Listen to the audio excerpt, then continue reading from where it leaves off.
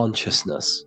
You are born human, however you possess consciousness, which is the awareness behind your being, the awareness behind your thoughts, the experiencer behind your five senses, the experiencer, the observer behind your thought, emotions, and senses.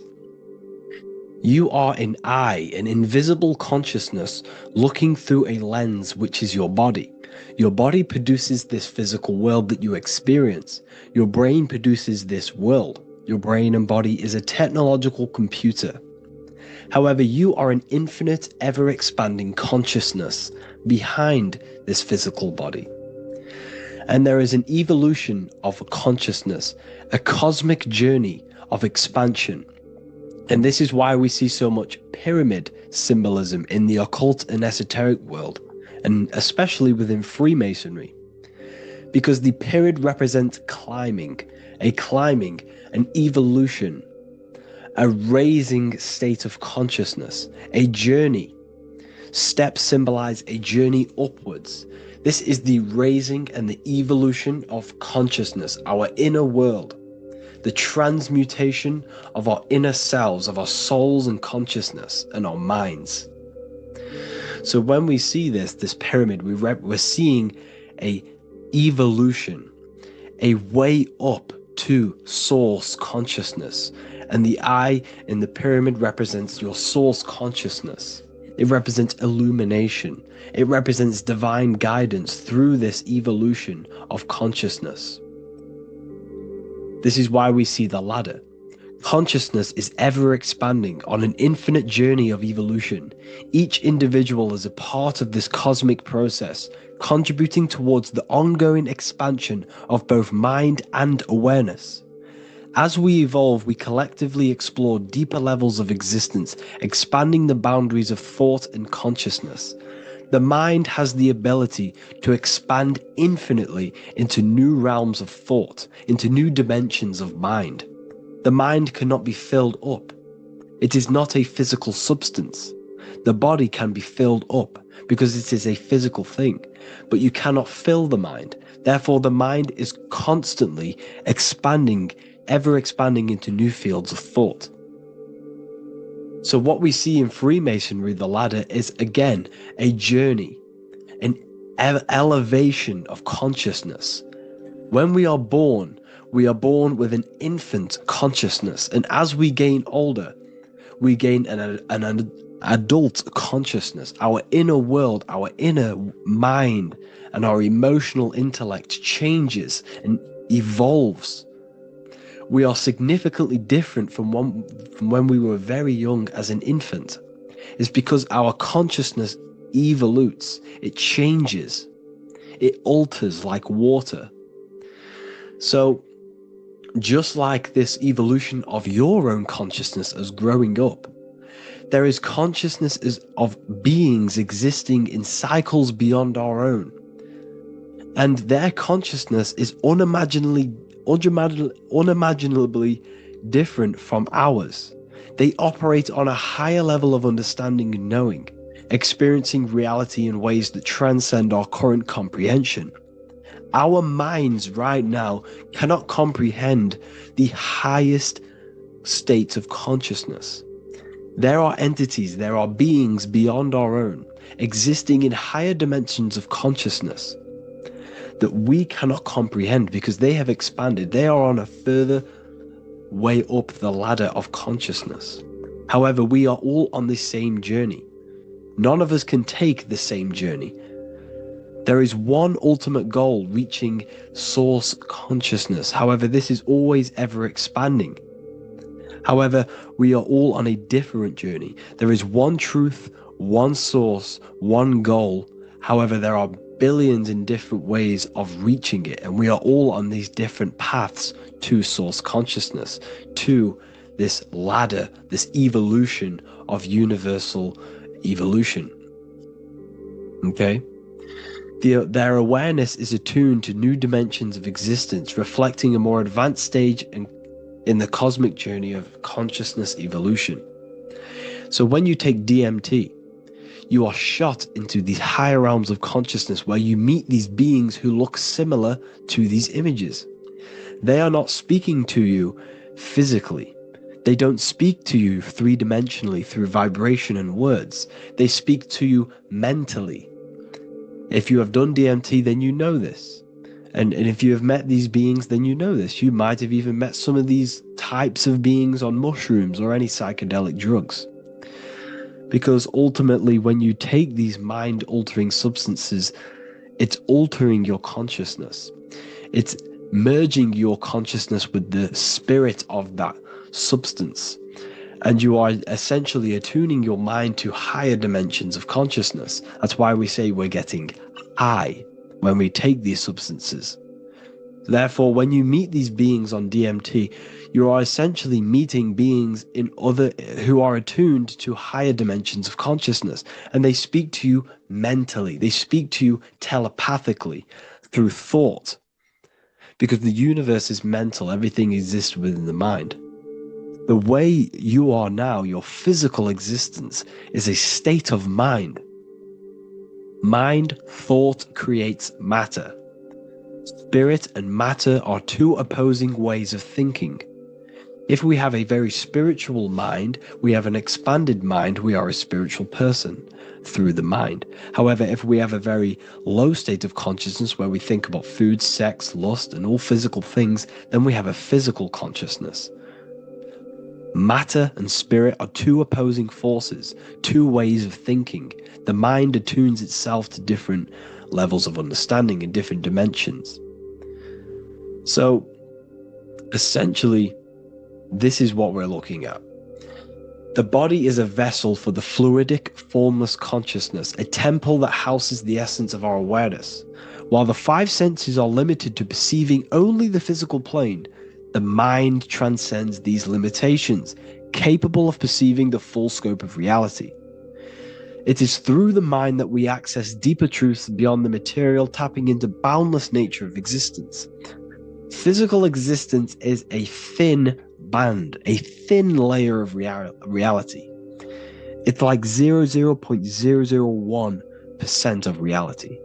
And your five senses are only tuned into this layer of reality.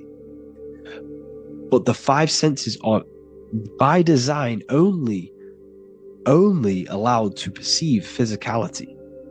But the mind has the power to expand beyond this physical five sense state. The mind has the power to expand and evolute. It is a conscious decision whether you want to take this path or not. You can stay in a three-dimensional way of thinking, or you can expand your consciousness from within. It's not an external journey. There is no God going to save you. You must save yourself. Therefore, behind every single one of these eyes is the same source consciousness. However, we are all different cells in a different journey. The organs in your body, the cells in your body are all alive. They all possess same consciousness, universal consciousness. However, we are all on a different journey of evolution. As above, so below. As the baby is in the mother's womb, when the baby becomes conscious, there is a world outside of its mother. What does it do? It presses and seeks a way out to be born in the other world outside of its mother. It is the same with your consciousness, your mind. When your mind becomes aware that there is realities beyond the immediate surroundings, it seeks a way out. And this is exactly what I'm doing to you now. I am now expanding your mind and telling you there is other ways of reality. There is other dimensions of consciousness which you can access through inner transmutation, through different ways of thinking, spiritualism, and meditating and connecting with yourself and detaching from external things. We can upgrade our consciousness. Your body is a womb. Why Jesus says you must be born again to see the kingdom of God, because you are born physically and then you must be born again spiritually, awakening your inner consciousness. So like I said, as the baby is in the womb, it's the same principle. As above, so below. You were a baby. You were in your mother's womb and you figured out there is a world outside of your mother. So you seek to weigh out your mother to be born in another world. It's the same now. You must do this now. This is your spiritual evolution. This is the evolution of consciousness. It's ever expanding. When you die, this is a transition. You must learn to not fear death. This is another part of your spiritual journey. You must master death. Therefore, like I said before, the mind has limitless capacity to expand into new realms of thought, continuously exploring uncharted ideas and concepts without boundaries. The mind can ever expand. It can never be filled. It can never ever know everything. There is infinite fields of knowledge, infinite fields of thought. Your current state is just one stage on an infinite pathway. You won't remain human forever. The human experience is a crucial phase where we learn to balance polarities, master the fundamental laws of the cosmos. It is a period of growth and transformation, preparing us for the next stages in our cosmic evolution. The goal is to strive for perfection, yet the true perfection is unattainable. It's like a tunnel, and there is a light at the end of the tunnel. And as you walk through this tunnel, the light is ever moving backwards. You should forever seek to meet that light, but you will never meet that light because consciousness is ever expanding. You should strive for perfection, yet knowing that perfection is forever unattainable. The journey is endless, with each step revealing deeper layers of understanding and experience. The pursuit of growth and expansion is itself the essence of our evolution. You can find all of this knowledge in the amazing book that I have read for years. I have read this book, The Emerald Tablets of Thoth, the Atlantean, by M. Dorial, translated by M. Dorial. I'm telling you now, this book, now that I've told you this, you have some context on the book. The whole book is about evolution of consciousness. He's talking about higher dimensions beings. He's talking about how you can transcend this physical plane. It is truly the most amazing book you will probably read. One of the best spiritual texts you'll see. It's hard to understand, so you must read it over and over again. And the more your mind progresses, like for me, I read this every couple months. And the more I learn about consciousness, the more I expand my own consciousness. And every time I read this book, I pick out something new that just completely blows my mind, because you can only understand this book to your level of consciousness, to your level of understanding. So now that I've told you all this information, go and read this book and it will absolutely blow your mind. And so will the Book of Wisdom Volume 2, which is now available. I released it the other day. I'm just going to read a page out now. This page is called Spirit and Matter. The Earth is not merely a dense, lifeless rock drifting through space. It possesses spirit, a living essence that animates its form. But what do we mean by spirit? Spirit in esoteric terms refers to the energy, the life force, animating the principles infused in matter. So essentially, what this page is talking about is how everything has spirit, consciousness within it. You are the middle, you are spirit and matter. You have the ability to expand your mind to the God self and raise above our animal instinct, our material self, and know the divine and expand. Animals cannot do this. Animals are not self-aware. Humans possess self-awareness. We can observe our consciousness. We can say, why do I exist? We can look in the mirror and know that we need growth. And this is what Anunnaki means. Anu means above. Anu was the supreme god of the sky, which is a metaphor. He represents spirit above, heaven. Anu came down to earth and married Ki, the goddess of the earth, which represents matter. It's a myth, it's an allegory. Anu married Ki and gave birth to the Anunnaki. Spirit came down and infused with matter and gave birth to the human, which is you. You are spirit infused in matter, Anu and Ki, Anunnaki. You are the Anunnaki. And this is just one of the teachings in my book. Honestly, this book is absolutely amazing. If you truly, truly want to expand your consciousness, give this book a read. And obviously, if you're inside the university, I give you this book for free. A paperback version. If you join the university, follow the steps inside of the general chat, you'll be able to download this book, or sorry, not download it, order a paperback for free. All you have to do is pay for the shipping. You'll also gain amazing knowledge inside of my library, where your mind will just be overblown with the amount of esoteric books. There's over 45 rare occult books, plus you get a PDF of the Volume 1 and Human Health Guide. You get reoccurring updates where I expand on symbolism, occultism, where you will just feel absolutely amazing once you understand esotericism in yourself. You'll also learn how to create the dream reality that you want with the Manifestation Mastery course, where I teach you how your consciousness creates reality. You'll have a real lectures where I post lectures on symbolism, occultism, esotericism. There's a conscious community and live calls and Q&A where you can ask me questions and I'll answer your questions. I just want to say thank you to everyone who has joined the university. Thank you for even liking and watching this video. Any support I just appreciate every single one of you. Please, if you can, leave a comment and a like on this video and let me know any videos you want me to make in the future. And I will start uploading a lot more to the YouTube.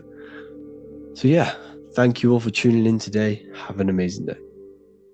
Before you call the Baphomet evil, make sure that you watch this video until the end so you gain a full understanding on what the Baphomet truly is. No, I am not a Satanist. I am simply an esoteric and occult researcher. I've been looking into symbolism for a very long time, and I can reassure you that this symbol does not represent the devil, does not represent any negative figure. It's a very deep, occult, esoteric symbol. What we first need to understand about the Baphomet, it is indeed a symbol. Every symbol we see around us is neutral.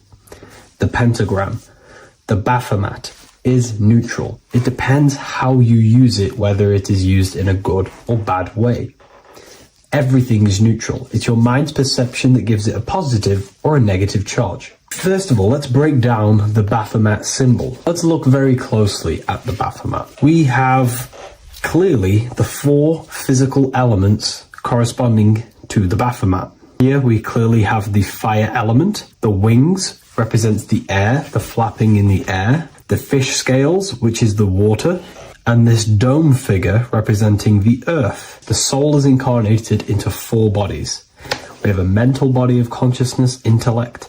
We have an emotional body of consciousness, which is all to do with intuition and energy. We have a spiritual body of consciousness, our astral body, and a physical body of consciousness for the physical earth.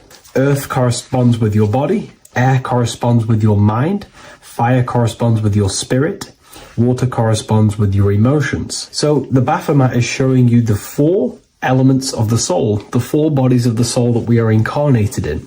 Now, let's look at this moon figure. We have the moon. The moon represents the internal world.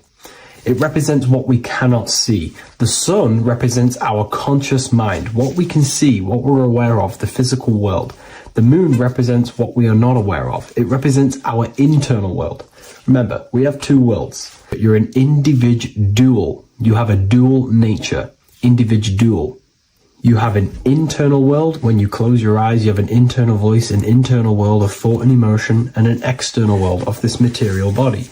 The moon represents the internal. The moon on top represents the moon controlling the mind, represents the inner world controlling you. Now, this is very symbolic in the occult world. If the inner world is controlling you, then you have no control over reality. This is the devil horns. You know the devil horns? The moon crescent?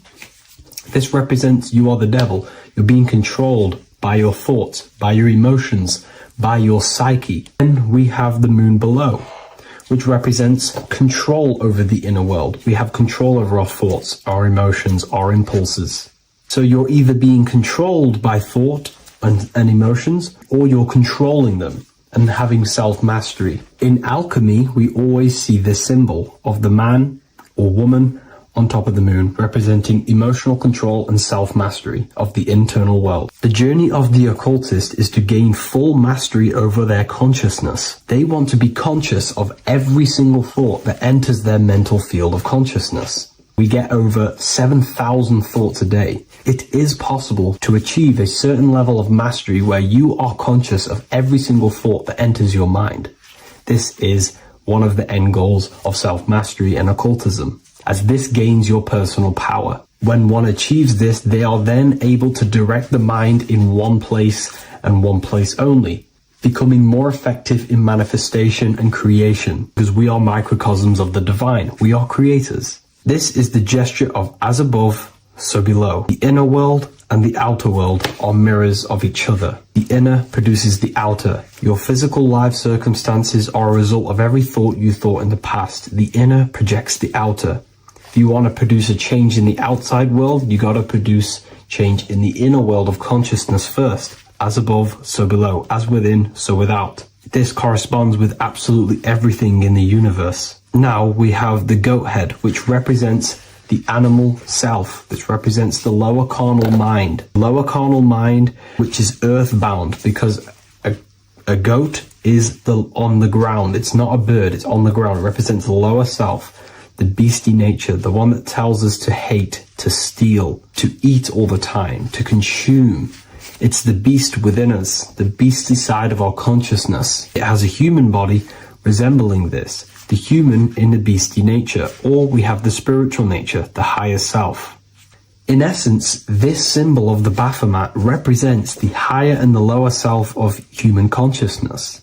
It represents the higher and the lower. To conclude all of this, the Baphomet is a symbol that represents the two paths that one can take.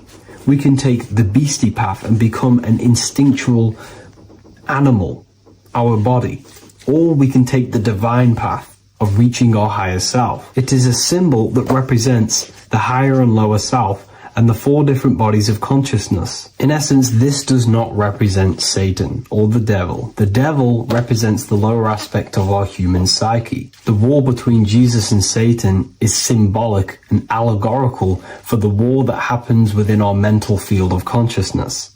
The internal war between good thoughts and bad thoughts, positive emotions and negative emotions. It is the constant war inside the battlefield of your own mind. Jesus, Satan are symbols, characters that are symbolic of aspects of your own consciousness, because the universe is mental. The only thing that truly exists is your mind. Therefore, all of these ancient spiritual texts like the Bible, the Bhagavad Gita, the Quran are all symbolic of what's happening inside of our mental body. It is the inner chaos that can destroy our life, or when we create structure and restructure our inner world, we can live a peaceful life. If you are struggling from the internal world and you want to gain mastery of yourself while learning the occult secrets, join Ethereal University, a community of like-minded individuals who are all striving for the best versions of themselves. We host live calls and we have an abundance of lectures that you can watch. Or check out the Book of Wisdom. This is volume 2. I'll leave all the links in the description. Have an amazing day. Hello and welcome to another video and another lecture from Ethereal University. Today we're going to be breaking down in detail the Freemasonic 33rd degree symbol. Now, of course, this is a complex symbol and it's composed of many symbols put together to create a greater meaning. So, as you should know from my previous videos, a bit of context behind Freemasonry, what it particularly is, and I will give you a brief overview before we go into this. It's definitely important to know what Freemasonry is before we break down this symbol, okay? Because without the knowledge of Masonry and what it is, it's difficult to understand what the symbol truly means. So Freemasonry is all about building. The word Mason means to build. And we're either building with light or we're building with darkness. So that we have good Freemasonry, we have good Masons, people who want to spread the truth, people who want to help people awaken their mind and liberate them and bring them up to higher consciousness, or we have Masons who want to divide, keep the knowledge to themselves, create walls, build walls in people's minds, construct illusions in people's minds for their own personal gain. Okay, so we're either building with light or you're building with darkness. You're either building with light or bricks, spirit or matter. God and the devil, same thing. You're either uplifting people or dividing people. Each and every single one of you is a Freemason. Well, a Mason. Not a Freemason, but a Mason. You are a builder. And you're either constructing division in you and other people, or you're either creating oneness. Everyone is doing this. Everyone is building. Everyone is contributing towards the world and building our reality. So Masonry is a craft, and that craft is to craft a better mind and heart, a higher consciousness, a higher understanding of the self, building a higher perception of yourself, getting to know who you actually are, why you are here. Every action, behind every single action, behind every single cause is choice. You chose to be here. Whether you know why you are here or whether you do not know.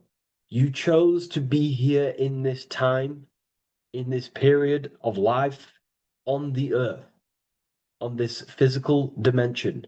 You chose, you, the mind of yours chose to be here in this body at this specific time. You are playing a role, you are building in this world at this specific time. So Masonry is all about getting to know the self, to know what you actually are through gnosis. Gnosis is direct knowledge obtained and extracted from direct experience. Knowledge extracted from direct experience. Knowingness. You know you have hands. You don't believe you have hands. You know you have hands. That's what knowing thyself truly means. To go within the self. To dwell in meditation for long periods of time. Not even meditation. To dwell, closing your eyes and thinking internally. Not thinking externally about anything outside you, but thinking and questioning internally, and you shall find answers. Seek and you shall find. If your heart is truly set on knowing, on getting to know true knowledge and knowing yourself, then you will find it. Okay, so because that's what the heart is. The heart is where we find our treasure. That's why it's inside of our chest. Our chest holds the treasure. What is your treasure? Your treasure is your physical manifestation. And whatever you act, whatever your heart cares about, your body follows. Your body takes action towards what you care about in life. This is why we say follow your heart, because your body follows the heart, what you care about. If you do not care about something, you do not take actions towards it. Whatever your heart loves and has that love energy for, the body follows. If you truly want to become enlightened and truly want to reach higher consciousness, then you will. You truly care for that, then you will find it. You have to go within. Okay, so this is what Masonry is about. It's about going within and finding out your true nature and constructing a higher consciousness by dissolving walls and blockages inside your mind and heart, purifying the self. Because you can care about sick and twisted things. Okay? We can see that in society. People like killing people. It's psychotic, but I know. So we can be corrupted. Okay, so going into this symbol, What does the symbol mean? What is it trying to portray? Okay. Uh, Before we go into this symbol, particularly, uh, we're looking at the Scottish Rite Freemasonry. So we have the first degree all the way up to the third degree is Blue Lodge Masonry. Then from the fourth degree of Freemasonry to the 32nd degree is what we call Red Lodge Freemasonry, the Red Lodge degrees. So again, that is that symbolism of that red and blue, the left and right, masculine, feminine, water, fire. Uh, it's that symbolism again of the two polar opposites of reality, of masculine and feminine qualities, solar and lunar, the left and right hemispheres of the brain, the inner and inner and outer world, the brain and the heart. These are all polarities, okay? Spirit and matter. We have to unify these. But we're looking at the 33rd degree. This is the end of the Scottish Rite of Freemasonry, and it's considered the illuminated degrees. Illuminated. This is when one gets to know the true self, the true knowledge, when one has gone within, mastered the self, got rid of mental blockages, uh, blockages in the heart, purified the self, and they know who they are. They have higher consciousness. And in this breakdown today, I'm going to show you how they have higher consciousness through this symbolism. Okay, so I was going to say something, but I totally forgot what it was. But anyways, we'll move forward with this symbol. Oh, that's what it was. Water melts, well, ice melts at 33 degrees, symbolizing ice represents solid matter, ego, the physical body, left brain thinking, physical reality identification, identifying self with the ego, the name, the job, the reputation. That's the ice, that's solid, that's ego thinking, left brain thinking.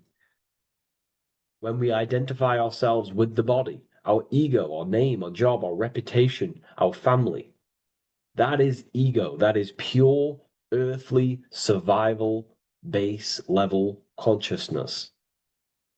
This is the degree, this is the level of state of mind that we need to rise out from and figure out what we are, what you actually are inside you. When you turn off your thoughts, what are you then?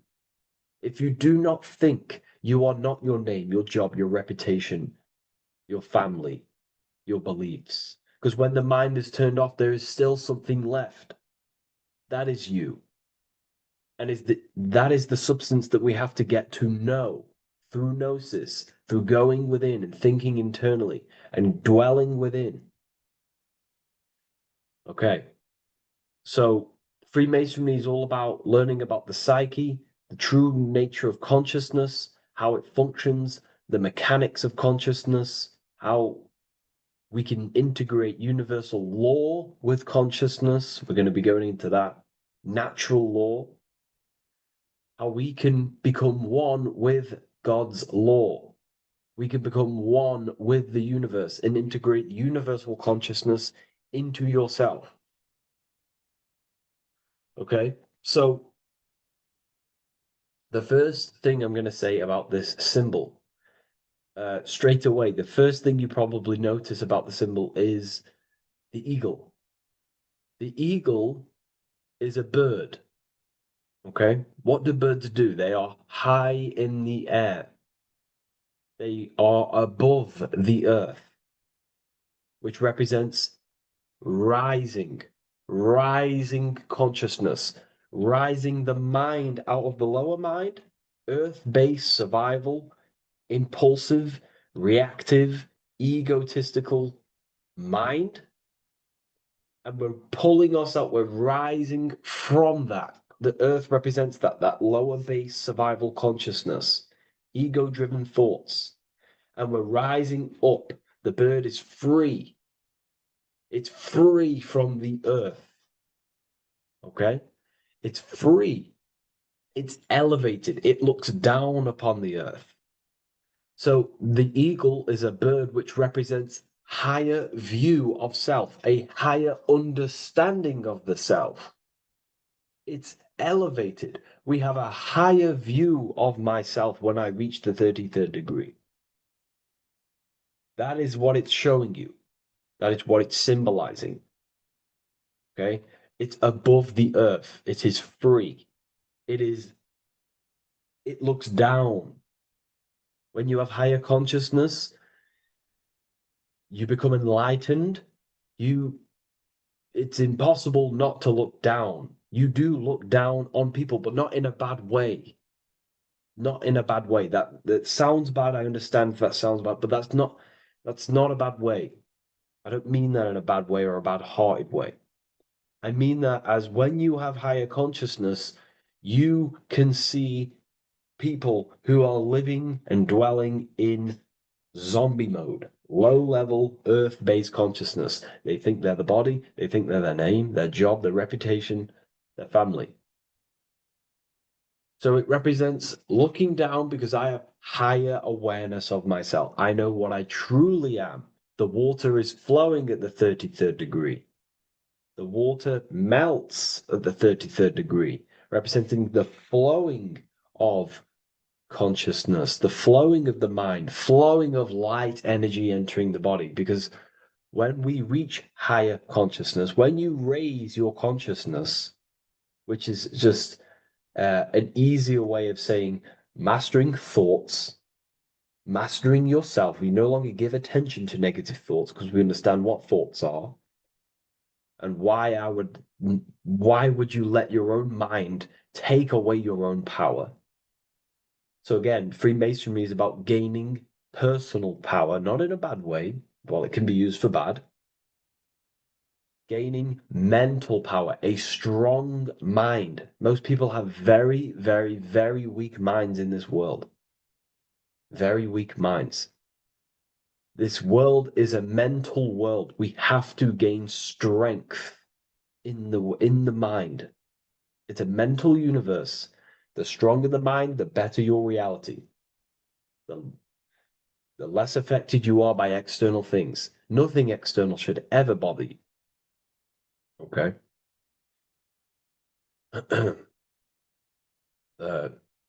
So it's about gaining mental strength, mental clarity. So again, the bird is elevated, it looks down, it has a higher awareness, it sees things from above, it sees the world for what it truly is. That's the eagle. Okay? It's the higher view. This is the illuminated degrees. So we're looking at now the sword. The bird, the eagle, the double-headed eagle is standing on the sword. Very symbolic. The sword is not above the eagle. The sword is below the eagle. The sword moves through the air. On a basic breakdown of the sword, it represents power. Power. Because if I have a sword, I hold the power over you. That's what it symbolizes. In war, you have a weapon bigger than someone else and more destructive than someone else, you hold the power. So it's a power symbol. To go even deeper on this, on its true meaning, the sword, I've already broke this down plenty of times. It moves through the air. It cuts the air. It's the mind. Air represents the mind. Water is emotion. Fire is the spirit. Earth is the body. So we're looking at the mind, the power of the mind. And the eagle is standing on top of this, representing, I am conquering my own mind. I am conquering my mind. My mind does not conquer me. My mind is truly mine. I hold the power over it. I stand on top of my mind. The mind does not rule me. Thoughts do not enter my mind that take away my power. I think it, I feel it, I act towards it. It's unity. My mind is the monarch. It is the command center. It is mine. I'm above the mind. That's what it's showing here. I hold full control over this mind. I hold the power. Okay? And I have an elevated view of the mind. The eagle is elevated. It looks at the earth from above. It's the higher perception of the mind. The mind has a higher view of the self. It is conscious. Most people are not conscious. Okay? Most people walk around, they act unknowingly, they don't even know they don't even know they exist. They don't realize they have consciousness. They think they grew from a monkey. They're born on a spinning ball in the middle of space, and they think they're the body. That is the level of earth-based consciousness. And it's saying, I hold the power. I hold my mind to what I want to direct the mind's forces to. I create with my mind. I carve reality. I shape my reality with my mind and thoughts and my intellect, my communication. Okay? That is what we're looking at here with the sword. It's on top, meaning I control it. When you stand on top of something, you are the top. You are on top of it. You hold the power. You rule over it. When you are the boss of your business, you rule the business. That's what we're looking at here. The sword needs sharpening. It always needs sharpening. You can't use a sword forever. You need to sharpen it. The mind will not stay powerful and strong and aligned with what you actually want unless you continuously refine the sword. The mind needs to be refined or reminded. If you stop doing affirmations, the mind will fall back to old ways of thinking. If you constantly meditate, you constantly implant the messages into your subconscious mind, you constantly visualize, you are keeping the mind sharpened with what you want in life, what you are trying to create. And the mind will continue to think with that power, with them words, with them visualizations. If you fall off, if you stop meditating, you will lose control of your own mind. Okay? This is symbolizing you have to keep on top of the mind. You have to keep control. This is what the world is. The world is like Minecraft. You ever played Minecraft? You're a builder. Okay? What do? You control the man in the world. That's what you are. You need to control this body in the world. It's all about control. You are in a game. It's like Grand Theft Auto. You don't know how to use the buttons. You're going to create chaos, and you're not going to have that much fun in the world in GTA if you don't know how to work the buttons. Same with this world. You are in a world, and you need to learn the buttons of the body, the mind, the soul, the heart. How will these things function so you can actually live a better life and create what you want in the world? Aligned with natural law, of course, unless you want to walk down the path of Satanism.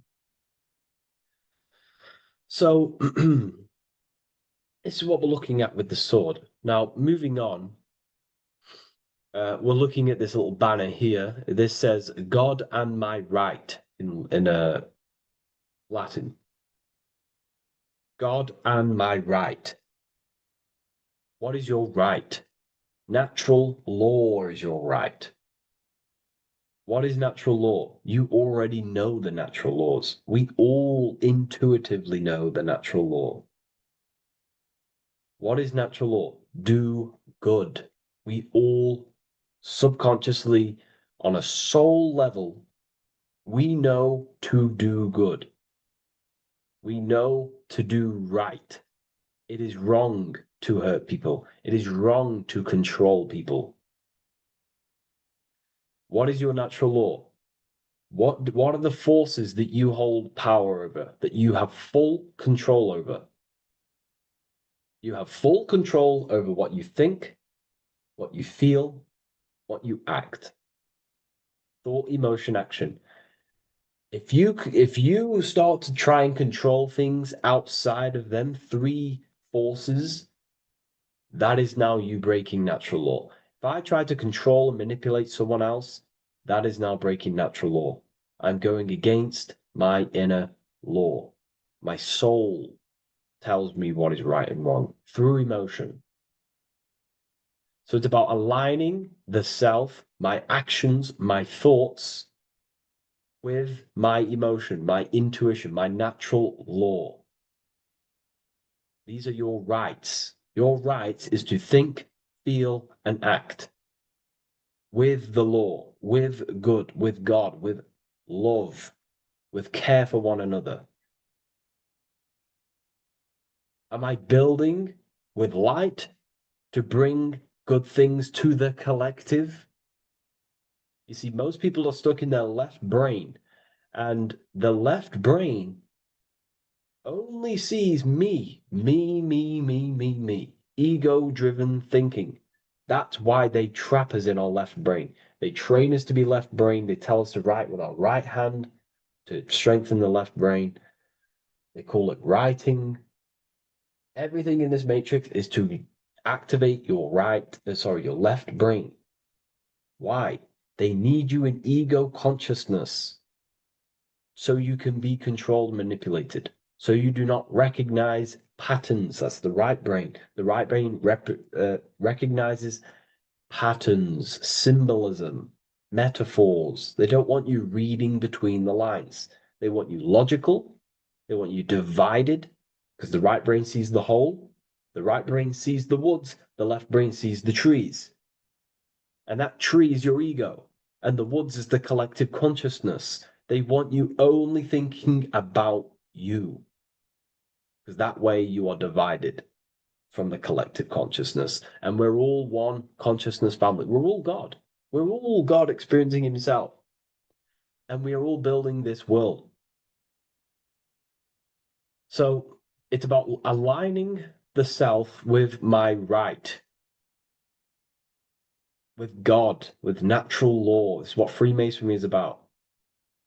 True Freemasonry, light Freemasonry, not dark Masonry or evil Freemasonry, whatever you want to call it.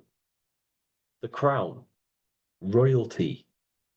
Royalty wear crowns. And what do the royalty have? Again, this is another power symbol. They hold control. Yes, royalty hold control. And that's why this crown is at the top of the image, not at the bottom of the image. It's at the top, representing I control the left, I control the right.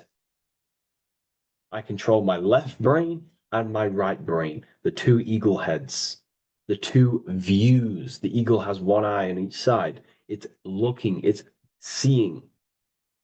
And that's symbolic of the left and right brain. We see, not physically see, but I mean perceive.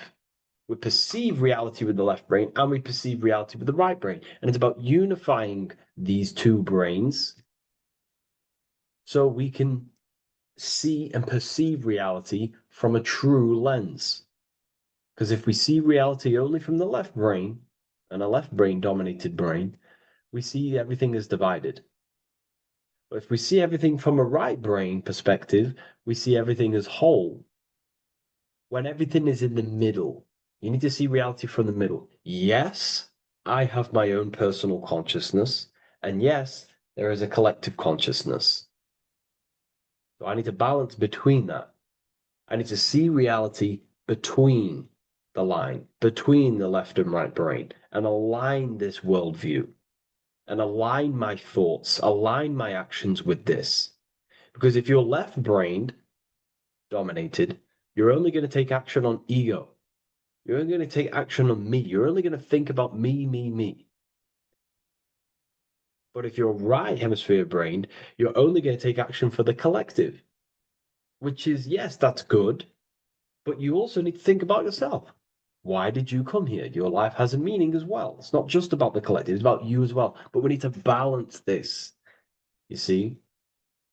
This is what we're looking at. The crown is in the middle, representing the balance, the power over the two. Okay? It's the balance, it's mastery, it's control. Royalty hold control over society, royal families. So it's about controlling the self. It's control over the ego, control over the sword, over the mind. It's about personal power we're looking at here. Self-control. Now we're looking at a upright triangle, which represents the element of fire, which is masculine. Masculine is all to do with action. Action, the physical body. We're looking at fire, which represents spirit or transformation. Fire is a very transformative element. It transforms things. Okay, so we're looking at self-transformation through action. This is what we're looking at here. Fire is a very, very masculine force. A very penetrating and transformative force. So we're looking at transforming the self, not through knowledge, but through action. We have transformed the self, 33rd degree. I've reached the 33rd degree and I have now fully transformed. Now, there are higher degrees than 33rd degree, but we're just breaking down the symbol. That's a whole of a lecture. But this represents full transformation. 3, another, if you watch my video on numerology, you know 3 is all about what? Transformation. Thoughts, emotions, actions. These are the transformative forces that turn and create reality. Jesus dies and dies and resurrects after 3 days. Transformation from dead to the awakened. Brahma, Vishnu, Shiva. God is threefold. 3, 3, 3, 3, 3, 3. Electricity, magnetism, dielectricity. The 3 forces that pretty much create physical matter. Transformation is 3. So we're looking at transformation through action. Action is a very transformative force. There's no point learning this knowledge if you're not going to act upon the knowledge. A lot of people join the university, they learn a lot, but they leave because they don't want to take the action. They don't want to do the hard part. They don't want to act towards higher consciousness. They want to dwell in their lower mind. That's fine. That's your path. That's their path. But if you truly want to raise your consciousness, you have to act upon it. You have to actively not take the action. It's about what you do and do not do, because not doing something is also an action. If you are not participating in the low-level pleasures like sex, casual sex, masturbation, going out and getting blind drunk. These are low-level pleasures. It's going to keep you on a low-level frequency and a low-level consciousness. That is also an action, not doing that. It's about what you not do as well, which is very important. You have to act upon it to reach this degree. You will not reach this degree if you have not taken a lot of action towards reaching higher consciousness, reaching self-mastery over the mind, controlling the mind. This is what, again, it's about taking action on actually controlling the mind, controlling the self, gaining your power. Okay. Okay. This is another fascinating part about the eagle head and wings. It also represents the past, present, and future. The crown is again symbolic of the crown chakra. This is all to do with knowledge. So we're looking at knowledge of the past, the eagle on the left looking behind, and the eagle on the right looking forward. So we're looking at the crown, knowledge of the past and the future. Looking at your past is very powerful. What has got you, what has led you to this very point in your life? What actions have taken you to this point? And not only you, remember, there is a collective. Remember, you always have to keep that in mind. Every action you take, you have to always align it with the collective consciousness. It's not just you in the world. We have a collective. So, how did you and how did the collective get to this point in life, in this present? How did we get here? How did we get into this mess? Humanity is in a mess, a straight up chaotic mess. And if you think everything is perfect and everything's divine and everything's just, there's some people out there in the spiritual community saying, everything's divine, everything's meant for this purpose. No, there are people actively manipulating and using mind control methods to control this reality. How have we got into this mess? So we have to look into the past to analyze patterns so we can take action now in the present to change the future of the collective and your personal life. That's what we're looking at here. So the eagle looking left is looking in the past, representing analyzing the past, analyzing the actions in my life and the collective life. The actions that led to this mess now, to this state now.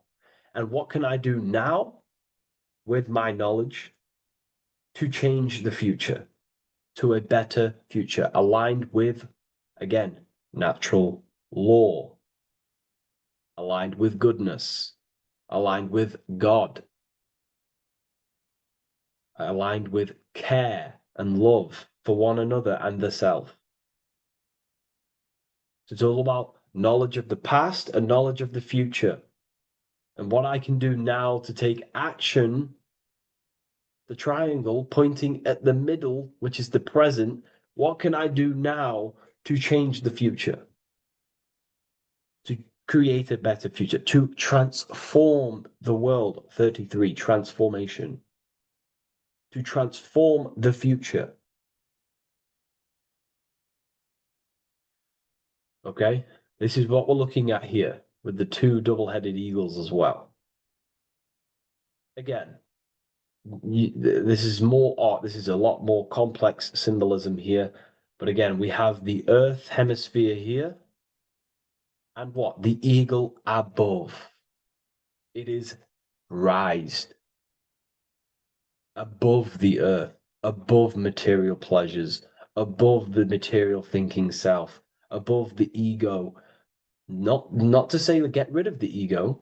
We need the ego, but balancing, control, power over the ego, power over the two hemispheres of the brain, power over my past and my future, power over time. What am I using my time towards? Time is your spiritual currency. Okay?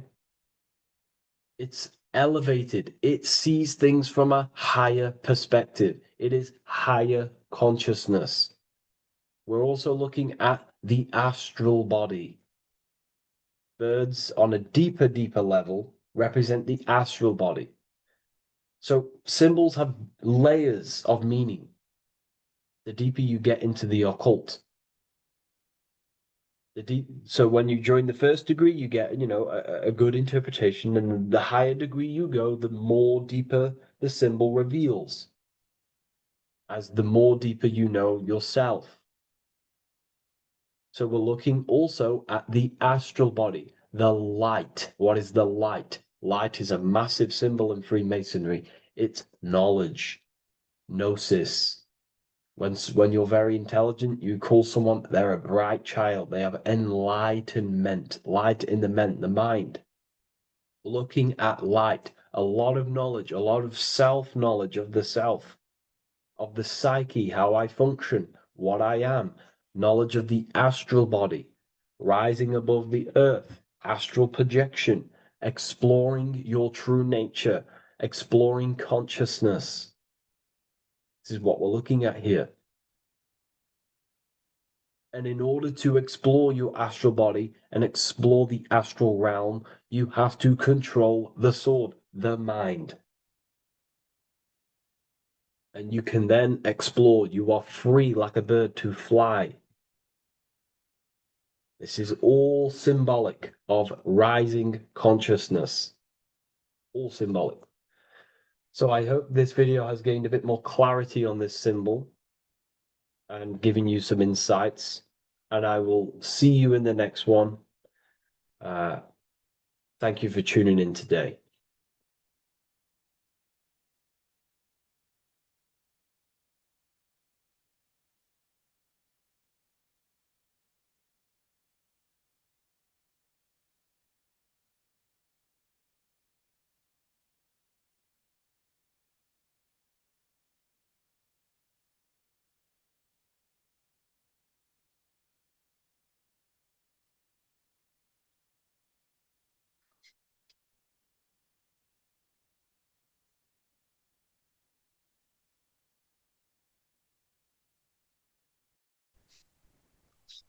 Matthew 21:1, Jesus went into the temple of God. Corinthians 3:16, do you not know that you are the temple of God? Now, what is this telling you? That God is within you. Hence why in Luke 21:12 it tells you the kingdom of God is within you. And the side of your head region is called a temple for a reason. Because the brain encapsulates the mind. The brain is a physical manifestation of the mind. The heart is a physical manifestation of emotion. So we have these different layers of our consciousness. We have an intellectual, communicative aspect of our consciousness, which we would call the mind. We have an emotional aspect of our consciousness, which is the heart. And to communicate with the divine, it's all to do with the mind. Hence why the ancients always symbolize the mind being God. This is why Michelangelo always placed God inside of the brain on top of Sistine Chapel in the middle of the Vatican. He understood that God is in the brain. God is within you, not outside of you. The church tells you that God is in the sky because they are creating a externalization of the truth to create a business and a distraction so that you don't find the divinity within you, so that you don't find your power. Now you have Adam, the physical man, the physical body, the ego, the lower self. And he is resting. He's not trying to reach to God, but God is reaching because the higher consciousness within you is always trying to communicate with you. It's always trying to wake you up to your divinity. But the lower mind, the lower self, Adam, the physical self, is always in ignorance of truth, always in ignorance, and stays in a materialistic way of thinking, which is the lower animal self. And this is what we call a sleep or an NPC. This is the lower mind of man. But all you have to do is to move your finger to touch God. You have to look within yourself, within the brain, meditate, and you can find God. This is why in the Bible we see many references to the human body and anatomy to truly connect with God. Kings 6:8, the door to the middle chamber was in the right side of the house, which is the right hemisphere of the brain. The middle chamber is the pineal gland, where the seat of your consciousness is, where the seat of your higher consciousness is, the mind. And they went up the winding stairs, which is your spinal column, into the middle chamber, and out of the middle chamber into the third. So they went up the winding stairs. This represents raising your consciousness up the winding stairs. Your spinal column acts as a stairway of consciousness. Depending on what sort of consciousness you are operating in, depends on what part of the spinal column you are using. Because the spinal column ascends and descends consciousness. What do I mean? If you are in a reproductive way of thinking and you're always thinking about sex, you're jerking off all the time and you're always eating, all of your brain's power and your mind's power is being descended into the lower aspects of the spinal column, which represents hell, the physical state of man, Adam, the ignorant state. We're basically living off low-level pleasures like an animal. And the stairway to heaven is your spinal column. They went up the winding stairs into the middle chamber, which is your mind, your pineal gland, and out of the middle into the third stage of consciousness, physical, etheric, astral. When you meditate and you start to raise your consciousness during meditation, you enter the astral plane when you turn off thought. But this is the middle chamber inside of the brain. Here we see another painting inside of Sistine's chapel of God inside of the brain. This is the brainstem. This is the brain. This is the frontal lobe. This is the back lobe. This is the back lobe. This is the cerebellum. Here's the reptilian brainstem. Here's the claustrum. This is what we are seeing here. Anatomy. Here is another one in Sistine's chapel in the middle of the Vatican. This is depicting the brainstem. God's neck looks exactly like the brainstem. Here we see a real brain compared to God's neck, because the neck is just below the brainstem. And this is what they are symbolizing, because they knew that God is within you. God is a part of the human body. God is inside of the body, because the body is a vessel for consciousness, for universal consciousness. Inside of you, inside of me, is the same spark of consciousness. And this same consciousness is spread out into every living essence, because everything comes from the one source, the one God, the one consciousness. Matthew 6:22-23. The light of the body is the eye. If therefore thine eye be single, thy whole body shall be full of light. Practicing the single eye. What is this? This is meditation. This is entering within yourself. So the Bible's telling you to practice the single eye. But if thine eye be evil, thy whole body shall be full of darkness. What does this mean? If your consciousness is in an evil way of thinking, if your mind is filled with an evil, negative mind space, then your body shall be filled with darkness, with evil, with negativity. Because negative thoughts destruct the body. Positive thoughts heal and regenerate the body. So he tells you to be, the light of the body is the eye, your consciousness, the inner eye of consciousness, the eye that lets you see. And what do I mean?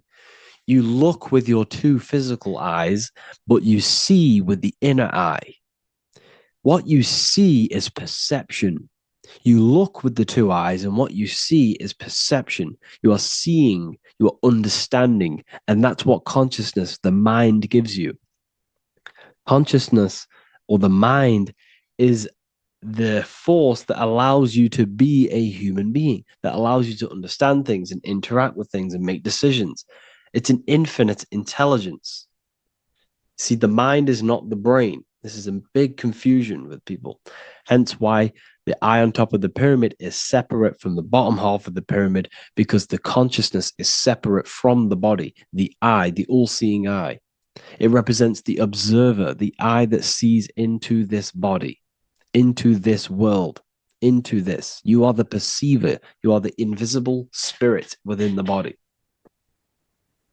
Theologians 4:17. After that, we are still alive, and our left will be caught up together with them in the clouds to meet the Lord in the air. You don't meet the Lord in the physical air. Okay? This symbolism of the ancient Christian artwork is showing you this is symbolic. These things never happened. There's no man in the sky. Moses didn't go on a mountain to meet with God. The air represents the mind. This is why you say you're an airhead when someone's very stupid. Earth is your body. Water is your emotions. Fire is your spirit. Air is your mind, the invisible mind. So Anton Mengs, an ancient Christian art worker, is showing you anatomy of God in the clouds. But this is anatomy of the human body, raising yourself to the mind and turning the mind inwards on itself during meditation. And that's how you meet the Lord in the air. You meet the Lord in an elevated state of consciousness. The air represents an elevated state of consciousness because the air is up. You have to raise your consciousness to meet the Lord in the air.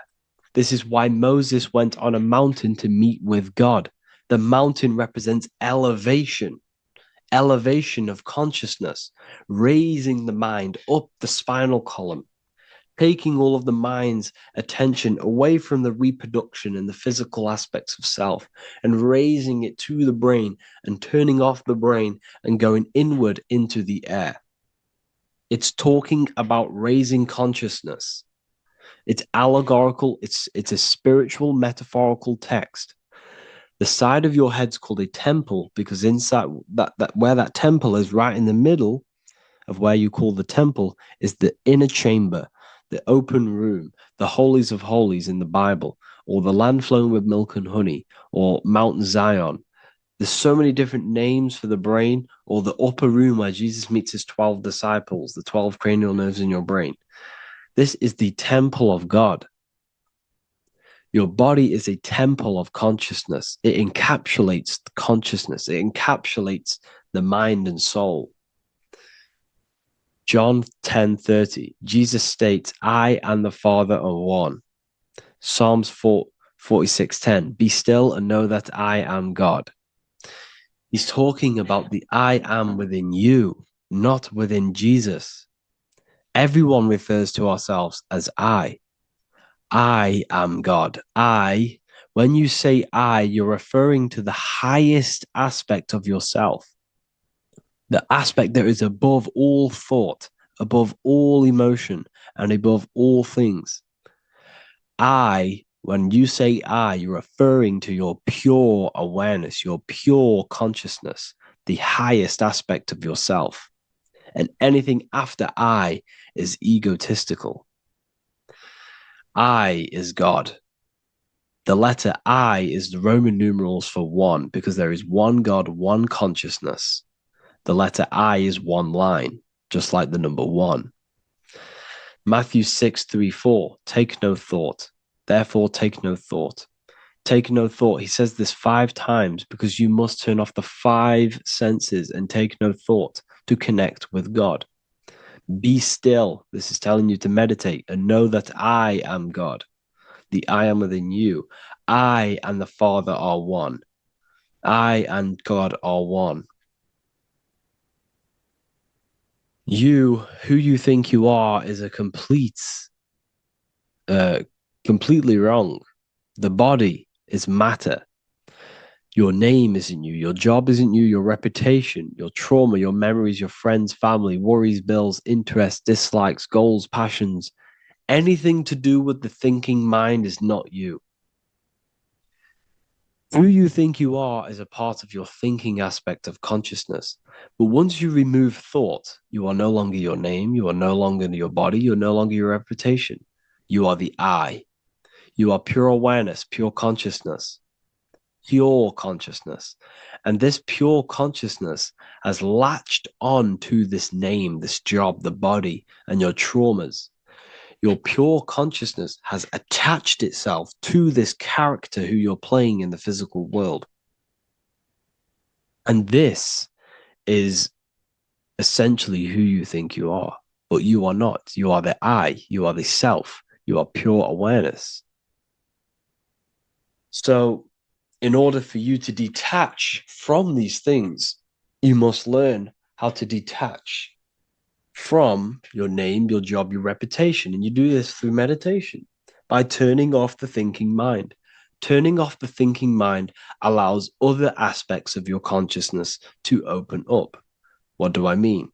Your whole life you've been thinking, and all of these thoughts has attached you to this physical body. You haven't allowed your consciousness to open up. And you can only do this by taking no thought. That's why Jesus tells you, take no thought. When you turn off the thinking mind, other aspects of your consciousness starts to open up. Other aspects of your being can open up. And this is how you astral project. This is how you do all these mystical things and things to do with consciousness. It's taking no thought. Imagination, emotions, thought, and memory are all to do with consciousness. These things are not physical. You can't touch thought. You can't touch emotions. You can't touch these things because they are not a physical thing.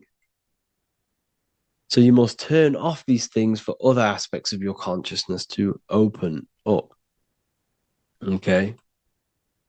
So essentially, the Bible is a metaphorical, astrological, numerological, metaphysical, spiritual, encoded text that talks about human anatomy, spirituality, and the true nature of the human experience.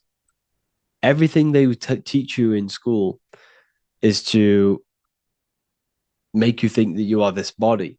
Everything they teach you in church is the externalization of the true teachings of Jesus.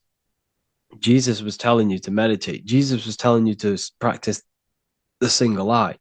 Jesus was telling you to look within yourself and find God. He wasn't telling you to pray to him. Mark 16:19, he was taken up to heaven and sat at the right hand of God, the right hemisphere of your brain. John 21:6, cast the net onto the right hand side of the boat and you shall find fish. Fish is understanding. The boat is your body, your brain.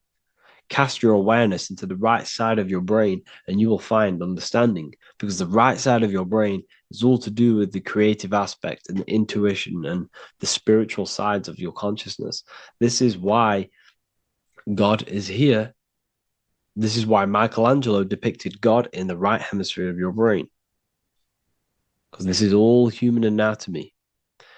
And I speak about all of this in the brand new Book of Wisdom, Volume 2. Which is now available. The start of the revolution has begun. This book is truly going to change the way people see the world. It's got so many more topics than the last one. It's truly a revolution. It's written in so much detail. It's very practical. I cannot wait to share this one with you. I just want to say thank you for the opportunity for me to create this book. Because without you, I couldn't have created this. And I just love sharing my work with you. And I thank every single one of you for the support, the watch, like the views and the likes, everything, especially the people who have joined the university and stuff like that. And for people who have joined the university, you do get a free Book of Wisdom paperback if you just go to the general chat and follow the description, follow what the instructions that I gave you in the chat, then you'll be able to order a free Book of Wisdom if you are inside of the university. Plus, you get all of my other books, 2 books, and over 45 occult books on occult and esoteric things. You get lectures, live calls, a community, a manifestation mastery course, and a whole library and reoccurring updates every month, every week. So yeah, I hope you all enjoyed this video. Thank you all. Please leave a comment to help the algorithm and leave a comment on what videos I should make. And yeah, I'll get to uploading on the YouTube a lot more now the second book is now released. I have a lot more time on my hands. No longer using my energy to create the book. I'm now going to redirect this mental energy into the YouTube. So there will be a lot more content coming. So I need some content ideas. So feel free to comment some ideas, some YouTube videos that I can create. Thank you all, people. Have an amazing day.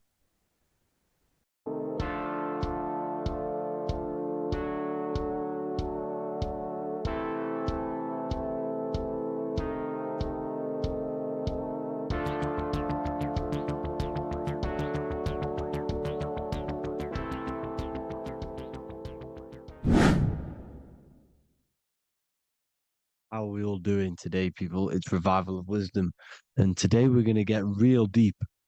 This video is going to get real deep. A lot of people are not going to be ready for this sort of knowledge. Okay, you really have to do is to really deprogram the mind, because everything we've been taught is a complete lies to keep us trapped. Okay, this is really advanced knowledge. Now, let's get straight into this. All of the ancients depicted other worlds, and they called this place Midgard. Midgard is the mid garden, the middle garden. This is why the Masonic symbolism on the floor is always a black and white checkered board, symbolizing the polarity here, the good and bad, because we're in the middle garden, the heart.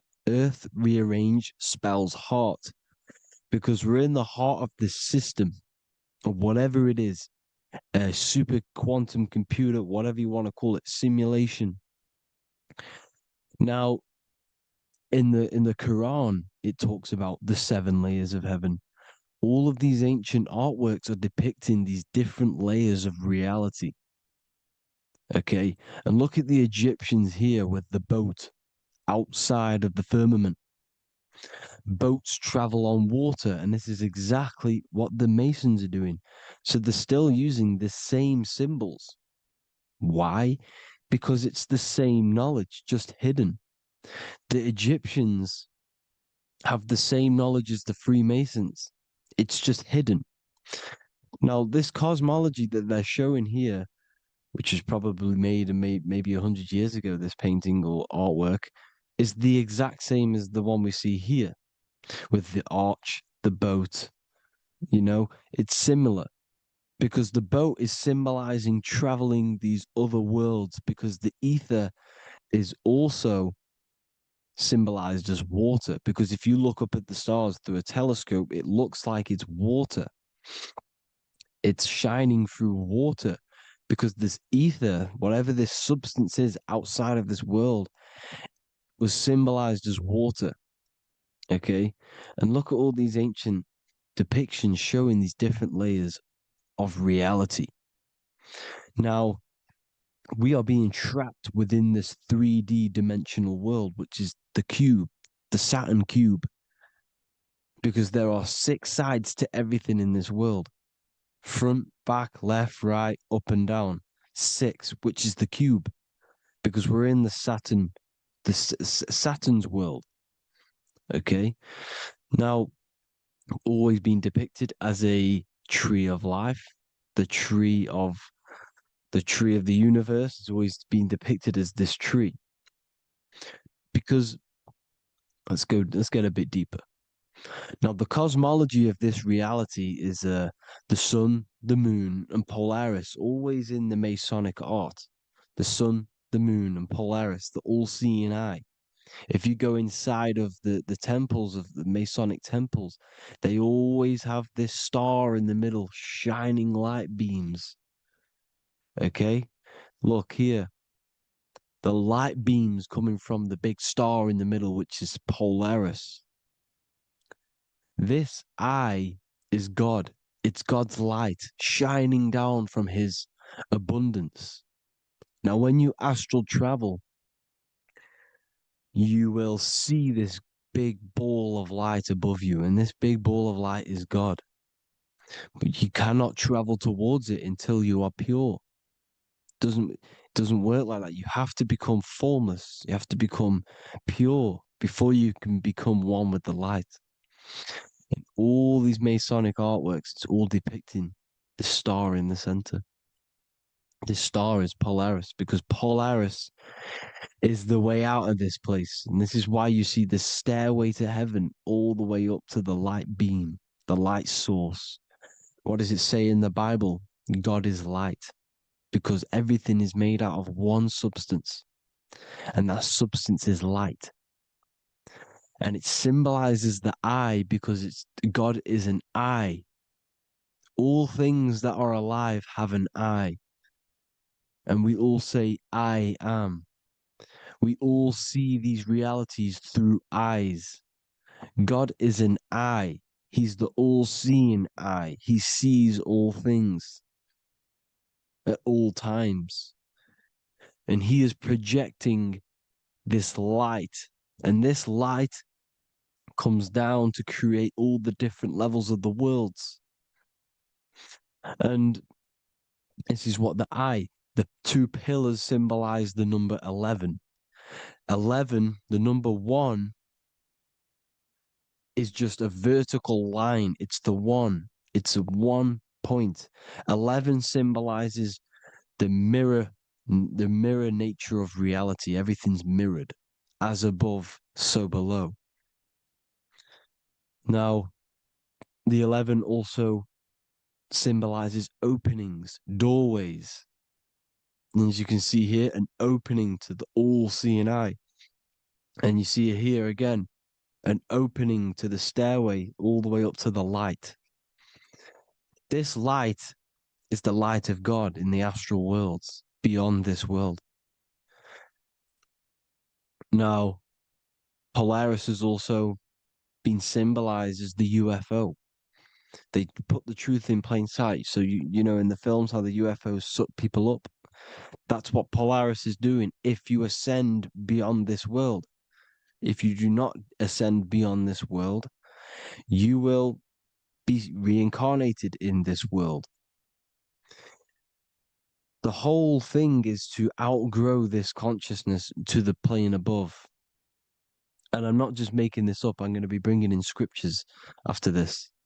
But you can see with the Christmas tree, we always put a high, big star at the center, at the top, which is the star of Polaris, which is exactly what the Masons are doing here.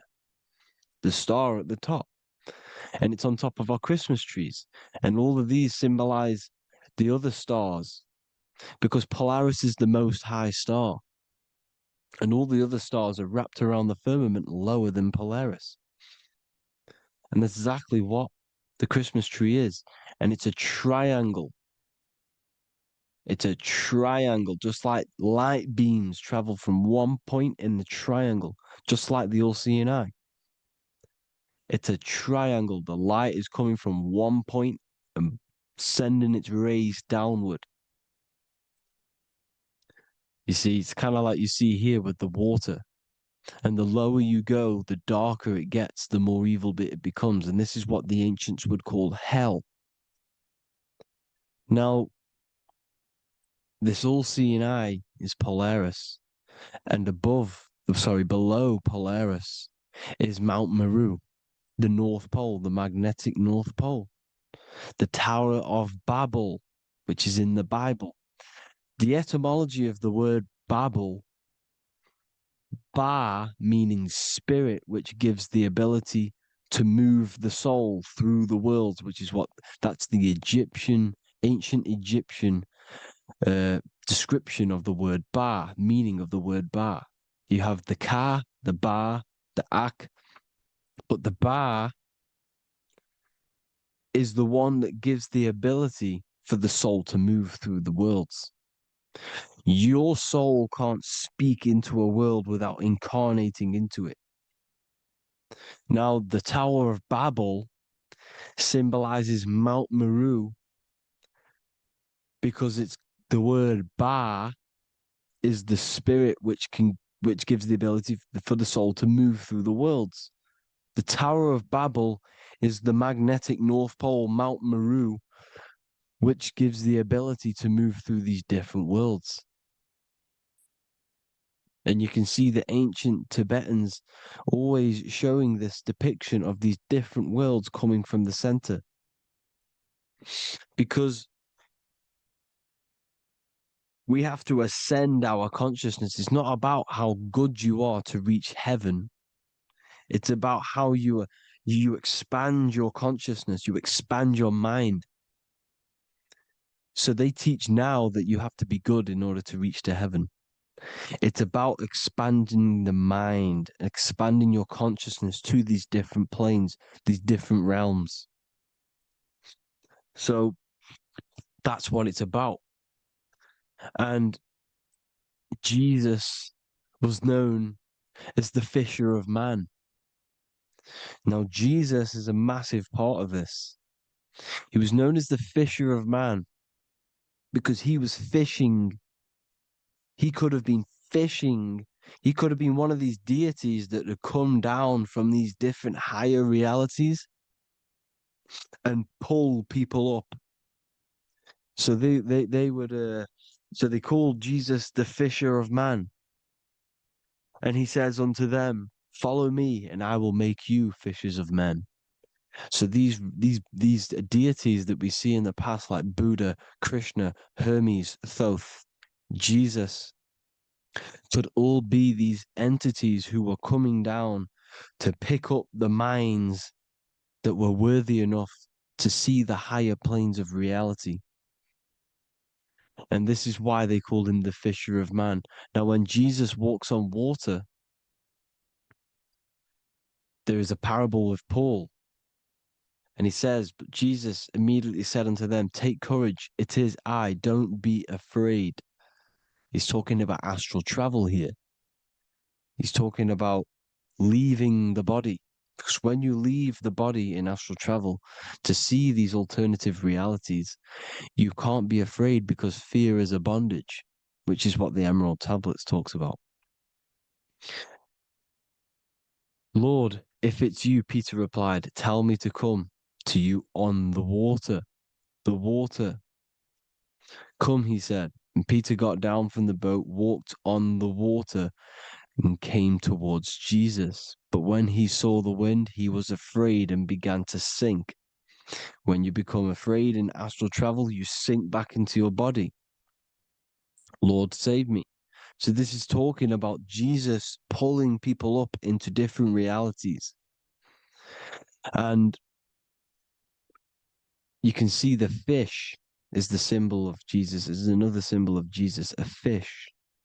Because fish symbolize deep occult knowledge, because fish travel the depths of the ocean. And they symbolize us because we are fish underneath the ethers. And Jesus was pulling people up. You see, so the Bible is a people today believe the Bible is a book telling you how to reach to heaven, how to become godly and reach heaven. But you've got to become the Jesus Christ to see these alternative realities. Now look at the Emerald Tablets is a massive part, and it speaks so much about these different realities. Look what it says here. This is in Emerald Tablet 3. Then in my heart grew a great longing to conquer the pathway that led to the stars, which is exactly what the Masons depict in all of their art. Look, the ladder to the stars. And then he goes on to say, years after years, I sought after wisdom, seeking new knowledge, following the way, until at last my soul, in great travail, broke from its bondage and bounded away, broke from the bondage of the body. Free was I from the bondage of earth men. Free from the body, I flashed through the night, the stars. The stars are a massive part in the astral world. Each star is a different reality. And the true astrology is the star that you came from. You came through a star to reach this, to reach here. There is a reason why you are here. There's a reason why you have the personality traits, because your soul came from a specific star. This is why we call them stargates, because they are gates in and out of this reality. And Polaris is the way out to the higher worlds. Now look, far into space, my soul traveled freely into the infinite circles of light. Beyond knowledge were some planets and great gigantic beyond dreams of men. Then he goes to say, lift up your flame from out of the darkness, fly from the night and ye shall be free. Lift up your flame. Your flame is your soul, because it has to be lifted up out of the darkness. This is the darkness, this world, this body is the darkness. Because it's a bondage. You need to break free. You need to learn how to astral travel, people. You have to learn this. If you want to get out of this world, you have to learn how to astral travel and see the other realities. Traveled I through space-time, knowing my soul at last was set free, knowing that now I must pursue wisdom until at last I pass to a plane hidden from knowledge, known not to wisdom, extension beyond all that we know. So he's talking about he went to a place where we cannot even comprehend here, a place that is not even known to Earthmen. He's telling you he's ascended out of this world to the planes that are beyond. And it says here in the Emerald Tablets, man is in process of changing to forms that are not of this world. Grows he in time to the formless, a plane on the cycle above. Know ye must be one, ye must become formless before ye are one with the light. The light, the same light that I was talking about, the Masonic light, with the triangle, God, the one source. Ye must become formless before ye are with the light. Formless, you have to leave the body. You have to leave the body. You have to gain the ability to leave this body and travel to these other worlds. Now, it says here, not as man am I, for free have I become of dimensions and planes. In each I take on a new body. In each I change my form. Know I now that the formless is all there is of form. You see, all things created come from the things that, all things that you see come from the things that you cannot see. All of us have the same spark of consciousness, the same I am. Every dog, every animal, every human has this same I, this same thing which sees through the eye. It's formless. It takes this formless entity is the same entity of us. We are all the same entity in different bodies. And this entity it was represented as the flame, the cosmic flame, which is inside of all of us. And this is why the Masons depicted your spine as a candle or the Holy Grail. You would either see this or a candle with a flame on the top, because the Holy Grail is your consciousness, which is on top of your spine, which is the candle. Now, Jesus, Thoth, Buddha were all these deities which were coming down to lift people up because they were fishermen of men. And he would lift you up to the higher worlds, out of this world, to the ones above. Now, Thoth, you can see him here, he's leading the way. He's holding someone and he's leading the way with knowledge and power. He was leading the way to other worlds, out of this world. There's no point trying to change this world. This world will stay the same. It will stay the same. You have to get out of this world. And that's what they're telling you. That's what they're keeping you from. They're keeping you stuck within this thin layer of reality. So what the Masons are doing, they have the ability to astral travel. They're living not stuck and bound to one reality, but living within the different layers of reality. And this is what Morpheus was doing in the Matrix. Morpheus was going into the Matrix to go and get Neo, which is exactly what Jesus was doing, pulling up people out of this world to the ones higher. And that's exactly what Morpheus is doing in the Matrix. If you haven't watched the Matrix, go and watch it. It will blow your mind. Everything I'm saying in this video, you will see it. Except that you don't need to use a machine to enter the Matrix. You just use your body. Well, you use your consciousness to leave this body.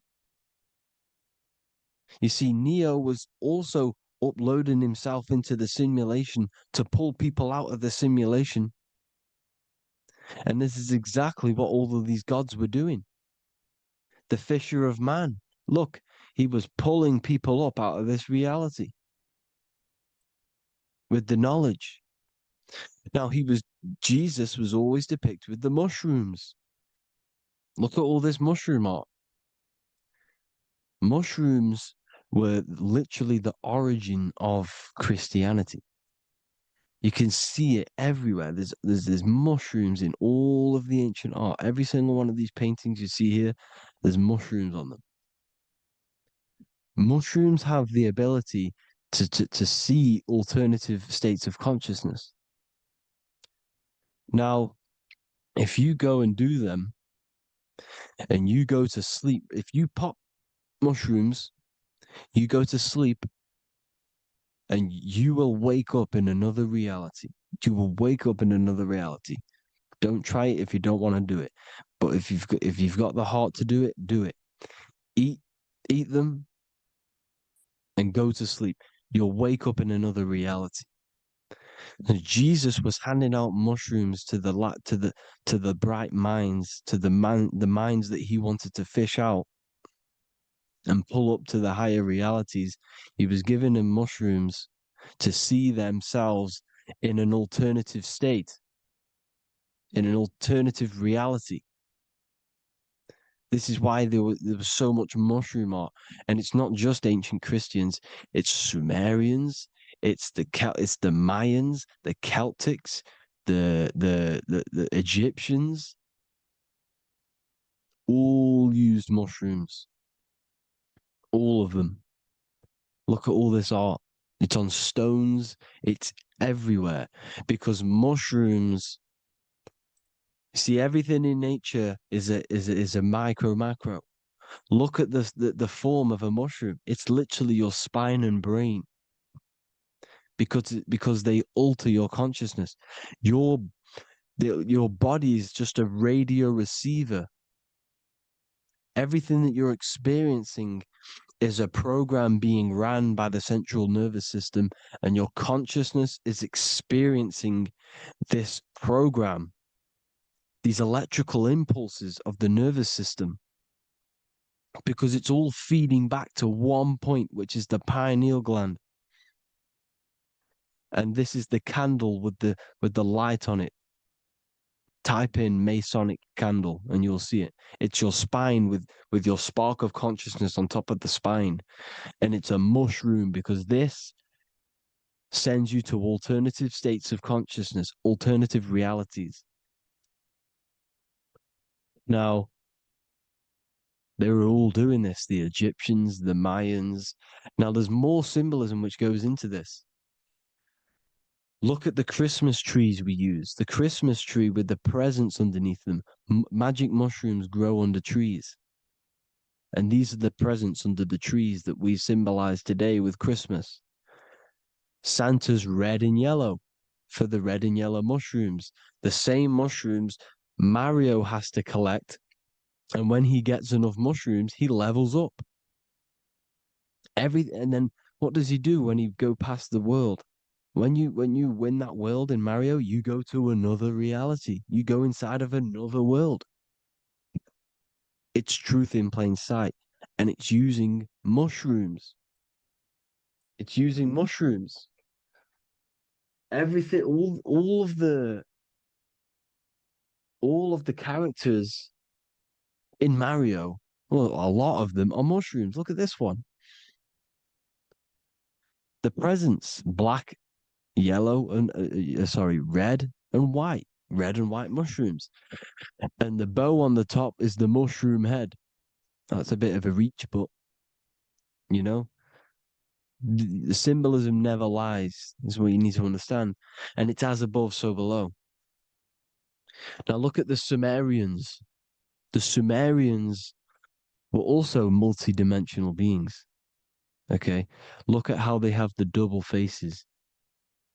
They had one foot in this reality and one foot in another reality. And look at this one, a double-headed god inside of like a portal. You see? Because and look at these with the wings, the astral travel.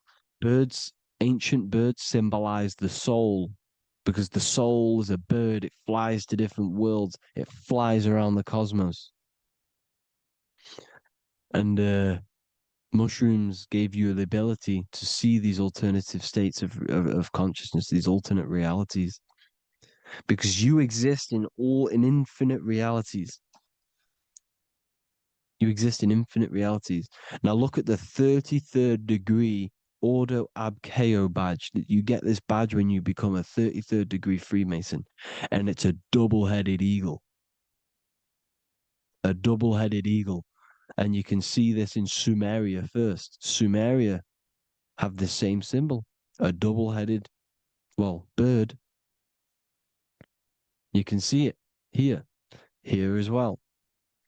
And the Masons are still using this symbol today. And when you become a 33rd degree, 33 vertebrae on the back of your spine, above the vertebrae is your consciousness, and it's a double-headed eagle. One reality in one, you become a multi-dimensional being in the 33rd degree. And I've heard many interviews of Masons say it becomes Luciferian. You see, they speak in code. These Masons can't tell you about what they learn about, but they will speak in code. They said it becomes Luciferian. The word Luciferian is lucid. The root word of Luciferian is lucid, and lucid is lucid dreaming, alternative realities, dream worlds. You become a god. Luciferian means you're becoming your own god, pretty much. Because you are becoming a multi-dimensional being living in between the different layers of reality at the 33rd degree of Freemasonry. And look at the double-headed eagle, because the birds symbolize the soul. And they reach high, they fly high, just like the soul wants to fly high to the light, to become one with the light, like the Emerald Tablet says. Now look at Janus. Janus was another god, and he's known as the god of doorways. Janus always depicted with a double head. Janus is why we say janitor or January. And January is entering a new year. Janus is known as the god of doorways with keys, always got a key, because keys open doors. That's why the janitor holds all the keys. And Janus always has double heads, because he had one foot in this reality, one foot in another. He was a multi-dimensional being, a Luciferian, living between the different layers of reality, instead of being stuck in one like we are. Well, a lot of people. And that's the whole point. You see, all of this stuff is about like changing the world and stuff like that. This world will probably never ever change. It's probably been like this forever. Well, forever, for a long time. But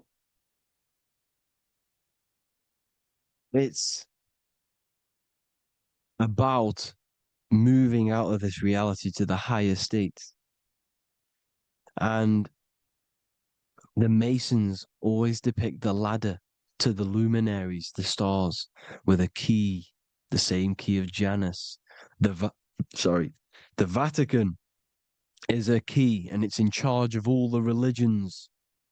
Why is it a key? Because they're holding back the key.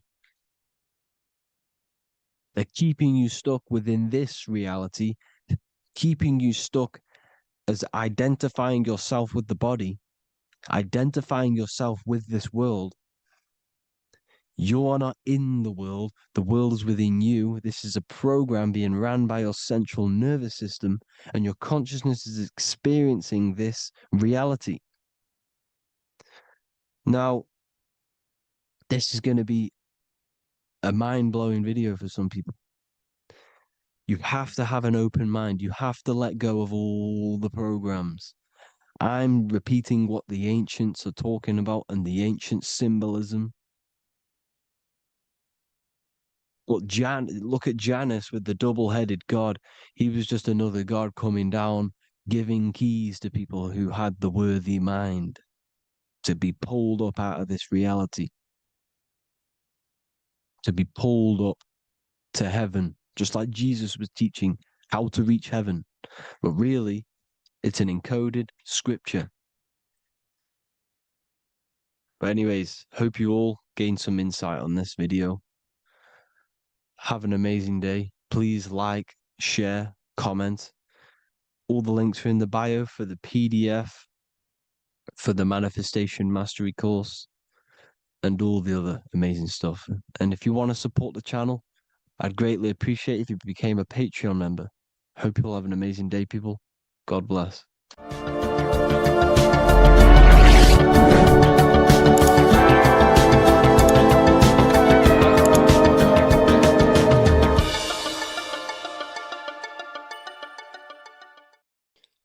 What if I told you you don't have one body? You in fact have four. There's a secret hidden right in front of you, and most of you overlook it.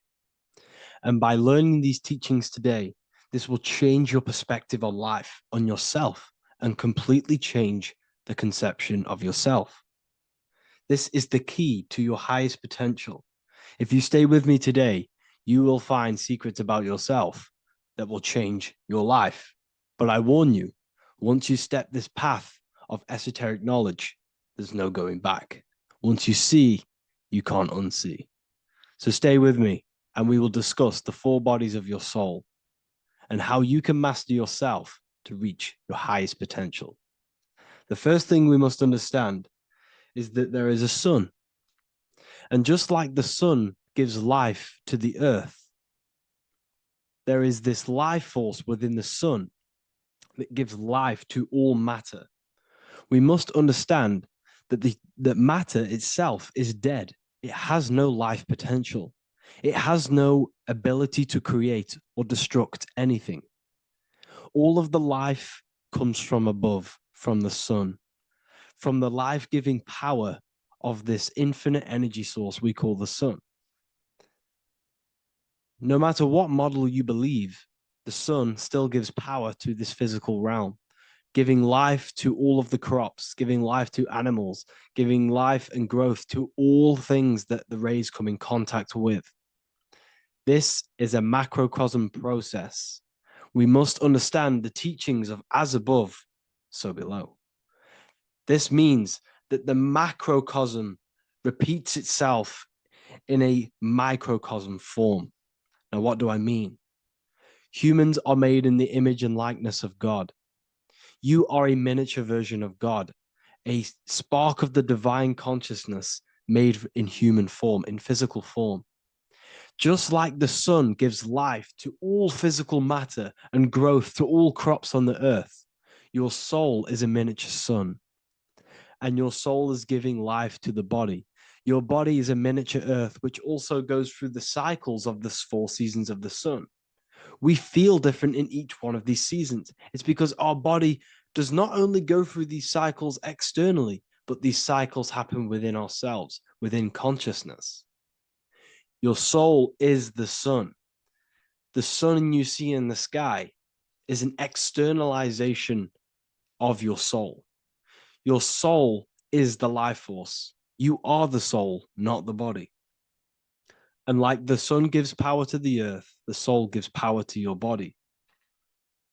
So first, let's look at the etymology of the word sun. The word sun comes from it's a Latin word solis or sol, which means the sun. Sol then became soul, sun, soul. And in fact, S-O-N and S-U-N in the old etymology dictionary mean the exact same thing. They are interchangeable. So when we look at the symbol of the sun, we look at a circle and a cross, which represent the four aspects of the sun, the four seasons of the sun: summer, winter, spring, and autumn. These are the four states of the sun. Like we said, this is why we get this symbol. You have the four states of the sun, which represent the four bodies of the soul. Now, this is where we get deep. Like I said, the sun you see in the sky is a macrocosm of your soul, an externalization of your soul. Just like your sun has four seasons, the four seasons within us are the four bodies. Our soul is incarnated and split into four sections. We have a mind, we have a physical body, emotions, and spirit. These are all interchangeable and they are all linked. In ancient alchemy, we have the exact same symbolism of the four stages of alchemy. But in this case, they're symbolized as the four elements: earth, water, air, fire. In this ancient alchemical symbol, we have the pentagram with the top one representing the soul, ether. Our soul then has the four bodies with the human here. We have the man, the eagle, the bull, and the lion. We see this on the tarot card, the Wheel of Fortune. The man, the eagle, the bull, the lion. We see this in Matthew, Mark, Luke, and John. The lion, the bull, the man, and the eagle. We see this with depictions of Jesus. Jesus, the man, the bull, the lion, and the eagle. These represent the four fixed signs of the zodiac: Taurus, the bull; Scorpio, the eagle. Scorpio was symbolized as an eagle. It's an ancient symbol. Now it's been changed to a scorpion, of course. Leo, the lion; Aquarius, the man. These represent the four fixed signs, which are four different elements. Taurus is an earth sign. Scorpio, a water sign. Leo, a fire sign. Aquarius, an air sign. Taurus is the earth. As above, so below. The earth is the physical body. Leo is fire. Fire is the spirit. Scorpio is water, which is the emotions. Aquarius is the mind, which is an air symbol. Air is the mind. That's why we call people airheads. Okay? So what we're actually looking at here are the four aspects of our soul. We have the sun in the middle and the four bodies of the soul. This is what Jesus is symbolizing. Jesus represents you. God made flesh with the four aspects of the soul. The four gospels are all depicting Jesus in four different ways according to the different body of consciousness. The Wheel of Fortune are representing the four bodies of the soul. This represents the four bodies. Now, how are they four bodies? They are four dimensions of consciousness. The mind is not made of the same substance of the emotion. The emotion is not made of the same substance of the physical body. The spirit is not made of the same substance as the physical body also. They exist in four dimensions of consciousness. They are four bodies of our soul. And the most important teaching here is what I'm actually getting to, is the powerful one. This is what gives you power. Most of us live in chaos. Our mind is thinking of doing something. Our emotions are feeling something else. Our body is lusting and wanting to do something else. And our spirit's energy is completely off. Most people live in unbalance. None of these four bodies are working together. This is why we produce chaos in our lives. When these bodies are in balance, are not working together. So in alchemy, they symbolize the four elements, which are the four bodies of consciousness. These are the furnaces with the fire. They represent transmutation of each body. We have to sync these bodies. We have to sync the mind with our emotions, and our emotions with our actions, the physical body, and with our spirit. These four key bodies need to be in line in order for us to create consciously in our life. Because each one of us is a creator, a miniature version of God, creating our own earth, creating our own material reality. And in order for us to create consciously and with effect and power, we must have these bodies unified so that we can create consciously and not create chaos. So this is very, very important. And this is a secret teaching found in all ancient societies. But this is what the hidden symbolism of astrology actually is. The sun is our soul, and the 12 zodiacs are 12 aspects of our soul. And we have the four aspects of the four main bodies. This is what we're looking at. We're not looking at the sky. We're actually looking at aspects of ourselves, aspects of our soul that we must master and transmute in order to become our highest potential. So I hope this makes sense. And it may take a while for you to fully understand this, but the key knowledge in order for you to understand any of these teachings that I've gone through today is the major, major teaching of as above, so below. What is above is below. What is within is without. Your inner reality projects the outer reality. What is inside of you is outside of you in some form or way. Whatever trees, whatever roots that go down will always shoot up. When you throw a bouncing ball, you shoot it down, it will go up. As above, so below. As within, so without. God did not make a creation separate from himself. We are all extensions of the divine made in physical form. And we are incarnated into four sections. Our soul is separated into four sections. These are the four corners of reality. These are the four pillars of reality that we must control. So in order to access our soul in meditation, we must turn off these four things. Turn off the mind, the emotion, the spirit, and the body. And then we access the soul. So I hope this video helps today. And you can learn all about this in the Book of Wisdom, Volume 2. This book is a revolution in consciousness. I do not recommend everyone reads this book. This book is only for people who are serious and want to transform their lives.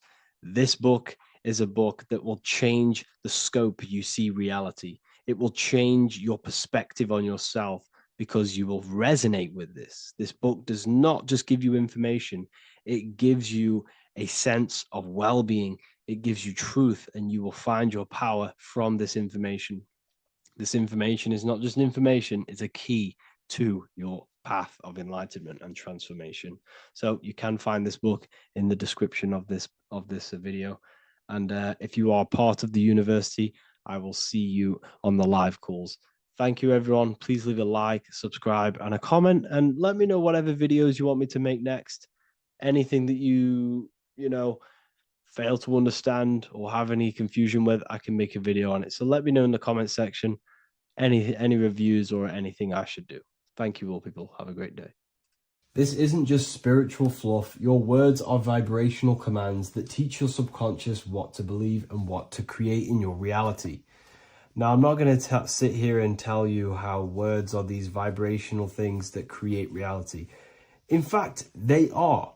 However, the power of words does not hold in the vibration of the word. Yes, it has a little effect on plants. Yes, every word is a vibration that speaks to every cell in your body. However, this is not the main power of words.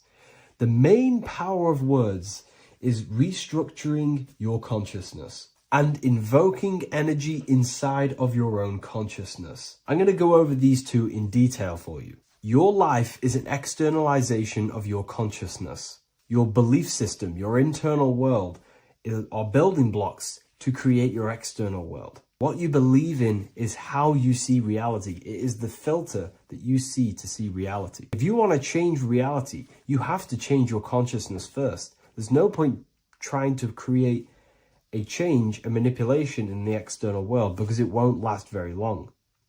You have to restructure your inner temple, your inside world of thought and emotion. For example, your external reality is an externalization of every thought you thought in the past. Your life circumstances are just a result of every thought you thought in the past. You become what you think about. So if we can control what we think about, we will control who we become. Words are a powerful way to restructure your subconscious mind, which will then restructure what you think about. For example, if I said the word chicken all day long, I'm going to be thinking about chicken all day long. The words we repeat enter our subconscious mind, and our subconscious mind molds our conscious mind of what we are consciously giving attention to and thinking about. And that becomes our emotion. Our emotion becomes the energy, the charge behind our action. And all this creates who you are and your reality. If you want to create a change in your external world, you need to repeat the end result as in an affirmation. I am abundant. I am disciplined. For example, if you're trying to stop a certain addiction, don't say, I am going to stop smoking. Say, I am disciplined. By saying discipline, the subconscious mind accepts the word discipline and not the word smoking. If you repeat smoking, I am not smoking, your subconscious mind will just pick up smoking and then do more smoking. So if you are trying to create discipline in your life and trying to stop something, say, I am disciplined. The reason for this is powerful because you're conditioning your consciousness. You're conditioning your subconscious mind and filling it with the word discipline.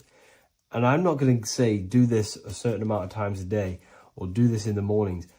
I want you to do this as much as possible. I did this as much as possible. Whenever I had free time, whenever I had a free minute, I would say these words either physically or mentally, just to condition your consciousness. Words are the most powerful way to restructure your belief system and restructure your inner world, which will then mirror in your outer world. Words are also a powerful way to invoke energy. This is why when you see these magic occult rituals, you see people chanting and doing these things. It's because if you slowly chant a word, you can actually invoke the emotion. There are three aspects of creation: thought, emotion, action. Emotion is energy in motion. By repeating a word over and over again, you can actually begin to invoke that energy, that emotion inside your heart.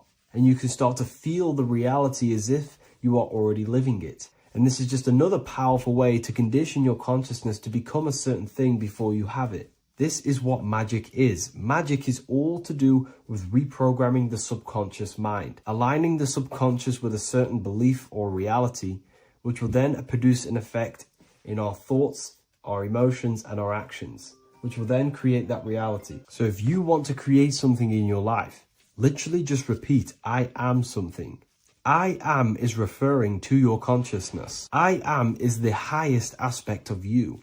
It is the true self. Whatever you condition your consciousness will be mirrored in your external reality. I am abundant will condition your consciousness to feel and believe you are abundant, which will then seep into your thinking. And then you will start to act more on this because you are thinking about it, which will then change your external reality. Words are vibration, and vibration is powerful. However, if you truly want to change your reality, you have to change your inner world of consciousness. And words are the best way to invoke feelings to become the reality you want.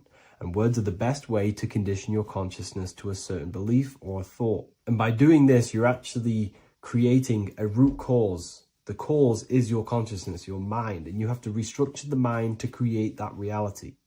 Words are a great way to restructure your consciousness and create reality.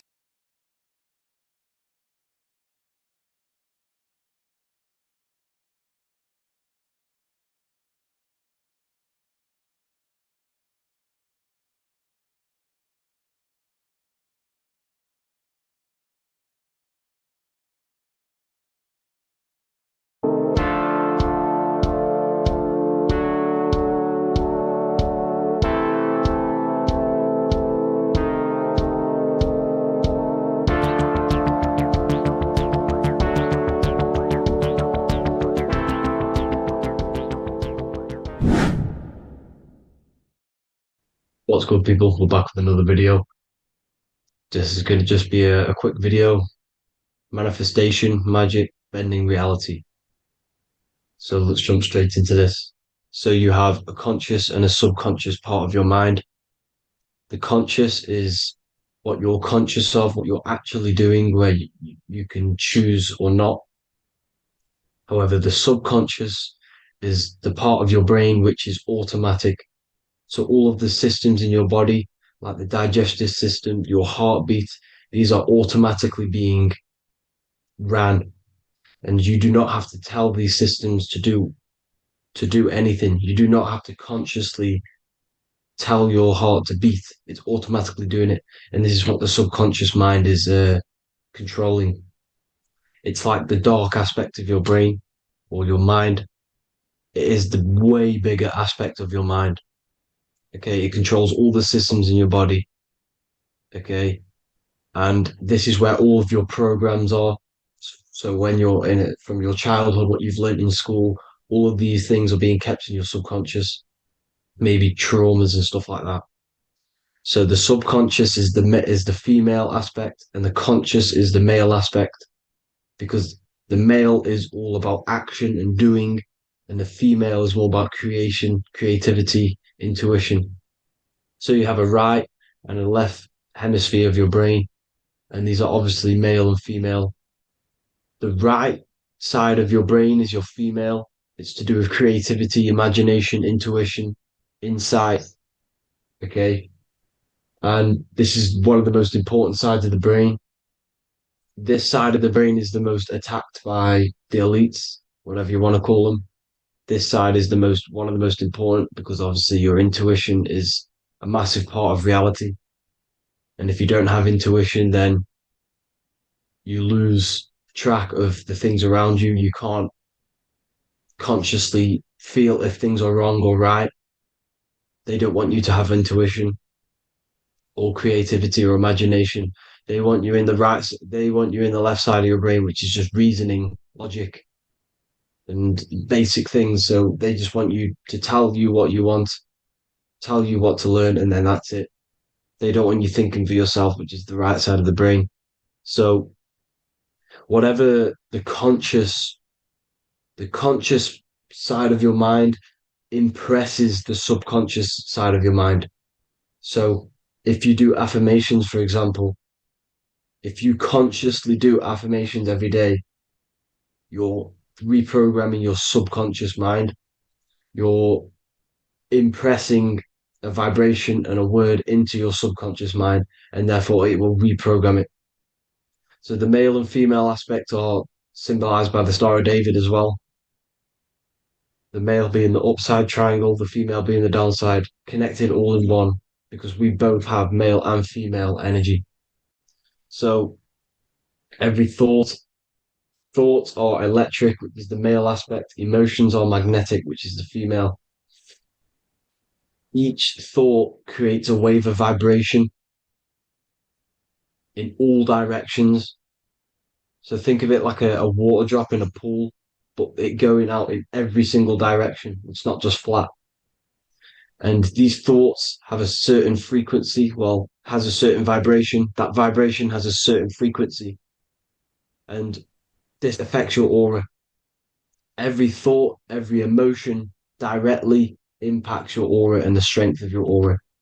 So if you're angry all the time, your aura in the astral plane will look red. However, if you're happy, it'll be more like blue and green. So it's very important. Your electromagnetic field is created out of your emotions and thoughts, and that affects reality because you're 60% water, and frequency and vibration create certain patterns and has a certain effect on water. We'll get into that after this slide. So each thought that people are thinking around you, you are actually subconsciously picking up these thoughts because it's emitting this vibration in all directions. So this is why you can pick up thoughts of other people on the odd occasion. However, when you're more in tune with your intuition, your right side of your brain, you can start to pick up on vibrations, thoughts, and other people's auras. You can pick up on the energy once your third eye is open, and you know whether you should be in that environment or not. This is what we call an atmosphere when we go into a room and you can feel the tension if someone's been arguing, for example. This is the atmosphere, this is the vibrations, these are people's auras emitting these certain frequencies and vibrations. Okay. So our aura is contained of multiple layers. Obviously, we have the physical body. This is the electromagnetic layer. However, you have the different planes of existence, the spirit, mental, astral, etheric, and then physical. The physical is the lowest plane of existence. And the physical plane is a product of all of the planes above. So the mental impresses on the astral impresses into the etheric, and then the etheric creates the physical object. So the mind is the root cause of reality. The mind is the cause of everything. Your consciousness is pure cause. There's no effect. Everything you see in this reality is the effect. Everything that you experience is the effect because the root cause was the mind. The decisions you made you experience that certain experience. And that decision was created on the mental plane. And this is just pure thoughts. And thoughts are things. If it exists in your mind, it is a thing. It's a certain frequency. So if you have a certain level of thoughts, if you're thinking positive, for example, you're going to have a strong aura, you're going to have a higher vibration. And that attracts like.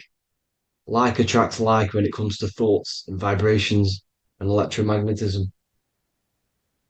So if you're thinking positive all the time, speaking positive, doing positive, you're then creating a higher vibration, and that's going to attract people on that similar frequency to you. Everything is electromagnetism, frequency, and vibration. Everything. You see, so this is why, for example, if I put my hand to a TV screen, if my finger was the same vibration as the TV screen, it would go straight through it. However, the particles in my hand and the particles on the TV screen are two separate vibrations, and this is what causes the friction to stop and not my finger to go straight through it. So, like I said, when you don't feel the vibe of someone, when you don't feel right, you don't really get along with someone, this is a vibration. Your vibrations are not matching, they're not similar, they're two complete different vibrations, and they're not aligning properly. So music has a massive part on this. Music is a massive, massive tool for the elites because music is frequency. And in 1975, the musical instrument are all tuned to 440 hertz. So Spotify, Apple Music, most of the music on YouTube is all set to 440 hertz. And 440 hertz is not divisible by 3, 6, or 9. And when you can't divide a frequency by 3, 6, or 9, it's not a natural frequency. As you can see here, this is 432 hertz. This makes a nice geometric pattern. However, 440 hertz is a distorted pattern. So when you listen to this, this actually shuts off the whole right side of your brain. Like I said at the start, this is the most attacked side of your brain. It's to do with creativity, imagination, intuition. When you listen to 440 hertz, it shuts off the whole right side of your brain.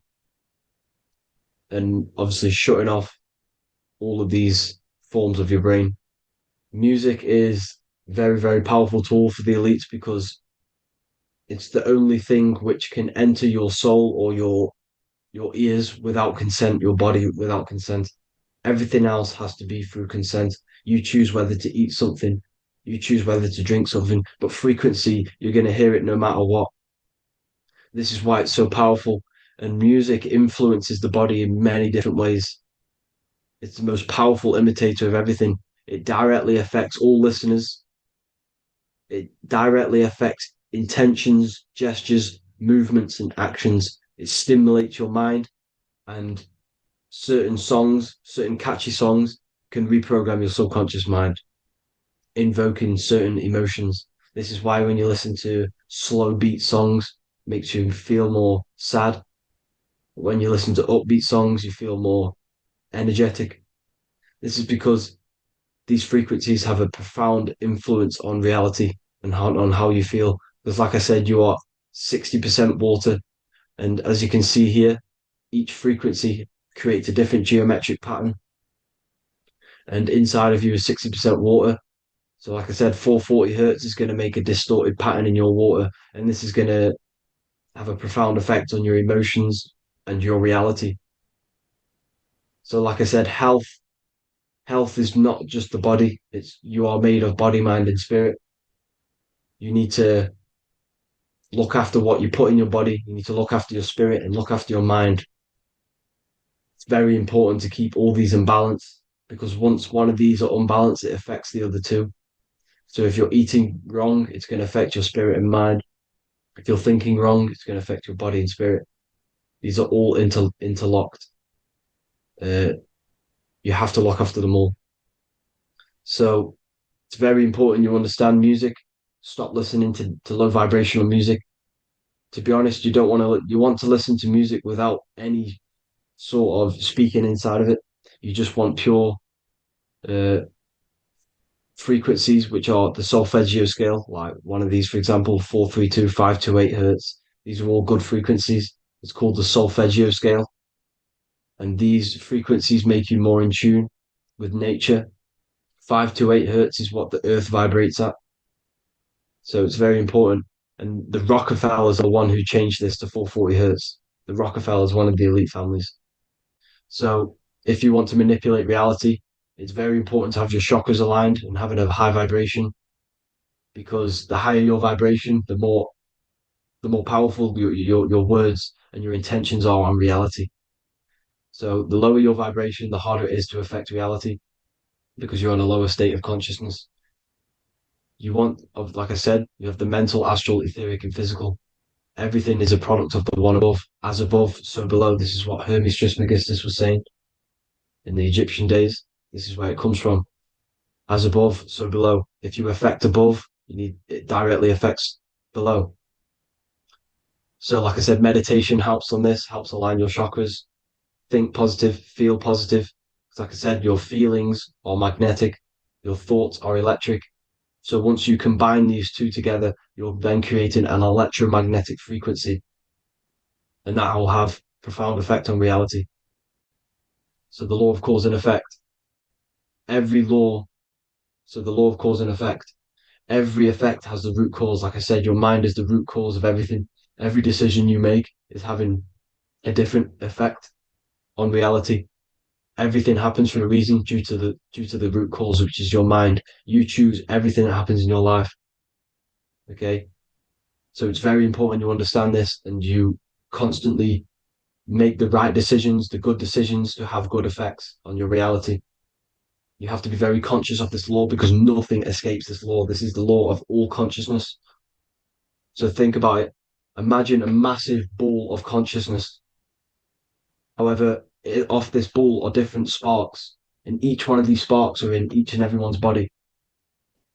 This spark is governed by these laws, the law of cause and effect, the law of correspondence, the seven hermetic principles. It's very important you understand this because this mass ball of consciousness is what is obeying these laws. And everyone has this spark of consciousness inside their third eye. And like I said, everyone is the same consciousness. This is why if you do bad unto someone else, that will directly affect your reality. So if you hurt someone, it's going to come back to you in one way or another because you are that same consciousness.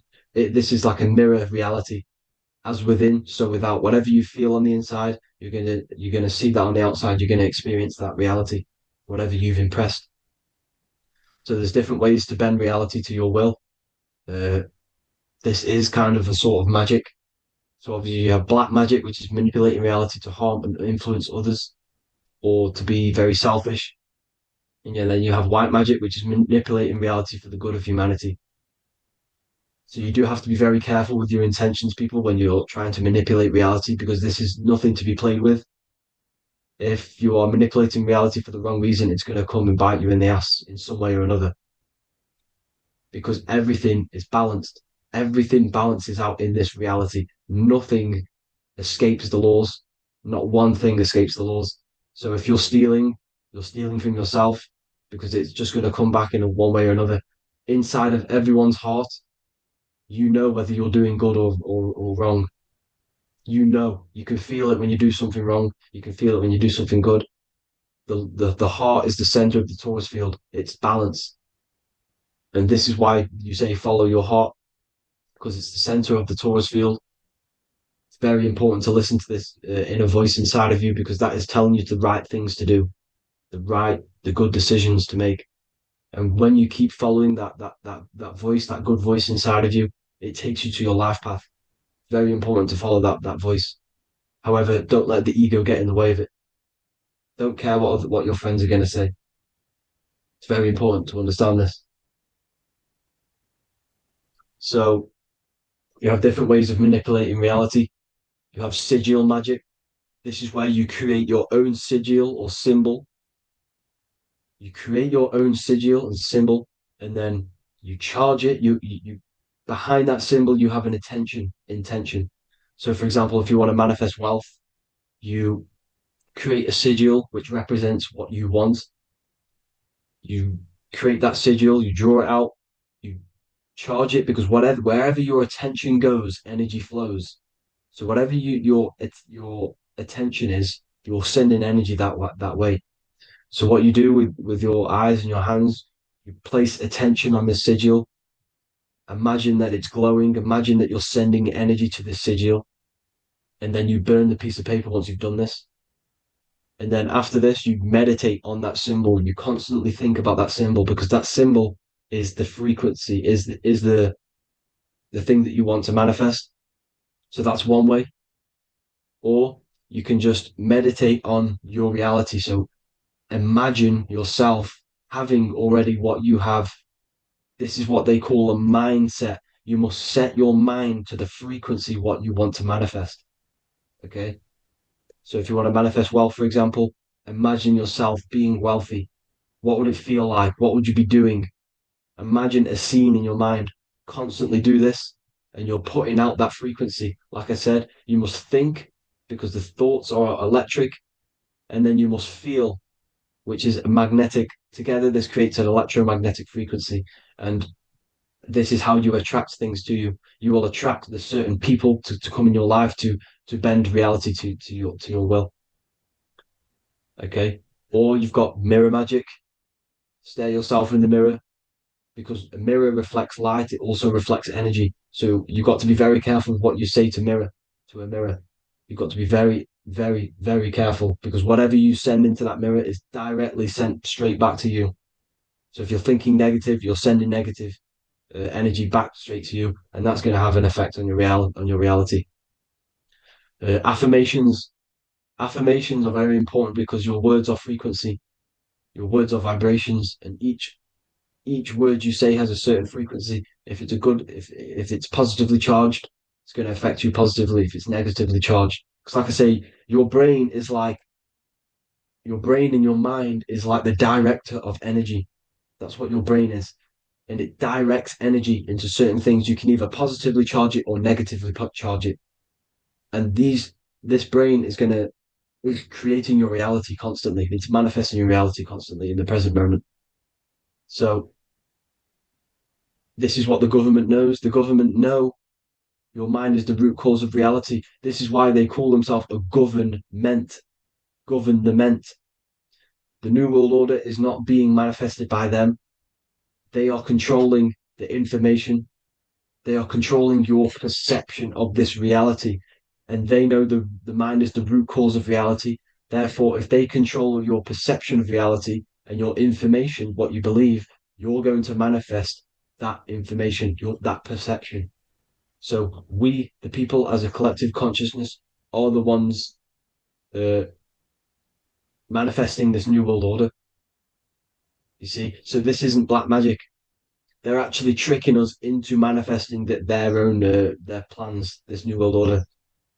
You see, this is how smart these people are. They know how to get around the laws of reality. They know how to bend reality to their will without facing the consequences. They're getting humanity to do it. You see, there is a collective consciousness. As like I said, we all have that same spark of consciousness, right? So as a collective consciousness, we are on a very low vibration at the moment. However, we are waking up rapidly. There are more and more people waking up at the moment, and light always chases away the shadow. Light is a lot more powerful than darkness, you see. So one person waking up has a massive effect than one person being asleep. It has a profound effect. Because, like I say, the light always chases away the darkness. It's more powerful. The light is always more powerful. High vibrations are more powerful than lower. So that's it for this, people. I hope you all enjoyed. This is a short, quick video. God bless you all.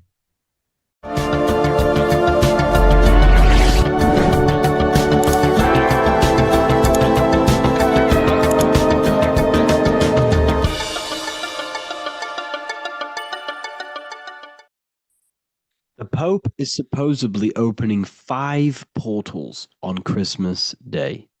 Now, I know this video is a bit late, but I'm going to be commenting on what I think this symbolism and this ritual truly means and what they are trying to do to society with this symbolic ritual.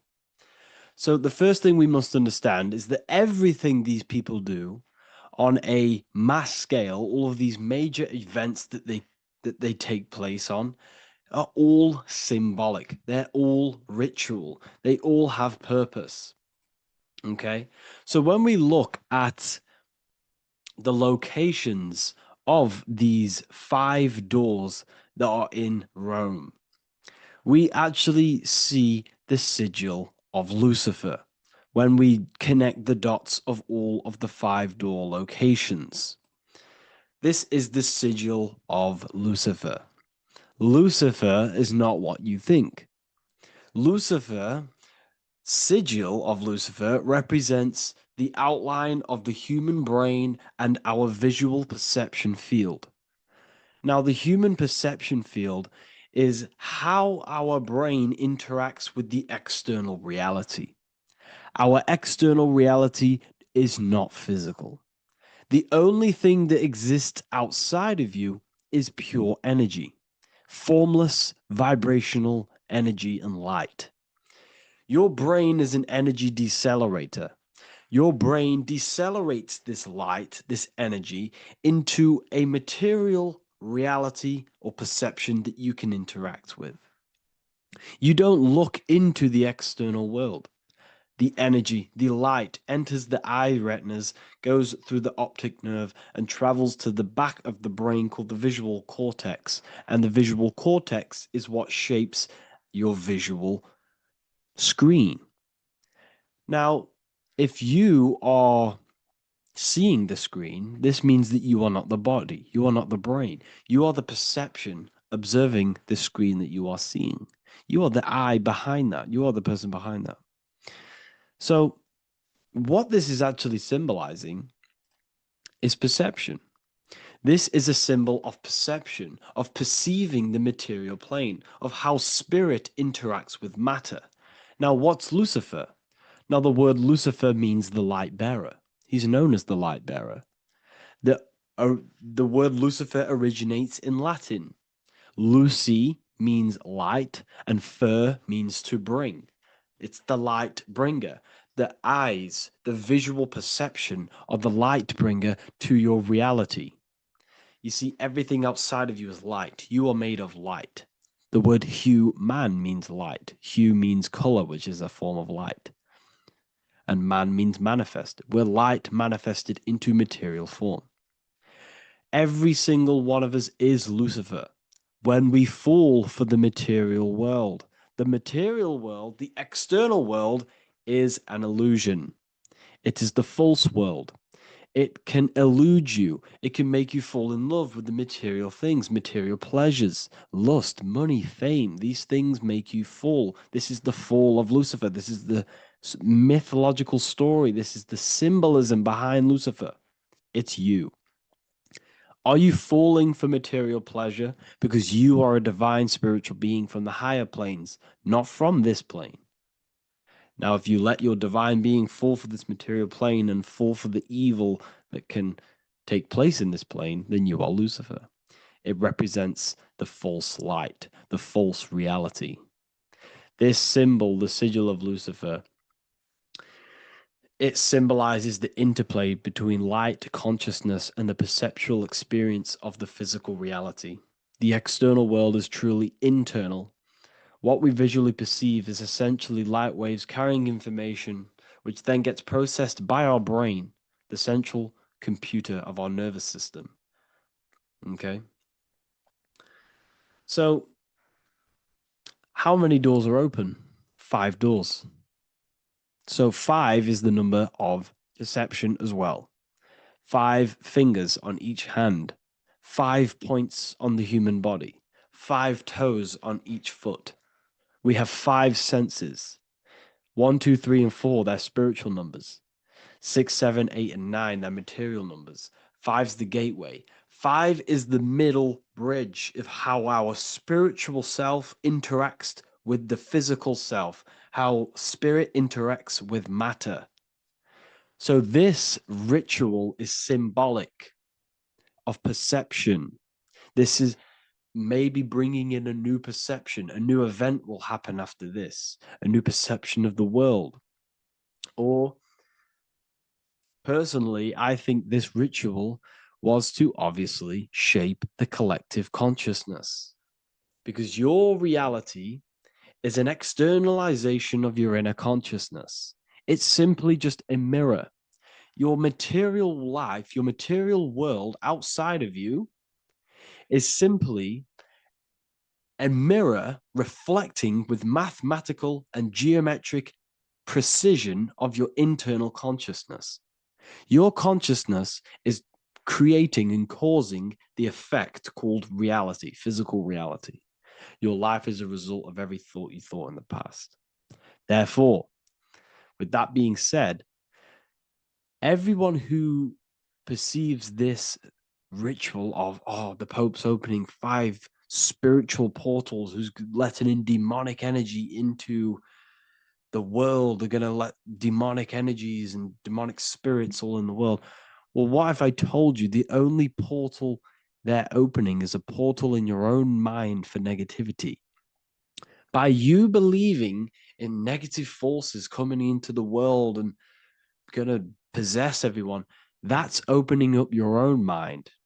The collective spiritual community has been brainwashed in thinking there's going to be demonic energy. Therefore, what will happen? There will be demonic energy. Not because the Pope opened up a portal to the demonic energy, it's because everyone opened up their own minds to the demonic energy. Therefore, we as a collective consciousness shape the external world on a macrocosm scale. For example, the microcosm is your personal life. Your personal life. You have created it through consciousness. Your belief system is just externalized in your world. But on a collective scale, we all believe in money, for example. And because we all believe in money and we believe that this piece of paper holds value in our minds, okay, in the mental plane, this has an effect on the physical plane by shaping the physical plane by being ruled by this belief as on a macrocosm scale. Yes, I know that money doesn't exist. It's just a belief in my mind. But that doesn't have an effect because the collective consciousness believes that money has effect has power. When it doesn't, it's just a piece of paper with a belief behind it. If the collective consciousness stopped stopped believing in money, then the collective consciousness would have broke the spell, and we would have no longer had a material plane ruled by money. You see, our beliefs is ruling and shaping our physical plane. This physical world outside of you is truly just an effect of the mind, an effect of our consciousness, our inner world. So I believe this ritual was done to change our perception, to make us think the Pope is bringing this spiritual energy and negative forces into the world. And it's just simply us creating the negativity in the world by believing in this, by thinking this. Remember, they have the power to send messages into millions of people's minds through media. And then messages are then believed, and that belief is shaping our world. What have I told you? That the New World Order is not manifested by the elite, it's manifested by you and us. We're all manifesting the New World Order. They can't manifest it. We can, because we are the ones believing it. We believe it. It is reality. It shapes our own prison. We're all shaping our own prison by believing in the prison, by believing in money. So this ritual was all to do with perception, creating a new perception, creating fear in our minds to, of course, distract us from what's really going on. This is all a ritual to implant messages in your own mind. So I hope you all understand this video, and I hope you all gain some insight, and I'll see you inside the university. There's an ancient symbol hidden in plain sight, one that holds the key to transformation, power, and unlocking your true potential. It's been used for centuries by mystics, rulers, and even modern science, but almost no one understands its true meaning. Once you do, it will change the way you see yourself and the world forever. Stay with me, because this could be the key to your own awakening.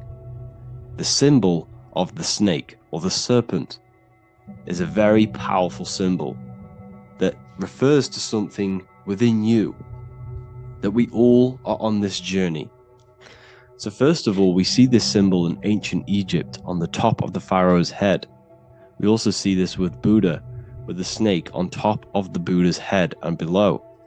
We also see this in Rome, with the Roman god Mercury holding the staff with the snake.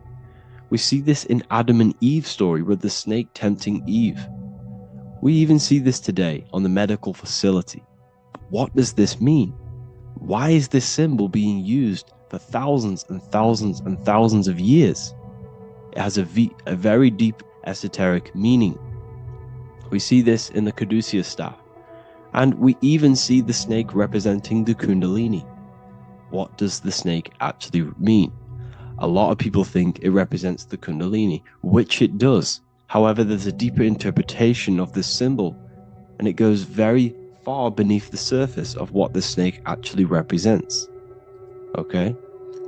So first of all, when looking at symbols, we need to observe what the snake does in nature. The serpent sheds its skin. The serpent shedding its skin is a sacred symbol of an inner transformation. It transforms from its old self to a new self. It sheds layers of itself. As the snake discards its old exterior, it mirrors our own journey of realizing outdated beliefs and patterns, paving the way for a renewed, authentic self on the esoteric path of awakening. Essentially, it represents transformation, but not transformation of our physical bodies, transformation of our inner world. Now, this is where things get a little bit tricky, and you may become a little bit confused, but I'm going to make this very clear for you. The snake symbol, or any symbol, can be used for different contexts. For example, the Kundalini. We see the snake representing the Kundalini. We all know that energy can't be destroyed, only transferred. Like I said, this is a transferring of energy. It's a changing, a transforming, shedding its skin. It represents transformation. Sexual energy is energy, and we can transform the sexual energy into a Kundalini awakening to activate dormant brain cells in our brain and to activate the human light body, which is the spirit. We can cultivate, save, and retain our sexual energy, transmute it up the spine to activate the brain. This is a symbol of transformation, of energy in this context. However, when we go to the emergency services, this does not mean the same thing as the Kundalini. The snake in this context represents transformation of health. When we are picked up by the emergency services, we are looking for a transformation. We are unwell and now we need to transform to well-being. This is why they use this symbol. It represents transformation, especially with the pole and the snake climbing. It's climbing, it's transforming from the bottom to the top, shedding its skin, shedding old layers, transformation. We see this in the Bible with the snake tempting Eve to eat the apple of the tree of knowledge of good and evil. Well, what does this mean? Where's the transformation in this? Well, this is a very hidden one. The transformation takes place in Adam and Eve's consciousness and their mind. They go from a pure, whole state of consciousness, from being tempted by the snake, and they eat it and they transform into knowing the good and evil, into the dualistic ways of thinking and the dualistic meaning of this world. Let me rephrase that. They understand the dualism of this world, and they now understand the two good and bad ways of thinking. They know the knowledge of good and evil, of duality. They shifted from a whole state of consciousness into their consciousness being split into good and evil. This represents the journey of every single soul that incarnates into this world, including yourself. When you were a child, you were whole. You had no understanding of good and evil. But as you grew older, you eaten the fruit. You grew to understand the knowledge of good and evil. Your consciousness split from a whole into a separate and divided way of thinking and divided understanding of the world. We suppressed aspects of ourselves to fit in with society norms. And we just limited ourselves with limiting belief systems. We knew the knowledge of good and evil. Our consciousness split from a whole state. This is what Adam and Eve is symbolic of. We see this with the Roman god Mercury, with the snake. Mercury represents intellect, communication. He's always flying in the air, which represents the air, the mind, the intellect. He's holding the snake to represent transformation of the mind. This is what we call mental alchemy, turning base metals into gold, turning the unenlightened aspects of our mind into enlightened ones, turning our negativity into power and control. We see this with Buddha, and Buddha is all to do with transformation of the inner world, transformation of the mind and the soul and the emotions. And it also represents the Kundalini. We see this in ancient Egypt. We always see the snake on the head, representing the place where the third eye is, representing the intellect or the mind, the mind's eye, the third eye, whatever you want to call it. This is the place of the invisible intelligence within us. This is our mind or intellect. And this is the transmutation of the mind. This is why the snake is on the head, representing the transformation of the mind, going from the unenlightened into the enlightened, going from the uncontrolled to the controlled mind, so that we can control the very fabric of reality. I've kind of just given that away. Why is this important? Humans are creators. We're the architects of creation, endowed with the divine power to channel the fourth dimension, which is the imagination, into reality. Each thought and intention is a seed. When nurtured with focus and clarity, transforms the unseen into the tangible experience. This creative process bridges the gap between the ethereal and the material. Humans are creators. It's impossible for you not to create. Whether you're doing this consciously or subconsciously, you've been creating your whole life, turning non-physical thought into physical reality. We are creators. However, the mind cannot create in a state of chaos. The mind cannot create with limiting beliefs. The mind cannot create with thoughts that come and destruct our minds. The mind cannot create consciously and effectively if there are impulses within our mind and we have no control over the mind. So this is where self-transformation comes from within. This is where the snake comes in. The snake represents the transmutation of our mind from the uncontrolled to the controlled. In this context of the Egyptians with the snake on their head. It's all to do with mental alchemy. In the occult tradition, the mind is seen as a delicate instrument that demands constant vigilance. Left unchecked, it reverts to archaic and destructive thinking patterns. Like a finely honed blade, it must be continually sharpened through discipline and self-refinement.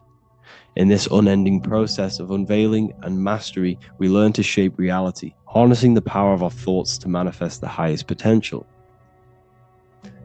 It's all to do with mental alchemy, and this is how the snake is connected to you, and what the snake represents to you. It represents the transmutation, the changing of ourselves, of our consciousness, so we can gain control in this 3D world. If we lack control, then we'll constantly be manifesting chaos.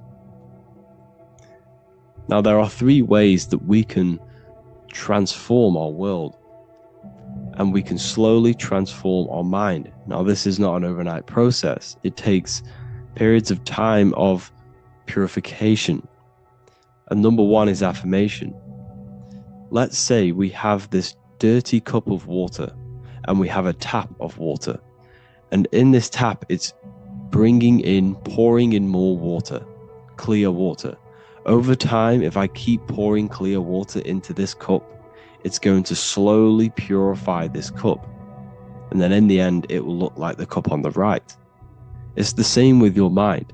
The cup represents the limiting beliefs, the negative thoughts, the negative mind, the uncontrolled mind.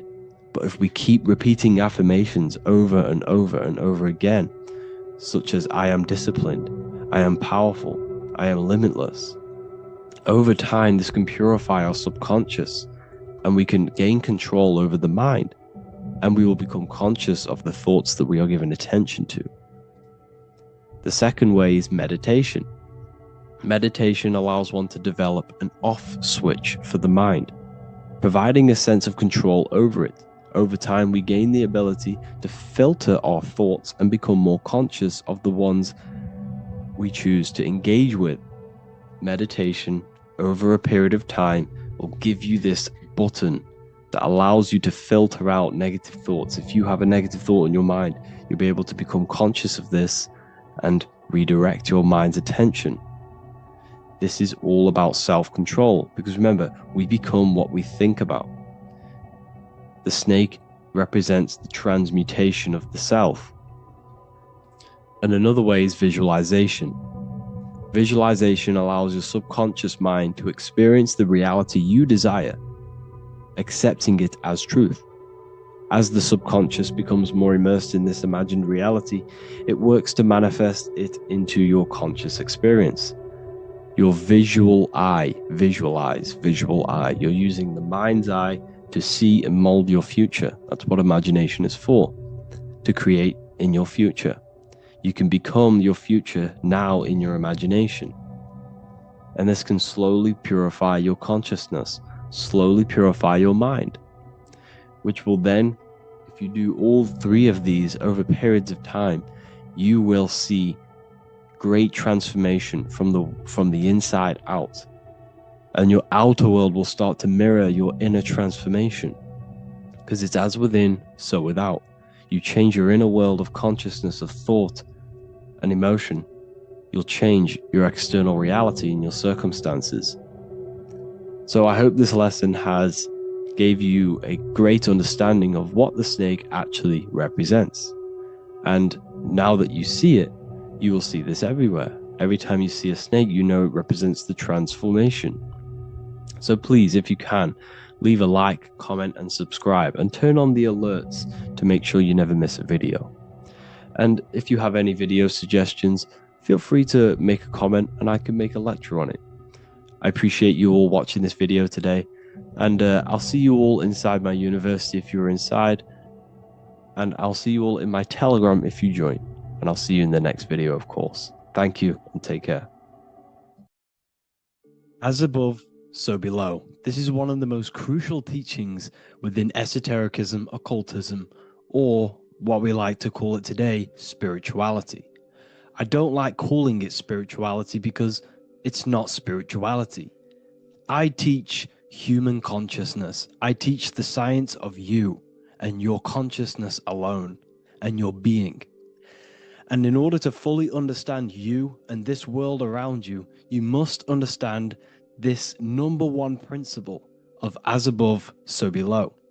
There is many misconceptions of this, and there is many simple teachings of this, but I'm going to break it down today from the most simplest to the most complex, and you will see the connections between all things. This is the most important lesson you could ever learn, and I'm going to teach it you today. So what you must understand is with the term as above, so below, it applies with everything you see in this world and about yourself. We have something called the macro, which means the bigger scale. On the bigger scale, we have the whole earth. If we look down from the sky on top of rivers, this is what we see. We see this tree pattern. Then on a smaller scale, we see trees have the same pattern. Then we look even closer. We're going smaller and smaller into the leaves of the tree. We see the same pattern. Then we go even more micro into the human brain and look at the human brain cells, and we see the same pattern. This is proof this is a fractal universe, and everything is in the micro is reflected in the macro. As above, so below. As within, so without. On the macro is a reflection of the micro. So now that you understand this, we can go a bit further. A yearly cycle of spring, summer, fall, winter is a macro. A micro is a daily cycle. So a day is a mini year. The summer is the midday. Autumn is the evening. Night is the winter, and spring is the morning. This is a macro, a reflection. We have a miniature cycle of the zodiac every single day. And this cycle is also reflecting the cycle of life and death. We live, we are born, which is the spring. We live, which is the summer. We then age, which is the autumn. And then we die, which is the winter, and then we are reborn again. This is the cycle of life and death, and you do this every single day. You see, death is a macrocosm of sleep. This is why we say sleep is the cousin of death, because you die every single night. You do this process of life and death every single day. As above, so below. What's in the micro is in the macro. So when you go to sleep, you are essentially dying. And then in the morning when you wake up, you are then born again. This is a fractal cycle that we live in. Everything in this whole world is fractal. Everything applies to as above, so below. We have the sun, we have the moon, we have the day, we have the night. We have the life, we have the death. We have the conscious, we have sleep. As above, so below. We have the conscious mind, because now we're diving into as within, so without. As above, so below more refers to the external world. As within, so without is referring to your inner world and the outer world. What you must understand is about yourself. You exist in two realms. You're an individual. The dual nature of you exist in two realms at once. You have an inner world of your thought, emotion. This is the inner world that no one else can see but yourself. And you have an outer world with a physical body which everyone can see. So you exist in two worlds. You have the inner voice, you have the outer physical voice, which I'm speaking to you with now. But I also have an inner voice, which no one can hear, only but me. So you exist in the light and you exist in the darkness. The sun represents your external self, your physical, conscious mind. The moon represents your shadow self, the inner self, the psyche self, the spirit self. There is an as above, so below. The sun is within you. The moon is within you. Everything is within you.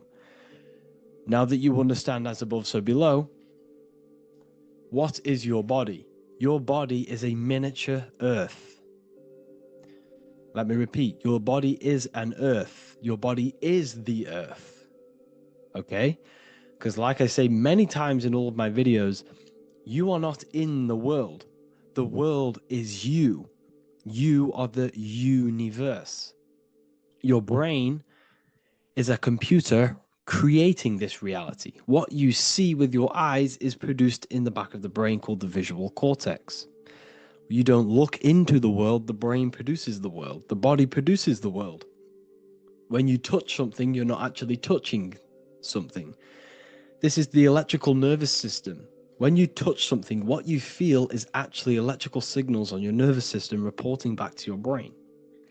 Therefore, when this body dies, you leave the earth because this body is the earth. Okay? As above, so below. You have the mental plane, the astral plane, the etheric plane, and the physical plane.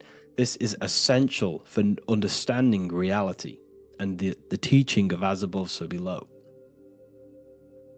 Everything in this material plane began in the thinking mind. For example, the microphone I'm speaking into, the phone you're watching this video off, or the laptop or iPad. Where did this begin? It didn't begin in the factory. The first ever place this item begun was in the mind of an individual. The invisible realms of mind is where all physical things and physical items begun. Essentially, this physical plane is the effect of the thinking mind. This world is the world of effect. It's the world of outcomes. When you see something, it is already manifest. It is already being manifested. It is an effect. And in the effect of the cause, which is the thinking mind. Therefore, the mind creates thoughts, which is the mental plane. Then after thoughts creates imagination, which is the astral plane. These two are spiritual. They are non-physical. So spirit kind of means non-physical. Then you have the physical planes, the etheric and the physical plane. As above, so below. What happens in the mind is manifest on the physical plane. Like I said, the phone that you are holding, it was a thought, and then it brought down into a physical reality. As above, so below. You change the mind, you change your reality.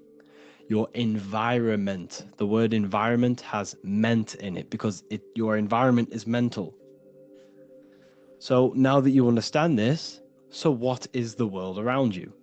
The world around you was created by the mind of God. It was manifested through God's thought. So you are living in the mind of God. You are a thought in the mind of God. God thought you into existence. But like I said, we are all fractals. Everything is fractal.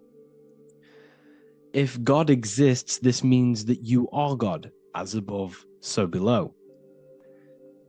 God created you through the thinking mind, and he gave you a thinking mind. So God created the macrocosm God created the macro, the whole world. He designed the whole world, the sun, the stars, the moving. He designed this.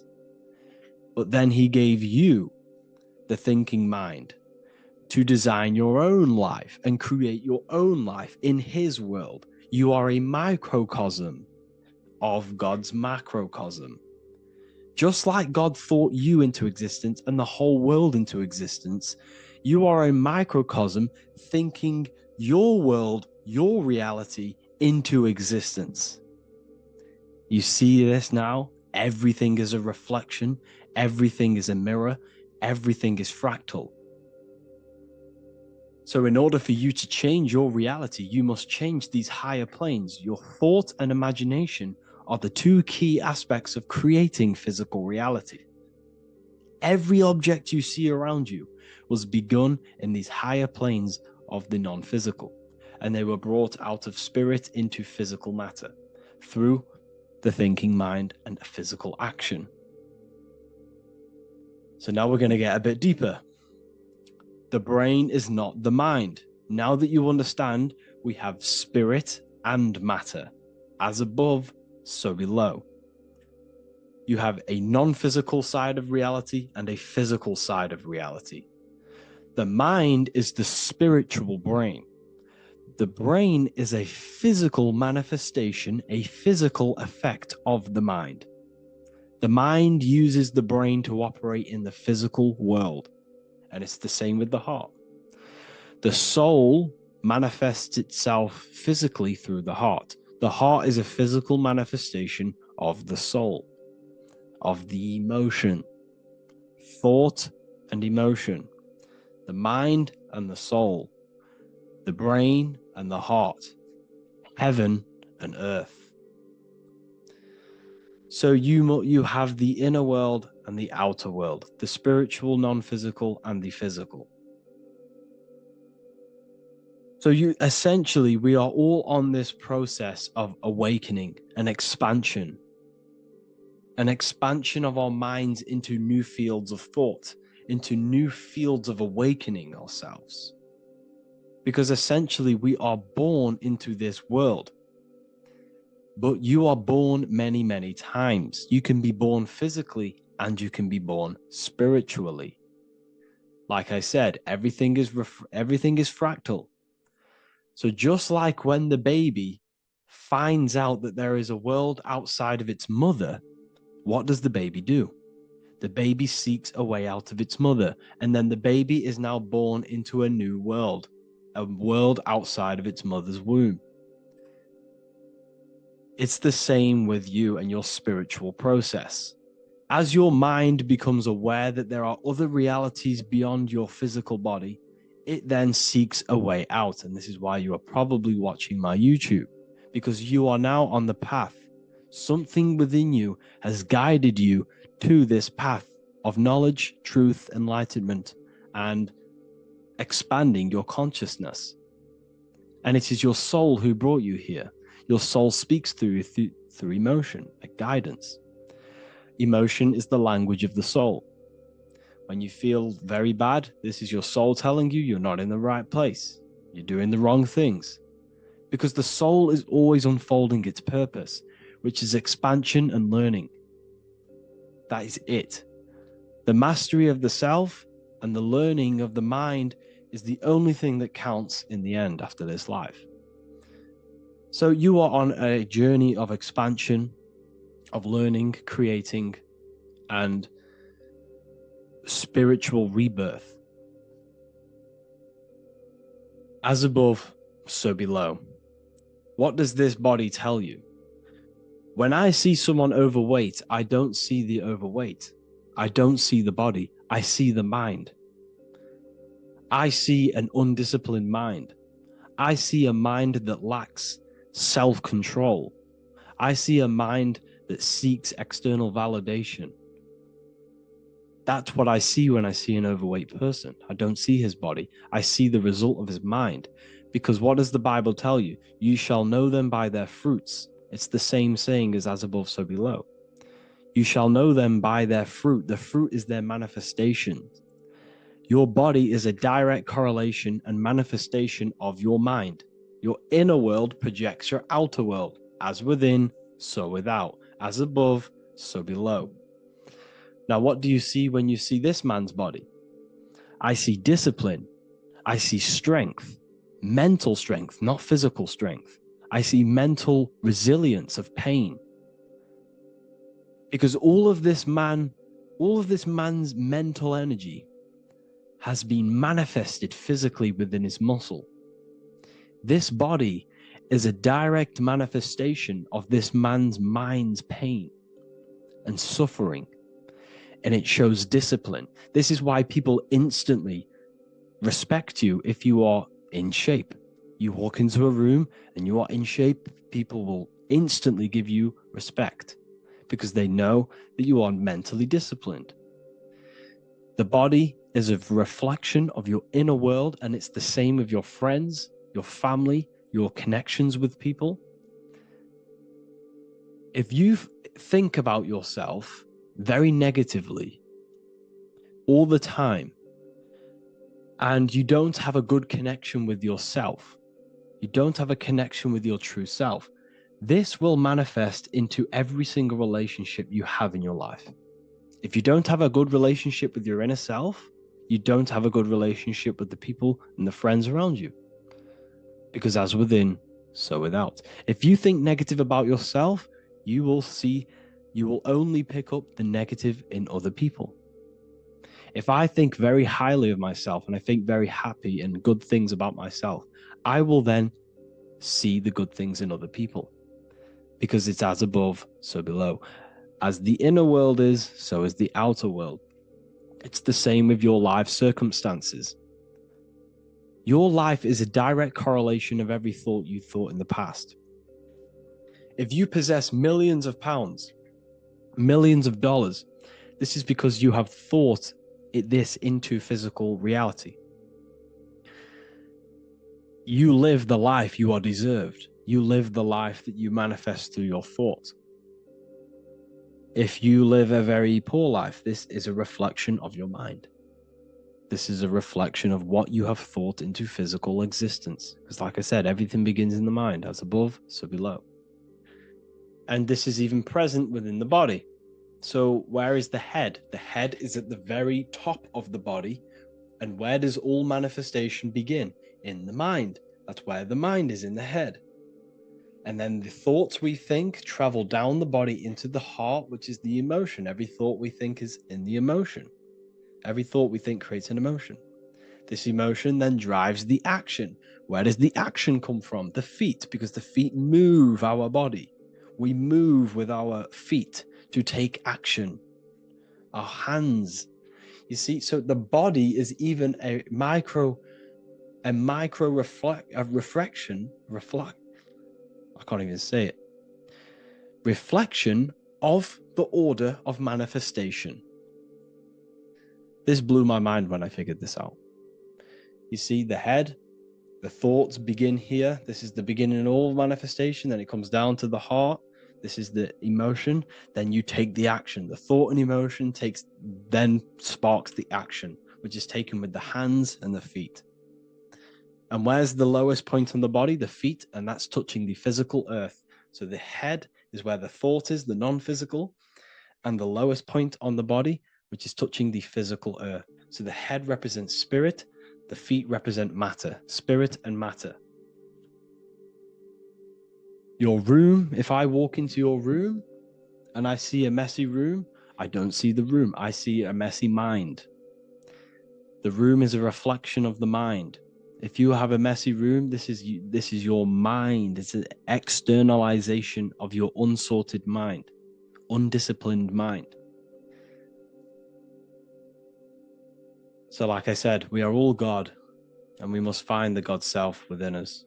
And I teach all of this inside the Book of Wisdom, Volume 2. This is not just a book, this is a revolution. This is the beginning of a new age with this book. If you have read it, I congratulate you. You should feel very proud of yourself if you have an open mind. You should feel proud of yourself for watching these videos, Because not many people have an open mind. Remember this, people. You are special if you're watching these videos. You have the mind. You have the ability to see through the illusion. And I take my hat off to you. You want to take this to the next step? Read the book. Or if you want to take it to the serious levels, join the university. The university, you gain access to every piece of my material that I've ever done, all of my books, all of my lectures that are hidden from YouTube, that are hidden from everywhere else, the lectures that give you real power.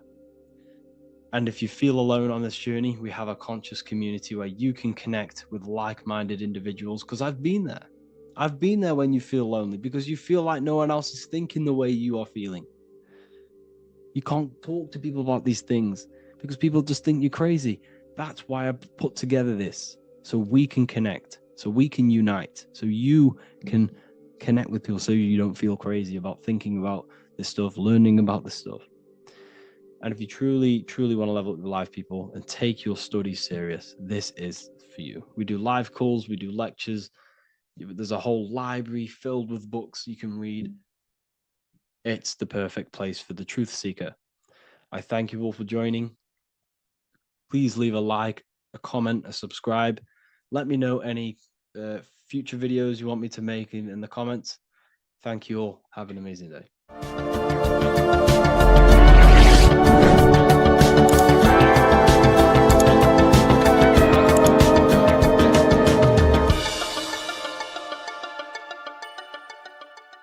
Welcome to Revival of Wisdom. This video is going to be about the flat earth and the breakdown of the whole cosmology. We're going to be digging very deep. I've got a lot of pictures and images to show you, and a lot of dots to connect. So let's start with the Freemasonry art. So this artwork we have here is the Freemasonic cosmology as they know and believe. So what is it symbolizing? We obviously have to start off with the 4 pillars representing the 4 corners of the earth. The 4 corners with duality. You see, there's everything on earth. There's good and evil. Good, evil, positive, negative. Good, bad. This is the checkerboard. This is what it symbolizes. Okay. Obviously, we have the sun, the moon. The sun gives you energy. It's the anode. The moon is the cathode. It's the opposite. It takes your energy. So therefore, you become sleepy when the moon comes out. You see, everything on Earth, everything in the universe is balanced. There's complete balance symbolized by duality. There's always 2 opposites. We have the all-seeing eye. And obviously 7 stars representing the 7 planets. But not planets as in we know planets. They're not physical spinning balls of gas. They are energies. They are lights emitting from the realm above this realm. They are lights through the firmament, through the electromagnetic field. So let's go through that again. The 4 corners, duality, positive and negative, cold, dry. Everyone on Earth has an opposite. Everyone, there's 2.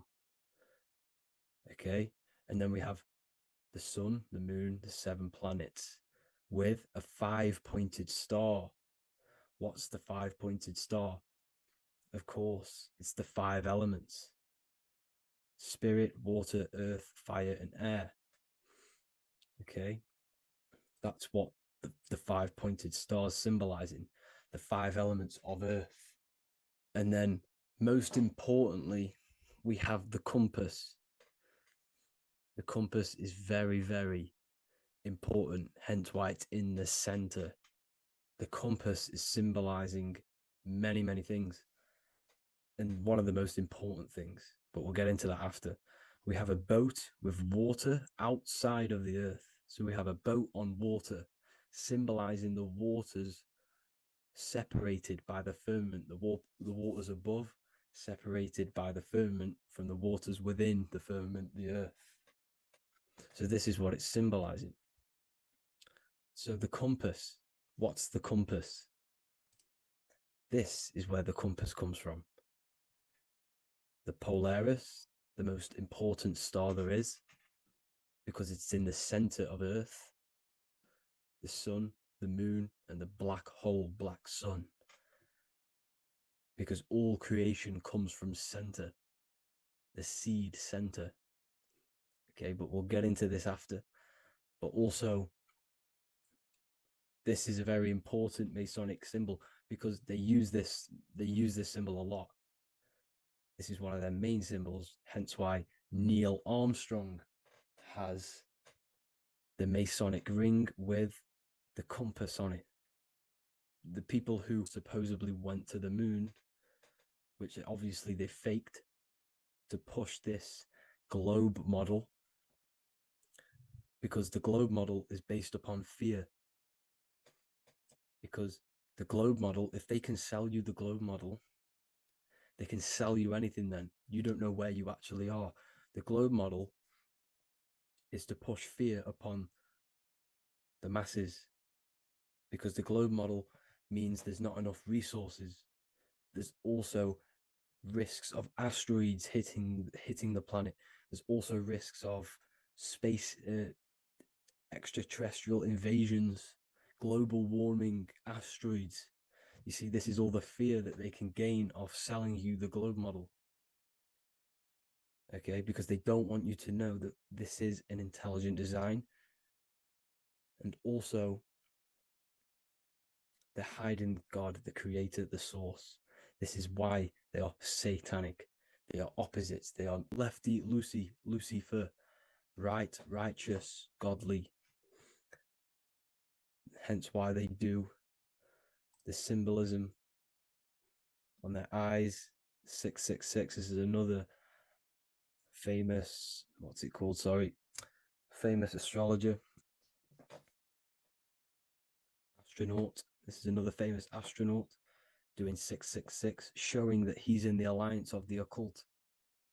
But even look at their 10th anniversary stamps. They have a Masonic compass on there. Also, the Order Out of Chaos. Order Out of Chaos, double-headed eagle. Okay, the Order Out of Chaos ring, which they wear.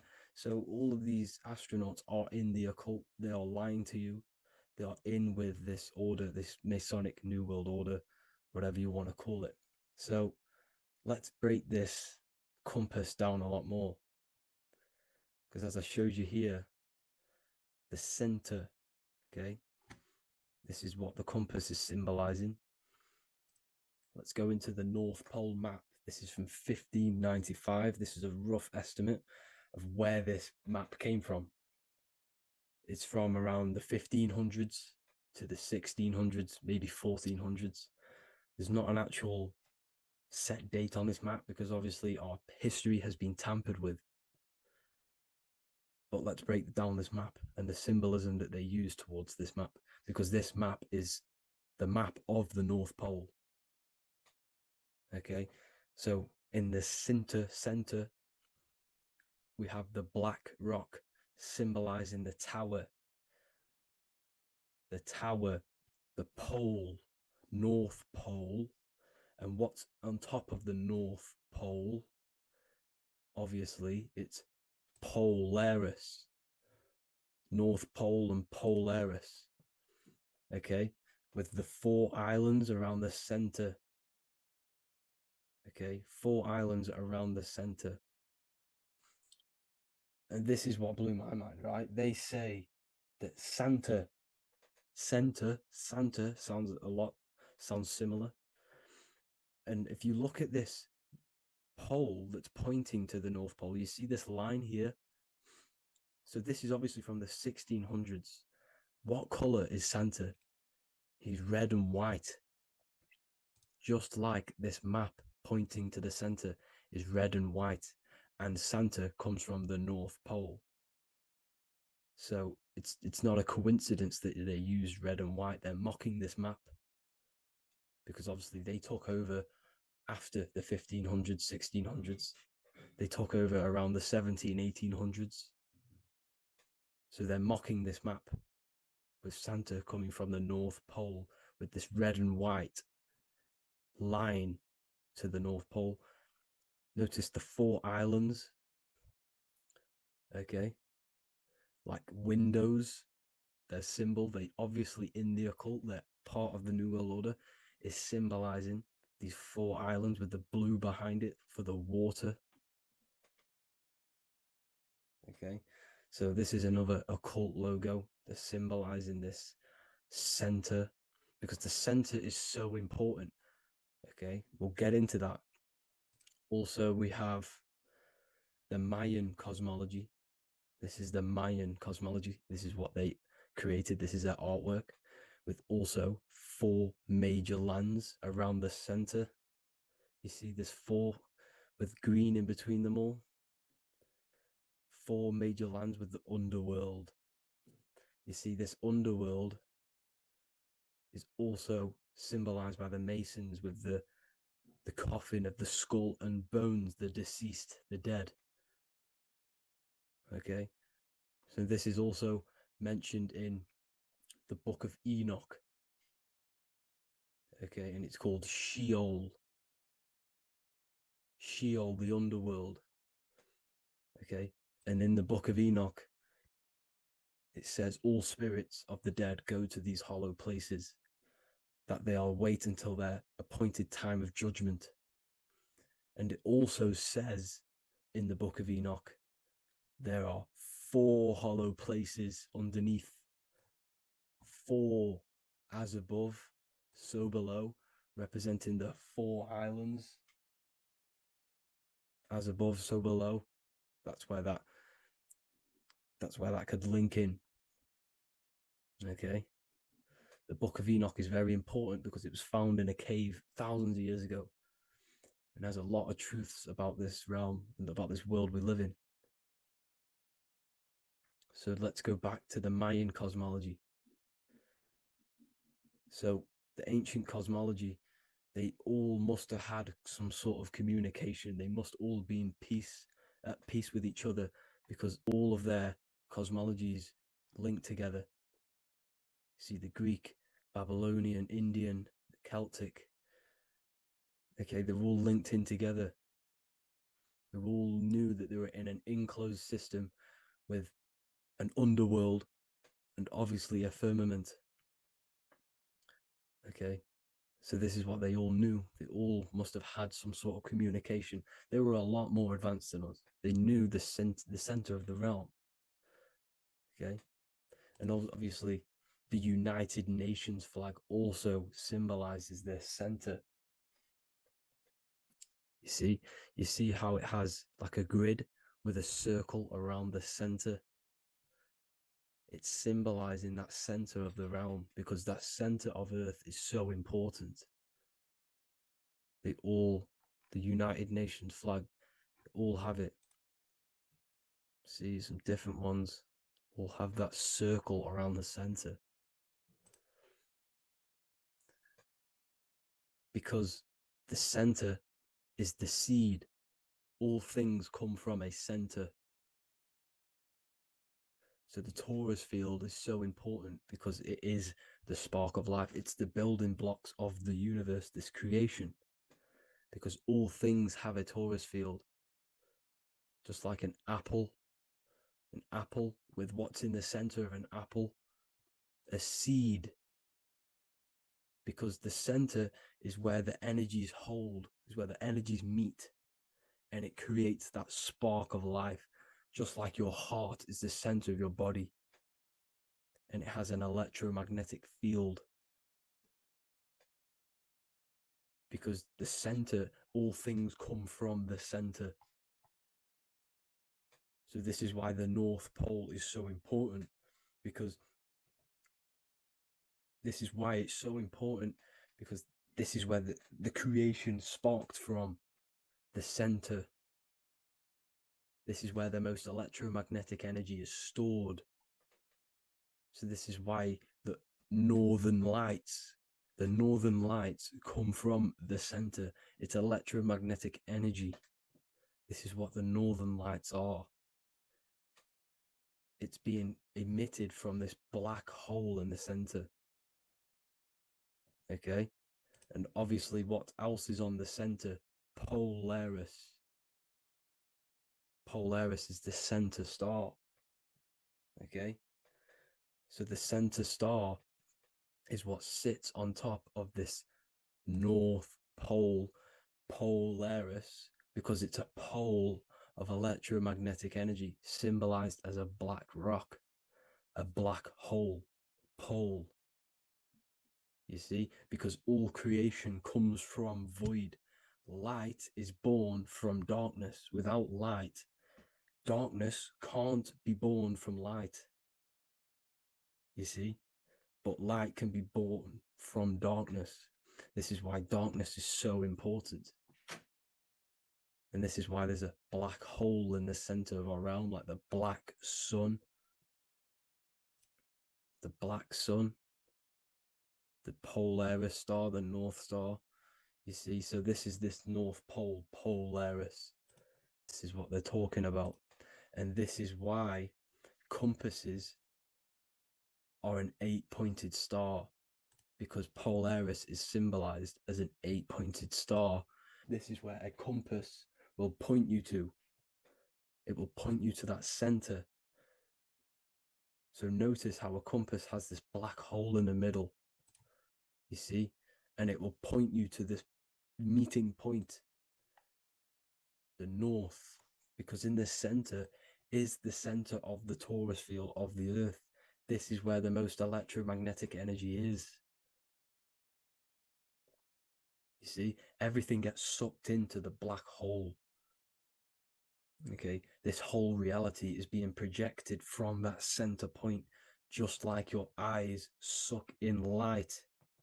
It's a black hole. Your eyes suck in the light of this light being emitted from this center place, this electromagnetic energy at the center, which is the seed of everything, of everyone. You see, just like an apple has the seed in the center in darkness, because in the center of the apple, it's dark. It's black. It's pitch black. But that's where the seeds are. That's where the life is. But Polaris is so important because it's that center star which lines up. It is the pole, it's the top of the pole of the torus field. So Polaris would be here at the very, very top. And this is where the compasses point you to.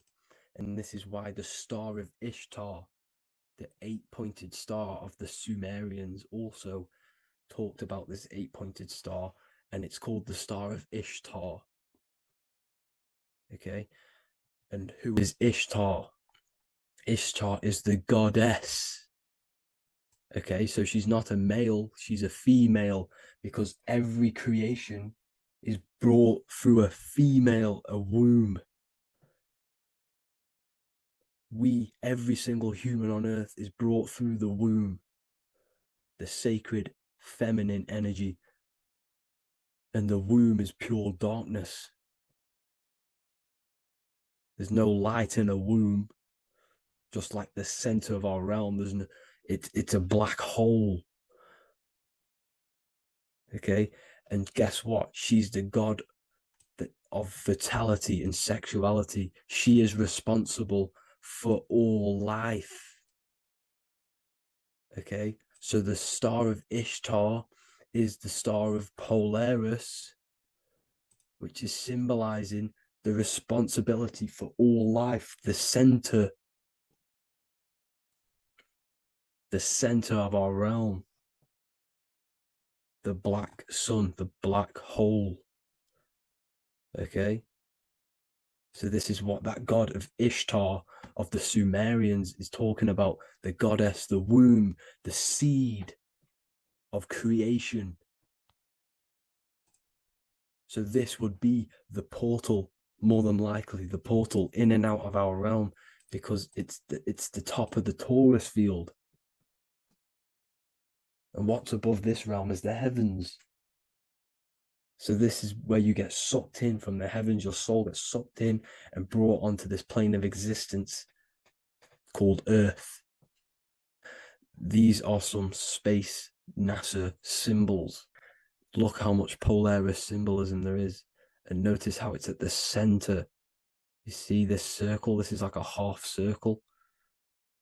And at the center is an 8-pointed star of Ishtar.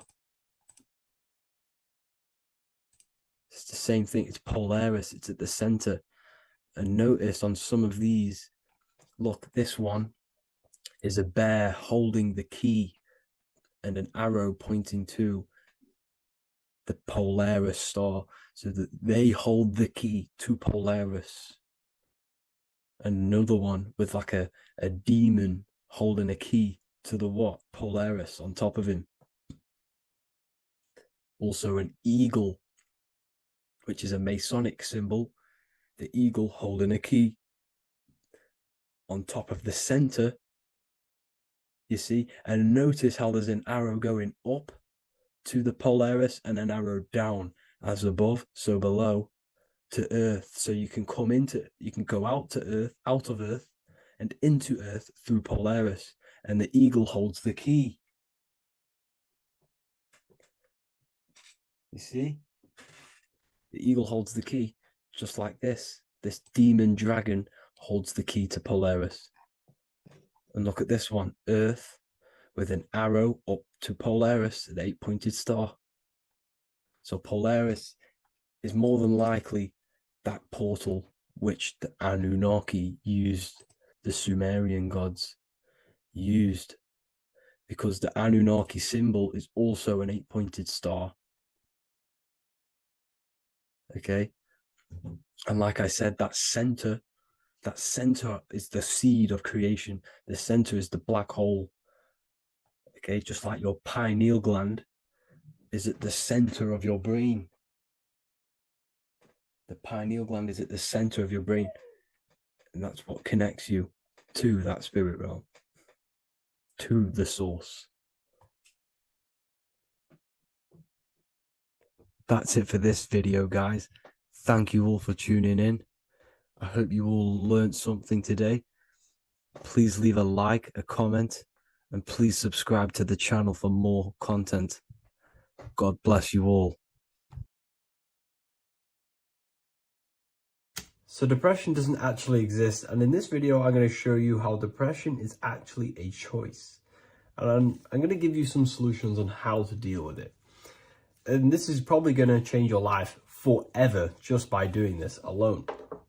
Okay, so the first thing you need to understand about depression is that it exists in your conscious mind. It exists in your thinking mind. So what is inside your thinking mind? You have your body, your name, your reputation, your trauma, your memories, your family, your worries, your interests, your bills, your passion, dislikes, goals, right? Most people identify their lives with this. They identify their lives with their thinking mind. They think they're their name, their job, their reputation, their memories. But this is not who you actually are. Who you actually are is the observer of that. What happens if you stop thinking? What is left? You're left with unconditioned consciousness. You're left with the self, which is what we refer to as I. We are the consciousness, not the thinking consciousness. You are not these labels. You are not your thoughts. You are not your job, your name, your reputation. Okay? And the reason why I'm telling you this is because it's very important, is that we are something beyond this body, beyond this name, beyond our thoughts. We are the consciousness. So depression exists inside of the thinking mind, the conscious mind. Okay? So if you want to get rid of depression, you must learn how to escape the thinking mind. And not only just escape, but that's step one. In meditation, you do meditations, right? We sit still and we have to learn how to control the mind and turn off the thoughts. And when we turn off the thoughts, depression goes out the window because there's no thought present in your mental field of consciousness to be depressed. Okay? You must understand, who is the one suffering from the negative thoughts? Who is the one suffering? Your mind is not suffering because the mind is producing the thoughts. Your body's not suffering from the negative thoughts. You are suffering. And who is you? You are a soul. You are that feeling. You are that person beyond the thoughts, beyond the feelings, beyond that. You are the one experiencing. You are that. Meditation gives us the ability to turn off the thinking mind. This allows us to escape our thoughts. Okay? And it gives us, over a long period of time after meditation, you'll be able to turn this switch. And this switch will be able to turn off your thoughts. And by doing this, we will be able to control our conscious mind directly by the hand. So when you notice yourself gaining them negative thoughts, we can then turn off the switch of turning off the conscious mind and rising to our authentic self and knowing the thoughts are just illusions. Now, let me tell you something that's very powerful. Most of your thoughts are coming from beliefs. Most of your feelings are coming from beliefs. So if you have a feeling of lack, this is coming from a belief that you don't have much. If you are feeling alone, this is coming from a belief that you are alone. So what we must do is restructure ourselves. We must restructure the subconscious mind, and we do this in many different ways. We can do this with meditation. We can do this with visualization, visualizing our desired reality as if we are living it. We can do this with affirmation. Now, a lot of people think, oh, I'm trying to speak something into existence with affirmation. No, you're not using vibration to try and change reality with what a lot of these new age people will teach you. Vibration, your words will not have much an impact on reality. That's the truth. But what they do have an impact on is reprogramming and recrafting and refining your mind. If you repeat, I am wealthy all day long, your subconscious mind, that word will be lingering inside your subconscious, and you will start to mold that into your conscious. You'll start to be consciously thinking about this. Most of your thoughts are coming from your subconscious. So if you want to get rid of depression, you got to figure out the trigger. What are you depressed about? What are you feeling? What are the beliefs that are making you feeling and thinking this way? And that's what you must restructure. You must restructure your subconscious mind through visualization, meditation, and affirmation. You do these all the time. You do these every single day, and you will slowly, if not surely, restructure your subconscious mind. While by doing the practice of meditation, you'll gain the off switch as well. Sometimes depression comes from not living in your authentic self. You're not doing the things that your soul is telling you to do. We all know what we should be doing at all times. I don't care what you have on. We all know we should be doing something. We all know that we have there's a higher aspect of our mind that tells us, oh, we need to be doing this, but I'm actually sat here on my phone. Oh, I shouldn't be eating this, but I'm doing it anyway. There's always that higher voice. And that is the voice that has to be connected to. And when your body's not acting out the voice of the soul, then the soul becomes sadder, and suffers more and more and more. There has to be a connection between the soul, the mind, and the body. They have to work in unison. Okay? So I hope this video helps with depression, with whatever you're going through mentally. There is a secret meaning behind the number 666. 666 is 3 sixes. The number 3 in occult and esoteric numerology represents the 3 aspects of human consciousness. We see this symbolism in the all-seeing eye with the light and the triangle. The triangle is the number 3. The eye represents consciousness, observation, and the light represents the light of consciousness, because consciousness is pure light. The 3 aspects of our consciousness is thoughts, emotions, and actions. Every thought creates a feeling, and the feeling creates the action. All physical manifestation is driven from these 3 aspects of our consciousness. All physical manifestation comes from thought. Every object you see around you, this screen, the phone you're on, the laptop you're using, or the iPad, was a thought in the invisible realms of consciousness. Then it was brought into physicality through feeling and action. This is because man is made in the image and likeness of God. We are all mini creators. We are all extensions of God's creative consciousness. Therefore, the number 666 represents 3 sixes. 3 is thoughts, emotions, actions. The number 6 represents the cube because cubes have 6 sides. This material world that we experience, everything has 6 sides. Everything's created by cubes. We can move forward, we can move backwards, we can move left, right, up and down. This is the cube that we are stuck in. Therefore, 666 represents our 3 aspects of our consciousness, thoughts, emotions, actions, all contributing towards our physical self, material world, material pleasures, completely cutting ourselves off from our spiritual, true, divine self, which means 666 is representing a state of consciousness. A state of consciousness where we only operate from a place of material needs and survival things. As humans, we possess a physical material body in the physical material external world, but we also possess an invisible inner world, which is what we call spirit. When we disconnect ourselves from our inner worlds, we become lost in this materialistic way of thinking and acting, which can lead to no life purpose, a feeling of emptiness and voidness in our hearts. Humans possess the ability to transcend our animal instinctual natures and turn to the divine mind, to the spiritual inner world. It is our inner world that is projecting our outer world. The outer world is just an effect of our inner state of consciousness.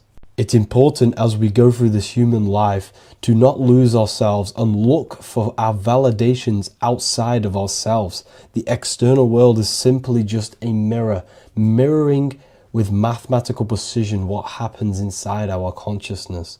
When we change our inner world, we produce effect in the outer world. To get back on track about this number, this represents when we are lost in our material self and we are completely cut off from our true divine self. The devil is always having goat horns, which represents a ground animal. This is the lower animal self of man. He's always red. The frequency of red is the lowest vibrational color, and it also represents the root chakra. This is all to do with survival mode and our physical needs and physical self. Red represents chaotic and intense emotions like hatred and anger. This is why the devil is always red, because it represents anger and an uncontrolled state of emotion and consciousness. You see, we've been taught in the church and all through religion indoctrinations that the devil is an external deity which influences humans. And in fact, this is nothing but a metaphorical story.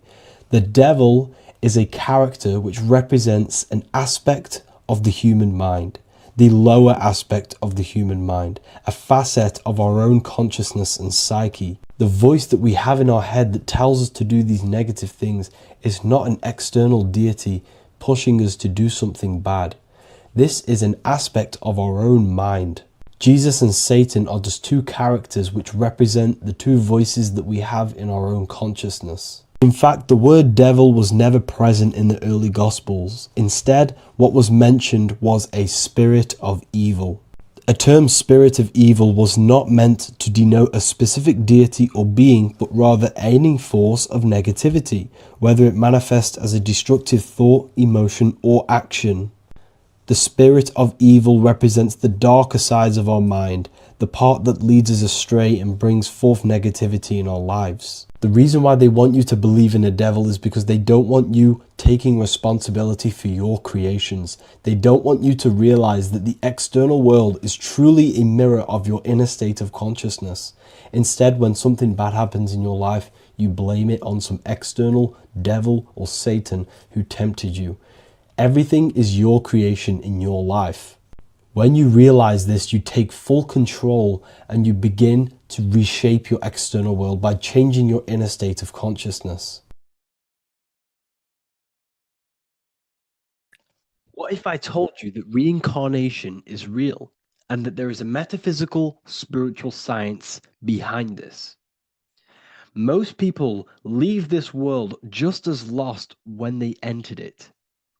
that they carry their fears, attachments, and addictions with them, only to be born again, trapped in the same cycle, repeating the patterns of lifetime after lifetime.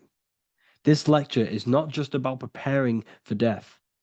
It's about mastering yourself before death, so you don't take them burdens with you.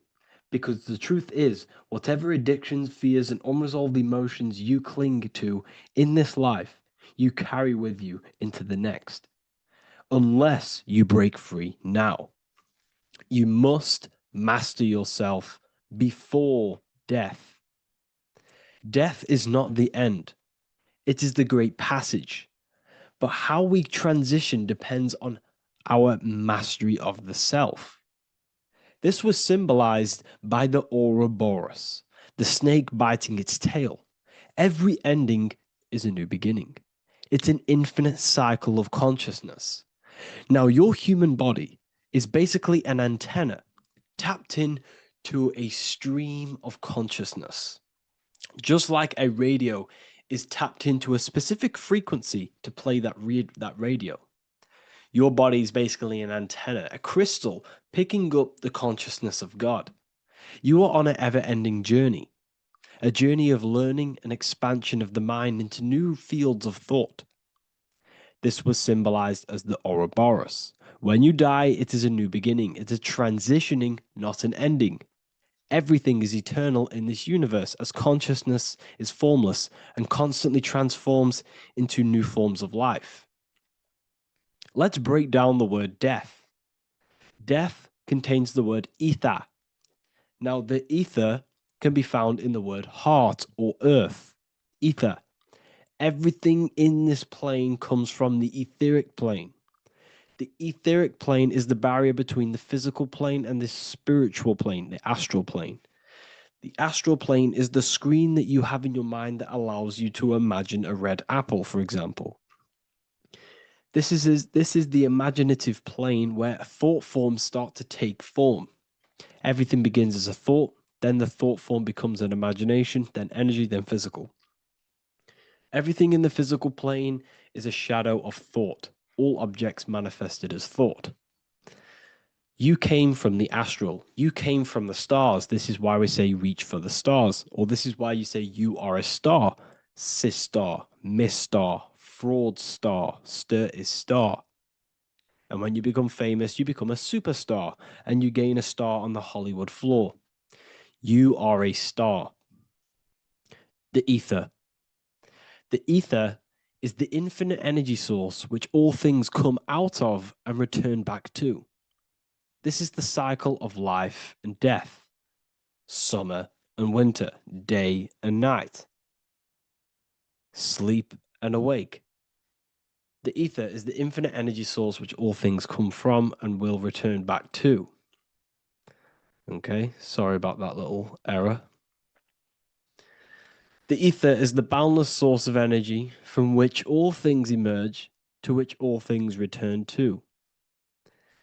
We can see this in the cycle of the sun. The sun does this wave of creation. It rises and it falls. We have the day and the night. The daytime represents our conscious mind when we are alert. The nighttime represents our subconscious mind when we are inside the spiritual realms. The nighttime is spirit, the daytime is matter, spirit and matter. Awake and asleep, conscious and subconscious. We see this in the yearly cycle. Summer is life, winter is death. Spring is the morning, summer is midday, autumn is evening, winter is the night. Everything is a macro and a micro cycle of being born out of the ether and returning back from life and death. Life and death is manifested within the cycles of the sun and everything outside of you, as within, so without. This is why we say sleep is the cousin of death. The macrocosm is death, the microcosm is sleep. Every time you go to sleep, you are essentially it's a miniature death. You're entering into spirit and then returning back into matter in the morning when the sun rises. Everything is a reflection of the macrocosm cycles. Preparation for death.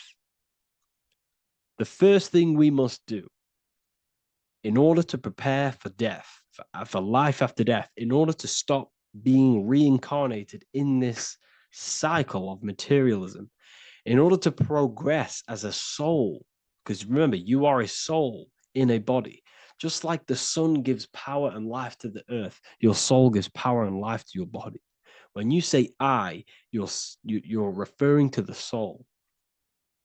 And your soul can be stuck underneath layers of false identifications. Who you believe yourself to be is merely a collection of subconscious programs running within your mind. Now that's very deep. That is very, very deep. Who you think you are is a part of your thinking mind. Your name, your job, your reputation, your family, your friends. These things are not you. They're all aspects of the thinking mind. What happens if you meditate and you turn off the mind? Then all these things do not exist. You're left with the pure soul, the pure awareness, the pure observation. If you turn off the thinking mind, you're no longer your body, you're no longer your reputation, you're no longer your friends, you're no longer your job and your labels. You are the soul. That's the true you, the observation of the mind, not the thinking mind. The ego is the echo. It's an echo of your true self. The ego is your mind's perception of itself, shaped by experiences, trauma, emotions, and beliefs. It is merely an echo of your true soul self. The ego is not you. Your mind is not you. You are the soul. And this is the true self that we must express within our life and we must connect with before we die. Because when we die under the echo, under these false layers of the emotions, the traumas, the experiences, the addictions, the emotional attachments, when we die underneath all of this, when we don't know our true self, the soul is still hidden. The true you is hidden underneath these layers of false identification. We must remove these layers of false identifications. We must remove them. We must destroy the echo. Remember the ego, you never had an ego when you were a child. When you were a child, you were pure. You didn't, you didn't show off things. When you were a child, you were pure. You expressed yourself freely with you didn't hide anything. You didn't hide any aspect of yourself. You didn't suppress any aspect of yourself to fit in as a child, as a baby. Because the ego was not here when you came here. The ego grows with experience. The ego is a false perception of yourself while being incarnated in this material world. It's your mind's perception of itself and it's created through your experience. Remember, you are unconditioned consciousness, and your experiences, thoughts, traumas, emotions, and beliefs have conditioned your consciousness into believing you're only a physical body, but you are the soul. We have to remove these layers. How do we remove these layers? Like I said, the best thing, meditation. Meditation. There is a great meditation that you can do every single morning and every single nighttime. You can sit there and repeat over and over before you meditate. You can repeat that you are not this, you are not that, you are not this. You can label them one by one. Start with, I am not my body, I am not my job, I am not my name, and then detach from absolutely everything until you are left with nothingness. And when you start to meditate, detach from everything. Nothing matters. I am here right now. And what will be left? The only thing that will be left is the language that your mind is using.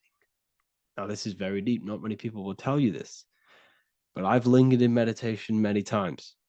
And I can tell you from experience that the only thing left once you detach from everything is the language that your mind is attached to. So whether that's English, Italian, French. Once you detach the language of the mind that little voice in your head's using, you're left with the soul. Once the mind is switched off, you're left with the soul, and you have detached from all of these external things. You're left with the soul. That's you. That's the power. That's the source of all creation, where everything you've ever done has come from. Every thought, every idea has come from your soul. Number two, that's meant to say number two. Sorry about that. Mental addictions and emotional addictions. Okay. These two are very important. Mental addictions, this could be thought patterns, this could be the labels that we've just been talking about.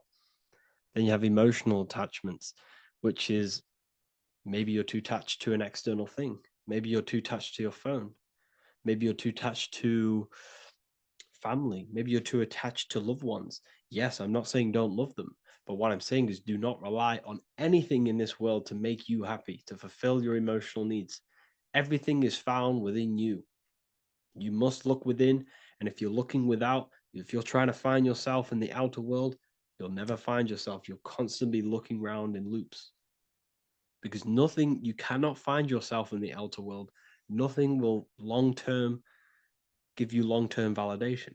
Seeking validation in the outer world will leave you soulless, leave you feeling empty inside and sad and depressed. You have to find yourself within. You have to detach from everything you are relying on to give you emotional stableness. You have to detach from all. Yes, love your children. Yes, love these people, but do not rely on them. Because everything in this world is temporary. Do not conform to this world. The Bible tells you this. Everything in modern society nurtures the body, but neglects the soul. They keep you addicted to as many things as possible. Smoking, you have to detach. Drugs, you have to detach. Alcohol, detach.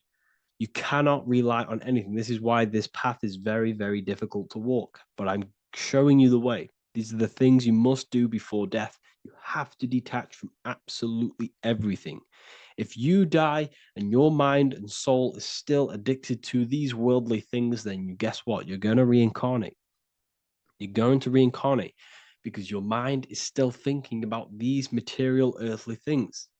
And if you are operating in that vibration, you're going to project that vibration and come back here. You have to detach. You have to master the soul and master the mind. Like I said, the matrix is designed to keep you addicted to as many things as possible. Your phone, food, smoking, drugs, alcohol, clubbing, all of these things.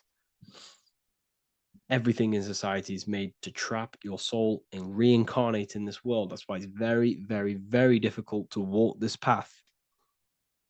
Very difficult. Matrix, matter tricks. John 2:15 to 17. Do not love this world, nor the things it offers you. For when you love the world, you will lose God. Do not love this world, nor the things it offers you. Do not conform to the pattern of this world, but be transformed by the renewing of your mind. Great quote. Do not conform to the pattern of this world, but be transformed. Let this world transform you. Learn from this, expand from this, but do not be mentally and emotionally attached. Okay? What good will it be for someone to gain the whole world yet forfeit their soul? Like I said, everything in the Bible is telling you the truth. You just got to read it correctly. This is spirituality. This is spirituality. The Bible is spiritual. It's a spiritual text. We must disconnect from everything outside of us and connect with the true soul. Here we have the Egyptians showing you the soul leaving the body. Here we have the soul here. Here we have the Masons showing you the soul coming out. The soul is real. You are the soul. And when you leave this physical plane, you will go into the astral plane. That's where you came from.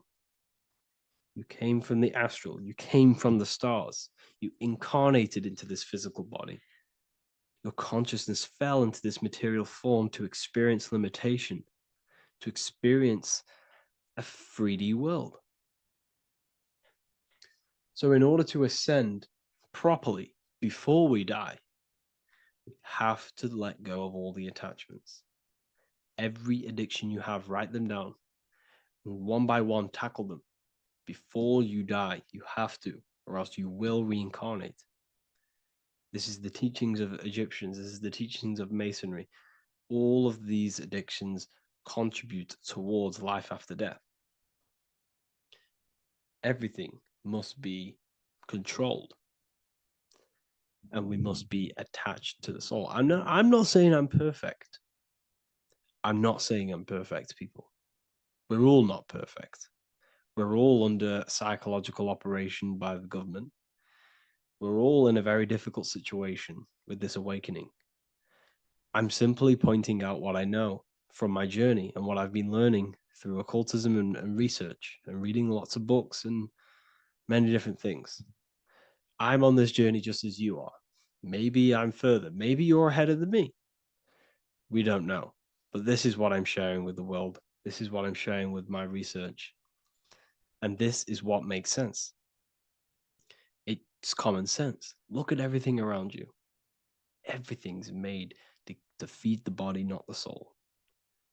So, my beautiful watchers and fans and supporters, I appreciate every single one of you, and I hope this video has supported your journey.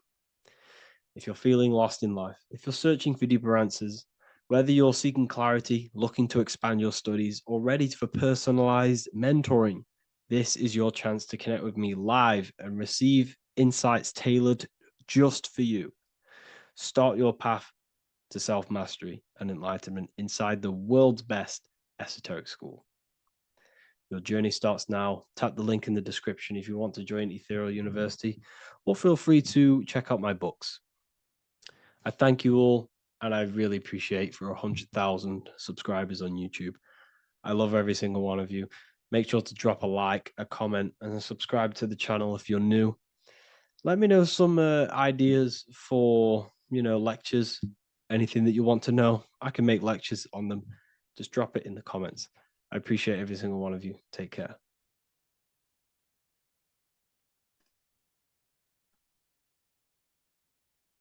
Do the elites actually worship Saturn? In this video, we're going to be discussing the occult and esoteric meaning of the 7 planets and the abuse of the Saturnic energy within today's world. This will help you gain a deeper understanding of reality, yourself, how you create reality, and what these 7 planetary energies actually truly are. In order to understand anything within the universe, we have to understand the law of correspondence, the law of as above, so below. There is one consciousness expressed in infinite forms. Me, you, the squirrel, everyone who possesses consciousness within this universe is an expression of the one divine consciousness, what we like to call Source, God, or the grand architect of the universe. We have to understand there is a large scale, but the large scale is mirrored in the small scale. If we look at lightning, this is a large scale. This is the macrocosm. Then we go a bit smaller to the trees. We see the same pattern. Then we look a little bit smaller into the human body. We see the same pattern of the nervous system. Then if we zoomed into the microcosm, brain cells, we still see the same pattern. This reveals the universe is a fractal universe. The large is reflected in the small. And this is the symbol of the Fibonacci sequence, which represents this as above, so below principle. The big spiral represents the macrocosm, but then this spirals into the tiny spiral. This symbol goes for eternity, never touching, never finishing. The large is mirrored in the small. With understanding this, we can realize that we are a microcosm of God. We are our own universe. We are our own world. Your body is the earth. Your mind is the mind of God, just in a smaller version. You are a drop in the ocean of the vast collective consciousness. With that being said, everything you see outside of you is inside of you. As above, so below. The 7 planetary energies on a macrocosmic scale are the 7 energies that form the physical world. The physical dimension is crystallized thought. Everything you see around you was thought made manifest. Thought, imagined, then created in the physical reality. reality. Therefore, these 7 planetary energies are 7 astral forces that create and weave the material existence. For example, if we look at a tree has 7 categories of consciousness, 7 creational forces that create the tree. This is the reason why we have 7 days of creation in the Bible. This is the reason why we have 7 days of the week for the 7 planetary energies. Monday is for the moon, Mars is for Tuesday, Mercury for Wednesday, Jupiter for Thursday, which is Thor. Thor is Jupiter. Venus for Friday, Saturn day for Saturn, Sunday for the sun. This is also the reason why we have 7 major energy centers within the body, the 7 life forces that flow through the body to give physical existence to the physical form. Man is a microcosm of the universe. With that being said, if we look at a tree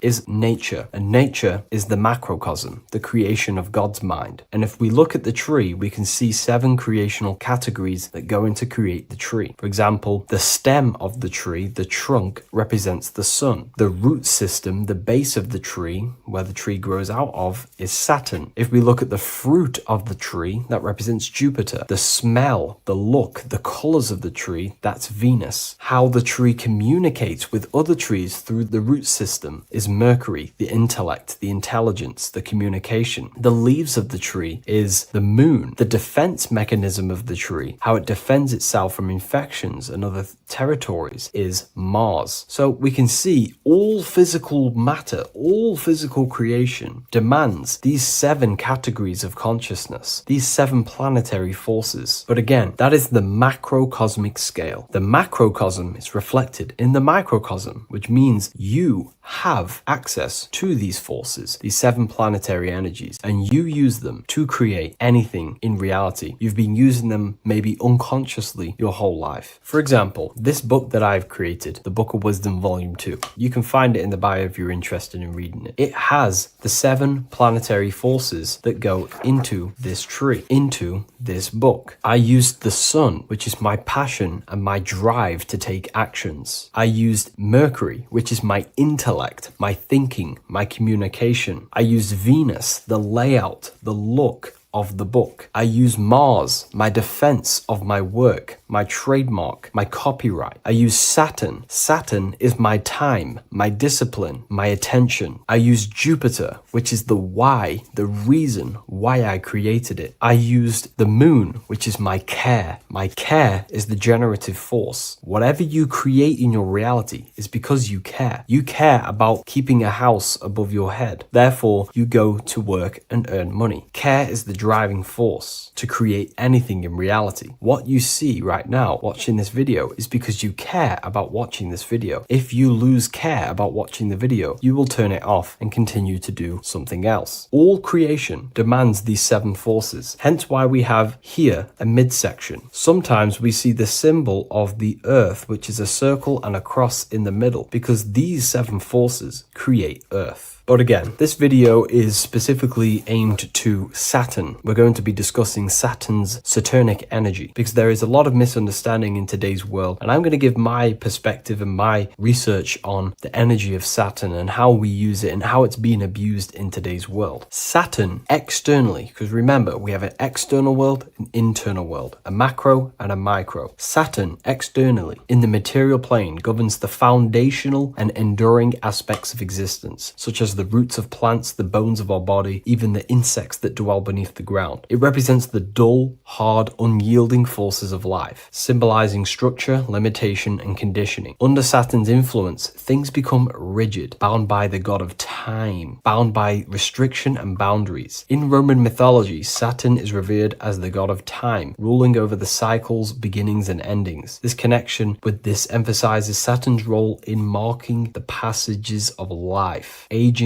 and inevitable constraints we all face. Internally, inside yourself, the microcosm. Internally, Saturn embodies the conditioning within our own consciousness. When Saturnian aspects of consciousness dominates, we become overly rigid, fixated, restricted in our thinking and actions. For example, Saturn's influence is strongly felt in today's world, where many people's minds are confined to societal norms and conditioned responses. The pervasive control Saturnian energy can lead lead to the sense of limitation as people become trapped within structure imposed by society and power structures. However, we have to remember that limitation, there is dark and light. Limitation is not bad. This is why Saturn is connected to the god Satan. They are the same being. It's something that restricts, holds back, and keeps you limited, conditions and limits consciousness to its lower power. Saturn is a great teacher, guiding us through difficult life lessons that ultimately lead to growth and expansion and power. Although Saturn's energy is harsh and often challenging, it helps us to develop resilience, discipline, and wisdom. Yet in modern age, this energy has overpowered the minds of the masses, fostering excessive rigidity and limitation. Instead of being ruled by Saturn's constraints, we should seek to embrace more freedom, love, joy, balancing Saturn's lessons with openness and fluidity in our life. So like I said, Saturn rules law. Anything that is limiting or holding back, something that is a restriction or a wall. This is why we see judges wear black robes. The color black is associated with Saturn because Saturn rules over the nighttime and the winter time. Capricorn, they wear black robes. A graduate also wears a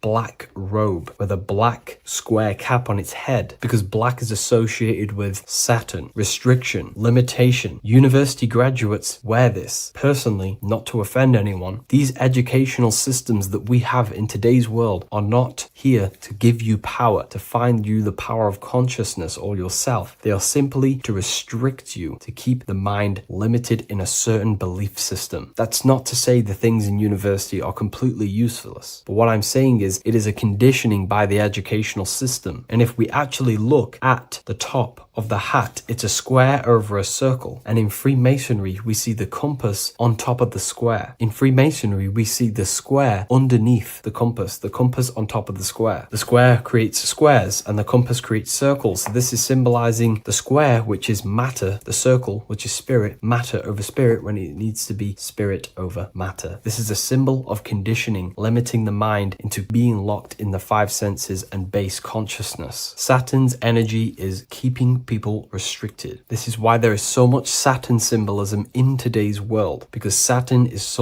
anything to do with limitation, restriction, and time. All of the systems in place are to limit our minds, to keep us on base consciousness, only thinking in a limited box, only thinking and aware of the five senses. In base consciousness, in animal nature, one only thinks according to their senses. When they have a sense, their mind thinks. This is an affect state of consciousness. They're living in the affect. We need to understand that in base consciousness, we have no true power to create. We're simply living in cycles of affect. Now, what do I mean? The physical world is the effect. It's already manifested and cannot be changed. Our consciousness needs to rise to become a cause instead of playing around and being lost in the effect, to become a co-creator. And this is what the system does not want you to do. It does not want you to become a conscious creator. So they keep you in base consciousness, not giving you the awareness that you are literally a god creating a world right now. You are a world and you are shaping the world. Our consciousness needs to be mastered, controlled, and then we can become a conscious creator instead of running around in the world of illusion and effect. As above, so below. What happens in the mind happens in reality. We do not want to be matter over spirit, which means the external world over the internal world. We need the internal world to rule over the external. Saturn's symbolism can be symbolized as a black cube. The cube symbolizes this physical world because everything has 6 sides. We can move forward, backward, left, right, up, and down. We are in this cube. This is why we say think outside the box. Thinking outside the box means to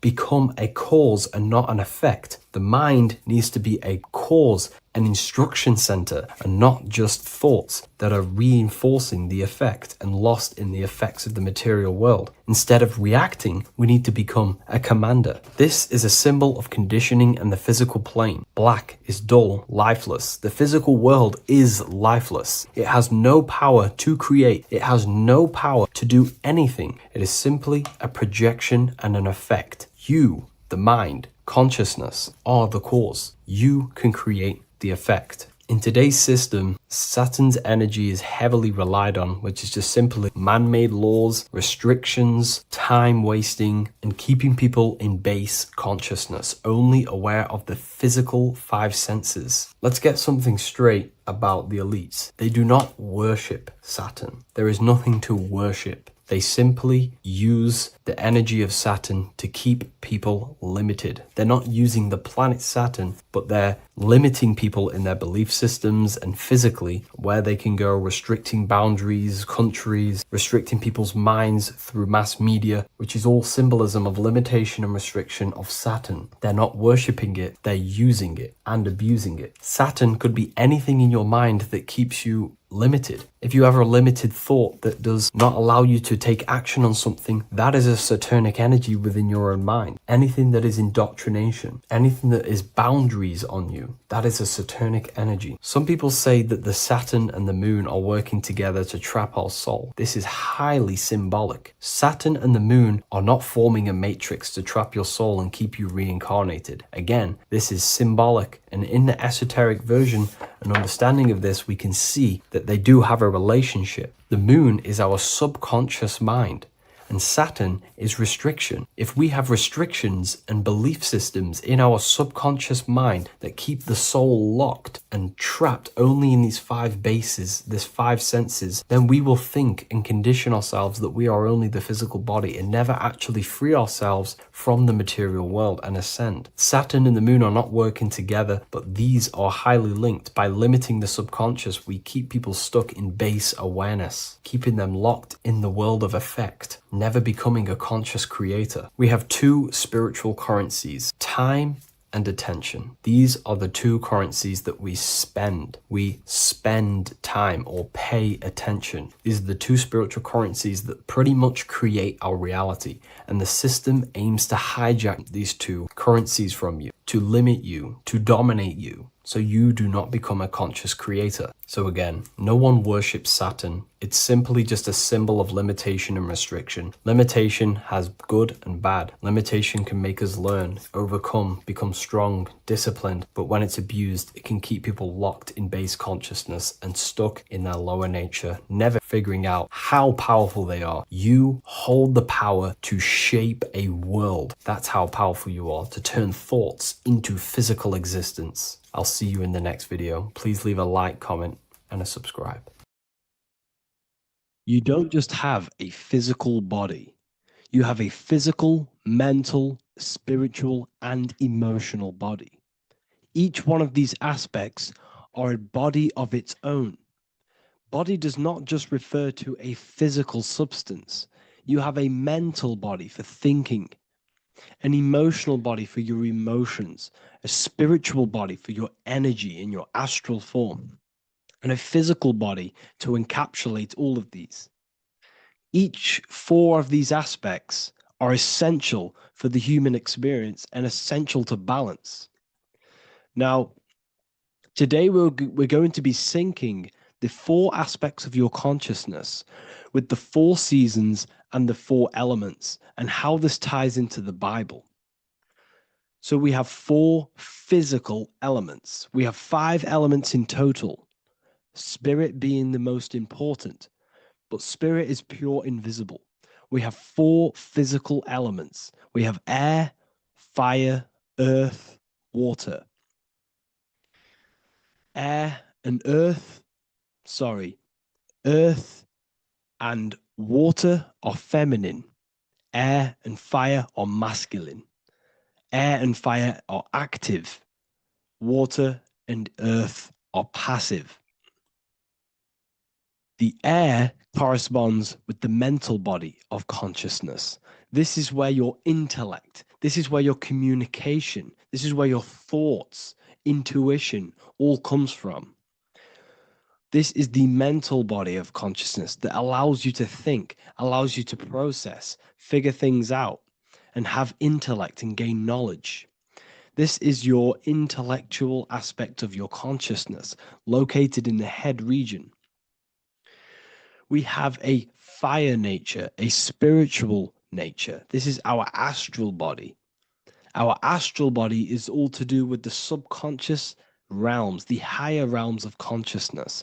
This is the body that allows us to be free from the physical body. Our spirit is more of our energy.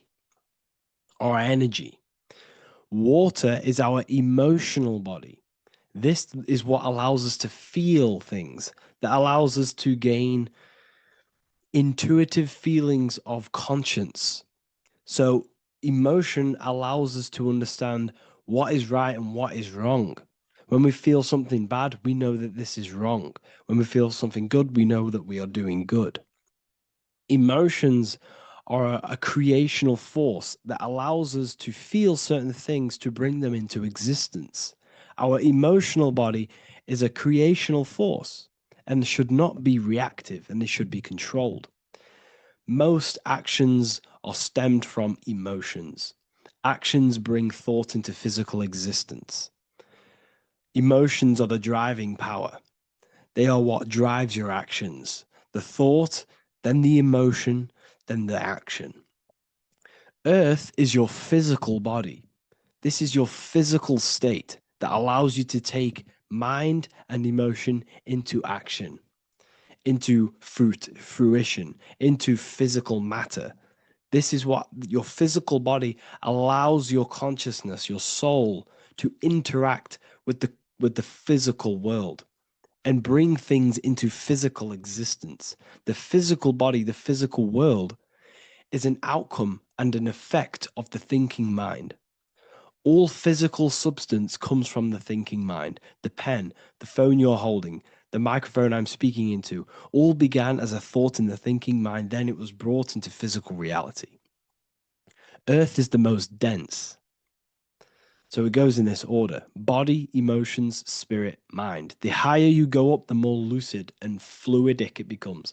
The lower you go down, the more dense and dull it becomes. Air is the mind, fire is the spirit, water is the emotion, earth is the physical body.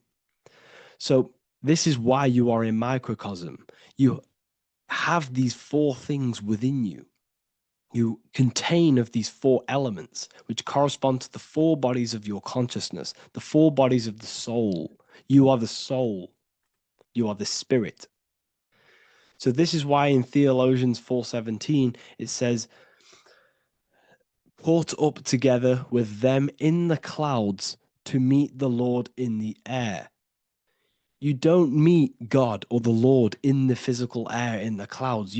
This is clearly a parable. A human being cannot go up to the clouds and meet a mystical man in the clouds. This is obviously a parable, a metaphor. The air is your mind. You must raise your consciousness beyond the body, beyond the emotions, beyond the spirit, and enter in the mind during meditation, turning the mind inward to connect with the Lord. The Lord is the highest aspect of your consciousness, the one that exists beyond the physical body, beyond your emotions, beyond the thought. So you meet the Lord in the air, in the mind. The mind represents the air. This is why in America there's a saying called an airhead. You're an airhead. This means that you are stupid, or you don't think, or you have nothing in your mind. You have nothing in your head. When someone's very stupid, you call them an airhead, because air represents the mind. The air is elevated. The air is invisible. The mind is totally invisible to the human eyes. It is a metaphysical substance. In fact, it's not a substance at all. It's so fluidic. It's everywhere. The mind can be everywhere at all times. It can be anything. Nothing is impossible within the mind. Now, this is synced with the four seasons. The four seasons represent the four aspects of human consciousness, the four bodies of your consciousness, the four bodies of your soul. The sun is your soul, okay? And the sun travels around four seasons. Summer, when the sun is the most hottest point. Autumn, when the sun starts to move away from the hottest point. Things start to die. Then it goes to winter. This is when everything dies. This is when things enter in within itself. This is when darkness occurs. Then spring. This is the reignition of the sun. This is when the sun starts to bring back the warmth back to the summer. You have 4 seasons, which correspond to the 4 bodies of consciousness. Fire is the spirit. This is when you are passionate. This is when you are taking action. This is when you are fiery. The sun is blazing. You're taking action. You're very passionate. You're very spirit. You're in the spirit. Autumn is water, emotion. This is when you start to become very reflecting. This is when you start to feel emotional. Because in autumn, there's lots of water. This represents the emotional body of consciousness. Winter is the mind. This is air. Winter, what happens in winter? Everything enters within itself. The leaves die. The trees die. Everything dies and goes within. This is the mind. The mind is the darkness, remember. You close your eyes to enter within the mind. The winter represents meditation. In the winter, what do people do? They stay inside of their house. They research more. They read more books. They become more intellectual. They think more in the winter because we are so we're stuck inside. So we're more reflective. We're thinking more. We're more communicative. We're more intellectual. In the spring, this represents the earth, the body. This is when we start to come out of the mind and we awaken to the body, and things start to grow again. The plants start to grow. The earth is growing again and reborn again. This is the body. This is when you become more active in the spring. And then the summer, back to the summer, we then take action on these thoughts and these thoughts that we gained over the winter. Essentially, this is just a massive cycle. And this is a daily cycle also. The nighttime is the winter. The morning is the spring. The midday is the summer. And the evening time is the autumn. This is a microcosm. We have 4 bodies of consciousness. You are the sun. You are the soul. And the soul has 4 bodies: summer, autumn, winter, spring. Emotion, air, body, spirit. Sorry, emotion, mind, body, spirit. So you are the soul. You are the pure essence of consciousness. The sun is your soul in the heart. And the seasons are inside of you because you are a microcosm. Okay? You are a microcosm. The word sun is son.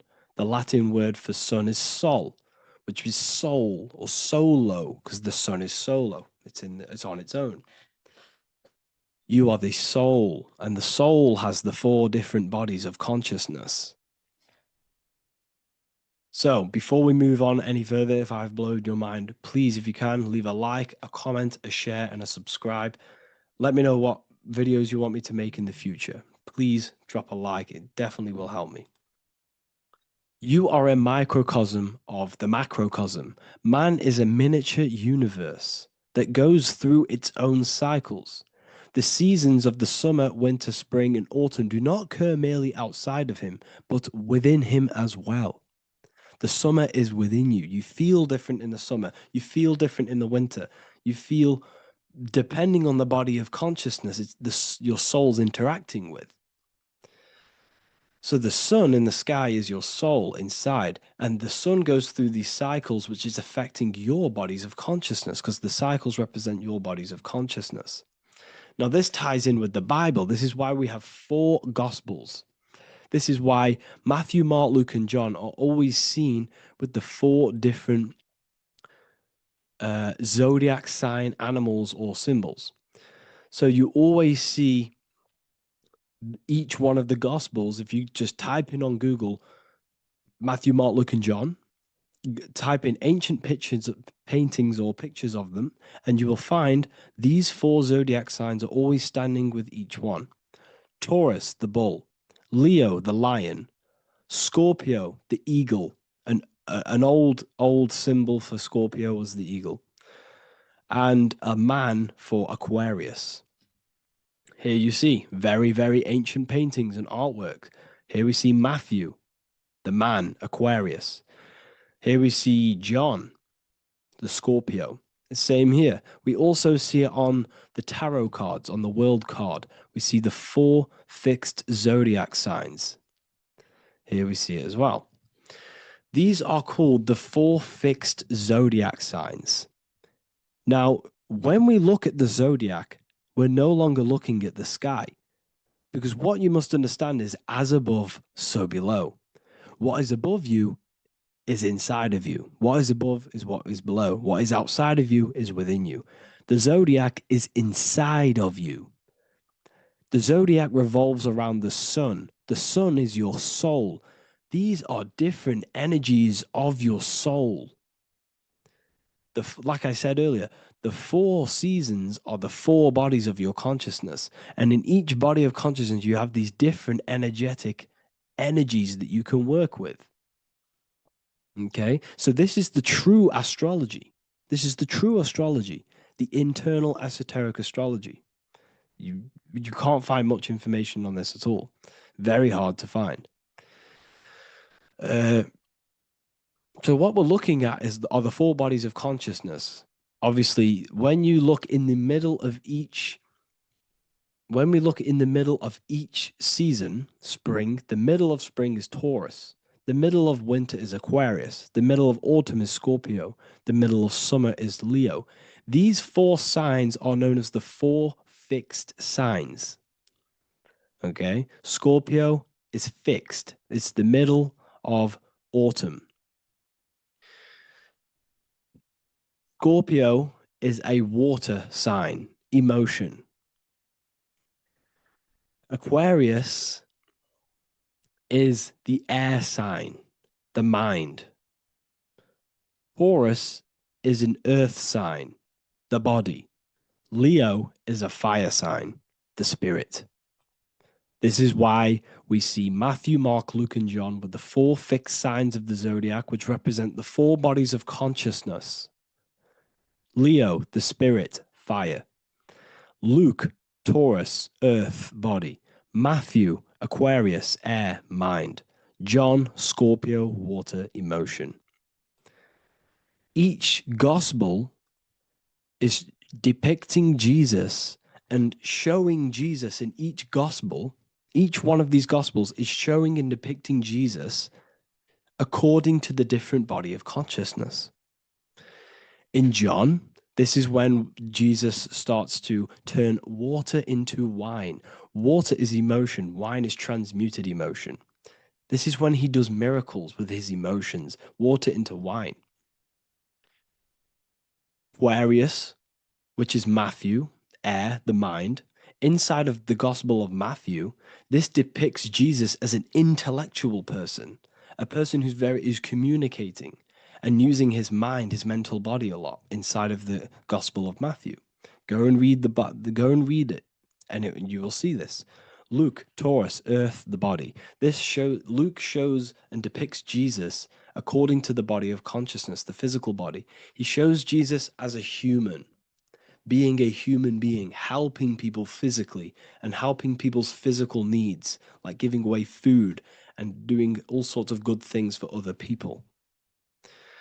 Leo, Mark, inside of the Gospel of Mark, this shows Jesus as a spiritual teacher, a passionate person who is taking action. Each gospel is showing Jesus according to the different body of consciousness. And Jesus represents you, the sun. That's why it's called the Son of God, the light of the world. Jesus represents your soul, and your soul has these 4 gospels, the 4 bodies of consciousness, the 4 fixed signs, the 4 elements, and the 4 seasons. These things all correspond to your consciousness. So this is Leonardo da Vinci showing you the exact same thing. Jesus is the I am, the sun, the soul, in the middle, on his own. Luke, spring, earth, body. There are 3 people in each group. There are 4 groups, and there are 3 people in each group. 1, 2, 3. 1, 2, 3, 1, 2, 3, 1, 2, 3. Fall, winter, summer, spring. These are according to the 4 bodies of consciousness. Here we see Aries, which rules the head region. He's on the head of the table. Gemini, he's holding up the two hands because Gemini rules the two hands, the two arms. Gemini is the two twins, which is the two arms and two hands, and the two lungs. Here we see the beginning of summer, which is Cancer. You see the big knife here. Cancer, him here, this gray-haired guy, holding a knife for the crab. Cancer, they pinch. You have a knife, symbolizing the crab. Leo, the middle of summer, showing dominance. The sun is very dominant. He's got his elbow on the table, showing dominance. Virgo has no Adam's apple. Cancer here is pointing at this woman's neck, saying there's no Adam's apple. This is Virgo, the virgin, the only woman. Jesus, the sun. This is Libra, the balancing. He's holding his arms out, balanced, showing the balancing of the sun. Because when the sun enters Libra, the sun is balanced between winter and summer. So it's balanced. This is all astrology, but this is internal. Okay. This is Ezekiel's vision. Ezekiel had a vision in the Bible, and he saw the face of a man, the face of a lion, the face of an ox, and the face of an eagle. The eagle, Scorpio, the ox is Taurus, the lion is Leo, and the man is Aquarius. He saw the throne of God, and he saw the different bodies of consciousness. This is all symbolic for the different bodies of your soul. So when we look at the zodiac, we are actually looking at a map and the energies of our soul and the energies of our bodies and the energies of our consciousness. This is what we are looking at. Each zodiac is an aspect of our consciousness and an energy that we can work with and that we must purify. Balance and purification is essential. Imagine playing a brand new video game. Let's say a brand new video game came out and you had to play it. What happens when you play that game? You don't know the controls. You cause chaos in that game. You can't really run properly. You can't do anything properly. You're getting destroyed by other people who are playing that game. It's the same with your physical body. When you are born, you must learn how to play the game. You must learn how to balance the mind, learn how to balance the spirit, the emotions, and the physical body. We must balance and purify each body of our consciousness.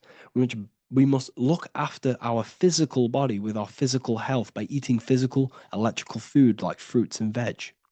We must look after our minds by being conscious of what enters our eyes, enters our ears, enters everything. Whatever enters our five senses is affecting our mind, our mental health, our environment, mental. We need to look after our thoughts, control our thoughts by purifying our thoughts, only positive thoughts. Then we must purify our emotions, feeling only gratitude and love and not feeling these negative, dull emotions. Then we must look after our spiritual body through meditation and looking after our spirit. But remember, when we look after our mind, it all begins in the mind. Each body of consciousness is interlocked with the other. If you have an unhealthy body, you have an unhealthy mind, spirit, and emotions. If you have an unhealthy mind, you have an unhealthy body, spirit, and emotions. If you have an unhealthy emotions, you have an unhealthy spirit, mind, and physical body. They're all interlocked. You must balance each one of them. Look after your physical body. Look after your thoughts. Look after your emotions. Look after your spirit. But remember, the mind is the most powerful one. It's mind over matter. Once we look after the mind, because once we start to control our minds and control every thought we think, this will then turn into discipline in our physical body. Because once we learn how to discipline the mind, we learn how to discipline what we eat, we learn how to discipline what we feel, we learn how to discipline our spirit. This is all interlocked, but work on the mind first. Work on the mind first. All of this knowledge is inside of the brand new Book of Wisdom, Volume 2. This is a revolution in human consciousness. If you've read it, please leave a review down below. If you've read Volume 1, leave a review down below. This is the next revolution. I don't see this information anywhere. This is the next revolution of human consciousness. And of course, if you are serious about this and you truly want to gain enlightenment and join an amazing community where you can connect with me on live calls, lectures, the Manifestation Mastery course, you can gain access to my library with over 45 PDFs plus my books. And if you do join the university, you can order a volume 2 free of charge. All you have to do is to pay for shipping. If you truly take your knowledge serious and you want to take advantage of life, join the university. This is where truth seekers belong. Just want to say thank you all. Please leave a comment. Please leave a like. It's going to help me a lot spread this knowledge to the world. And yeah, share this with a friend and subscribe. Thank you all. Geometry. This is the study of nature, of the codes, the mathematical codes behind physical reality. So today we're going to be going deep into geometry and the true esoteric internal geometry, the geometry that no one really talks about, and how geometry relates to human consciousness. So essentially, what we must understand when it comes to geometry, the basics of geometry is everything is vibration. And this vibration is vibrating on a certain frequency.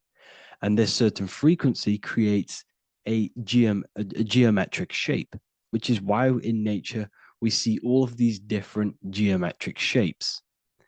All matter takes form in shapes. So if we put sand on a plate and we vibrate the plate on a specific frequency, we see that the sand goes into specific geometric shapes and patterns. So essentially, matter is energy condensed. It's energy vibrating on a low frequency, vibrating at a certain frequency. So matter is condensed energy. And each geometric shape is manifesting and showing a specific energy. Some shapes carry more energies than others. For example, the cube is what traps energy. A square is what traps energy. So geometry and the flowers are basically how energy manifests itself into physical matter. We are in a world made out of energy or light. Light is energy.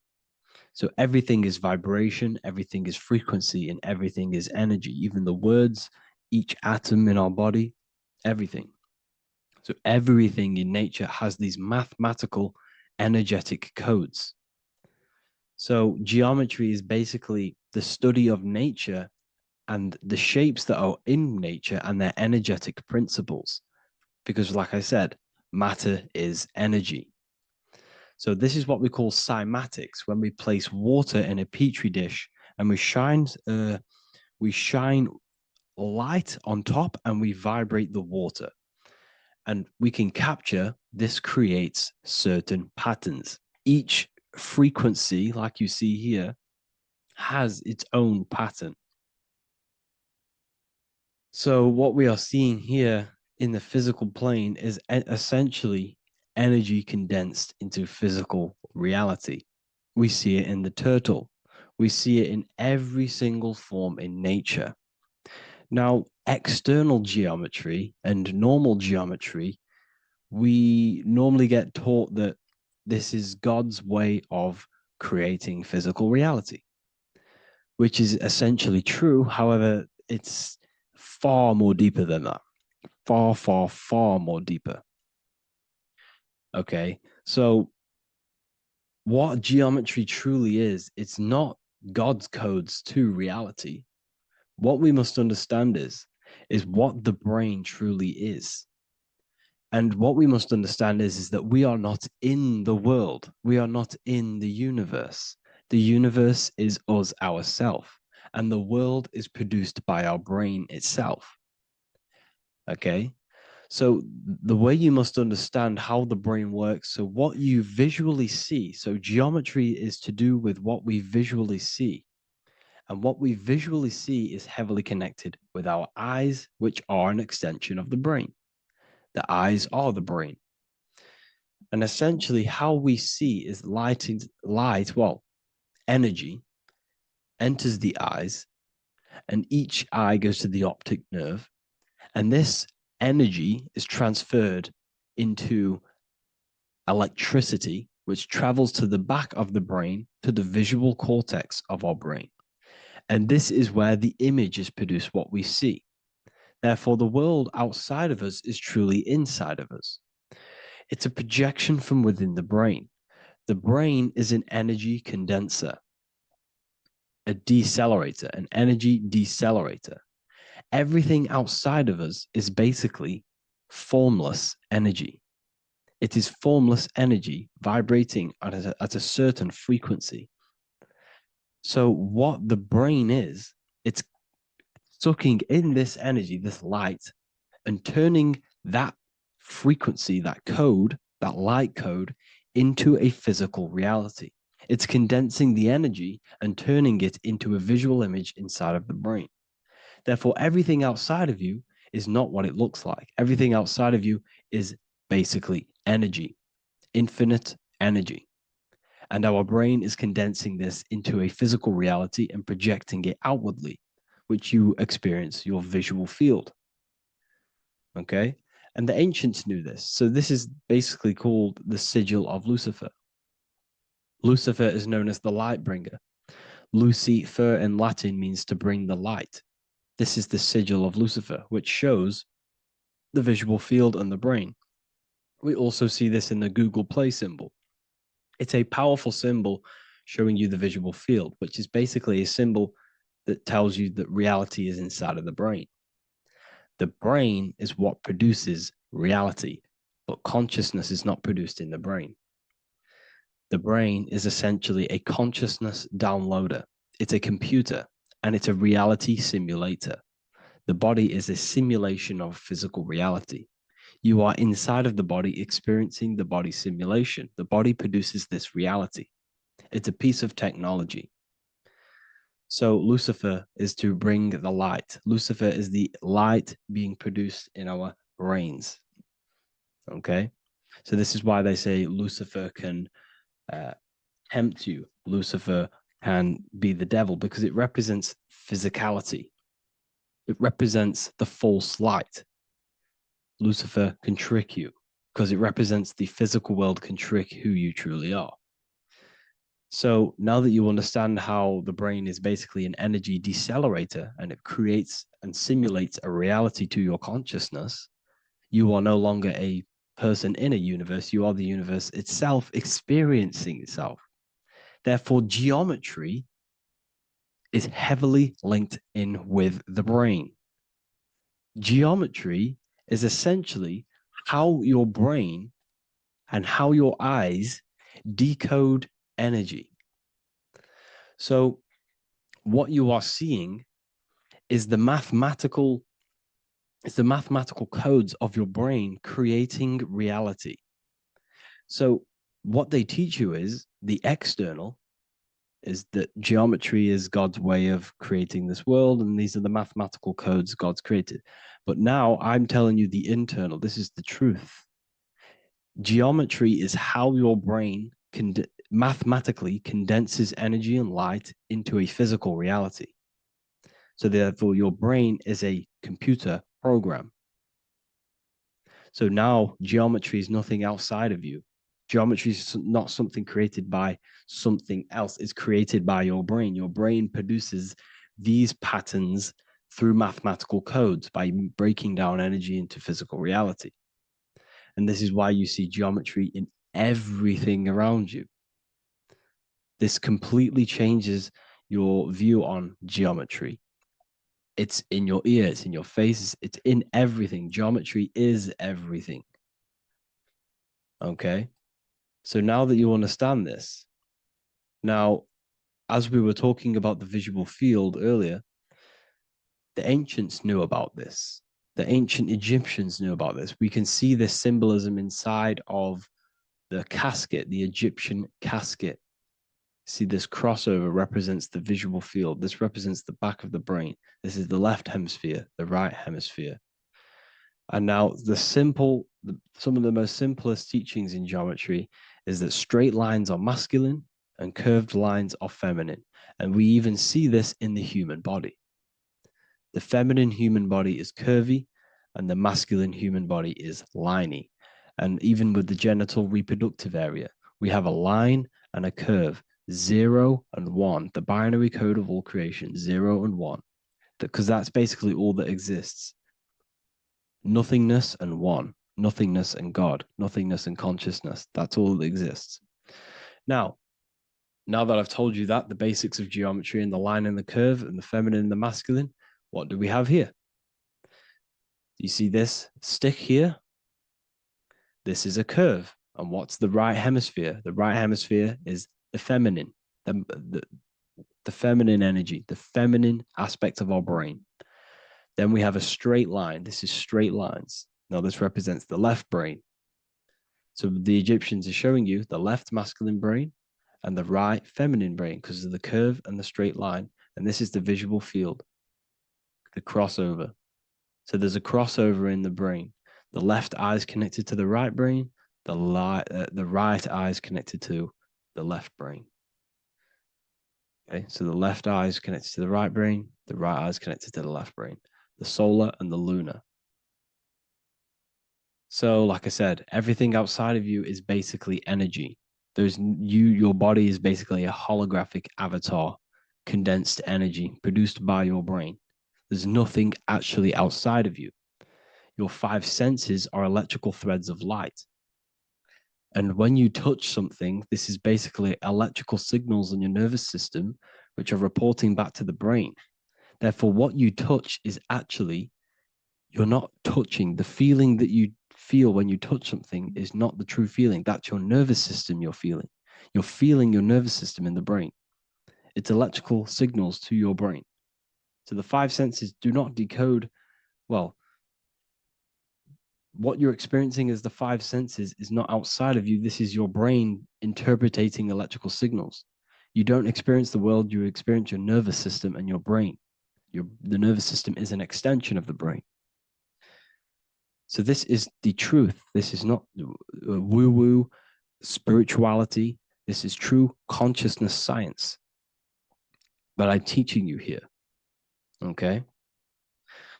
So nothing is truly outside of you. It is a universe. You yourself are the universe, the fabric of the universe itself. The only thing that exists outside of you is essentially energy. That is it. And your body and your brain condenses this energy into reality.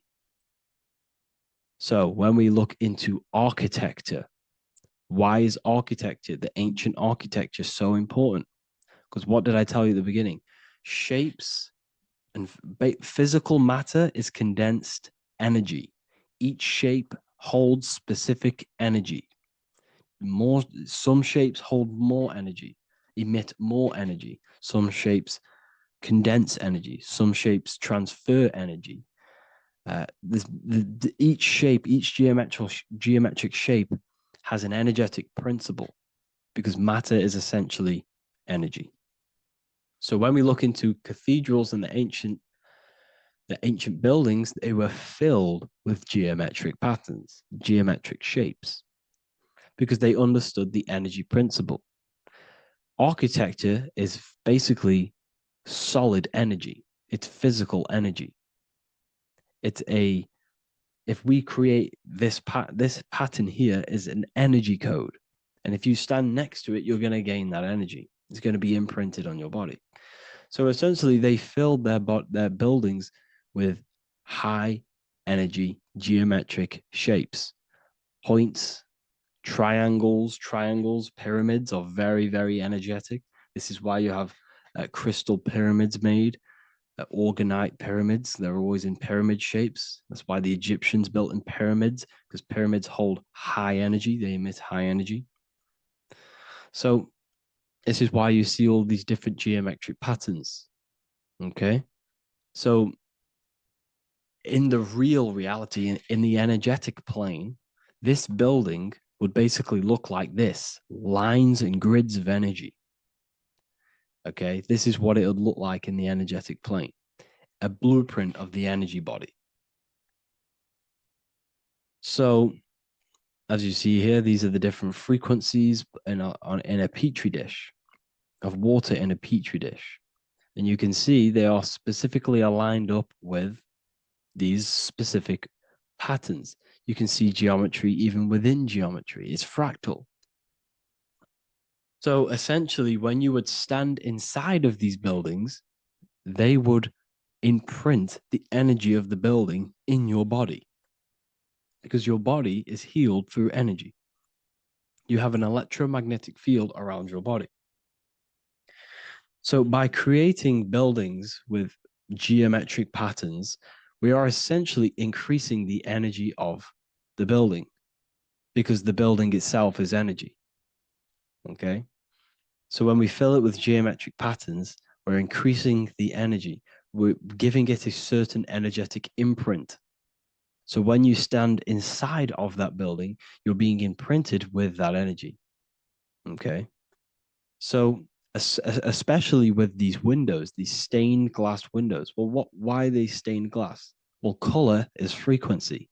So when you have all of these different colors, and not only were they just painted, some of these colors are specific gemstones, crystals, natural stones, which all hold energetic principles. Each crystal is vibrating on a certain frequency. Wood has its own frequency, metal has its own frequency. What you must understand is that everything in nature is not just a piece of matter. It's vibrating. The atoms of wood are vibrating on a certain level, which give it a certain energetic principle. Each crystal is vibrating. The atoms of the crystal are vibrating on a certain frequency, which give it a certain energetic principle, quality. So each thing, this is why the ancients were obsessed with natural stones, natural things, crystals, natural metals, and they wore different metals, different things like copper on their bodies because they understood the atoms of these natural things are vibrating, which give certain qualities to you if you wear them. So you're not wearing it, you're basically putting that frequency onto your body because they understood this is energy. If I put copper on my body, I'm not putting copper on the body. I'm putting the frequency and the energy of the atoms onto my skin. And that frequency of them atoms are going to vibrate my skin, that frequency, and heal my body. So this is why this is so important. So each building is an energetic code. Okay. So when you stand in these buildings, it can heal your body. This is why when people walk into these ancient churches, they feel like they've met God. They feel a certain way. They feel so amazing when they enter these churches. They feel holy, for example. It's not because God's there. It's not because these man in the sky dwells in these holy places. It's because the energy of these buildings affect our consciousness. They increase your energy. They raise your vibration. They heal your body. They heal your cells. They imprint the water in your body, especially with these stained glass windows. Like I went a bit on a tangent there, but these stained glass windows were encoded. Well, they use different gemstones, different lights, different colors. And when the sun would shine through this window, well, what's the sun? The sun is light. Light is energy. The sun's light would go through this filter of the window of the crystals and the different gemstones and the different colors, and the sun's light would be encoded, imprinted with these crystals, with these colors and these natural glasses, which have healing energetic principles. And when you are inside that building, the sun's encoded energy of the window would be imprinted into your body, into your energy field, and it will heal your energy field, and it would heal your body, your cells on a cellular level. Because your body is what? 60 to 70 to 80, some people say 80% water. And water is encoded with vibration. If you say certain things into water, it gives it a specific geometric pattern, like I broke down in the beginning. If you say love to a water and then freeze it, it will go to this. If you say hate, it will go to a distorted pattern. So when you are in these buildings, you're being imprinted by the energetic codes of these buildings, the energetic principles of the windows, of the structure itself. The ancients never used to build in squares. Their buildings, their insides were never square rooms because they understood squares trap energy. They always had pointed roofs so energy can escape. So there's many little things that we need to look into geometry. For example, when you see magicians, when you look at ancient magic, why do they stand in circles with different geometric patterns? They use different geometric shapes. Why? Because shapes are energy. They hold specific energy. So when the magician stands in a circle with a pentacle, they're working with the energy of that pentacle. You can work with different energies based upon the different geometric shapes that you draw. And you can use this in your structure, in your architecture, in your work, and it can influence everything. So this is the true geometry. I hope you gained a deeper understanding on geometry and how it relates with you and your consciousness. Like I said earlier, your brain produces geometry.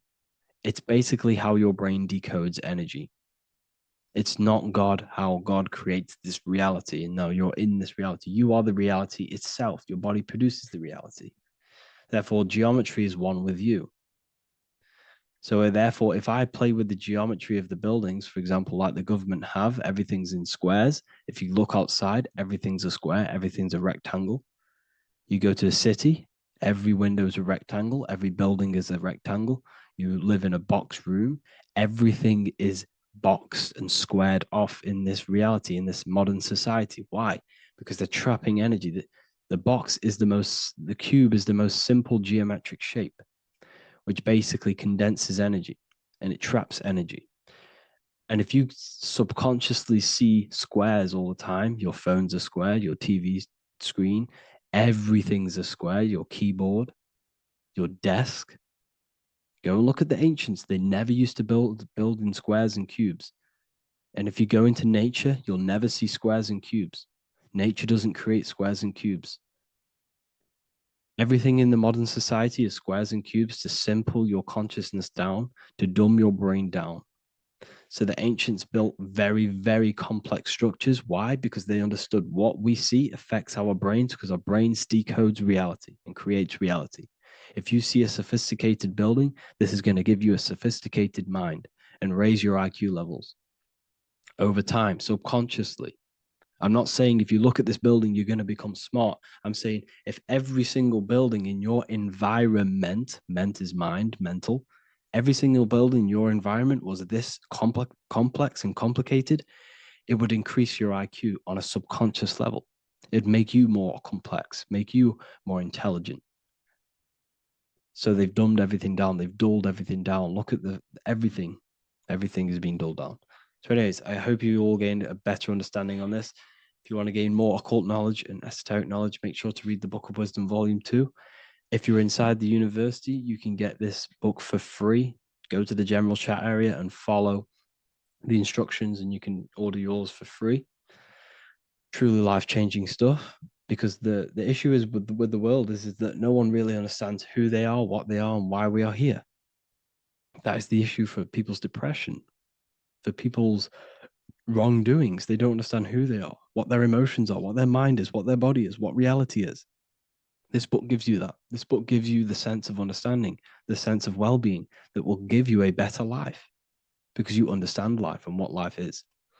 And if you truly want to take your studies to the next level, we have the Ethereal University. This is the place for truth seekers where you can connect with like-minded people so you don't have to feel insane because not many people think this way. I've been there when you wake up and not many people around you are thinking the same way and you start to feel a bit insane and you can't really talk to people about these things. That's why I created this, so you can connect with people and learn at the same time and become the best version of yourself by understanding truth and knowledge. If you join, you'll gain access to free live calls every single week, every single Saturday morning. We do live calls. You can ask me questions and all sorts. So make sure to leave a like and a comment And thank you all for tapping in.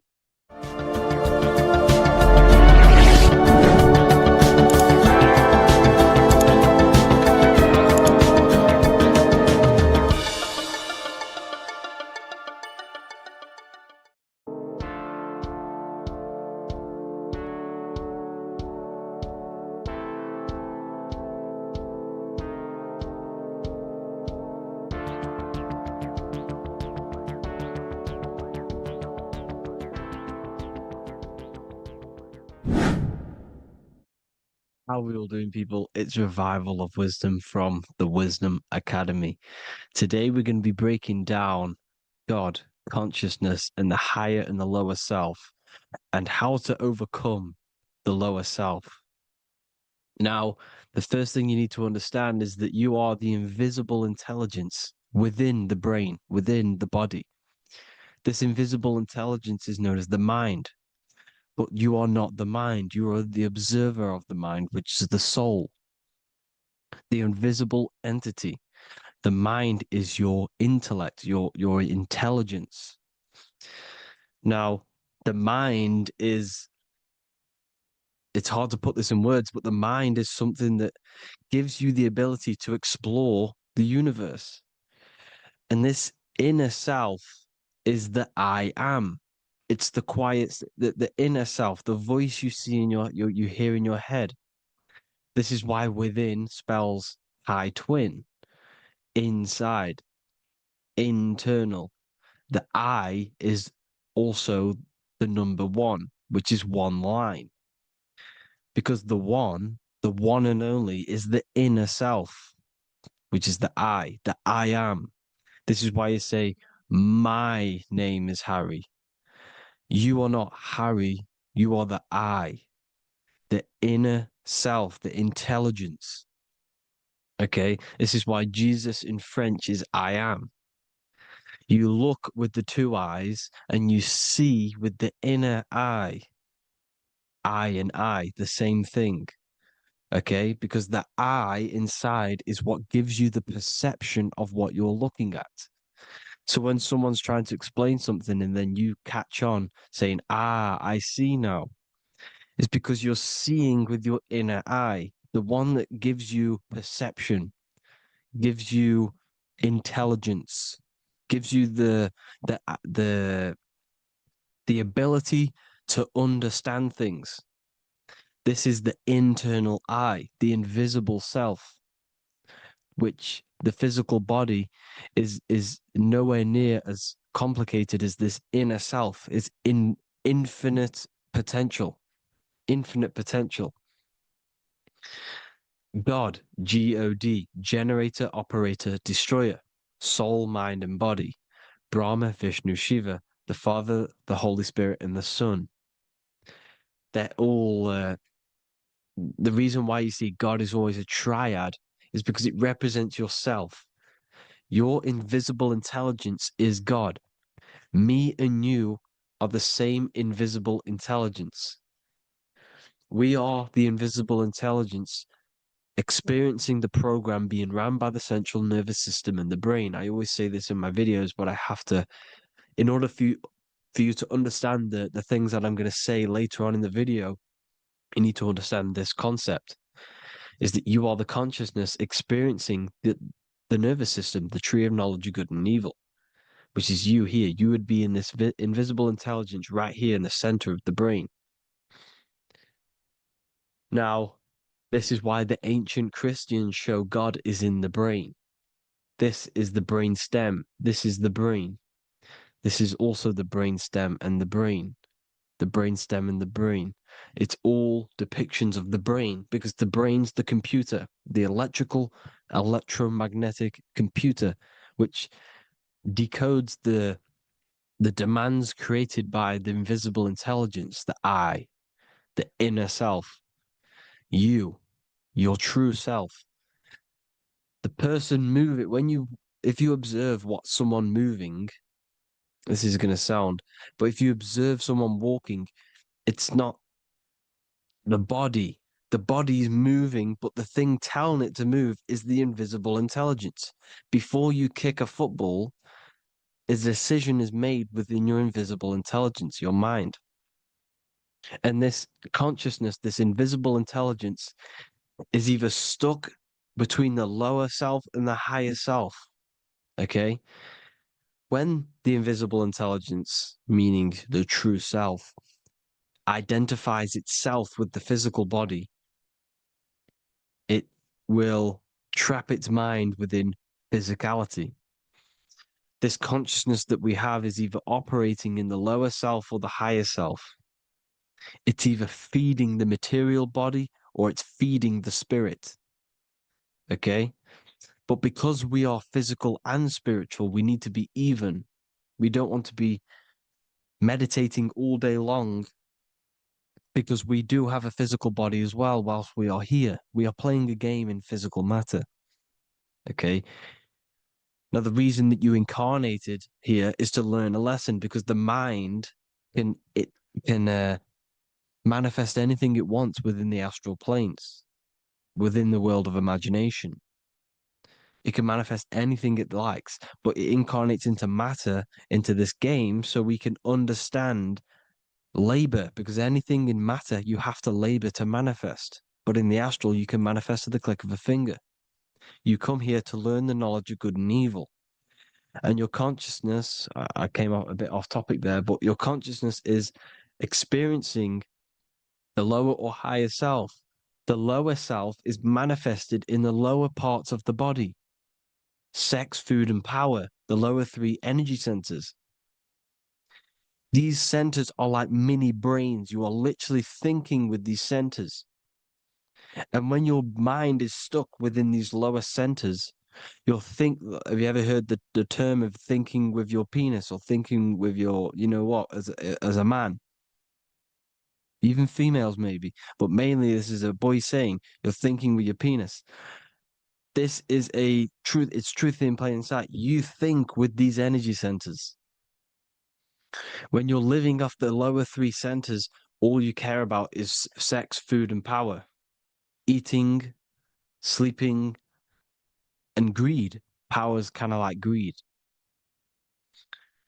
Now, when we move up to the higher parts of the body, when we live our life within the higher parts of the body, this is considered heaven, love, expression, intuition, and wisdom. This is what we need to be aiming to do, moving out of the lower half of the body and living our life within the higher self, the higher parts of the body, thinking with the higher energy centers, thinking with love, expression, intuition, and wisdom, spreading love, expression, intuition, and wisdom to others.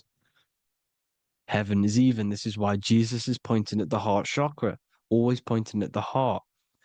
Earth rearranged his heart because in earth you're manifested as a physical being.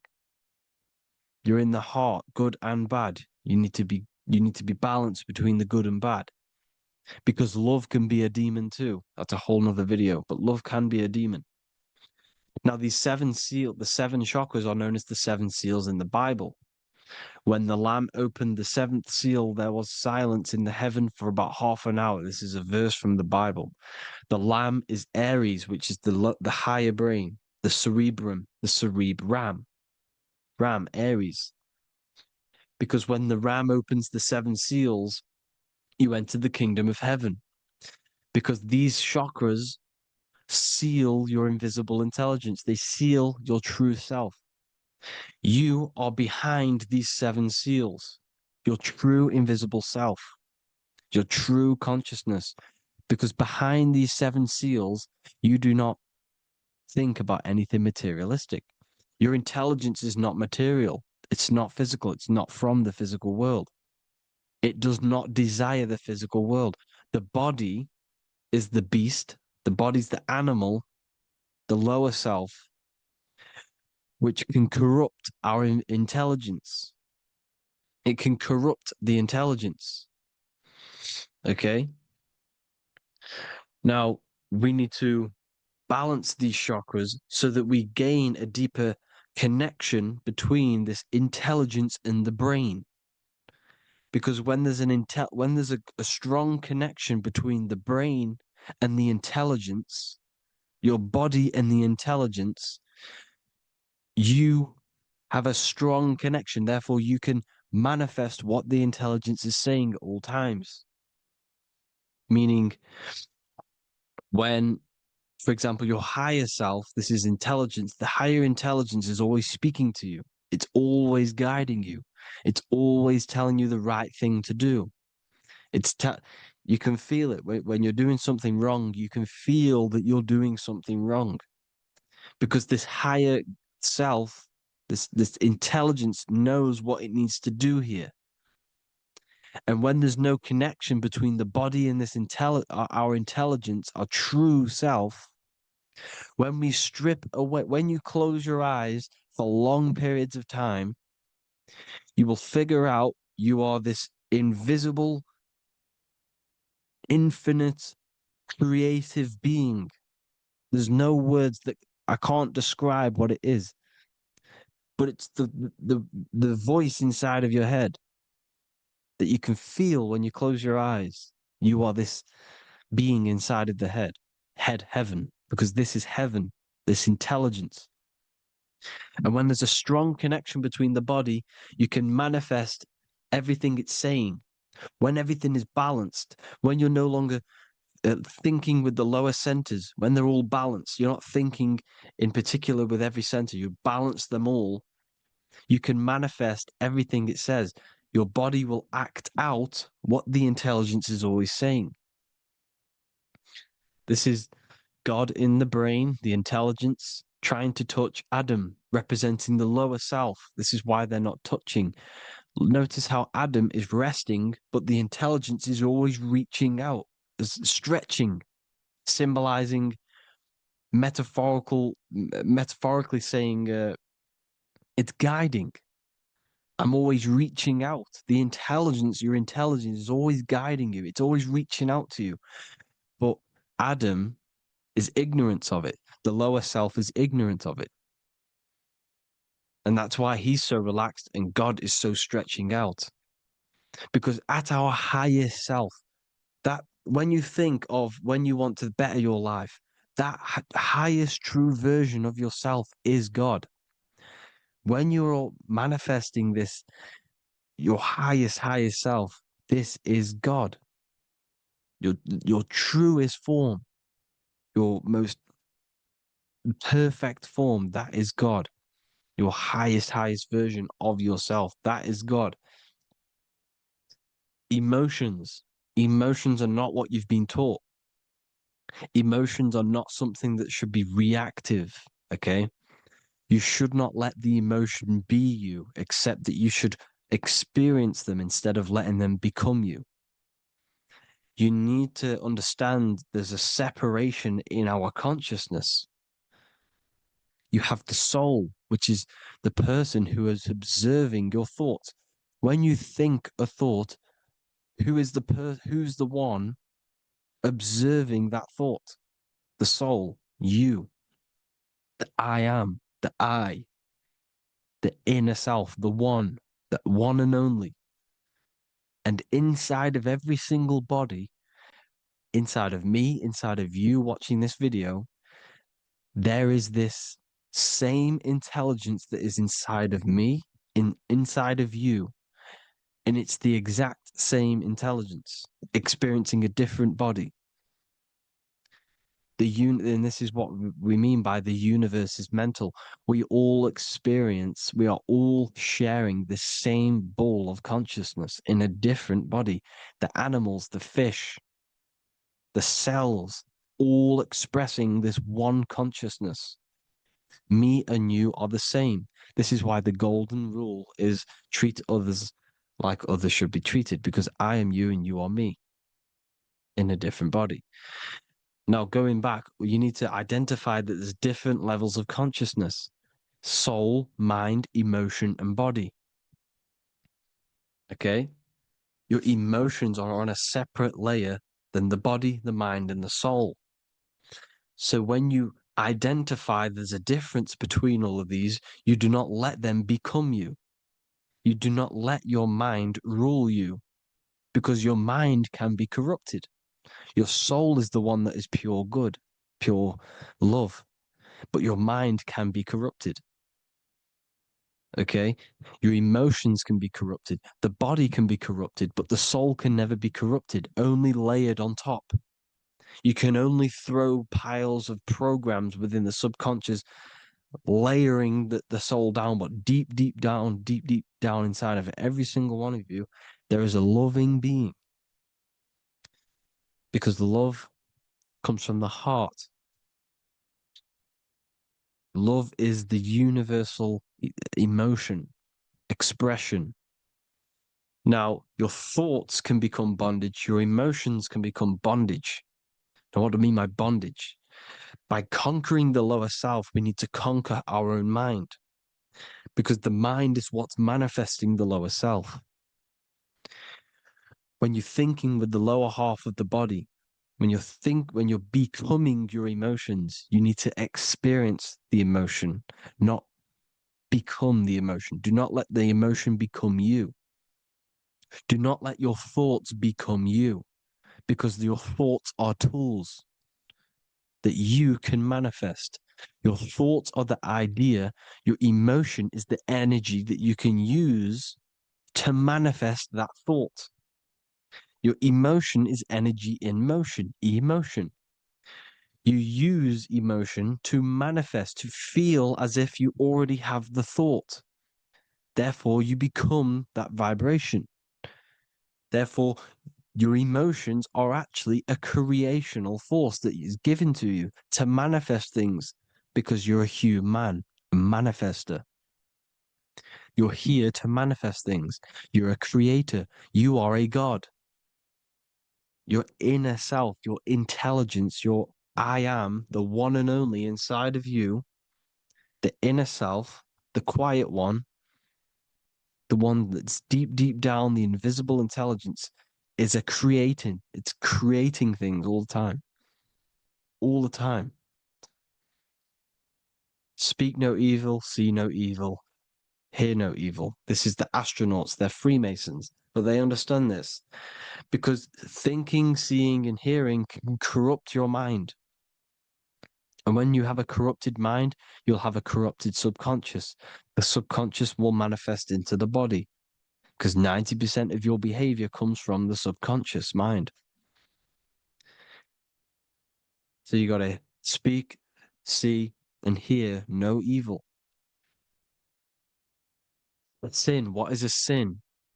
To overcome our lower self, to overcome our lower self, the 7 deadly sins are not something that goes against an external God. A sin is something that goes against your inner guide, your inner conscience, the inner self that is always speaking to you. It's always telling you the right thing to do. A sin is something that goes against this inner guide. And this is why you can feel something where you can feel you're doing something wrong, because the inner guide is speaking constantly. And when you commit these 7 deadly sins, which are 7 internal states which keep your invisible intelligence bound to your physical body. Because evil, right? Evil love bondage. This is why they stay in this realm and they control this realm, because they love the bondage of the body. They like matter. They want to stay in matter for eternal life. They don't want to ascend back into the heavenly realms where you do not have a physical body. You can explore the universe within the astral planes. They stay bounded to the body, bounded to the 3D construct of the physical world. They have greed, lust, envy, gluttony, wrath, sloth, pride. They want all of this. And if you want that, that's okay. But deep, deep down, you don't want that, because your soul is always telling you the right thing to do. Your soul knows what to do to get out of here. It needs to detach from the external world. Detach from all of these 7 internal states which bound you to your lower self, your lower centers. That's what a sin is. You know, you have a left and right brain. The left brain is always analytic. The right brain is metaphorical. So the right brain is producing a holistic view of reality. Now, what do I mean? And not view, perception. When you see, because your eyes are parts of the brain, so when you look at something and you look, that image is produced in the back of the brain in the visual cortex. And then the right brain produces a perception, a holistic, it breaks down what you're seeing into a holistic image, a holistic perception. So, for example, if you're in a woods, the right brain sees the whole woods as one big woods. The left brain is breaking that perception down into individual trees, branches, and leaves. So the left brain's to do with duality, the right brain's to do with wholeness, unified. The left brain's dualistic, analytic. This is necessary so that we can pick things up and manipulate them and break things down.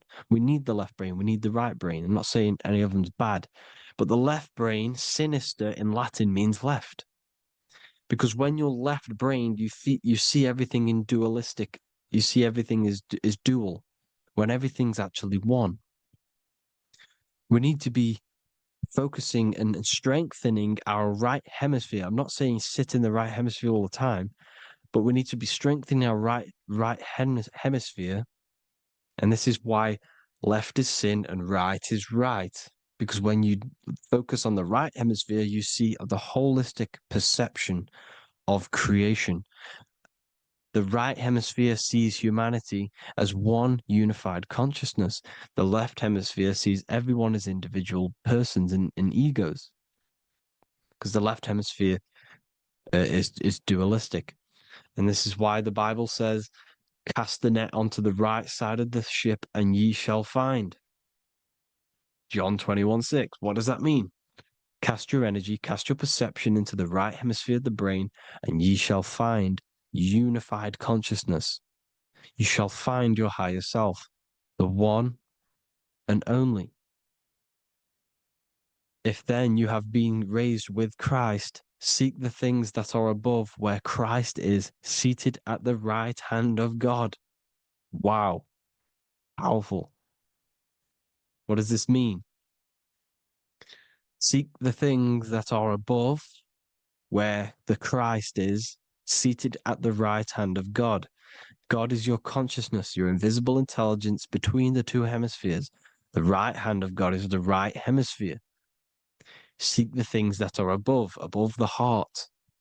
Love, intuition, expression, and wisdom. Seek the things that are above the heart, the higher self, the higher part of the body. Because when you seek the things of love, expression, intuition, and wisdom, you create a strong aura. You attract the same frequency. And this frequency is heaven, God. This is the Sumerian artwork showing the lamb. This is a step symbolizing stepping upwards, raising up. He's stepping over the lamb up to the bird. His hand is going to the bird. The lamb symbolizes the lower self. Okay? The bird with the wings is in the sky. It represents the higher self. This is why angels always have wings, because it represents the higher self in the sky. The lamb is a ground animal, symbolizing the lower self. He's stepping over the lamb to the bird, his higher self, his invisible intelligence. Horus and Set, Jesus and Satan. Look, Horus has an evil brother, Set, just like Jesus and Satan. Horus is a bird, higher self. Set is a ground animal, lower self, which is the devil and the angel on your shoulder. You see? The right and the left hemisphere, the two wings. So the devil and angels always speaking to you. The higher and the lower self. It's the battle between the higher and the lower self, between the invisible intelligence in the physical body, because the body's the one that wants the sugar, it wants the pleasure, it wants the sex, it wants the porn, it wants all of the materialistic things, it wants the 7 deadly things. Okay, it wants this.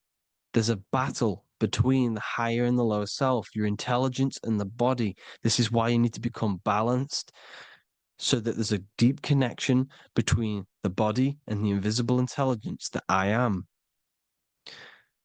You need to master your mind with discipline, and you gain a connection between the brain, the body, and the intelligence. Resurrection, transmuting sexual energy. Okay, this is important. Res is resh, which is Hebrew. The early Hebrew resh symbol is the head. This is the head. Resh, erection. Erection is a sexual stimulation.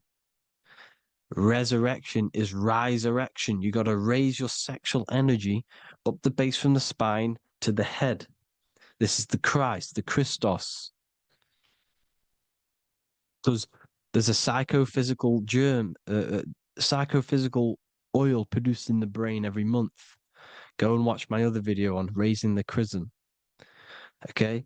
And every month there's this fluid produced in the brain, which takes 2 trips, because one's produced by the pituitary, one's produced by the pineal, magnetic female, magnetic and electric charge. And it takes 2 trips down the spine to the solar plexus, the bread of life in the Bible, or Bethlehem in the Bible, because the River Jordan's your spine. Goes down to Bethlehem. It gets born in Bethlehem, just like Jesus. Because when this oil travels to the solar plexus, it creates the seed, the seed of life, and it feeds the body, all the central nervous system, all the cells. It regulates the blood, does all sorts of good things for the body, this oil. Now, when you save your sexual energy and you raise your resurrection, you awake the Christ, you raise it from the solar plexus or the sacrum bone up to the brain, you activate 100% of the brain, and this is the true resurrection of Christ. Instead of wasting the energy and giving away your sexual fluids, because behind the fluids is the energy. So when you release that fluid, the energy is out there. You've released the energy. Your sexual energy is the most potent emotional force a human could possibly feel. Same with any animal or anything. The sexual urge, the sexual emotion is the most powerful, potent emotion that you can feel. It takes over the whole body. When you feel sexually aroused, it takes over everything because it's so potent.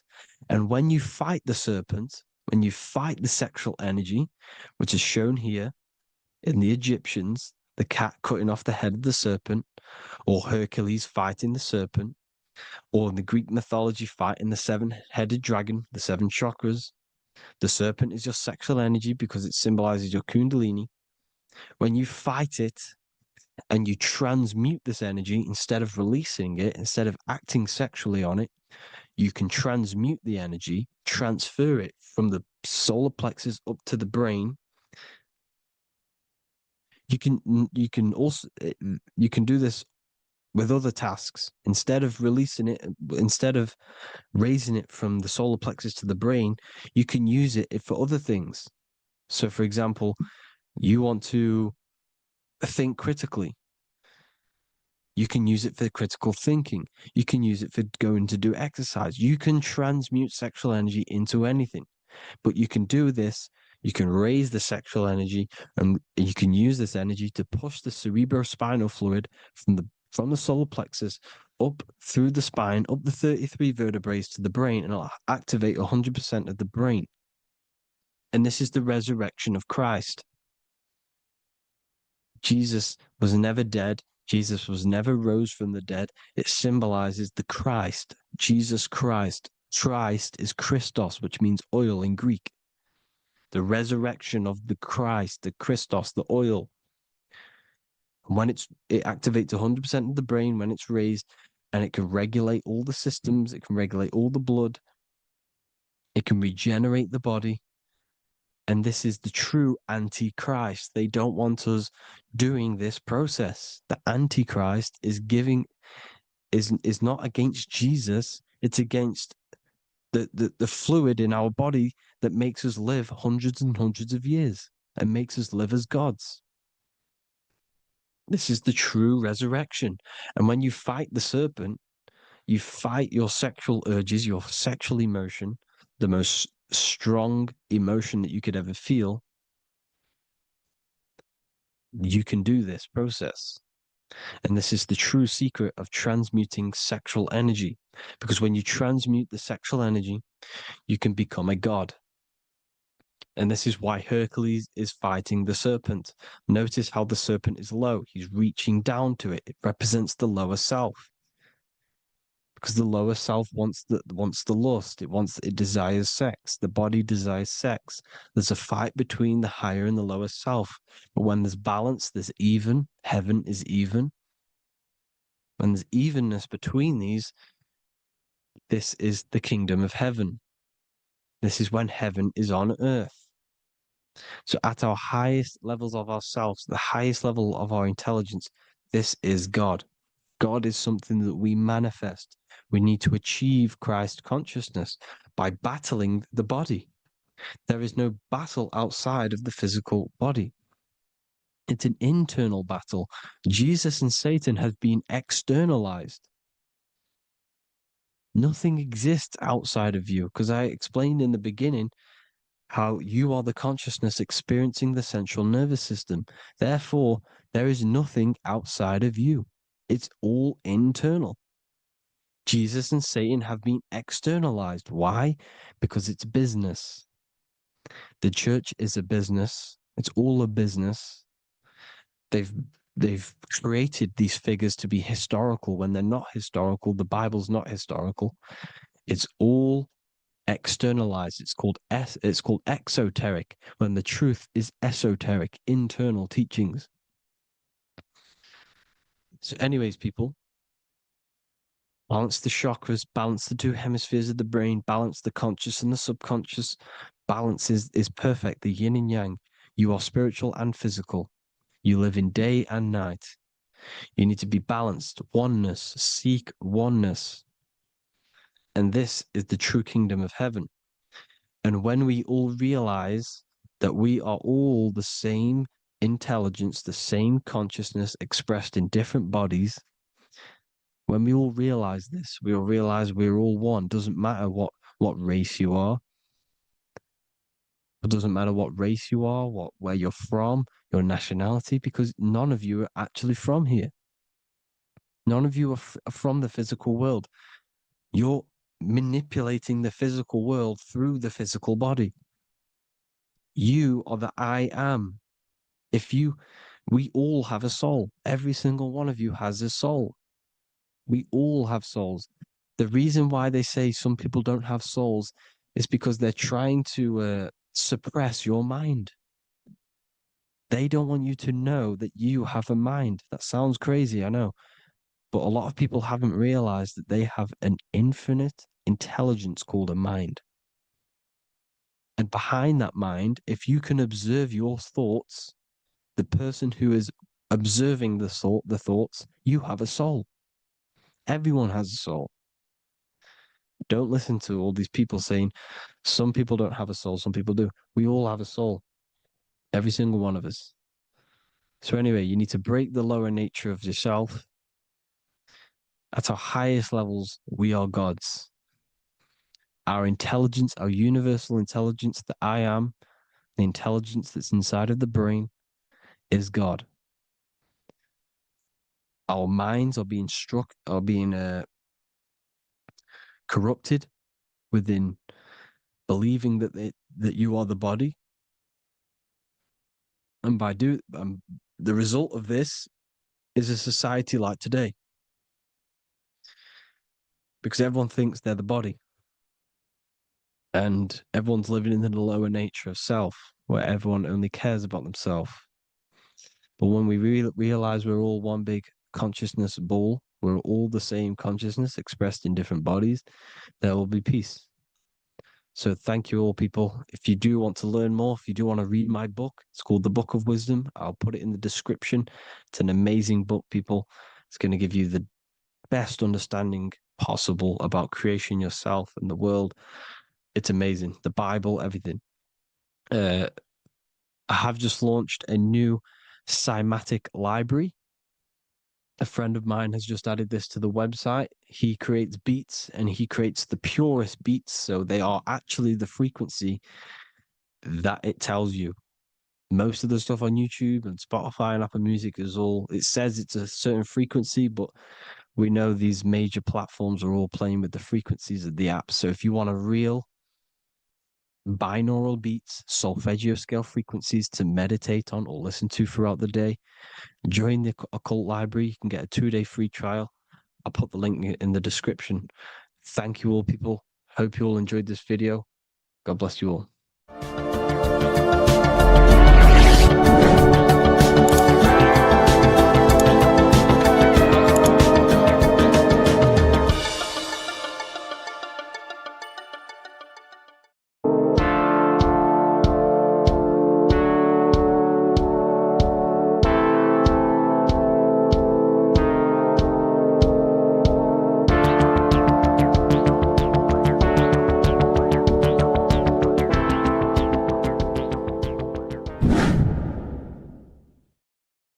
Welcome back, people. We're back with another video. Let's jump straight into this. Make sure to tune in till the end because this has got so much information in this video. So sit back and enjoy. So everything's torus fields. The Earth's a torus field. Everything's torus, which is electromagnetic field, electric and magnetic. The center of the torus field is where the two opposing forces meet in the center. And this is what creates the plane of inertia, the dielectric plane of inertia. Okay? You got red shift, blue shift, positive, negative, south and north pole, right? This is what the ancients were showing with the tree of life. As you can see here, this is the plane of inertia and this is the torus field. Everything consists of this. Everything is a torus field. A atom is a torus field. Okay, now the inertia is the 0 point. So this plane is a 0 point. It's the balance between two poles. Okay, now this creates matter because matter is two opposing forces in motion equalize. So these two forces coming together is what creates matter on this physical plane. And this is why we can't see the electromagnetic field, because it consists of one of the elements, which is either electric or magnetic, but when they combine together, it's what creates this physical plane, which is physical matter, which is light in motion. Now, everything is one. Don't get confused by duality.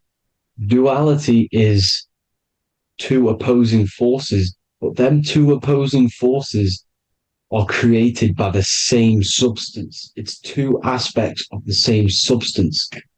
So, for example, water and ice are the same thing, you know what I'm trying to say, but it's two aspects of the same substance because all is one. The whole universe is one. All goes back to the one, which is God, the creator, or magnetism, whatever you want to call it, because magnetism pulsates. Electricity has two poles, red shift, blue shift. Okay, so red shift, blue shift is electricity, and electricity vibrates, and all vibration always comes back to a standstill point. But magnetism is what pulsates. This is why your heart pulses. You breathe, which is a pulse. This is the breath of the universe, magnetism. Now, this is why the earth is green, okay? Earth can be spelled heart. If you just move the H to the beginning, it spells heart, okay? Because the heart is the center of the torus field, which is the heart chakra for us humans. Okay? We consist of the same field, as you already know. Heart being the center, which is green, which is the center of the 7 colors. The center of the 7 colors. This is the most powerful chakra in your body. People think it's the crown chakra, but it's the heart chakra because it's the center of the torus field. You must align them all and combine them all into one, which is the heart chakra. Now, Earth is green. Nature's green. Okay, this is because we live on heart chakra, the plane of inertia. It's the center of the torus field. Okay, and this is what the Egyptians called Isis, which is nature. Nature is balanced, and nature is female, Mother Nature, because it looks after us with the fruit it grows with abundance and the water. It's a female energy, Mother Nature, and this is the symbolism of an equal, balanced arms. This is the scales, it's balanced. Mother Nature is balanced. This is why the sky is blue, because what comes after the heart chakra? Blue. Sky is blue. We live in Midgard. This is what the ancients called Midgard. You don't have to take this tree literally. It's a metaphor. We live in Midgard, where both positive and negative duality here. Now, Mount Meru. Mount Meru was known as the center of the earth, okay, or known as Hyperborea. And this is the North Pole, the electromagnetic North Pole. But when I say Mount Meru, it's not an actual mountain. They weren't saying there was a real mountain in the center of the earth, a magnetic rock. No. The plane of inertia, okay, there's something called a hyperboloid. That's what it's called, a hyperboloid. And this is the center of the torus field. And this hyperboloid is what is in the shape of a mountain, you see? So if I go to this next one, they say Hyperborea on this map. Why do they call it Hyperborea? Because this is the hyperboloid in the center of the torus field. And this is the electromagnetic mountain, a metaphor. Mountain, what they're metaphorically saying, this is the electromagnetic mountain at the center, the double vortex, the center of the torus field, which is the North Pole. Pole of electromagnetic energy. So this is why they call it Hyperborea. It comes from the word hyperboloid. And the center of the earth is so sacred. And they symbolize this with, obviously, the North Star, which is Polaris. And this is where the swastika comes from, because it's the 4 seasons moving around the North Star. This is the Big Dipper constellation moving around the North Star, which is Polaris. There's that pole again. Pole. Magnetic pole of the torus field. And this is where the green, emerald green, aurora borealis comes from. It comes from this center hyperboloid at the center of the earth, where the most electromagnetic energy is stored. The center of the plane of inertia. The center of the plane of inertia. This is the all-seeing eye as well. As you can see, they got the sun, the moon. This is the Masonic cosmos, the sun, the moon, and the all-seeing eye, because the eye is Polaris, the eye of the stars. It's all a big eye. Now, the eye means a lot more as well. It's not just that. There's different ways you can interpret symbols. Now, this is the emerald tablets. Deep in Earth's heart lies the flower, the source of the spirit that binds all in its form. Okay? The flower of life is thine own place of thine spirit, and stream through the earth as thine flows through thy form, giving off life to the earth and its children, renewing the spirit from form unto form. This is the North Pole. This is what he's talking about. He's talking about the aurora borealis. Aurora borealis. It's the Earth's aura. Emerald green.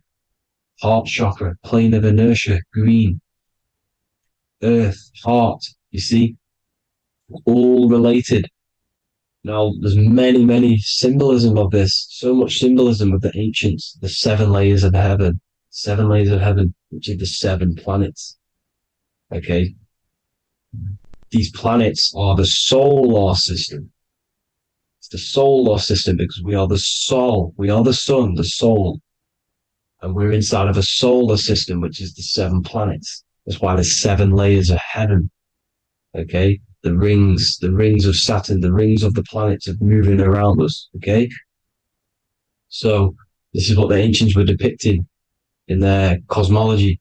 Now this is the Hebrew cosmology of the earth. This is the Mayan cosmology of the earth. You see, it's all an enclosed system. We live inside of a giant torus field. All is atum. It's what the ancients said, ancient Egyptians said. All is atum. Atoms are torus fields. Don't be tricked by the modern science today with the current model of an atom. It's completely wrong. They're hiding the torus field. They're hiding the electromagnetic field, which is in everything. Absolutely everything is in motion, and motion comes from this field. And you see, this is upside down, but this is the I think it's pretty sure it's candles, but the 7 candles, the 7 planets, the 7 Elohim. You see? It all goes back to the stars and the heavens. Now, this is how the earth really works, with the stars on the outside of the cosmic egg, and then the torus field spinning around the sun and the moon, the positive and the negative charge. The sun gives you energy, the moon takes your energy. The moon controls monthly cycles. Moon is mon. This is etymology. Mon, month, money, demon, monster. Stir is star, moon star. We are all stars. Youngster, minister, superstar, Hollywood star. We're all stars. We come from the stars, which is heaven. Our soul comes from the stars. You see? We are the universe, the image of man is made in the universe. We are a microcosm of the universe. The universe is a macro. We are micro. We consist of everything. The body, mind, and spirit. The sun, the soul. Moon, the mind. Earth, the body. Body, mind, and spirit. We have 12 systems in the body, which are governed by the 12 zodiac signs. Starting at the Aries, which is the ram, the ram of God, all the way down to Pisces and Capricorn, kneecap. It all goes back to the stars. We are the stars. We are the universe. Everything is inside of us. Everything. Like I say, the Temple of Solomon, the Temple of the Soul and Man. The soul, the temple is the body. The soul is the soul, and the man is the mind. The temple of the soul and the mind, body, mind, and spirit. We consist of the 5 elements: air, spirit, water, earth, and fire. We consist of everything. We are the universe. We're made in God's image, which is the universe. You see? Now, everything goes back to the stars. The ancients worked with the stars because the stars govern everything. They govern the systems in the body. They govern your life. This is why your zodiac is so important, your sign. Each zodiac has a specific element associated with it as well. Aries, which is the first sign, the Ram of God, which is a fire sign. Fire, first. Fire, first. F-I-R, this is etymology. The cerebrum, ram, which is in the brain. Aries, the ram, controls the head, the face, and the nose upwards. So it controls the cerebrum. The Torah, which is, I'm pretty sure it's a Hebrew Bible, which is the Taurus. Tornado comes from the Taurus field. You see? Everything's inside of you. It all goes back to the Taurus field, and the Taurus field is everything. Now, like I said, 12 zodiac signs, 12 systems, 12 cranial nerves in the brain, the 12 disciples of the Bible. All symbolic. Have to read the Bible properly. Now, this center, at the center of the earth, right? This is what's stirring the ether. And the ether consists of the 4 elements. Because there's 5 elements. Spirit can be called ether. People call it spirit or ether. Ether is pure potential, pure energy. It's what connects the astral to the physical. It's the dimension between the physical realm, which we're on, and the astral. So it has pure potential. It's pure energy. This is why we say either. I either want to go there or there. It's connecting two scenarios. That's what the ether is. It's connecting the two worlds, the astral and the physical. The center is like the cosmic womb. There's a black hole in the center. This is the center of the torus field. This is the womb of creation. This is the womb of creation. And inside of this black womb are the five elements, and everything's being stirred around. Everything's in motion. Light is motion. Everything's motion. Now, like I said earlier, light crystallizes into physical matter. They are the same substance. Spirit and matter are the same substance, but different variations, different aspects of the same substance. Low vibrational spirit turns into matter. High vibrational matter turns into spirit. Or light, whatever you want to call it. Matter is light crystallized. This is where we get the 7 metals from. The planets. The planets are light. Specific frequencies and vibrations of light. When these lights, or the planets, materialize, material metals, materialize, they turn into the 7 metals. Saturn turns into lead. That's why lead is red. Saturn is red. The sun turns into gold. That's why the gold is yellow and the sun is yellow. You see, Saturn is the time god. What happens in autumn? The leaves turn red and they die. This is why Saturn, Satan, time god, the reaper, everything is crystallized till it's death and then reborn again. You see, rust. When things rust, it turns to red. Because it's Saturn. Saturn crystallizes everything. He's the reaper who comes around in winter. You see? He's Satan. Jesus and Satan, the sun and Saturn. They say we live in a solar system. The solar system. I think I've already just broke this down. The 7 planets are the 7 chakras. Everyone already knows this. But I'm going through it anyway. But this is where we get the 7 planets from. And the 7 metals.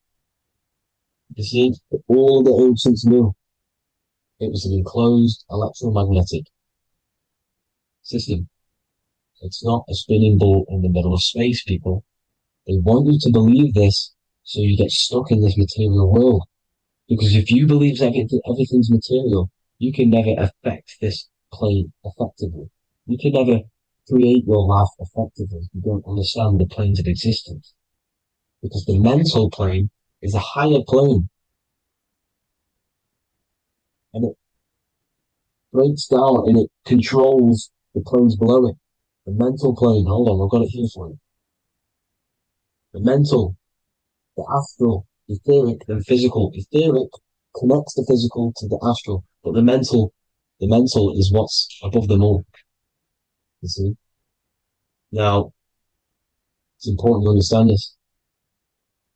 It's important. However, the ancients always talked about the enclosed system. Only NASA, which is introduced around the Roman times, not NASA, but the globe Earth was introduced around the Roman times. Okay? By these Masons. These Masons introduced this because they wanted to take over the minds of the masses and control them. These people worship the physical realm. They know how it works. They know the ins and outs of it. They know how to do the magic. They know how to do it all. They understand it all. That's why Masonry have to take the oath. The oath of not speaking. You're not allowed to speak about anything you learn about in Masonry. Because they're discovering the truth about your mind and how it creates reality and stuff like that. So this is the Masonic cosmology. The 5-pointed star, the 5 elements. The checkerboard for duality, positive and negative. The 2 aspects of every substance. This is another ancient painting depicting the firmament.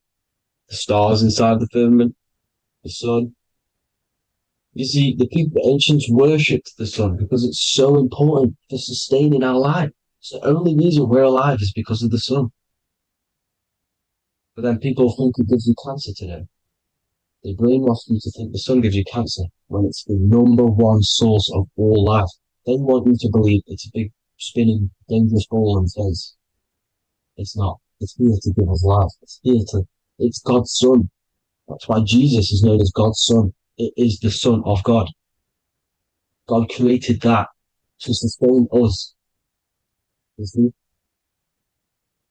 So it's important you understand the true cosmology of where you are, because if you don't know where you are depleted of all of your morals. You're depleted. You're demoralized. You're lost. You don't know where you are. You don't know where you exist. Okay? Once you accept the globe model, the heliocentric model, you will subconsciously think that you come from nothing. This is why they implemented the evolution theory just after the globe model was introduced by Charles Darwin. Charles Darwin came in after the globe model. He's a Mason. He was another Freemason, and implemented evolution where we came from monkeys, because they want you thinking less of yourself so they can manipulate your mind. You see? They want to manipulate your mind, and they have done since you got here. Since you came through that portal, you were manipulated from that day to believe this, believe that. The true cosmology, the truth will set you free. You will understand things better. You will feel better in yourself when you know the sun is here for you. You'll feel better in yourself that you know that you didn't come from a monkey. You were created as a human, a manifester, a creator. You're so intelligent. Your mind is amazing. You can manipulate matter, mind over matter. See? Thank you all people for tuning in. Tap in with yourself. Love yourself. Find the truth. Spread the truth. Nothing dies. Nothing in this creation dies. Everything's energy. Everything's light. Light can never die. You're a light being. That's why it says Q. Q man. Q is light in Hebrew or Latin. Either one of the two. You are light. You're a light being. You never die. Ever, ever, ever die. Ever. Stop thinking you're going to die. This body will die because it contains electricity. And electricity always goes back to a standstill point because of vibration. Electricity vibrates. You are pure light. You will never ever die. Thank you all people. God bless. Make sure to like, subscribe and share.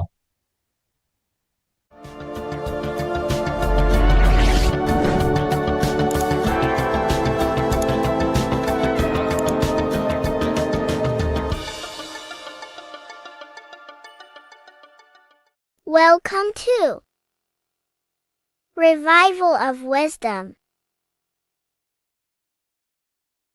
Welcome people, we're back with another video. Please make sure to hit the like, the subscribe button, and turn on notifications to never miss a video. The Vatican is a giant key from a bird's eye view, and it also contains an 8-pointed star. The Anunnaki Sumerian gods also depicted this 8-pointed star. The sky god Anu from the Anunnaki also uses the 8-pointed star for his symbol. And even Freemasons depict an 8-pointed luminary with a ladder and a key. This is symbolizing the key to ascension up to the 8-pointed star, which is Polaris. Polaris is always depicted as an 8-pointed star. Polaris is the standstill star at the very center of our realm, which is perfectly aligned with the North Pole. The Earth is a giant torus field, and at the center is where the most electromagnetic energy is stored. This is why all compasses point to the north. Hence why a compass is an 8-pointed star, because it points you to Polaris, which is the North Pole, the center of this realm. The 8 points of the 8-pointed star symbolize the 8 points in space and time. So yes, Polaris is the portal which you ascend through if you outgrow this consciousness by aligning your chakras. Our earthly realm is a macrocosmic reflection of us, and we as humans are the micro reflection, with the earth containing its 7 chakras as well as us. The North Pole is the 7th chakra, which is the crown chakra. So the key to ascension is held by the Vatican, hence why it's a giant key, because they mislead the masses through their religions, which teaches the masses to look outside of themselves. As stated in the 20,000-year-old emerald tablets, written by the Egyptian god Thoth. On earth man is in bondage, bound by space and time to the earth plane. Encircling each planet a wave of vibration binds him to his plane of unfoldment. Yet within man is the key to releasement. Within man may freedom be found. So the 7 planets are associated with each 7 chakras. The lowest chakra being the root chakra, which is associated with Saturn. This is why the elites love Saturn and reflect it in all of their symbols. Because the chakras are an ascension of spiritual principles, starting from the material and ascending up to the spiritual, the crown chakra. However, evil love bondage, and they are trapping souls in the physical realm by stopping and provoking the ascension process. They do this by abusing the energy of Saturn, and Saturn is associated with the lowest chakra. The lower 3 chakras are associated with survival mode, which keeps the consciousness in a constant state of fear and only aware of its surroundings. Once you start to ascend up your chakras, you become more consciously aware of spiritual deeds. And this is the process of returning back to your true spiritual form. Going back to Polaris and its connection to ascension, Kanye West symbolizes this on his music video 24. As you see him rise up into the sky, you see an 8-pointed shape around him, which symbolizes the 8-pointed star, as you see the beam of light. And even NASA symbolized this in their Space Delta logos, a bear holding a key with an arrow up to Polaris, the 8-pointed star. Here's another NASA logo of an arrow from the Earth to Polaris. The series Lock and Key on Netflix is all about portals and doorways, and they have the Kundalini energy as one of their keys. Kundalini energy is the energy which rises up the spine, the 33 vertebrae, and activates the third eye. The third eye is the spiritual gland, which connects humans to other spiritual realms. We are not the body. Our spirit, our soul inhabits the body. We exist physically, spiritually, and mentally. Therefore, we are multidimensional. The intellectual and spiritual inhabit the body. Therefore, this is just an avatar within this timeline. However, within each and every one of us, we all have the key to releasement, as says in the Emerald tablets. This releasement is ascension, up until higher states of consciousness. As stated in the Emerald tablets, man is in process of changing to forms that are not of this world. Grows he in time to the formless, a plane on a cycle above, and another one saying, man is a flame bound to a mountain, but we in our cycle shall ever be free. Know ye, O man, that when ye have progressed into the cycle that lengthen above, life itself will pass to the darkness, and only the essence of the soul shall remain. That's it for this video. I hope you all enjoyed. Please feel free to leave a like, subscribe, and comment any subjects you want me to talk about. God bless you all.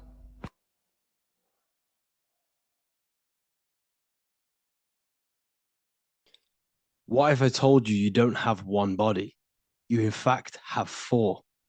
There's a secret hidden right in front of you, and most of you overlook it. And by learning these teachings today, this will change your perspective on life, on yourself, and completely change the conception of yourself. This is the key to your highest potential. If you stay with me today, you will find secrets about yourself that will change your life. But I warn you, once you step this path of esoteric knowledge, there's no going back. Once you see, you can't unsee. So stay with me, and we will discuss the four bodies of your soul and how you can master yourself to reach your highest potential. The first thing we must understand is that there is a sun. And just like the sun gives life to the earth, there is this life force within the sun that gives life to all matter. We must understand that matter itself is dead. It has no life potential. It has no ability to create or destruct anything. All of the life comes from above, from the sun, from the life-giving power of this infinite energy source we call the sun. No matter what model you believe, the sun still gives power to this physical realm, giving life to all of the crops, giving life to animals, giving life and growth to all things that the rays come in contact with. This is a macrocosm process. We must understand the teachings of as above, so below.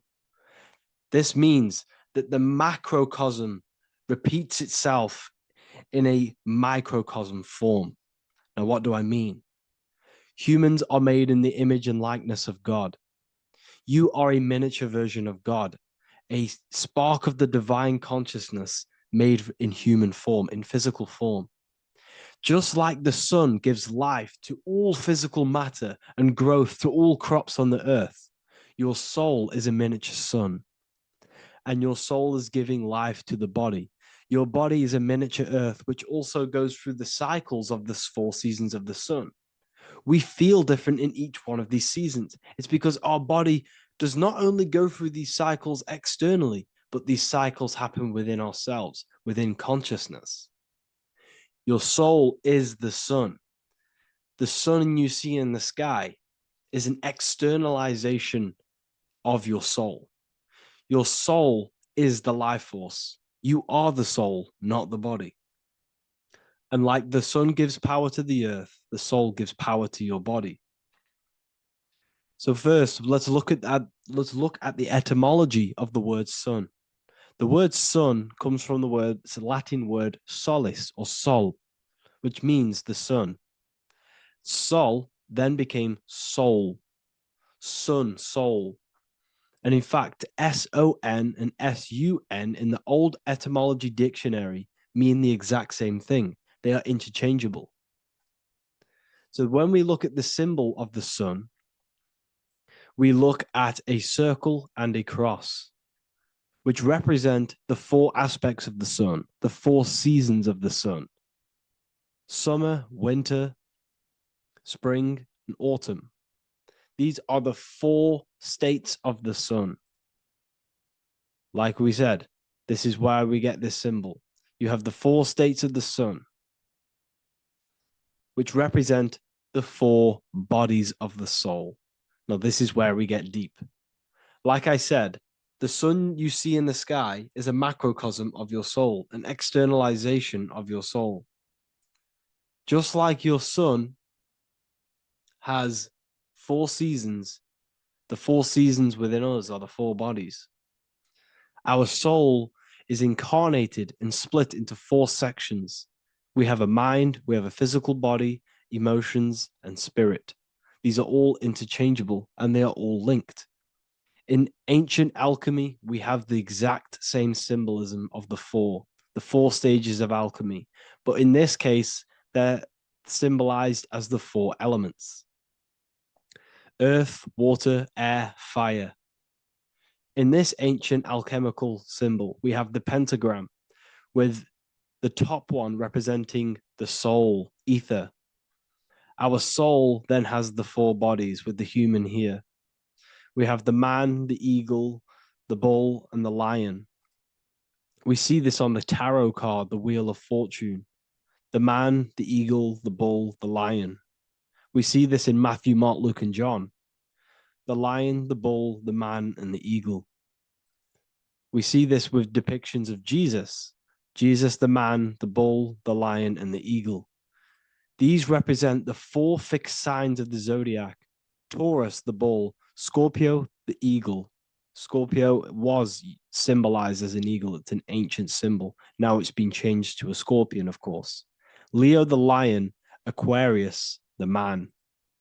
These represent the 4 fixed signs, which are 4 different elements. Taurus is an earth sign. Scorpio, a water sign.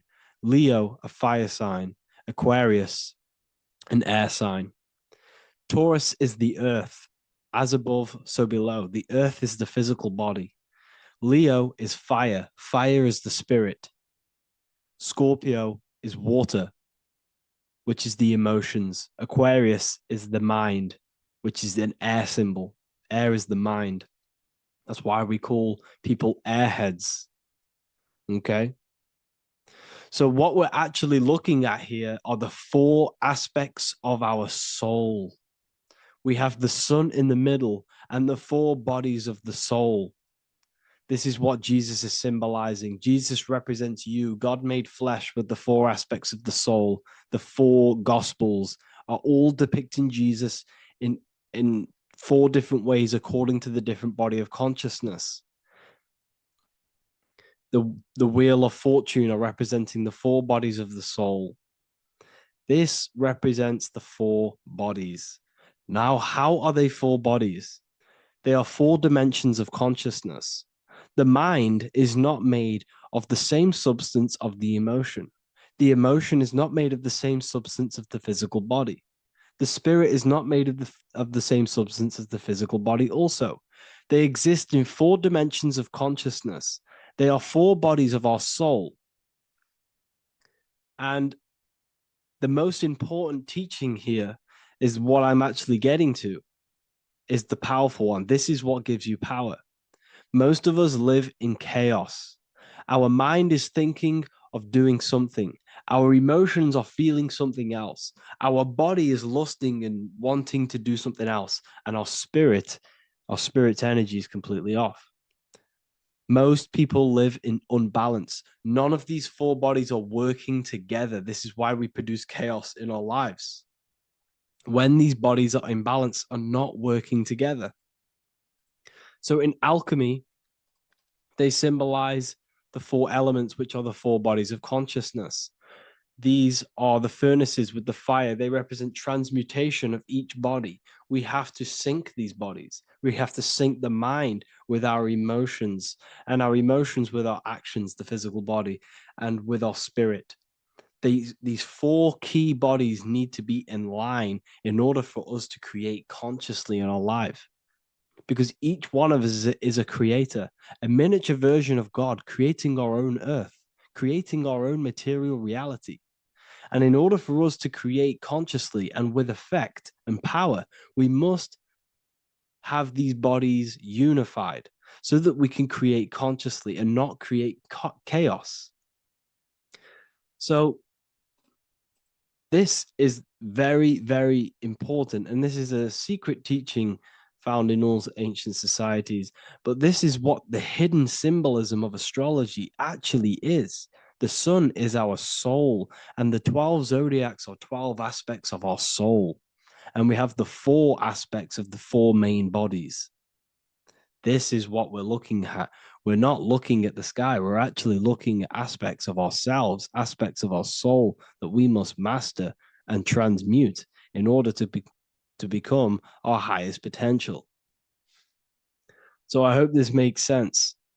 And it may take a while for you to fully understand this, but the key knowledge in order for you to understand any of these teachings that I've gone through today is the major, major teaching of as above, so below.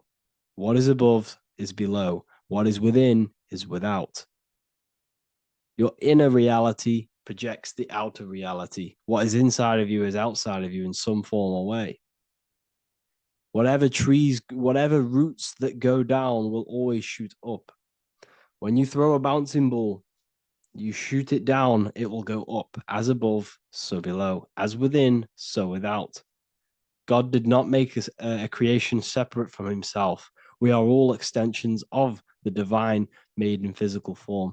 And we are incarnated into 4 sections. Our soul is separated into 4 sections. These are the 4 corners of reality. These are the 4 pillars of reality that we must control. So in order to access our soul in meditation, we must turn off these 4 things. Turn off the mind, the emotion, the spirit, and the body. And then we access the soul. So I hope this video helps today. And you can learn all about this in the Book of Wisdom, Volume 2. This book is a revolution in consciousness. I do not recommend everyone reads this book. This book is only for people who are serious and want to transform their lives.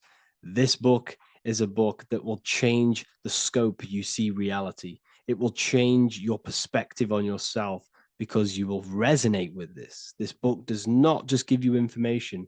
It gives you a sense of well-being. It gives you truth, and you will find your power from this information. This information is not just information, it's a key to your path of enlightenment and transformation. So you can find this book in the description of this video.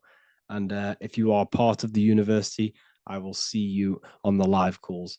Thank you, everyone. Please leave a like, subscribe, and a comment, and let me know whatever videos you want me to make next. Anything that you fail to understand or have any confusion with, I can make a video on it. So let me know in the comment section any reviews or anything I should do. Thank you all, people. Have a great day. The Freemasonic square and compass is not just a symbol that represents Freemasonry, a lodge, or a secret society.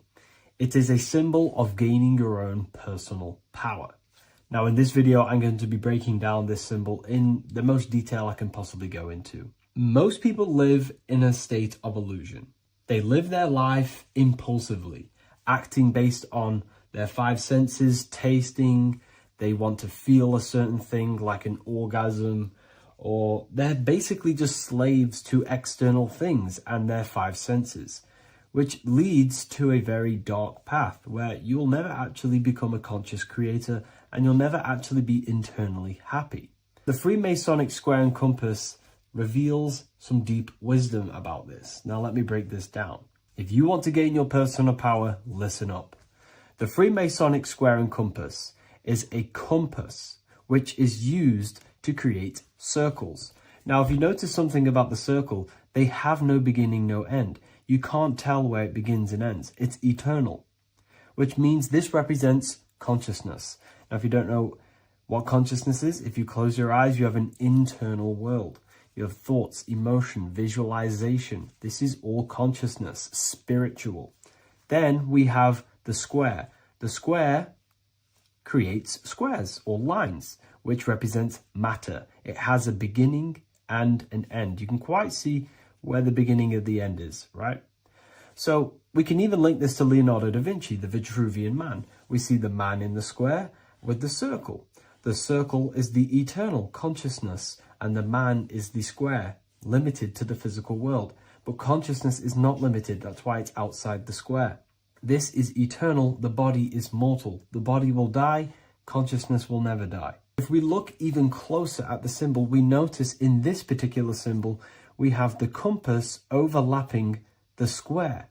This is very, very symbolic. This represents spirit over matter, also known as mind over matter, consciousness over matter, the circle over the square. Like I mentioned earlier, most people are slaves to their senses. They go through their day and all they do is chase validation and feelings. They eat all day to feel good, which means they're a slave to their taste. They're slaves to their feeling.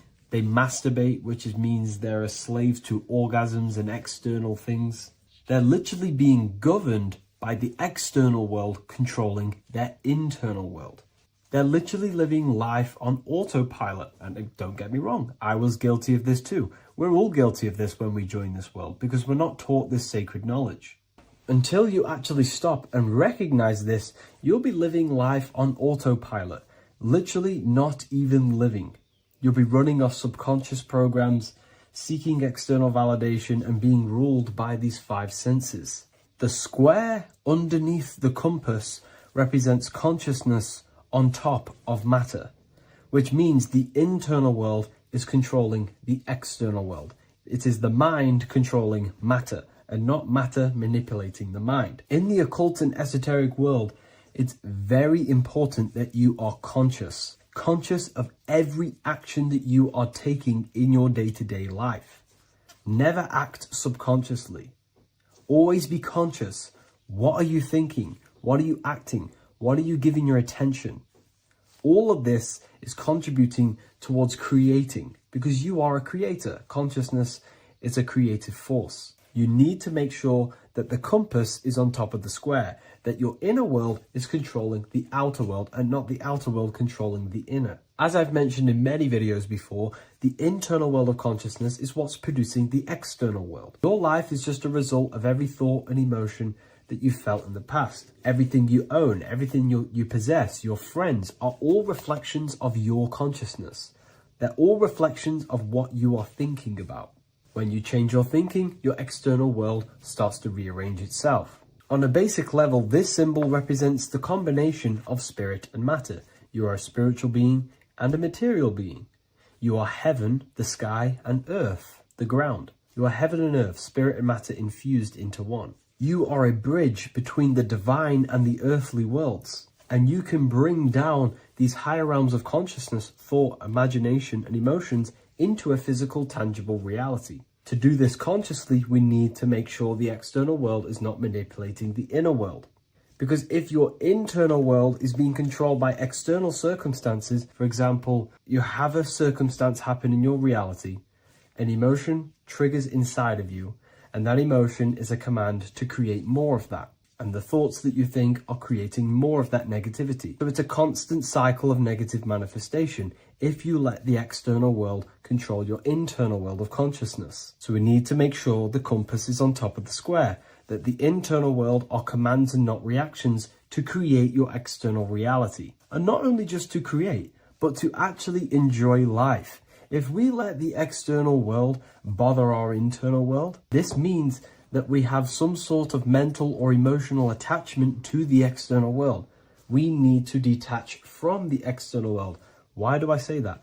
Because it's temporary. It's an illusion. We are going to die one day, and none of this will matter. You need to understand that everything in this world is temporary. You have to be okay with losing things, losing family, losing things in this world, because it's guaranteed to be temporary. We need to make sure the internal world is order and not chaos, commands and not reactions. Now, at the back of the Book of Wisdom, Volume 2, the book that I've wrote here, I go over the different meanings of the different arrangements of the square and compass. Sometimes we see the square overlapping the compass, which is the opposite of what we've just broken down.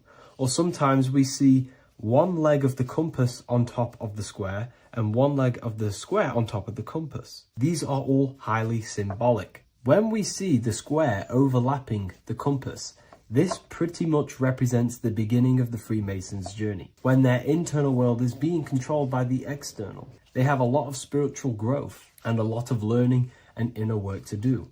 Now, when we see half and half, one leg of the square on top and one leg of the compass on top, this represents the Masons' gradual emergence from the material realm into the spiritual. This interplay of symbols reflects the process of gaining greater light and knowledge as the Masons ascend from material concerns towards spiritual enlightenment. And of course, we've just broken down what this means. This represents spirit over matter.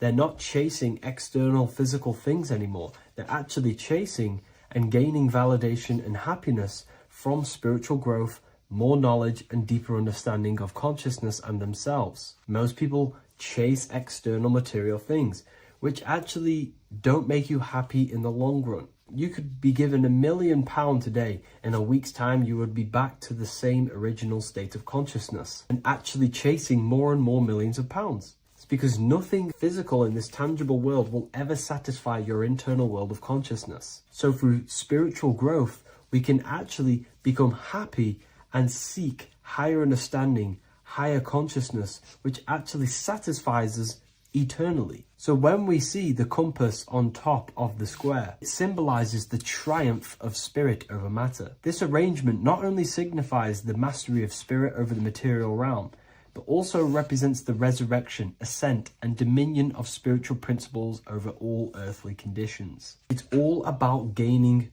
personal power and spiritual growth. It's all about spiritual evolution, going from matter to spirit. The external world controlling the internal world, to the internal world ruling over the external world, where the mind becomes a powerful tool to actually create and command reality. The mind cannot create and command reality if it's being governed and tossed all over the place by external circumstances and thoughts. Here's a quick tip on how to know if your mind is controlling you. If your phone notification goes off and you're working on something, and you instantly go to reach and pick up the phone as soon as the notification goes off, that is an indication that your mind is controlling you and you are not controlling it. The mind is the direction of consciousness. The direction, it directs the flow of your attention, your energy, your consciousness. So to practice to gain mind over matter is simply just meditation, allowing the mind to sit still and focus on one thing for long periods of time. And over time, this will gain mastery over your attention and your mind. If you are on your spiritual path, this should be your goal, your internal world becoming the master. The mind becoming a vessel for you and not a vessel controlling you. It needs to become a command center and not a reaction. Please like, share this with a friend, and subscribe to the channel if you're new. Leave a link in the description for the Book of Wisdom Volume 2. Today's topic is the binary code behind the universe. You will learn the fundamentals of the binary code, deeper understanding of reality, which will give you more of a connection to the universe, evidence supporting the existence of this code, and how to use the binary code to shape your reality. This is an important one. We have 0 and 1. This is the binary code of the universe. It underlies everything. It is the source of all creation. The universe is binary in nature, meaning it exists as both something and nothing, on and off, male and female, light and dark. Everything has its polar opposite. At its core, all that exists is 0, representing nothingness, infinite potential, and 1, representing something, order. 0 represents the feminine, vast, formless, and infinite potential. It is the space from which all things emerge, the womb of creation, the receptive and expansive force. 1 represents the masculine, structure, form, and order. It is the active principle, the initiator, the force that defines and shapes reality. Together, they create the fundamental duality that underlines existence, the balance between chaos and order, the void and creation, yin and yang. We see this in the masculine and feminine bodies. This is deeply encoded into the fabric of reality. And once you see this, you will never unsee this. So please leave a like on this video if you love my content and you love the wisdom that I share with the world. So we see this with the masculine genital areas. Remember, this is the genital area. This is all to do with creation. These are the generative principles, the generative organs in the body that allow creation to continually outfold into new life. The genital areas are all to do with the code. The male is the 1, the action. He's the initiator. The feminine is the 0, which is the infinite potential, the womb of creation. 0 and 1. This is why we have 10 numbers.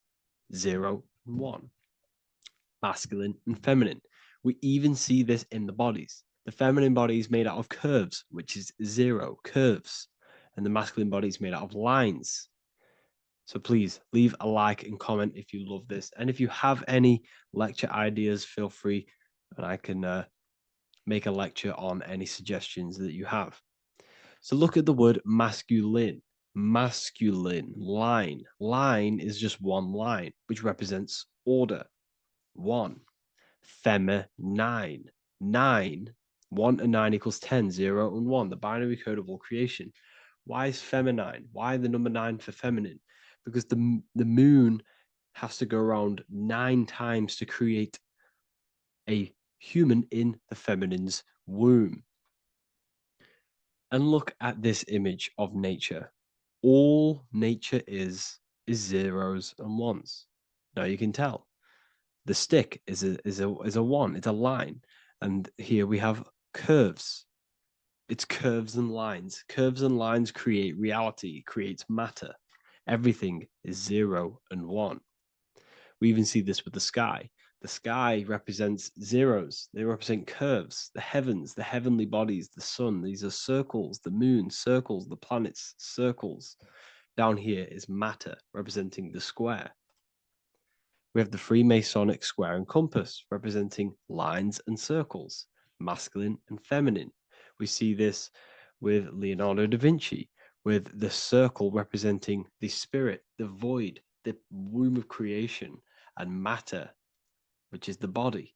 This is the soul in matter, infinite potential in matter. This represents spirit over matter. This represents the architect of reality, zeros and ones, spirit and matter. This is all the same thing. Understanding this binary nature of the universe, where 0 feminine represents the infinite potential and 1 masculine symbolizes order and structure, can benefit you in several ways.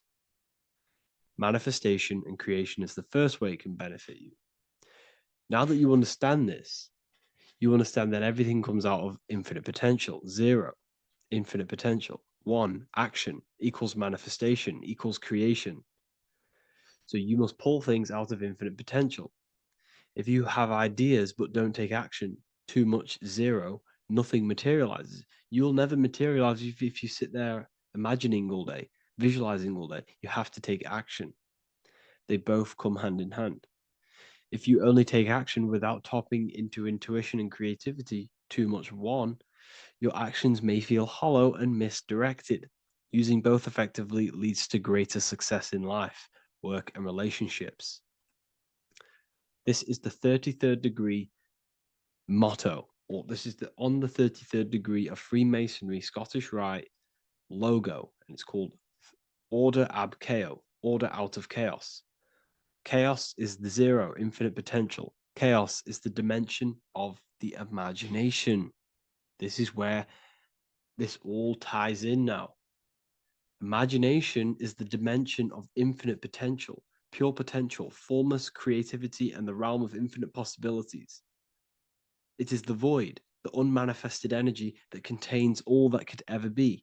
That is the imagination. The imagination is the dimension that you are connected to, and you can pull any idea out of and materialize it into a reality. Matter, on the other hand, is order brought out of the imagination, chaos. It is when raw potential is structured, defined, and crystallized into form. This is the fundamental principle of order out of chaos, the process of turning the unseen into the seen, the abstract into the concrete, the dream into reality.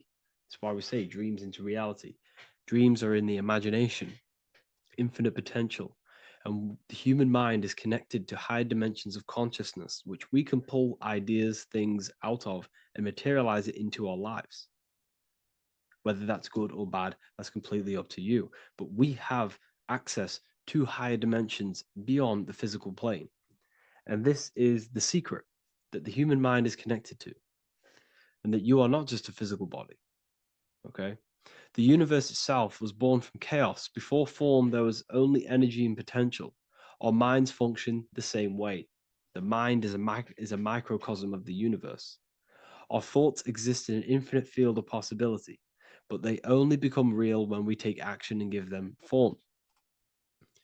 If your inner world is filled with chaotic thoughts and impulsive emotions and negativity, then creating order within is essential for balance, clarity, and growth. What do I mean? Order out of chaos, 0 and 1. All creation comes out of infinite potential. The mind, the imagination, is the infinite potential. The material world is the order. It's the effect. Therefore, if your material world has chaos, if your room is messy, if your body is out of shape, if you do not look after yourself, everything in the physical world is just a reflection of what's going on inside of you, what's going on inside of you. So if you have a messy room in a messy house, this reflects as a messy mind, a chaotic mind, and we must create order in our mind. So this applies to all realms of your life. This applies with your mind, it applies with your emotions, it applies with your manifestation, it applies with the physical world, with the masculine, feminine. 0 and 1 is heaven and earth. It's everything. It's duality. It's on and off. It's everything. So it applies to all realms of your life. Okay. So in order for this to benefit our lives, we must, 1, have awareness and observe the chaos. Step back and observe your thoughts and emotions without reacting to them. Recognize that you are not your thoughts. You are the observer of them. You are the soul. You are in between them. You are the midpoint between the left and the right, the 0 and the 1. You are the soul. Journaling or meditation can help you identify patterns and negativity and impulsivity. So it's important that we recognize these patterns. We recognize the chaos within us and we transmute it.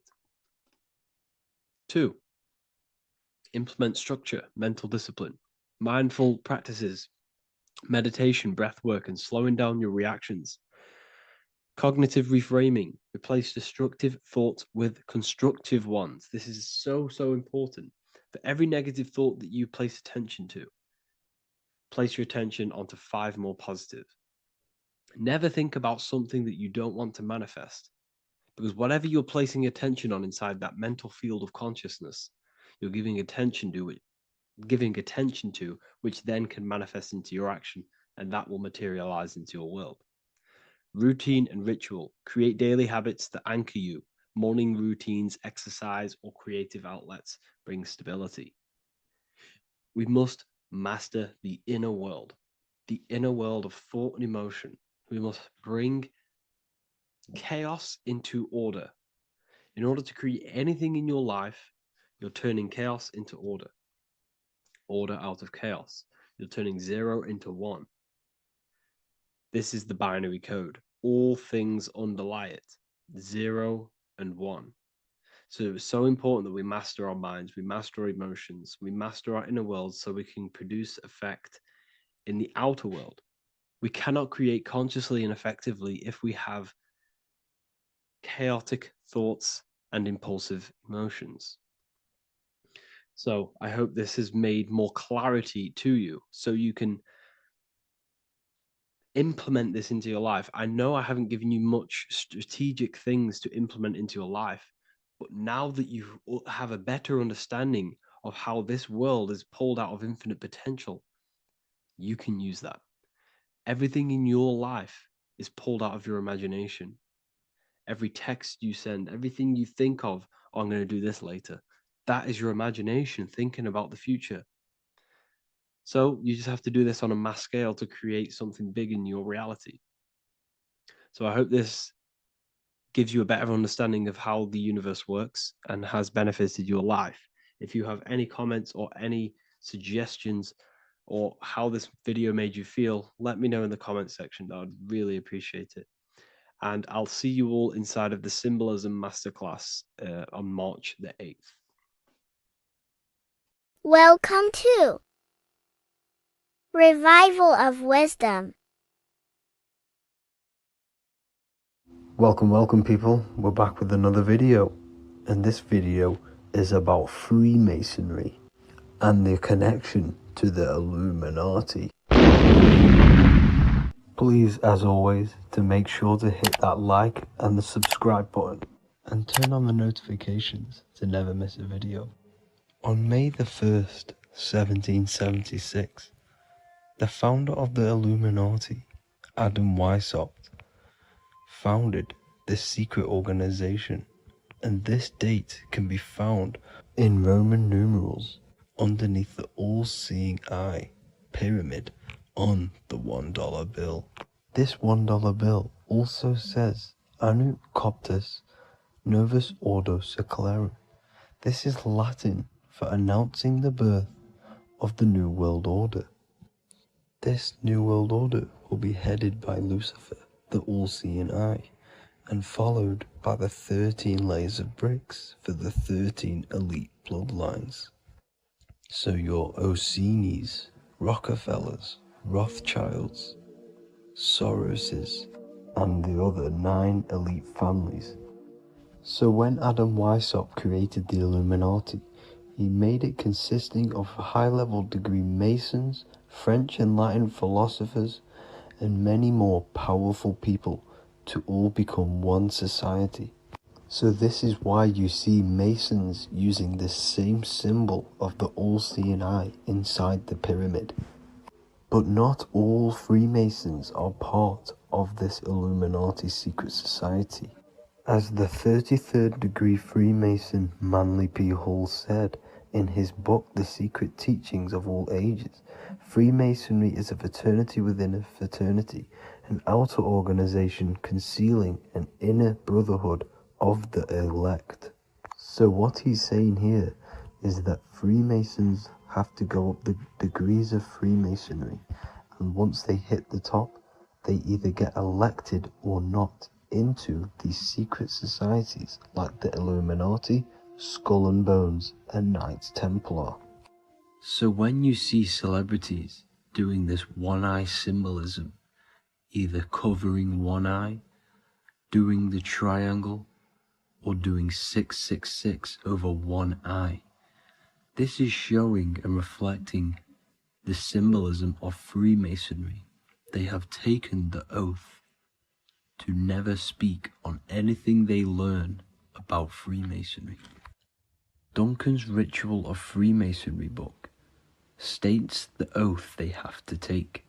Quote, I ... of my own free will and accord, that I will hail, ever conceal, and never reveal any of the secrets, arts, points of Master Mason's degree to any person whomsoever. All this most solemnly, sincerely promise and swear. Now, this is what happens when they break the oath, stated in this book, quote, myself severed in two, my bowels taken from thence, and burnt to ashes. So this states that Freemasonry comes first, before any law of the land. It has the right to kill you if you break your oath.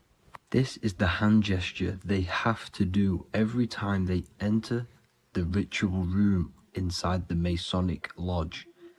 This is the cutthroat symbol, showing you and reminding you of the oath and what will happen if you break it.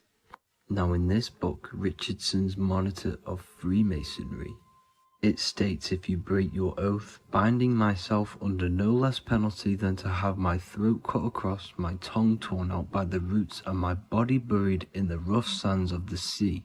If they do not decide to kill you, this book states this by pointing him out to the world as an unworthy vagabond, by opposing his interest, by dearranging his business. In other words, they have the power to frame you and destroy your reputation to the world, and destroy your business if you break this oath. So yes, they do kill to keep this truth hidden, because this truth of this reality is what keeps them in power. They have the ability to manipulate people, because people do not know what manipulates them.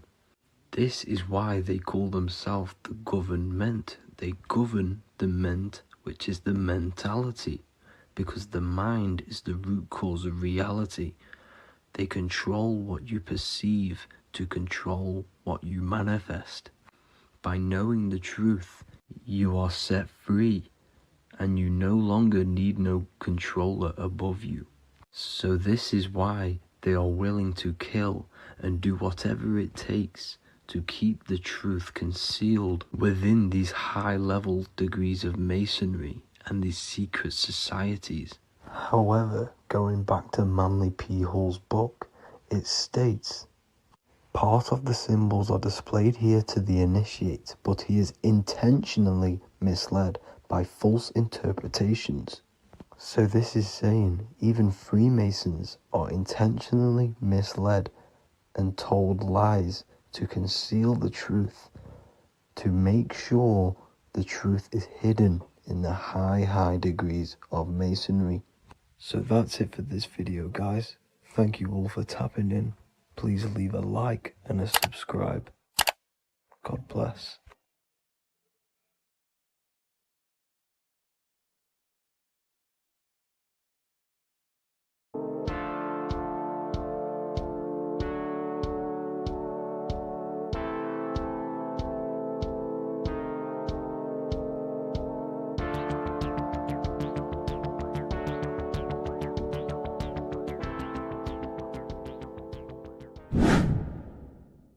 The earth has become a realm in order to trap souls within so that they can harness our electricity, our energy.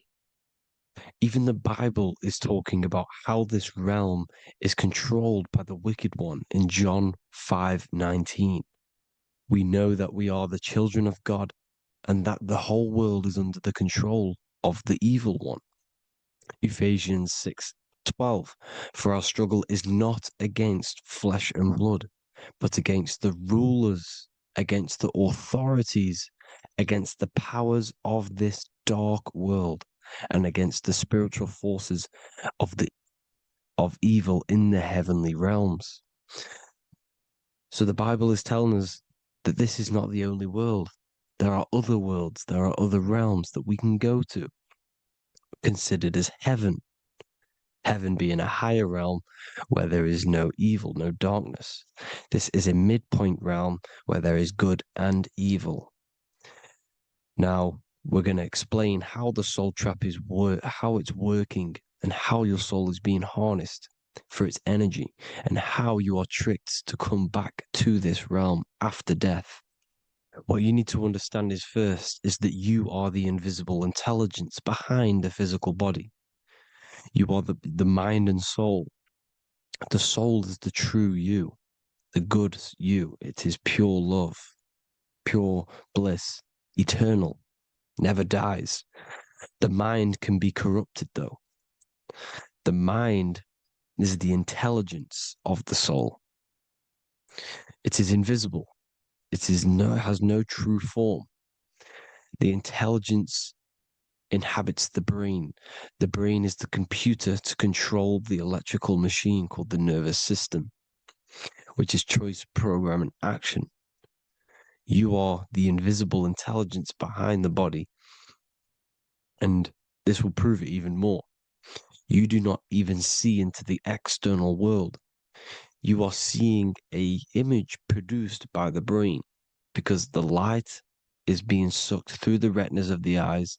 The image is produced in the visual cortex at the back of the brain. What does this mean? This means that we are the consciousness in the center of the brain, in the pineal gland, that is experiencing the program being ran by the central nervous system in the brain. This is the sigil of Lucifer. Lucifer in Latin is Lucy. Lucy is light in Latin. Lucifer is known as the light bearer. This is how the eyes work, people. It's not a demon or a devil. The sigil for Lucifer is how the eyes work and how the left eye is controlled by the right brain. The right eye is controlled by the left brain. There is a crossover. It's the same with the body. The left side of the body is controlled by the right brain. The right side of the body is controlled by the left brain. There's a crossover with our hemispheres in the brain. Now, this empty chamber in the center of the brain is where this universal cosmic intelligence is held, known as the most holy place in the Bible, the throne of God. Okay? This is above the 33 vertebrae on the spine. As you can see here, you are the being in the center of this point. All of the nerves are being sent back to this one particular point, which is which is the seat of our invisible intelligence. You can see it's an empty chamber. Our consciousness, our intelligence is not a physical thing. This intelligence is the true voice inside of your head. This is why your head is heaven, your heart is earth, your heel is hell. Your head is heaven because this is the seat, the throne of God. God is in heaven because the consciousness, this divine intelligence that's controlling the body, is sat in the center of the brain. The brain is taking commands of this invisible intelligence. When you close your eyes, you can feel your awareness, your consciousness, your intelligence is all in the brain. Your awareness is not in the feet, the heart, the legs, the arms. It's all in the center of the brain. Now, if you meditate deeply, you will find that you are beyond the mind. You are the being observing the thoughts. You are the soul observing the thoughts. Now, with this being said, you are the consciousness experiencing the program being ran by the central nervous system in the brain, because you're not seeing into the external world. It's an image, it's a simulated image produced by the brain and the central nervous system. You do not experience the external world. You do not feel the external world. You feel electrical impulses on your nervous system. Your nervous system is decoding what you are feeling. So the only thing that you truly feel is the electrical impulses on your nervous system. This is why the nervous system is the tree of knowledge of good and evil, because it gives your invisible intelligence, your mind, the knowledge of good and evil. It can detect good things, it can detect bad things. If it's hot, if it's warm, if I need to go, the nervous system is doing this. It is the tree of knowledge of good and evil. Okay?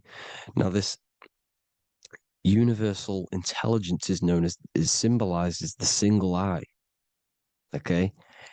Matthew 18:9. It is better for you to enter life with one eye than to have two eyes and to be thrown into the fire of hell.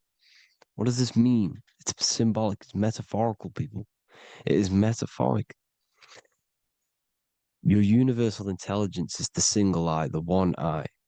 It's the balance between the two poles, between the left and the right, the good and the evil.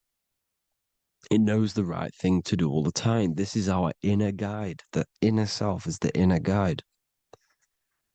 And when you are operating your life off duality, using your two eyes, you'll be thrown into the fire of hell, lower states of consciousness.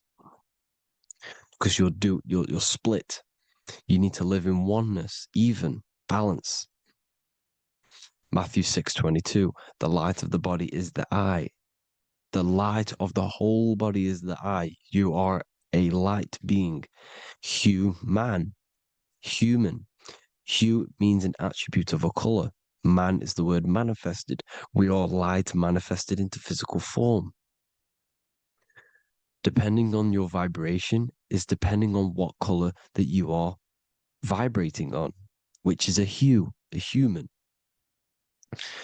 If therefore thine eye be single, thy whole body should be full of light. Again, it's talking about the single eye, oneness, completeness.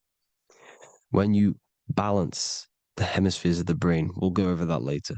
But anyways, the body is the earth. This is what we need to understand, people.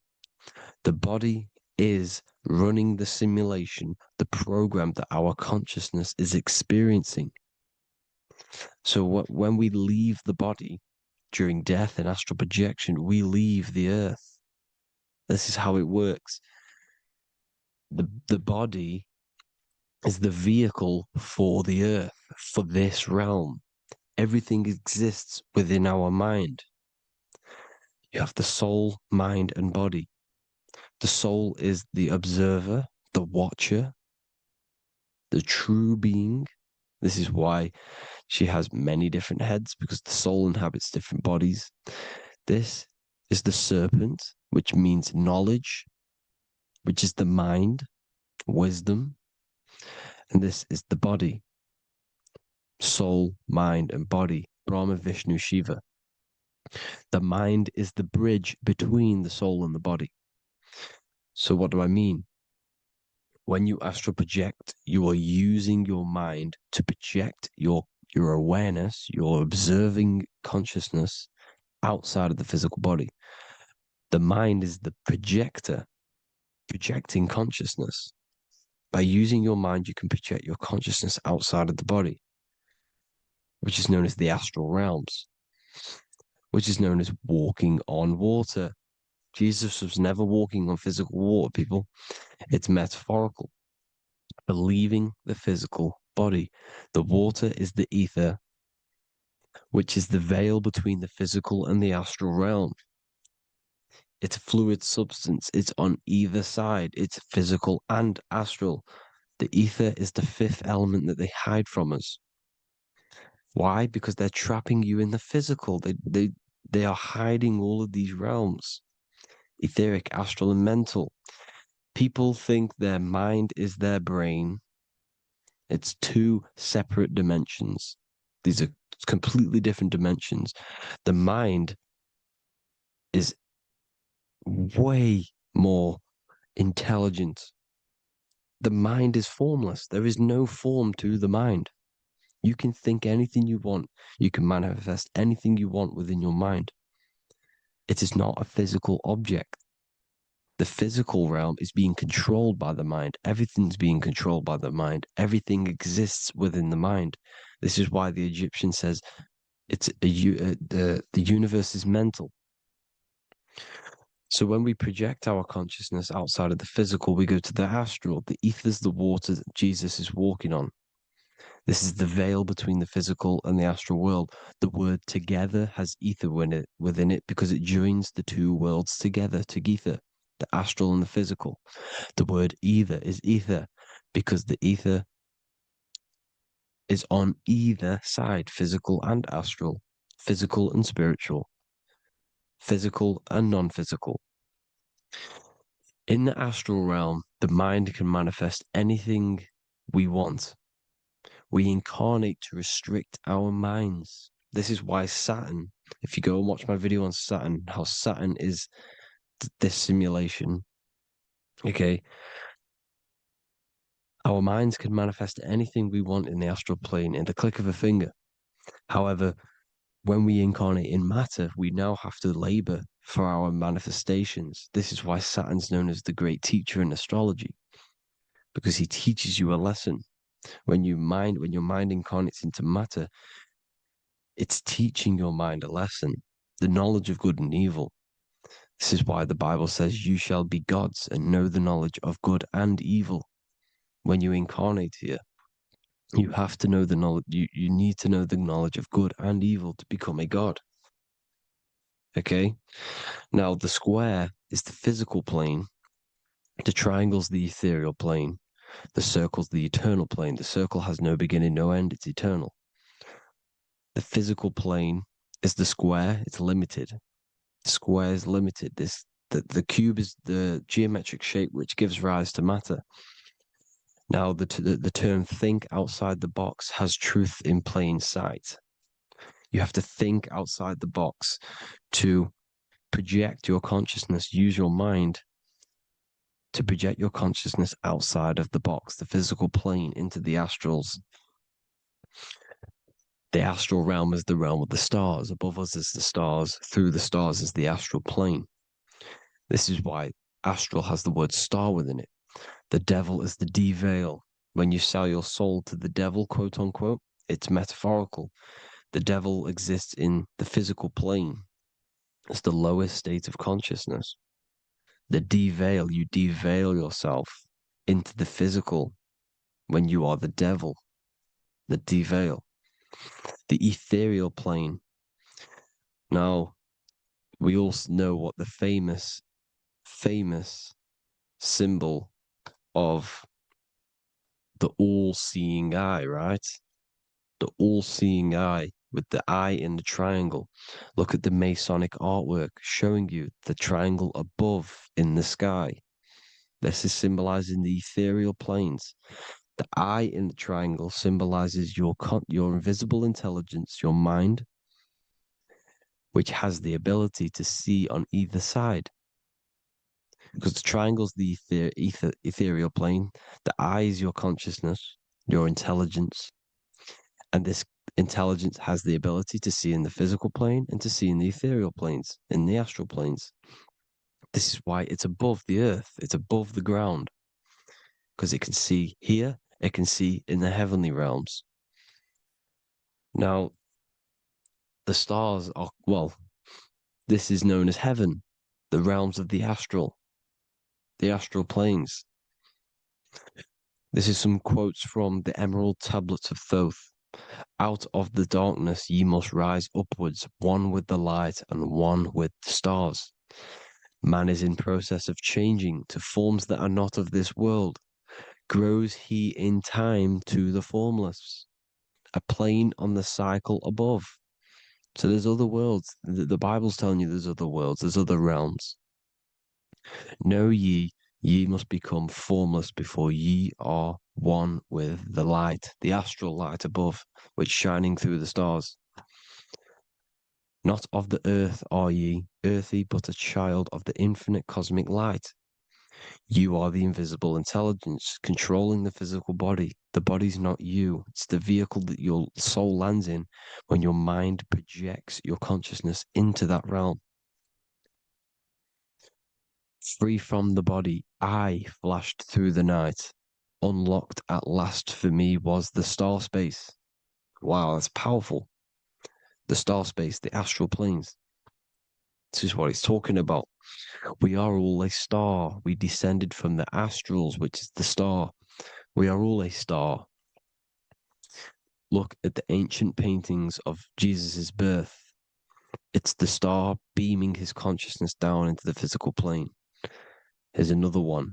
Here's some Freemasonic artwork showing you, again, the ether, that invisible intelligence, the eye, manifesting itself inside of here, in the physical realm, where the people are.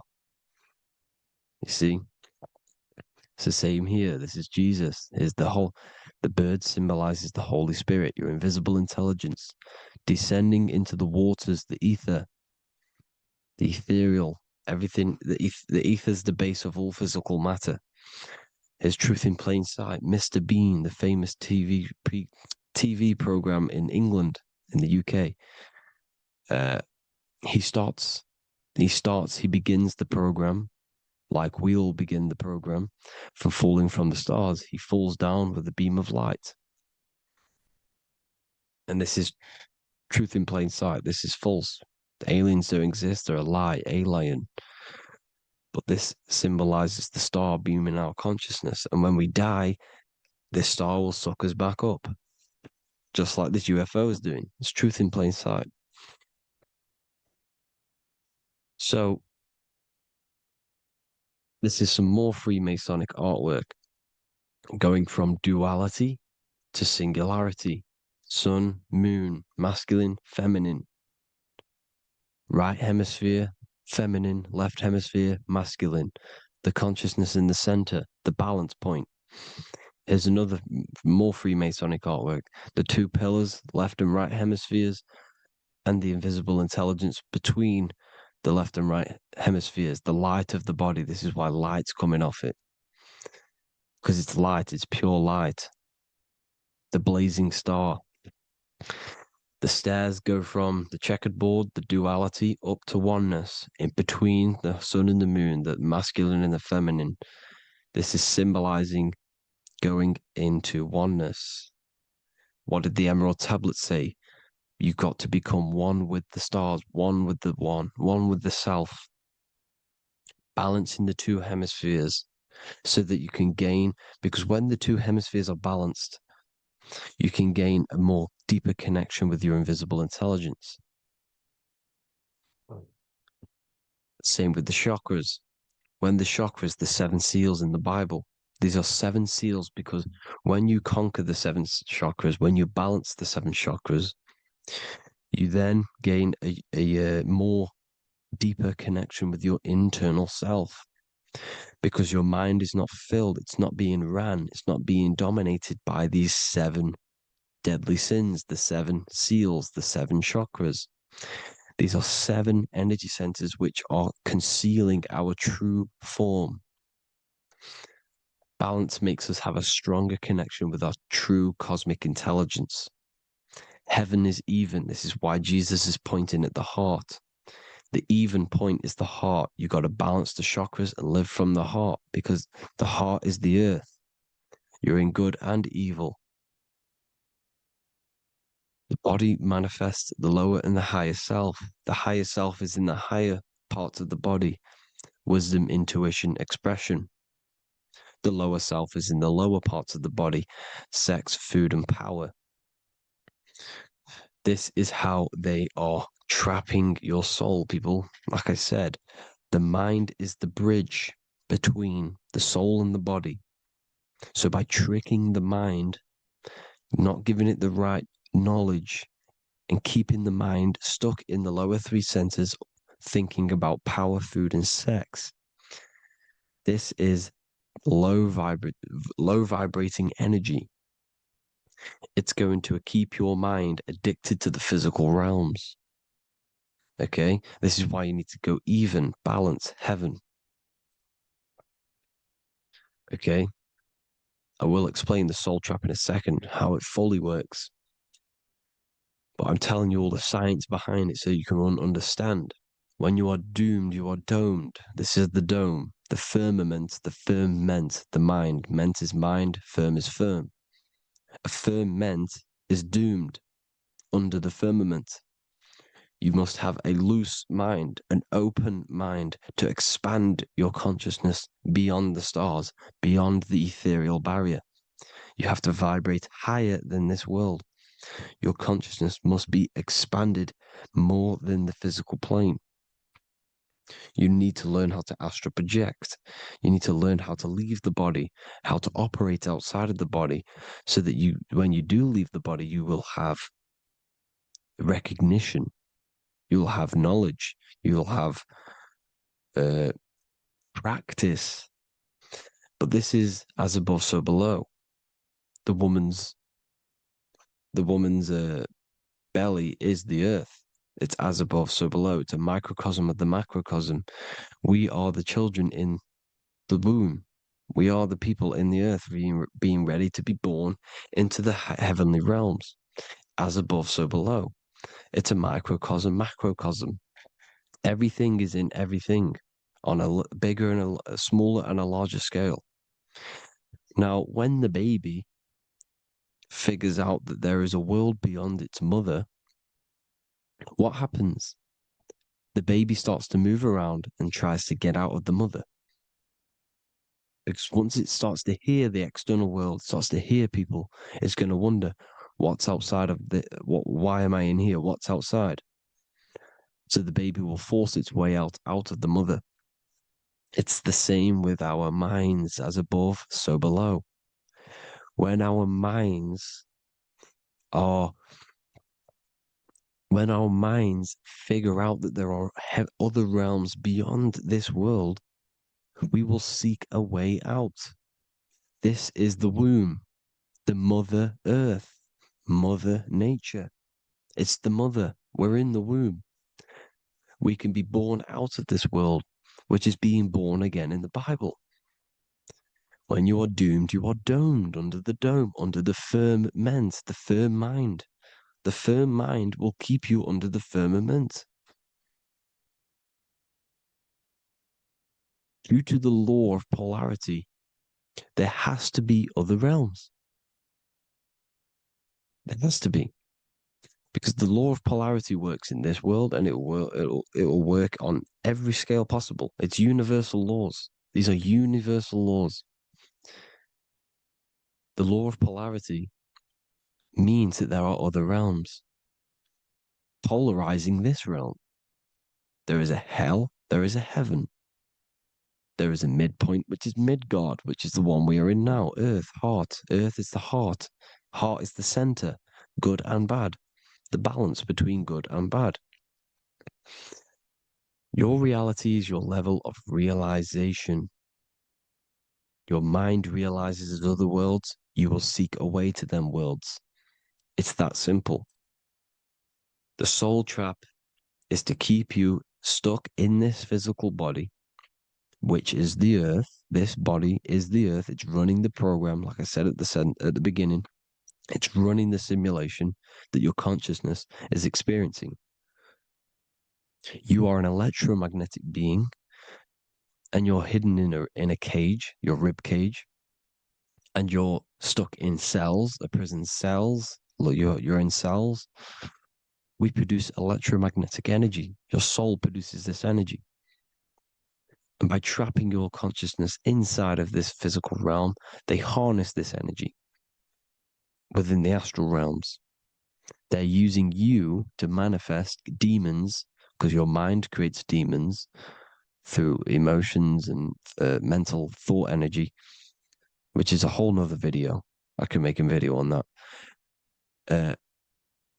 You're manifesting everything for them because they're trying to create a hive mind. This is why they want everyone to believe in one belief system, one government, one belief system, one religion, because they're creating a hive mind.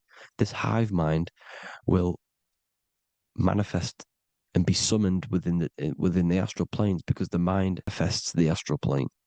The astral plane is the realm of imagination. The mental plane is the realm of just thought alone. The etheric plane is the energy. The physical plane is the matter.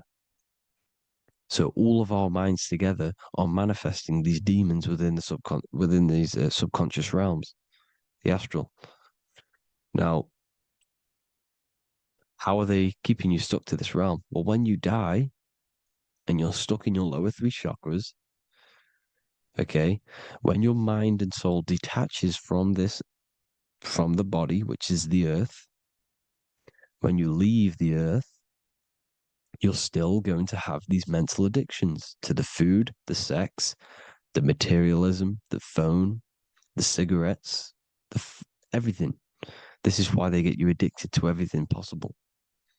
The TikTok, the YouTube, they get you addicted to as many things possible.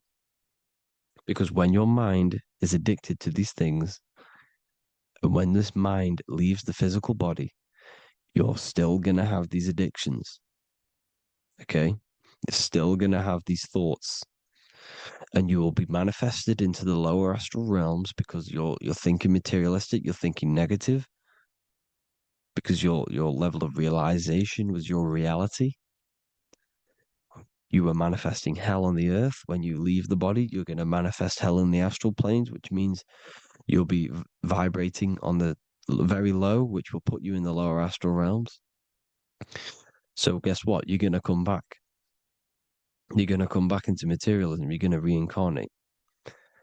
Because you haven't prepared for life after death. You must detach from the external world. Okay? Moon is mind. The sun is the soul. The earth is the body. The moon is the mind. This is why we say lunatic. In your mind, you have a specific mood. Moon. Money, M-O-N, is the moon. Money exists in the mind. They get you addicted to the money. The Bible's telling you this. Do not conform to the pattern of this world, but be transformed by the renewing of your mind. It's telling you. Of this world, but be transformed by the renewing of your mind. Who knew that the Bible was this deep? Matthew 16:26, what good will it be for someone to gain the whole world yet forfeit their soul? James 4:4, don't you know that friendship with this world means enmity against God? Therefore, anyone who chooses to be a friend of this world, of the world, becomes an enemy of God. John 4:4, dear children, are from God and have overcome them, because the one who is in you is greater than the one who is in the world. It's talking about the invisible intelligence. It's greater than the physical world. John 2:15, do not love this world, nor the things it offers you. Because this world will create you to, if your mind has attachments to what this world offers, sex, money, and power, pretty much, you will reincarnate here. You will come back here. Because when you leave the body, your mind will still have these addictions. Do not love the world, nor the things it has to offer you. All of this is in my newly published book. The paperback versions are now available. Finally, for all the people who have been waiting, the Book of Wisdom. All of this knowledge is inside of the Book of Wisdom. The paperbacks are available. There's worldwide shipping. You can get it anywhere, pretty much, any country. My new website, it's amazing. There's going to be some amazing products coming on the new website. But I thank you all for the support. Before I leave, I need to explain what is going on with the soul trap. Like I said at the beginning, the mind's the bridge between the soul and the body. The body's the realm. By tricking your mind with false knowledge, they are keeping your soul stuck to this realm. They get you addicted to all the physical things, and that is it. As soon as you're addicted and you die, you're going to come back. So by tricking your mind, which is the bridge between the realms, they keep your mind stuck within this body. They keep you in physicality. They deveil you, the devil, the deveil. Thank you all for the support, people. If you do want to join the Academy, all the links will be posted below this video for the book, The Academy. Thank you all for the support and have an amazing day.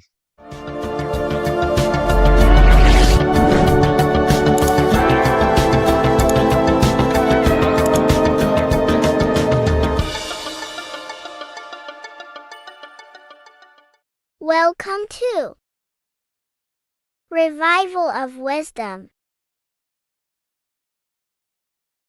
This video is going to be about the flat earth and the breakdown of the whole cosmology. We're going to be digging very deep. I've got a lot of pictures and images to show you, and a lot of dots to connect. So let's start with the Freemasonry art. So this artwork we have here is the Freemasonic cosmology as they know and believe. So what is it symbolizing? We obviously have to start off with the 4 pillars representing the 4 corners of the earth. The 4 corners with duality. You see, there's everything on earth. There's good and evil. Good, evil, positive, negative. Good, bad. This is the checkerboard. This is what it symbolizes. Okay. Obviously, we have the sun, the moon. The sun gives you energy. It's the anode. The moon is the cathode. It's the opposite. It takes your energy. So therefore, you become sleepy when the moon comes out. You see, everything on Earth, everything in the universe is balanced. There's complete balance symbolized by duality. There's always 2 opposites. We have the all-seeing eye. And obviously 7 stars representing the 7 planets. But not planets as in we know planets. They're not physical spinning balls of gas. They are energies. They are lights emitting from the realm above this realm. They are lights through the firmament, through the electromagnetic field. So let's go through that again. The 4 corners, duality, positive and negative, cold, dry. Everyone on Earth has an opposite. Everyone, there's 2. Okay, and then we have the sun, the moon, the 7 planets with a 5-pointed star. What's the 5-pointed star? Of course, it's the 5 elements: spirit, water, earth, fire, and air. Okay, that's what the 5-pointed star is symbolizing. the 5 elements of earth. And then most importantly, we have the compass. The compass is very, very important, hence why it's in the center. The compass is symbolizing many, many things. And one of the most important things, but we'll get into that after. We have a boat with water outside of the earth. So we have a boat on water, symbolizing the waters separated by the firmament, the waters above, separated by the firmament from the waters within the firmament, the earth. So this is what it's symbolizing. So the compass, what's the compass? This is where the compass comes from. The Polaris, the most important star there is, because it's in the center of Earth, the sun, the moon, and the black hole, black sun. Because all creation comes from center, the seed center. Okay, but we'll get into this after. But also, this is a very important Masonic symbol because they use this symbol a lot. This is one of their main symbols, hence why Neil Armstrong has the Masonic ring with the compass on it. The people who supposedly went to the moon, which obviously they faked to push this globe model, because the globe model is based upon fear. Because the globe model, if they can sell you the globe model, they can sell you anything then. You don't know where you actually are. The globe model is to push fear upon the masses, because the globe model means there's not enough resources. There's also risks of asteroids hitting the planet. There's also risks of space, extraterrestrial invasions, global warming, asteroids. You see, this is all the fear that they can gain of selling you the globe model. Okay, because they don't want you to know that this is an intelligent design. And also, they're hiding God, the creator, the source. This is why they are satanic. They are opposites. They are lefty, Lucifer, right, righteous, godly. Hence why they do the symbolism on their eyes. 666. This is another famous, what's it called? Sorry. Famous astrologer. Astronaut. This is another famous astronaut doing 666, showing that he's in the alliance of the occult. But even look at their 10th anniversary stamps. They have a Masonic compass on there. Also, the Order Out of Chaos. Order Out of Chaos, double-headed eagle. Okay, the Order Out of Chaos ring, which they wear. So all of these astronauts are in the occult. They are lying to you. They are in with this order, this Masonic New World Order, whatever you want to call it. So let's break this compass down a lot more. Because as I showed you here, the center, okay, this is what the compass is symbolizing. Let's go into the North Pole map. This is from 1595. This is a rough estimate of where this map came from. It's from around the 1500s to the 1600s, maybe 1400s. There's not an actual set date on this map because obviously our history has been tampered with. But let's break down this map and the symbolism that they use towards this map, because this map is the map of the North Pole. Okay, so in the center, we have the black rock symbolizing the tower. The tower, the pole, North Pole. And what's on top of the North Pole? Obviously, it's Polaris. North Pole and Polaris. Okay, with the 4 islands around the center. Okay, 4 islands around the center. And this is what blew my mind, right? They say that Santa sounds similar. And if you look at this pole that's pointing to the North Pole, you see this line here. So this is obviously from the 1600s. What color is Santa? He's red and white.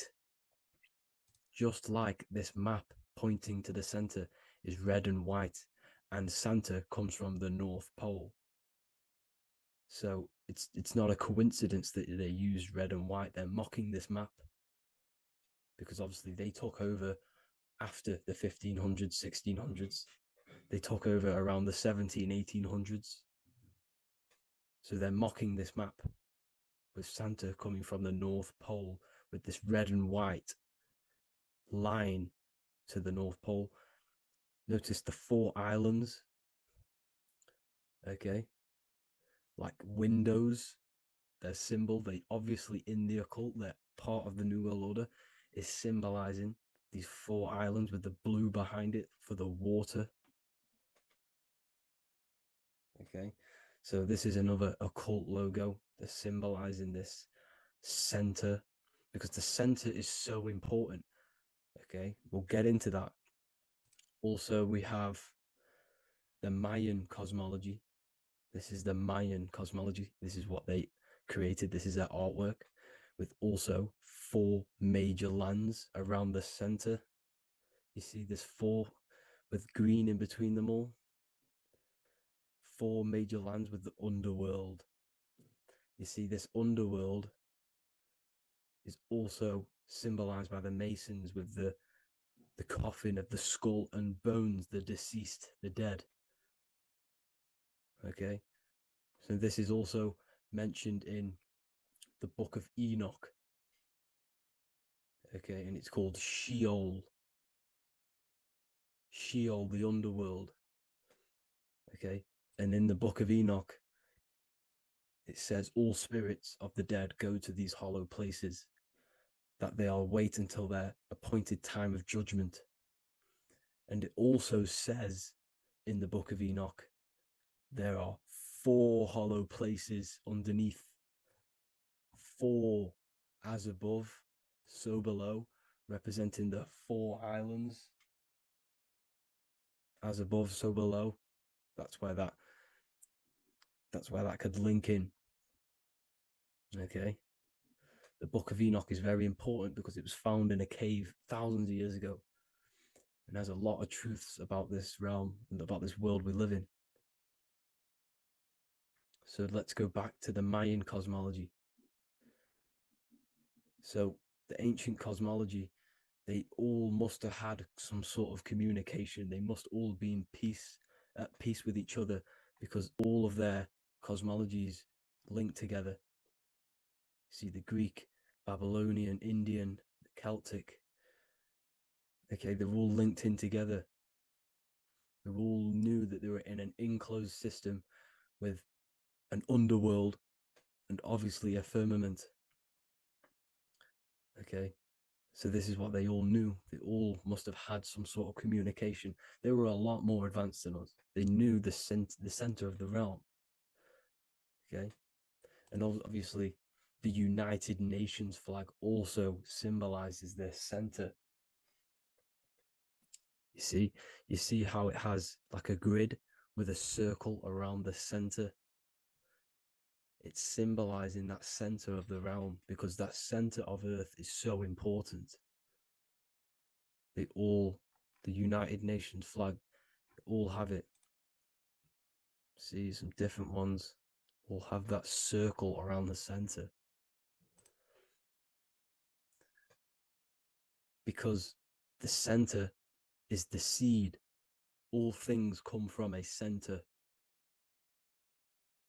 So the torus field is so important because it is the spark of life. It's the building blocks of the universe, this creation. Because all things have a torus field. Just like an apple with what's in the center of an apple, a seed.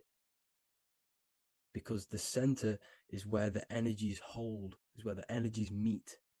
And it creates that spark of life. Just like your heart is the center of your body. and it has an electromagnetic field. Because the center, all things come from the center. So this is why the North Pole is so important, because this is why it's so important, because this is where the creation sparked from, the center. This is where the most electromagnetic energy is stored.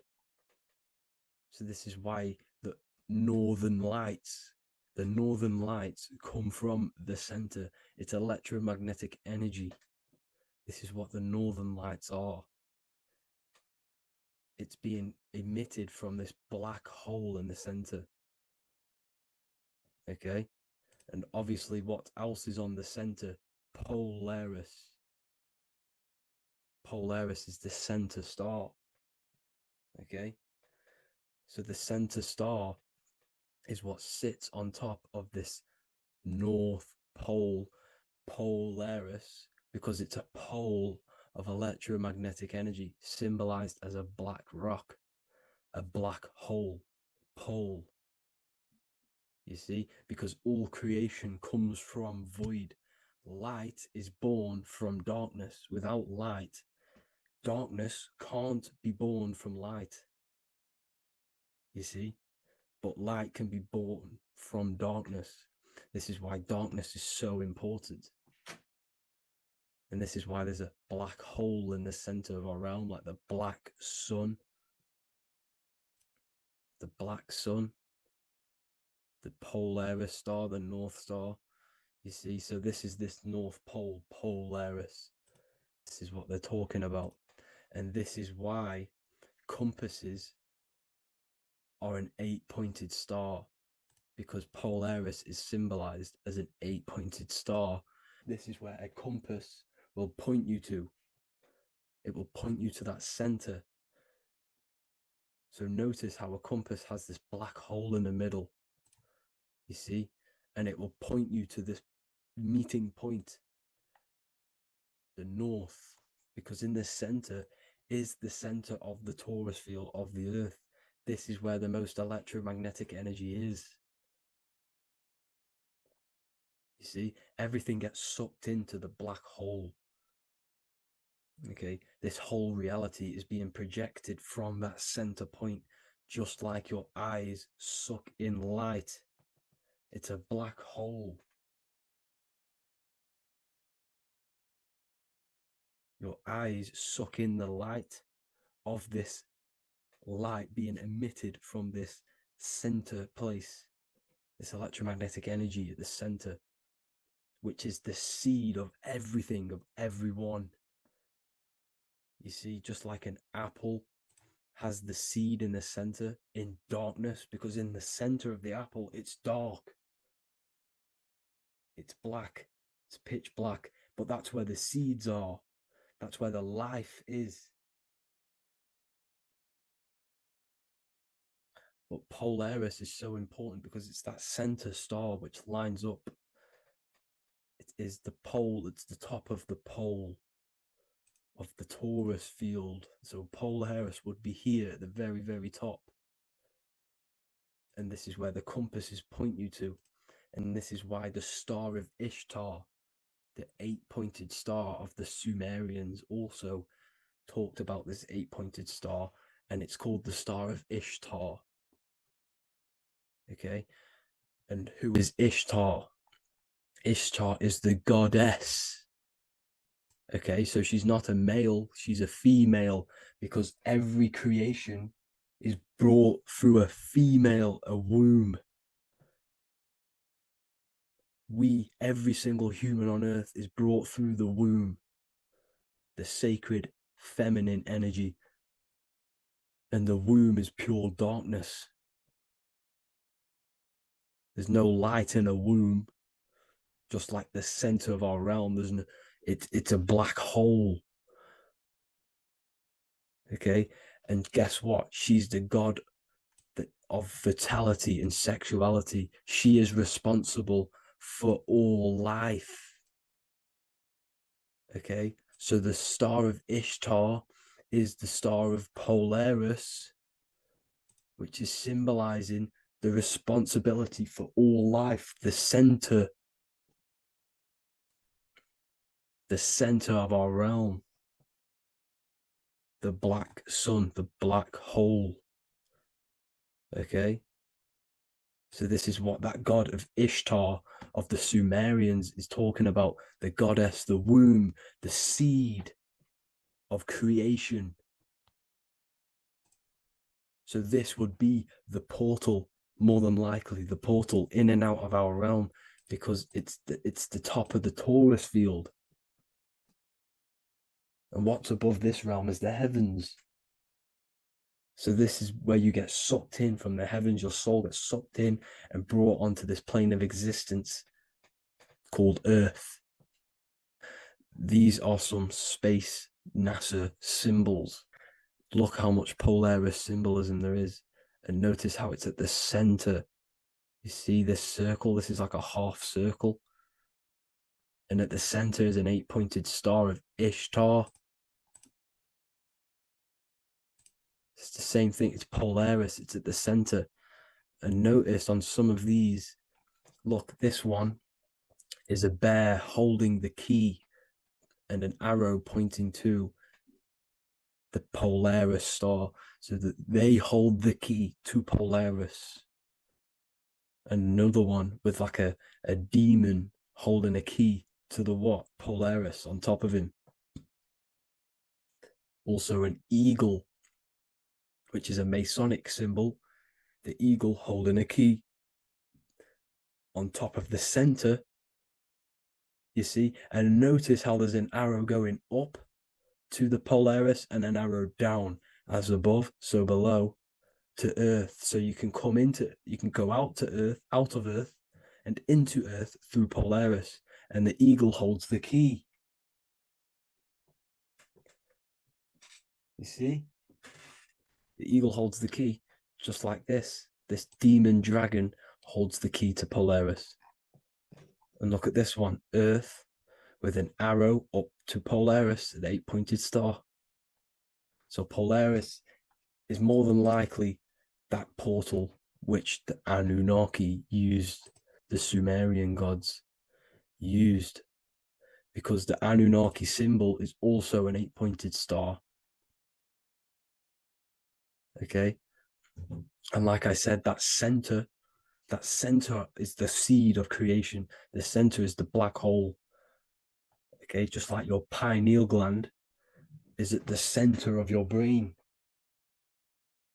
The pineal gland is at the center of your brain, and that's what connects you to that spirit realm, to the source. That's it for this video, guys. Thank you all for tuning in. I hope you all learned something today. Please leave a like, a comment, and please subscribe to the channel for more content. God bless you all. There's an ancient symbol hidden in plain sight, one that holds the key to transformation, power, and unlocking your true potential. It's been used for centuries by mystics, rulers, and even modern science, but almost no one understands its true meaning. Once you do, it will change the way you see yourself and the world forever. Stay with me, because this could be the key to your own awakening. The symbol of the snake, or the serpent, is a very powerful symbol that refers to something within you, that we all are on this journey. So first of all, we see this symbol in ancient Egypt on the top of the pharaoh's head.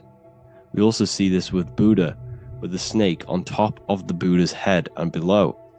We also see this in Rome, with the Roman god Mercury holding the staff with the snake. We see this in Adam and Eve story with the snake tempting Eve. We even see this today on the medical facility. What does this mean? Why is this symbol being used for thousands and thousands and thousands of years? It has a very deep esoteric meaning. We see this in the caduceus staff, and we even see the snake representing the Kundalini. What does the snake actually mean? A lot of people think it represents the Kundalini, which it does. However, there's a deeper interpretation of this symbol, and it goes very far beneath the surface of what the snake actually represents. Okay? So first of all, when looking at symbols, we need to observe what the snake does in nature. The serpent sheds its skin. The serpent shedding its skin is a sacred symbol of an inner transformation. It transforms from its old self to a new self. It sheds layers of itself. As the snake discards its old exterior, it mirrors our own journey of realizing outdated beliefs and patterns, paving the way for a renewed, authentic self on the esoteric path of awakening. Essentially, it represents transformation, but not transformation of our physical bodies, transformation of our inner world. Now, this is where things get a little bit tricky and you may become a little bit confused, but I'm going to make this very clear for you. The snake symbol or any symbol can be used for different context. For example, the Kundalini. We see the snake representing the Kundalini. We all know that energy can't be destroyed, only transferred. Like I said, this is a transferring of energy. It's a changing, a transforming, shedding its skin. It represents transformation. Sexual energy is energy, and we can transform the sexual energy into a Kundalini awakening to activate dormant brain cells in our brain and to activate the human light body, which is the spirit. We can cultivate, save, and retain our sexual energy, transmute it up the spine to activate the brain. This is a symbol of transformation, of energy in this context. However, when we go to the emergency services, this does not mean the same thing as the Kundalini. The snake in this context represents transformation of health. When we are picked up by the emergency services, we are looking for a transformation. We are unwell and now we need to transform to well-being. This is why they use this symbol. It represents transformation, especially with the pole and the snake climbing.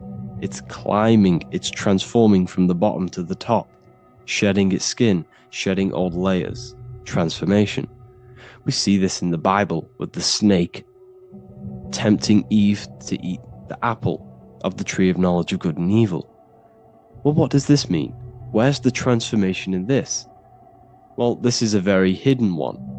The transformation takes place in Adam and Eve's consciousness and their mind. They go from a pure, whole state of consciousness, from being tempted by the snake, and they eat it and they transform into knowing the good and evil, into the dualistic ways of thinking and the dualistic meaning of this world. Let me rephrase that. They understand the dualism of this world, and they now understand the two good and bad ways of thinking. They know the knowledge of good and evil, of duality. They shifted from a whole state of consciousness into their consciousness being split into good and evil. This represents the journey of every single soul that incarnates into this world, including yourself. When you were a child, you were whole. You had no understanding of good and evil. But as you grew older, you eaten the fruit. You grew to understand the knowledge of good and evil. Your consciousness split from a whole into a separate and divided way of thinking and divided understanding of the world. We suppressed aspects of ourselves to fit in with society norms. And we just limited ourselves with limiting belief systems. We knew the knowledge of good and evil. Our consciousness split from a whole state. This is what Adam and Eve is symbolic of. We see this with the Roman god Mercury, with the snake. Mercury represents intellect, communication. He's always flying in the air, which represents the air, the mind, the intellect. He's holding the snake to represent transformation of the mind. This is what we call mental alchemy. Turning base metals into gold, turning the unenlightened aspects of our mind into enlightened ones, turning our negativity into power and control.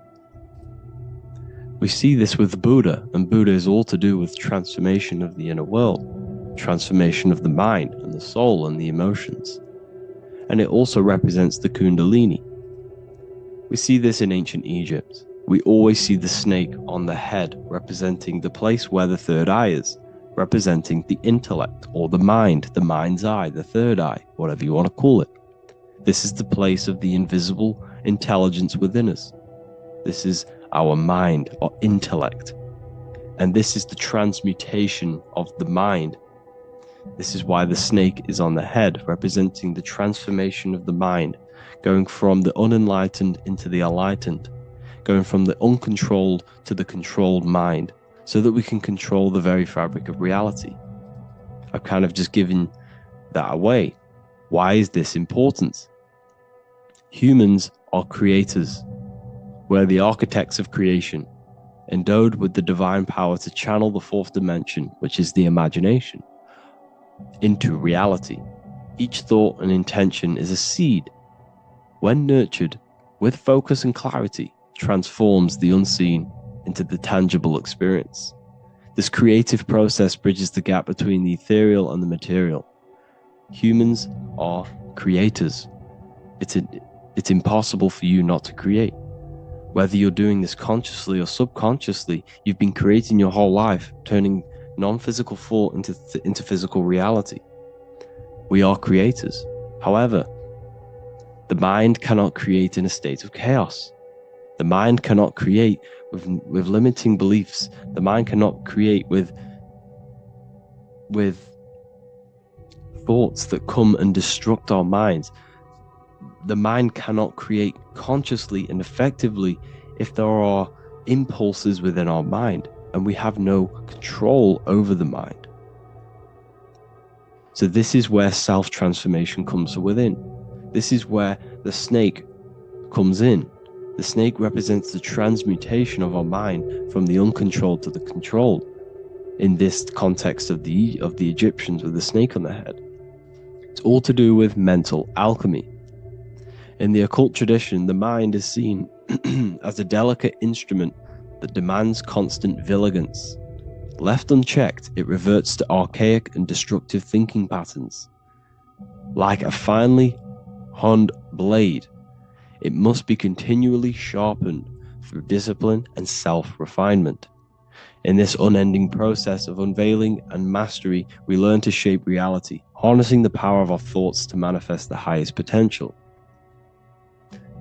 It's all to do with mental alchemy, and this is how the snake is connected to you. And what the snake represents to you, it represents the transmutation, the changing of ourselves, of our consciousness, so we can gain control in this 3D world. If we lack control, then we'll constantly be manifesting chaos. Now, there are 3 ways that we can transform our world, and we can slowly transform our mind. Now, this is not an overnight process. It takes periods of time of purification. And number 1 is affirmation.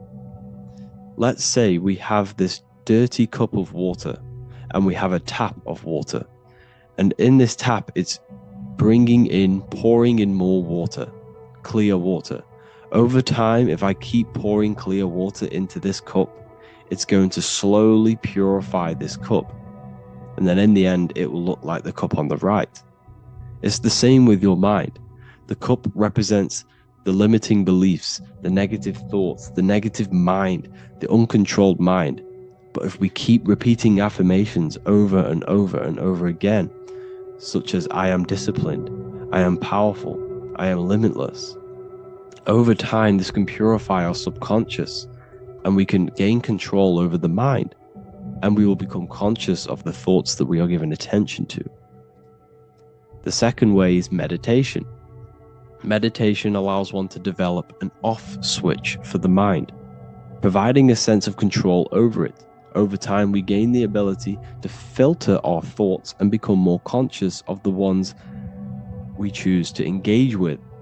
Meditation, over a period of time, will give you this button that allows you to filter out negative thoughts. If you have a negative thought in your mind, you'll be able to become conscious of this and redirect your mind's attention. This is all about self-control, because remember, we become what we think about. The snake represents the transmutation of the self. And another way is visualization. Visualization allows your subconscious mind to experience the reality you desire, accepting it as truth. As the subconscious becomes more immersed in this imagined reality, it works to manifest it into your conscious experience. Your visual eye, visualize, visual eye. You're using the mind's eye to see and mold your future. That's what imagination is for, to create in your future. You can become your future now in your imagination.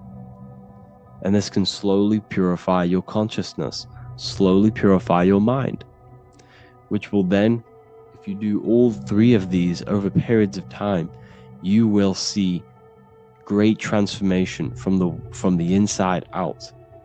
And your outer world will start to mirror your inner transformation, because it's as within, so without.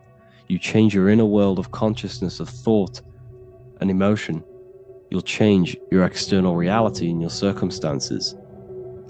So I hope this lesson has gave you a great understanding of what the snake actually represents. And now that you see it, you will see this everywhere. Every time you see a snake, you know it represents the transformation. So please, if you can, leave a like, comment, and subscribe, and turn on the alerts to make sure you never miss a video. And if you have any video suggestions, feel free to make a comment and I can make a lecture on it. I appreciate you all watching this video today, and I'll see you all inside my university if you're inside, and I'll see you all in my Telegram if you join, and I'll see you in the next video, of course. Thank you and take care. Hello and welcome to another lecture from Harry B. Joseph, also known as Revival of Wisdom, the author of the Book of Wisdom series from revivalofwisdom.com. In this lecture, you will learn how to decode Freemasonic symbolism, gain a deeper understanding of yourself, expand your awareness of consciousness and reality, and receive guidance to navigate life with greater clarity. So today we're going to be breaking down this particular piece of artwork, this Freemasonic artwork, and how this relates to you and reaching a higher consciousness. Because ultimately, this is what it's about, okay? Freemasonry is considered a craft, and this craft is crafting a better brain and heart, crafting a higher consciousness, crafting a better self. Why? So we can operate in the world at a higher degree, operate in the world more efficiently, live a better experience in the world, and getting to know thyself. Okay? So we're going to start from bottom to top because this is important. Every placement of this symbolism is on purpose, has meaning, especially the placements of the symbols. Okay? So we're going to start from the very bottom of the artwork, which represents lower down. When we're looking at symbolism, especially occult symbolism, that's what the word occult means. The word occult means hidden, hidden from the eyes. It has its roots in the word oculus. I'm pretty sure that's Latin, which means eye. So the word occult comes from oculus, which means eye. And the word occult means hidden from the eye, the unseen, studying the unseen aspects of self. We're studying the brain. We're studying consciousness. We're studying the body, the heart. We're studying the self, the hidden aspects of the human psyche and the hidden aspects of self. Okay?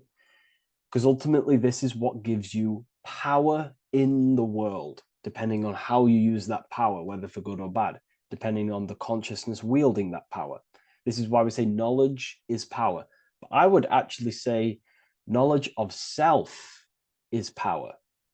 Because when you know how you function, you gain power. You gain personal power. You gain mastery. Ultimately, this is what Masonry is about. Self-mastery. Crafting a higher consciousness. So at the very bottom of this artwork, we have a checkered board with a coffin. The coffin is the beginning of the artwork, the very base. This is the foundation of consciousness. The coffin symbolizes unconsciousness, the state that myself was in, maybe yourself, before we woke up and before we came conscious of our spirit, before we came conscious of ourselves.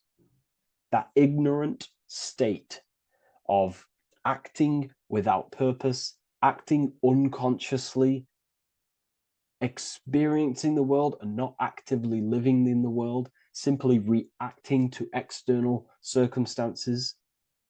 This is an unconscious state where one is ignorant. 80% of the world is in this unconscious state. And this is symbolized as the darkness, the tomb. Look at how the tomb is fully blacked out, representing dull, no emotion, it's dark. This represents the darkness of self. The spirit is buried. The spirit is in the tomb. They're not even aware that they possess consciousness. They think they're the material body flying on a ball millions of miles per hour through space, and the sun is, they think they're a monkey evoluted. They've never questioned themselves. They stay in ignorance. They're in the spiritual darkness, okay? And they're furthest away from the light. Look at the top. This is the light sources. They're in the darkness, okay? They're in spiritual darkness. They're in ignorance. And they're in division. Their mind has no power. Their thoughts contradict themselves. They say they're going to do something, but then their mind tells them, oh, I'm going to fail. Or I want to do this, but my mind says this, and I believe this about myself. They want to, they want to write a book, but their actions are scrolling on TikTok, and their emotions about, feeling about their past person in their life. That's division between the self. That's divided consciousness. They also have a divided brain hemisphere.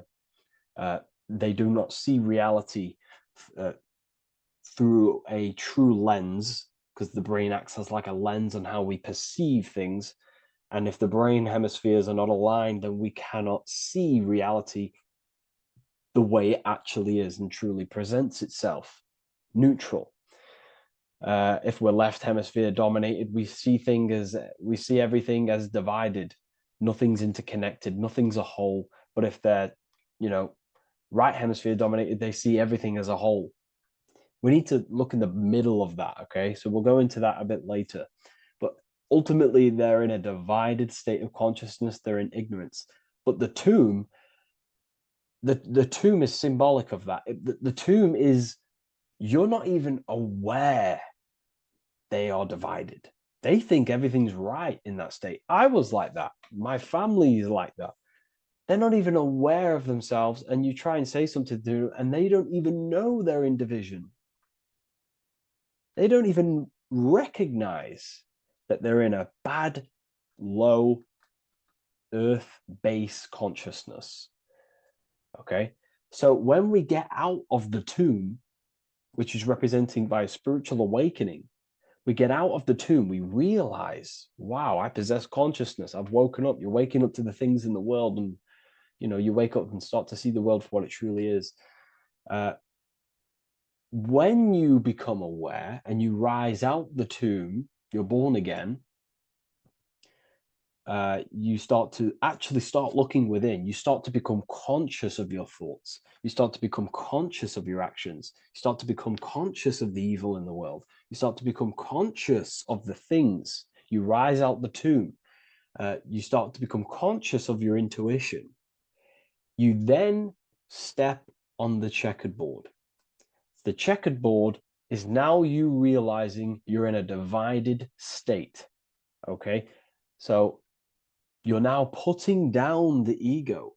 Because remember, when you're in the tomb, the ego is fully fully in domination over consciousness, over your consciousness, it doesn't allow you to say that you are wrong. It doesn't allow you to think that there's evil in the world. It doesn't allow you to believe you have a spirit.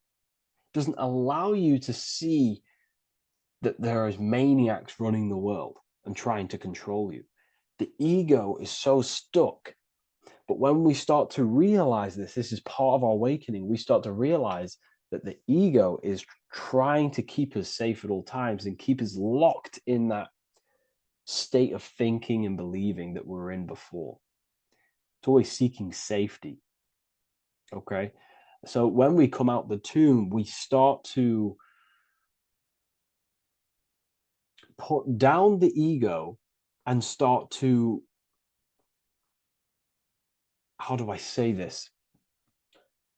We start to acknowledge that we were wrong about the world. And that is a lot about awakening. You have to acknowledge that you do not know everything. There are people with such higher knowledge. Okay? So when we come out the tomb, we put down the ego. We start to actually say, I was wrong about the world. I was a victim of mind control. I was in ignorance. I was in darkness. Spiritual dark. I'm divided. My thoughts, emotions, and actions are not aligned. My intuition and my action are not aligned. I'm not taking action on what I know is good. I'm taking actions against what I know is good. That's a sin. That's a sin against the spirit. Okay? So when you acknowledge this, you acknowledge you're in division, you then take the first 3 steps, which is the Freemasonic Blue Lodge degrees. These 3 steps. Okay? Ultimately, this checkerboard represents illusions as well. You're in an illusion. Okay, this is why we see it heavily used in the music industry.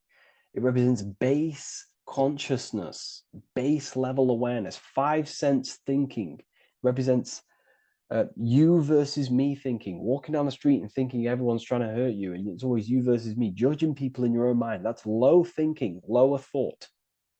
And not to notice squares. Squares are an unnatural state. They're an unnatural shape. We do not see squares or 90-degree angles in nature. It's the lower mind. So it represents base consciousness, base level awareness, only aware of the physical body, only aware of the 5 senses, never looked within. That is the base. And this is the foundation we have to rise up to the light from, up to higher consciousness. So this gives us a strong foundation when we realize this about ourselves, that we were in division. Our thoughts, emotions, actions were not aligned. Our brain hemisphere was not aligned. I'm not thinking with love of the heart. Okay?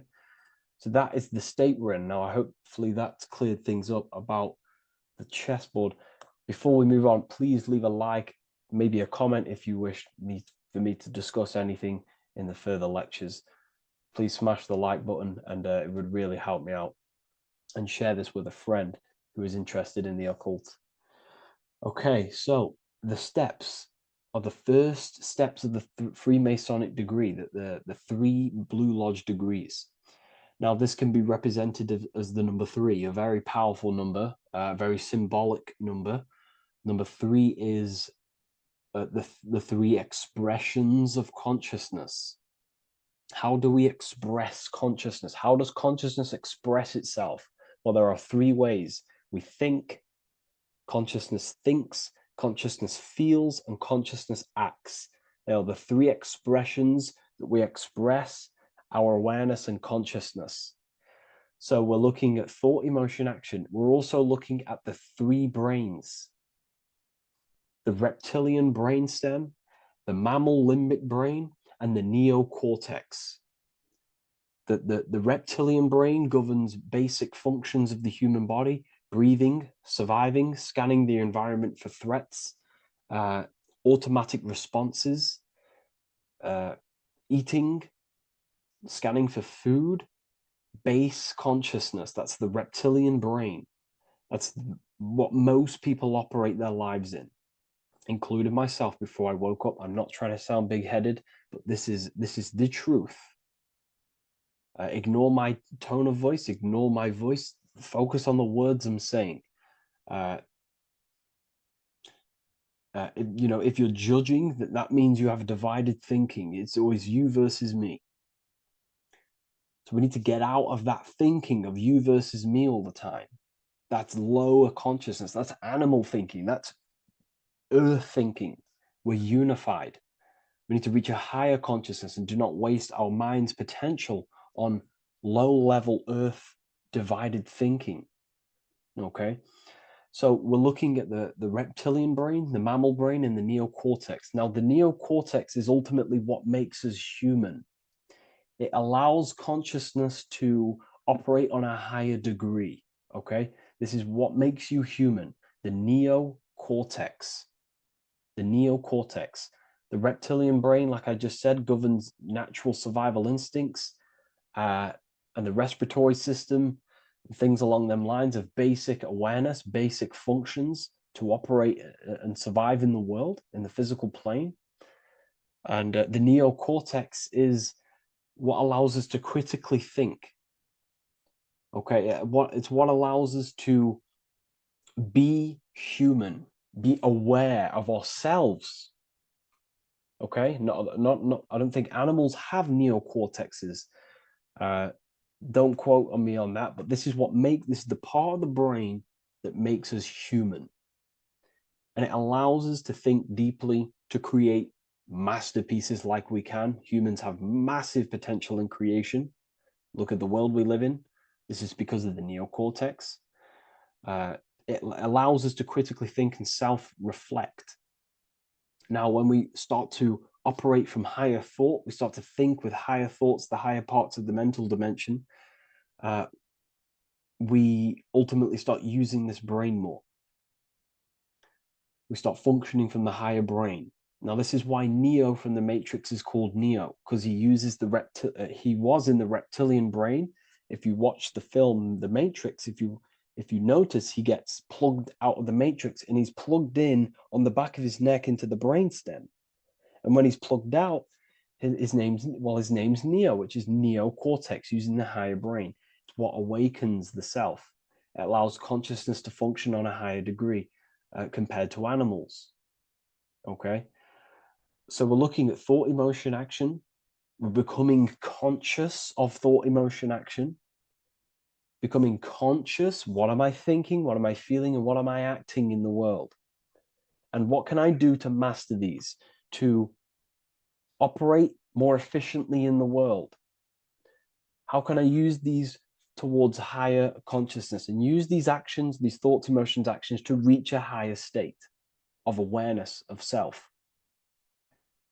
So when you go through the first 3 degrees, you enter the doorway. Now, this is symbolic of a doorway.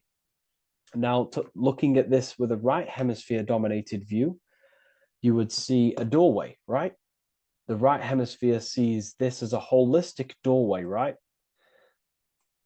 You see a door, you're gonna, you enter the stairs, you go through the door, right? But at the left hemisphere is now going to dissect and analyze each individual little part of this, right? So the right hemisphere sees the trees, the left hemisphere sees the woods. So to dissect this down on a right hemisphere, sorry, going back to the right hemisphere, we're entering the door. The door is symbolic of entering the unknown. You're entering a higher consciousness. You're entering the door. You're going beyond. See, this is the earth here in the background. This is the darkness. The darkness represents the abyss, the unknown. You're entering in the self. Okay? This door represents entering in the self, questioning internally. Most of us think externally. We have to, obviously, to operate in the world, but we never give time to think and question and reflect internally. What do I mean? Closing the eyes and questioning the self. Who am I? Where am I from? What's the voice in my head? If the voice in my head stopped using the language that I speak, what is it then? It's about going within, into the darkness, what you cannot see, and finding the light. Okay? It's about entering within the self. This is a doorway to higher knowledge, higher consciousness, higher self, and really digging deep for what you truly are beyond your human form. Okay? So we have, most importantly, I'm not going to go over every single one of these symbols here. I'm going to go over this on a basic, well, not a basic level, a very detailed level, but it's not going to go over every single symbol. We have a left pillar and a right pillar. The left pillar has the sun next to it. The sun is more electrical energy. It's very dominant. It's a very powerful masculine force. This represents the masculine quality of consciousness. The masculine qualities. We have many masculine qualities such as actions, physical actions with the body. We have thinking. Thinking is a very masculine force. We have the left brain, analyzing brain, the brain that's very logical, that's trying to figure things out. That's the masculine pillar. Okay. So this is the masculine qualities of consciousness. It also represents what we can see, the sun. The sun allows us to see, to visually see in the world. So the sun represents the external world, the world outside the self. When we close our eyes, we have a self, an internal dialogue, an inner voice. We have an inner world, outer world. This represents the world we take physical action in, the material external world outside you. Okay? The world we can see. And then on the right pillar, we have the moon, which is associated with feminine qualities of consciousness. Now, the moon is in the night, what we cannot see. The moon is the nighttime. The darkness symbolizes what we can't see. So it's representing the internal world, the world of the self, the immortal world. Okay? The self in the mind is immortal. When you close your mind, you go in the mind, that self inside you is immortal. In the mind, you are immortal. Outside the mind, you are mortal. You will die. This body will die. Okay? So this is representing the internal world on a holistic understanding. It's also representing the right brain, the feminine brain. It's also representing intuition, emotion. They're linked. Intuition and emotion. They're a feminine force. Also, we're looking at the heart, the right pillar. So everything that is feminine falls under this right pillar. Now, don't get confused. I know a lot of people can get confused about what I've just said. So this represents the inner world, the outer world. It also represents everything masculine and feminine. So thought is, although it's an internal quality, it would fall under the left pillar, because thought is a masculine force. It's a penetrating force. So try not to get misunderstood with that. On a holistic scale, it's also represented inner world, outer world, and how they are reflections of each other. Now, these pillars, they're the same height, they're the same structure, but just different in sun and moon, which represents their reflections of each other. Their reflections, the inner world reflects in my outer world. My external world, what I see outside of me, is a reflection of my thoughts and my internal world. So the inner reflects the outer. The inner reflects the outer. As within, so without. So we're also looking at the right and left brain. I've already gone over that. So what we need to do is build the bridge between the two to reach higher awareness of self. Because ultimately, remember, we're still divided. We came from the checkerboard, we entered up here, we've just entered within the self, started questioning the self. We're still divided. We need to build the bridge. And this is what they're crafting in Freemasonry. The bridge, the arc, the agreement, the great work. This is the crafting of aligning the left and right brain. We're also aligning intuition, feminine, with the actions. Because ultimately, the higher self is always guiding us. That's our true spirit guide. Our true spirit guide is our higher self. And the higher self ultimately exists in a higher dimension. This is going to sound crazy to some people, okay? But who you are is not your human body. And your higher self does not communicate through the language of the human material world. It doesn't communicate through English, doesn't communicate through thoughts. It communicates through intuition and communicates through dreams and symbolism. So it's all associated with the right pillar. This is the things we can't see. The higher self is always guiding us to awakening and to our purpose on the earth. Okay, so this left pillar also can symbolize what we're born into the world with, our circumstances, our external world. What are we born into? You know, our family, our current financial situation, where you're located in the world. So it's also symbolizing this. It's also symbolizing the qualities you bring here, the natural abilities you have when you're born, and what we need to do with our environment to ultimately reach a higher consciousness and reach our and transmute our environment we're born into to realize who we were and why we came here. Okay, so we need to build the bridge between intuition and action, and always take action on what we know and feeling is right at all times. That's unity consciousness. And when we do this, we gain the light. We gain more light, symbolic of more information of the self. Because the higher self is always guiding. It's always watching over.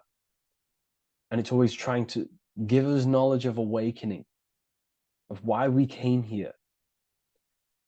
And when we take action on what we know and feel is right at all times, it's like a domino effect and a stepping stone that pushes you closer and closer towards your life purpose. Okay? We're also aligning the right and left brain to perceive the world in truth, to see the world in its true form, to see the world in what it actually is, instead of any distorted left or right hemisphere dominated beliefs or thoughts. We ultimately do that by acknowledging that, yes, you have a self, you have, the left brain is more ego, this like divided thinking, everything's separate, and the right hemisphere is more holistic. So we need to see the world in the middle of this, in the middle, acknowledging the self and acknowledging the collective consciousness, and how my thoughts, emotions, actions contributing towards myself and the collective. We always need to keep the collective in mind. Why?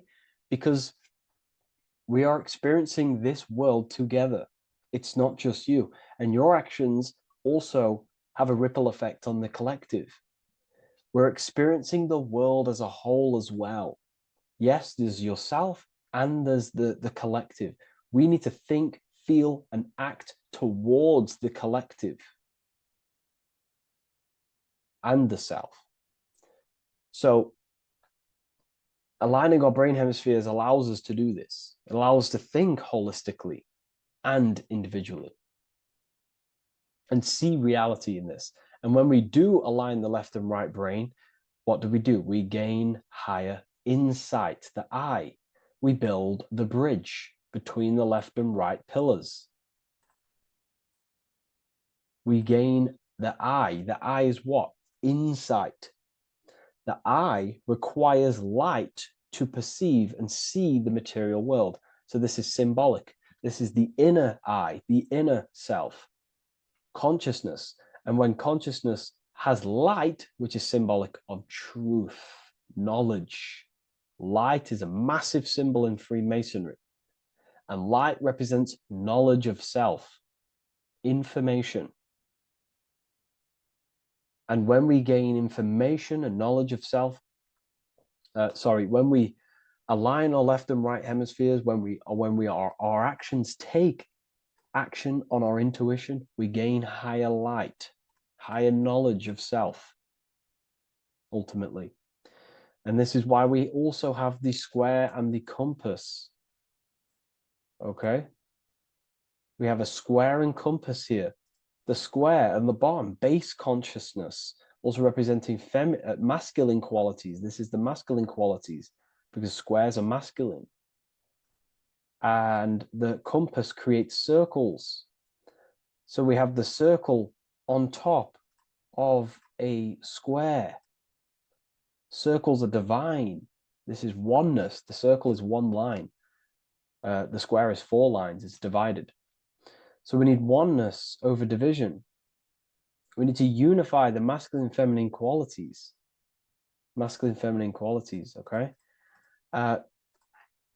This is in the middle because the compass would fall on the right pillar and the square would fall on the left pillar. And it's unifying. It's representing unification of these 2 pillars of masculine and feminine qualities of self to ultimately rise towards this light, out of the darkness and into the light. Okay. Let's go back. The G. This is very important. This is one of the most important teachings I could possibly give you about the G. The G is the generative principle, is what generates things. And the force within you that generates things is care and the heart energy. The heart ultimately expresses our actions. We think, if we care, we act. Everything in your external world is in front of you because your heart cares. You care about the video and gaining knowledge. You're now here watching this video. That's the care energy expressing actions. So in order for us to truly get out of this divided consciousness, we have to go through the G. We have to go from base consciousness, the square, divided, we go through the G, because we have to care. And if we care, we'll reach the higher mind and gain higher self-knowledge and master the self. You cannot do this if you do not care. And if you do care, you will take action towards it. If you're watching this and you don't actually truly deeply care, you won't take the action. You'll just gain the knowledge, which is ultimately useless. You have to take action on this knowledge. And if you do not, there's no point watching the video. It's difficult. It's difficult. It's not easy. And things, throw us off our path sometimes. I understand. I'm not saying I'm perfect, but we ultimately have to give care towards reaching higher knowledge. Seek and you shall find. If you have the care about reaching higher knowledge of self, you will seek it and you will take actions towards it. Okay. We see this everywhere, and I mean everywhere. The Temple of Solomon has the 2 pillars, Jachin and Boaz pillars, feminine and masculine qualities. Sol, O, Mon. Sol is sun, Mon is moon. It's building the temple, which is the temple is the inner self, ultimately. It's symbolic. The temple's not a real place. The temple of self building the Temple of Solomon and reconstructing the Temple of Solomon is about reconstructing the self through masculine and feminine qualities. We see it everywhere. And this is very symbolic, you know, like very symbolic. We have the two pillars, we have building the bridge, and we have a stairway that goes to what you can't see because it's going to the unknown. You have to have faith. Okay? What I'm about to say is very important. You don't know what higher consciousness is, okay, until you get a little bit higher. This is hard to explain. But I didn't know what everyone talks about what higher consciousness is. I can't give you my higher consciousness. It doesn't work like that. You have to enter in and go within and have faith, going into the unknown, because you're ultimately going into something you do not understand. Higher consciousness, I cannot give it you. You have to enter the door and take action and think, feel, and act towards it, and you will go to the place, and then you will understand what higher consciousness is. Ultimately, what higher consciousness is higher knowledge and understanding of self, what you actually are. Okay, that is what's being symbolized here. It's again in the Masonic art. We have the darkness. We have to have faith to leap into the darkness, into the unknown. We see this everywhere. Like, you know, you'll see, when I say this everywhere, and I mean everywhere, you'll see this. Every doorway has this symbolism in the ancient world, because ultimately this is what it's about, people. The door represents going within into a new light, a new room, a new level of understanding of self. Okay. Here we have Astro World. Now this is obviously a darker aspect of this, but again, we have the two pillars. See you on the other side. That's the doorway. The other side. And I'm not going to break down, you know, this ritual, but you can guess what I'm on about here. That's for the university, of course. I can't break that down on YouTube. It's way too deep. But there's knowledge out there that is so deep you couldn't even comprehend it with the current mind, even for myself. And this is the power of symbolism. The more you learn about yourself, the more these symbols reveal to you. It is a journey of self. And I can't give you these understandings. You have to go within and question and meditate on these symbols yourself, and have thinking exercises of meditating on a symbol and seeing what your mind does with the symbol, what it lets you think about that symbol, and you'll unlock deeper meanings. I'm going to go over one more symbol before we end this. This is the hourglass, which represents time, a very overlooked thing in today's world. We do not have unlimited time in this body. You have limited time. You will die. You will die. You have limited time in the external world. This is why it's on the left pillar, located on the left side, the external world. You are limited. The scythe represents you will be harvested. Your body will die. It'll be harvested. You will die, and you need to fulfill your mission here. You came with a purpose. You have to find that purpose by going within the self and questioning and taking action on what you know and feel is right. Unity consciousness, aligning thought, emotion, action.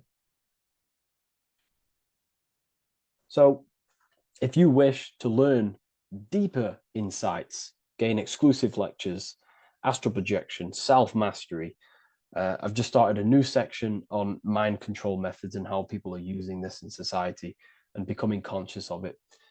I've now opened 5 spots at a limited special price for Ethereal University. Use the code MIND, all capital letters. MIND, all capital letters at the checkout. And there's only 5 of these codes. Whoever uses them gets them. It's ultimately going to give you 20% off the university for as long as you're subscribed to the university. We go so much deeper in the university. Remember, social media is just the tip of the iceberg. Tip of the iceberg information. There are certain things I can't talk about, but I'll see you inside, and I hope you enjoyed this video. Please leave a like, comment, and a subscribe.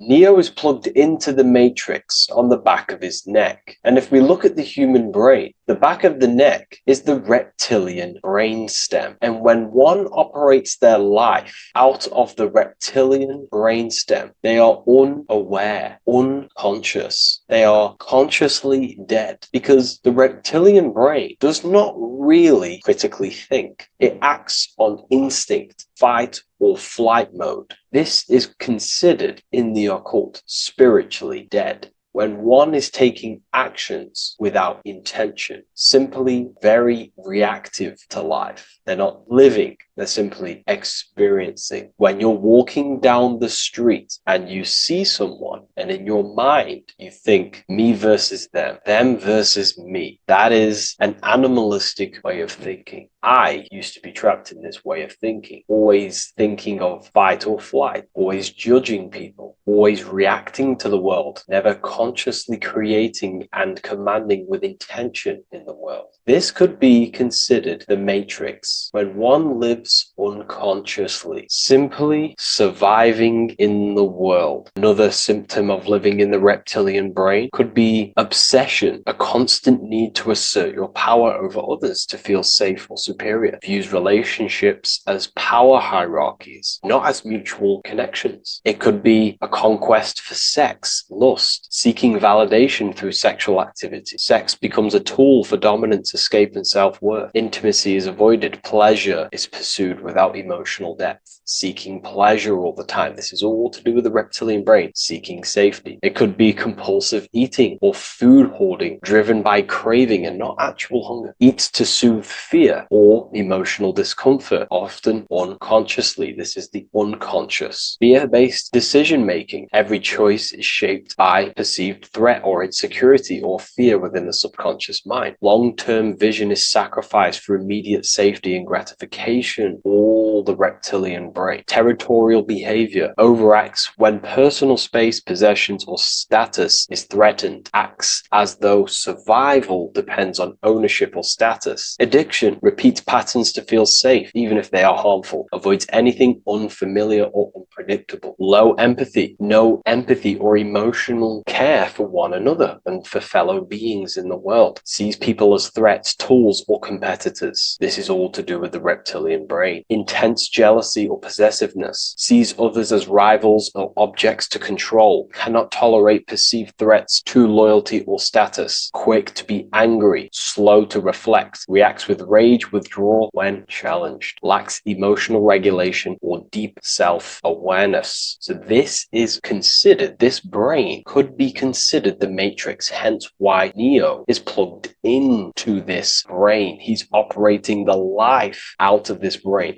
unconscious, simply navigating life like an animal. I was in this state, and you can only really realize this when you come out of this brain and you start to function from the higher regions of the brain, which we will discuss very soon. And my life was chaos because there was chaos operating internally. I was never thinking about the future. I was always operating life out of fear, out of lack. Never had care for another person. When you operate life out of this brain, the matrix, things outside you, can easily control you. This is why they keep us in a constant state of fear. So we operate life out of this. So we never gain full control over our reality, over our actions, over our thoughts. So Neo is called Neo, and he works at a place called meta cortex, very symbolic of the neocortex, the higher region of the brain. Now, this brain makes you human. It ultimately allows you to hold control over the animal urges. Okay, the neocortex is the brain that allows you to to have self-mastery that allows you to control your urges, your instinctual survival urges. So humans can overcome their reptilian animalistic state and start to operate their life in a conscious mastery state. And Neo is plugged out of the reptilian brain and he starts to use his neocortex, the human brain. This allows one to learn to have self-control, allows one to create, allows one to think about others. It allows one to critically think deeply. It allows one to be self-aware. Who am I? Where did I come from? And where am I going? This is ultimately the brain that has shaped the world. We look at humans. We built technology. We built all of these amazing things. They all come from the neocortex. This is the higher region of the brain that allows consciousness to function on a higher degree. It allows you to truly become a creator and have self-control instead of living in a reactive animal state. You see, animals are only aware of their five senses. They're only aware of surviving. If you notice, look at animals, they're always looking around. Even in their home, they're always looking around, sniffing around. That's because they operate in an animalistic brain. Humans have the neocortex. This is a higher region of the brain, which if you wish to master yourself, this is the brain that you will be using. This allows you to operate life on a higher degree. We see this reptilian brain symbolized everywhere. See it as reptiles. Reptiles are symbols of this brain. We see the Egyptian god Osiris with the green skin representing a reptile, a crocodile. Sometimes we see Osiris depicted in Egyptian artwork with crocodiles or reptiles, if you do a little bit of research on that. And also, if we look at the overall symbolism of Osiris and his story, we notice that he is the god of the dead or the underworld. This is not literal, but the dead or the god of the death, the god of the death of self, the dead of consciousness, because you are a divine being with limitless potential to create. And ultimately, to create, we have to master our reptilian brain. But when we function from this reptilian brain, we are dead to our higher powers of creation, of imagination, of actually gaining control and operating life from the higher mind, operating life as the divine being as you are. But if you operate life in Osiris, he is the god of dead. You are spiritually and consciously dead. You act unconsciously. You are dead, not physically, but mentally and spiritually. So what we're looking at here in the Egyptian artwork is the reptilian brainstem. We have the left hemisphere and the right hemisphere of the brain. Notice a curve. The feminine body is very curvy. This represents feminine. The masculine body is very liney. So if we study geometry, we know that lines are masculine, hence why the word masculine, line, and the feminine body is,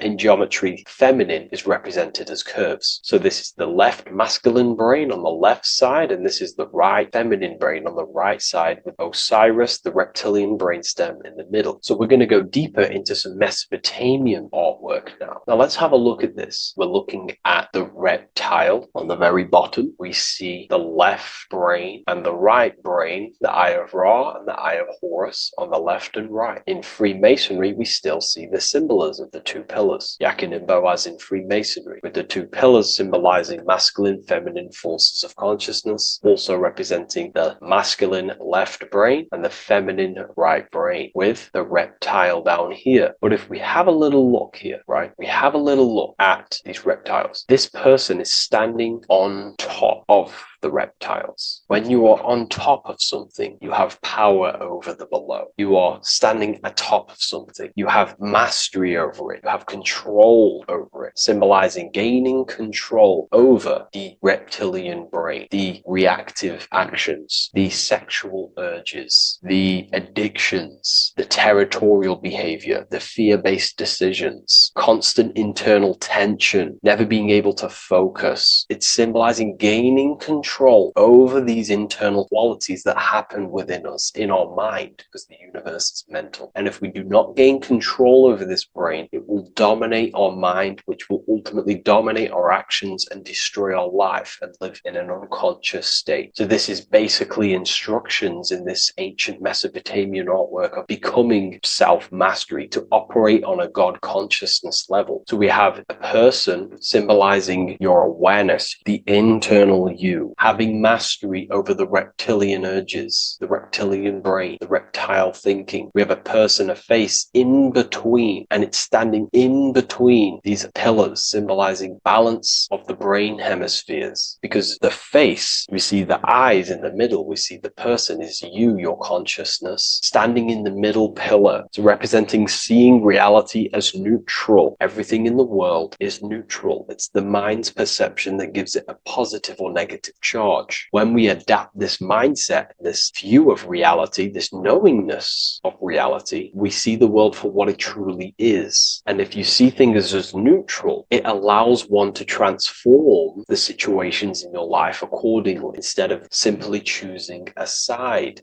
This is a major problem in society, and this was a problem within myself also. We like to choose sides, and choosing sides can keep your consciousness locked in a certain mindset, in a certain belief. And belief is what is ultimately destroying humanity. It's about knowingness, and knowingness is in the middle. We want to seek to know things. Knowing things allows you to go out there, directly experience it, and know it for yourself. For example, I know I'm not on a spinning global ball flying through space. Why? Because my senses tell me I'm not doing that. My senses tell me I'm not going 1,000 miles per hour and 360,000 miles per hour through space while spinning around the sun. I know that because I know myself. I know I'm not my body because I've had direct mystical experiences beyond the physical body. So we should seek to know things, and that's what we call gnosis, direct knowledge obtained through direct experience, knowingness. And that is a middle pillar quality. So in Freemasonry, we see the middle pillar. The matrix is designed to give you two wings all the time. Democrats, Republicans, feminism, and then there's another side. There's always two sides that they're giving you because they want you locked in either way. We should seek the middle pillar, seeing things as neutral, seeing things as the middle pillar, seeking direct experience, gnosis. And this aligns with the brain because the brain gives us these two perceptions also. The right brain sees the woods, the whole woods, but the left brain sees the individual trees and branches and leaves. If we're too left hemisphered, we're going to see everything as divided. If you're too left hemisphered, you're only going to see yourself. You're only going to think about me, myself, my ego, my consciousness, my life. And I'm only going to operate in the world, take actions only towards me without considering the collective, which is the right hemisphere quality. The right hemisphere allows you to see the bigger picture, how we're all connected. We're all one family of consciousness. We're all one being separated in different bodies, one consciousness operating in different bodies. So it's about aligning these perceptions of the brain and standing in the middle, and also conquering the reptilian brain. This allows us to operate in the world and see the world for what it truly is and operate from a place of balance. We also see some more symbolism in Egypt of the Ram Sphinx in Egypt. Ram Sphinx. Please leave a comment and please leave a like and a subscribe onto the YouTube if you like my content. Smash that like button and we'll get straight to this. So this is the Ram Sphinx in Egypt, also symbolizing the brain. This is my research.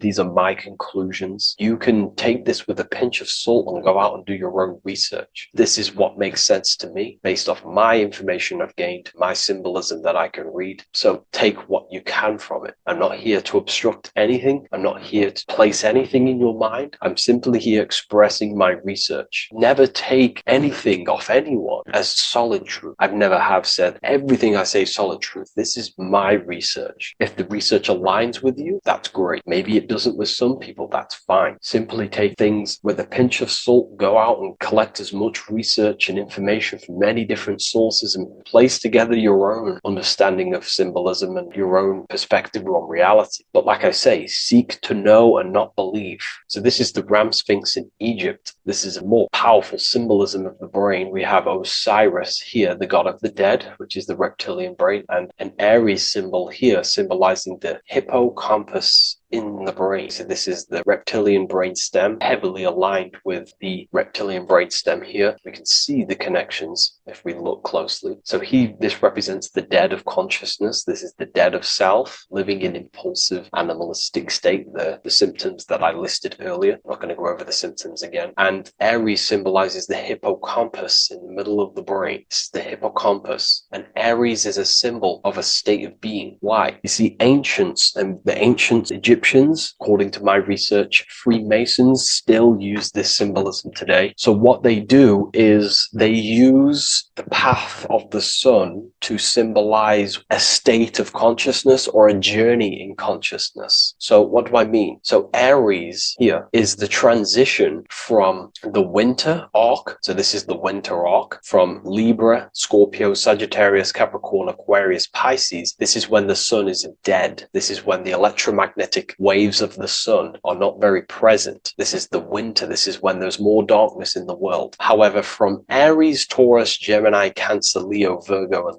to Libra, this is when the sun is giving more electromagnetic rays. Everything grows. Everything is reborn again. Everything's growing. There's more light. There's more warmth. You can grow crops. So this is very symbolic as a state of consciousness. Aries is used heavily to represent the rebirth of the sun, but internally as an esoteric interpretation of Aries, it symbolizes the resurrection of awakening of the self. It is the rebirth of the sun, of the soul, the rebirth of becoming aware out of the darkness into the light, living in the reptilian unconscious state, the unconscious, not being aware that I possess consciousness, not being aware of my thought, emotion, actions. And Aries is that symbol, is of the rebirth of the spirit, the rebirth of the self, becoming self-aware. So that's what we're looking at here with the Ram Sphinx. We're looking at Osiris, dead, the reptilian brain, operating life in an unconscious state, not really thinking, not self-aware of thought, emotion, actions, not aware of the soul, not aware of good and evil, not aware of the laws that are in the heart of love, not aware that there's always an intelligence in the heart telling us what's the right thing to do at all times, not aware of anything, just simply reacting to the world. But then we have a symbol of Aries above, which is the resurrection of self. So again, this is symbolizing by the Egyptians to me and my research, going from darkness to light. This is the resurrection of consciousness when we start to deepen our self-awareness, which is ultimately what I'm doing to you in these videos. Hopefully I can awaken some people's minds and make people think deeper. And that process of internally what's happening within you that's what Aries represents when you're starting to say, wow, my mind's going deeper and deeper into the self, and I'm realizing more. That is what Aries symbolizes. When the sun returns, it's also a symbol of a sacrifice, because obviously when the sun returns back to Aries, we're sacrificing the winter, when we're transitioning, and all transitions require sacrifice. So in Aries, the Jews celebrate the Passover. It's the Passover of the sun, and what do? They eat lambs in the Passover Aries, because it's all symbolic of this internal process. In Aries, Christians celebrate with the Easter, which is the resurrection of Jesus, the resurrection of the sun. Remember, it goes deeper. There's deeper layers to this. It's the resurrection of the self and the mind deepening into a deeper awakening. So again, we're going from the lower regions of the brain, and when we start to critically think and become self-aware, we're starting to use the mid part of the brain, and the mid part of the brain then expands into the neocortex, which is the resurrection of the self. The mind is no longer functioning in just the reptilian brain, but then it's going into the light of the higher brain, the neocortex, and this is the reptilian brain. This is the midbrain, what we're looking at here with the Ram Sphinx here. So this is the resurrection. It's the transition point of going from the reptilian brain into the midbrain into the neocortex. We're now resurrecting ourselves. Now, this is not putting anything negative on the reptilian brain. Without the reptilian brain, we wouldn't be able to live. We need the reptilian brain, but it's an abuse of the reptilian brain that can keep us in a very low state. It keeps us stuck in an unconscious state. But the reptilian brain is what's allowing you to breathe, to eat, to scan the environment for any threats. If there are threats, we do need the reptilian brain. That's not to say it's evil, but what I'm saying is an abuse of this brain, which is what most people are stuck in. They're operating their life out of this brain. And this is what the Egyptians, I think, are symbolizing, trying to tell us to resurrect ourselves, to become self-mastered, to become the highest version of yourself, to actively create in the world. Because when we are only operating from this brain, we're unconscious, well, then other people can use you as a vessel to create their reality. This is how the world is at the moment. The ones who know how to use the mind are controlling the other ones who do not know how to control the mind. So I hope this makes sense to you. Let me know if you have any video recommendations, and I'll see you inside Ethereal University. If you wish to take your research to the next level, I have things inside of there that are very powerful. We happily invite you. I'll see you inside of Join. If not, I'll see you in the next YouTube video. Religions were made to hide the truth about yourself, God, and the universe. You see, religion teaches there is a God separate from you. He created the universe separate from himself. They did this to truly disconnect you from consciousness, from God, and from yourself. Now let me explain. It's going to be very difficult to understand this from a left hemisphere dominated perception. The left hemisphere sees everything individual. The right hemisphere sees the whole. For example, if you're walking through a woods, the left hemisphere sees individual trees, leaves, twigs, and branches. The right hemisphere sees the interconnectedness of the whole woods. We've been trained our whole life to be trapped in the left hemisphere, to think logically, scientifically, with evidence. This way of thinking traps you in illusion, division, and separateness from everything. Plus, in science, they teach you the universe exists outside of you. You exist in a universe, and the universe exists whether you exist or not. This is completely false. You are the universe experiencing itself. There is only one person in the universe. There is only one awareness in the universe, and that is God. That is your consciousness. Not your name, your job, your reputation, your thoughts, your beliefs. That is not God. God is the infinite awareness that you are, the alertness, the essence of life. You are an individual. You have a dual nature, an inner world, consciousness, and an outer world, this physical body. The inner world is the immortal, consciousness, awareness. This physical reality is for the immortal within us to experience and enjoy. And the immortal consciousness, the immortal self, the individualized expression of the only thing that is truly real, which is God, consciousness, is seeking a way to understand itself through infinite vantage points. The same consciousness inside of you, inside of the dog, the squirrel, the plants, the stars, the same awareness is in absolutely everything. Only the right hemisphere can see this connection. The universe is one mind separated into the infinite bodies and life forms. This is why scientists tell you that the universe is forever expanding. It's truth in plain sight, because the universe is the mind, and the mind is always seeking more vantage points to understand itself. And the mind is always expanding into new realms of thought. The mind cannot be filled up. It does not exist in space. However, human awareness, human consciousness is very sacred. And the reason why I say that is because humans possess a two-way consciousness, unlike a dog, an animal, or a squirrel, for example. The dog looks in the mirror. It is not aware of itself.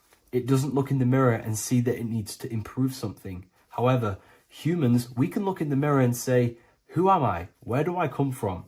And I need to change this aspect of me. I'm lacking in this area. Dogs do not have this awareness. They function only on their immediate surroundings, on survival and instinct. Human awareness is special because we have the ability to reflect on the self. We can question our consciousness. We can question, who am I? Where do I come from? And where am I going after this? The human mind has no limitation. We can surpass our animal nature and rise to a godly nature. This is the whole purpose of reaching Christ consciousness, which is just an ideal consciousness where we have control over self and we know who we truly are. Humans have been given the tools to awaken. Our five senses are locked only to perceive the physical world. But the mind holds the gateway to understand the unseen aspects of reality. The mind holds the secrets to the universe and consciousness. We just have to study ourselves to understand God.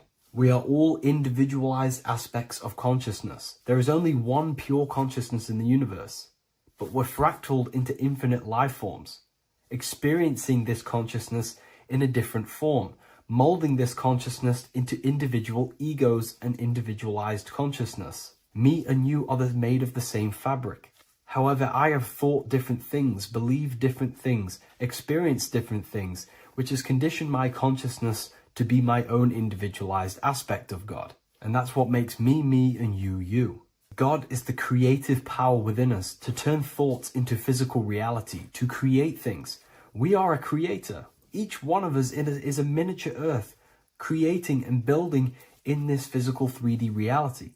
Our consciousness holds power over the 3D reality. We can mold it and create anything we wish. However, we have been conditioned to live like an animal, living in our animal nature, eating, surviving, lusting, and these low-level desires keep us trapped from figuring out our creative power.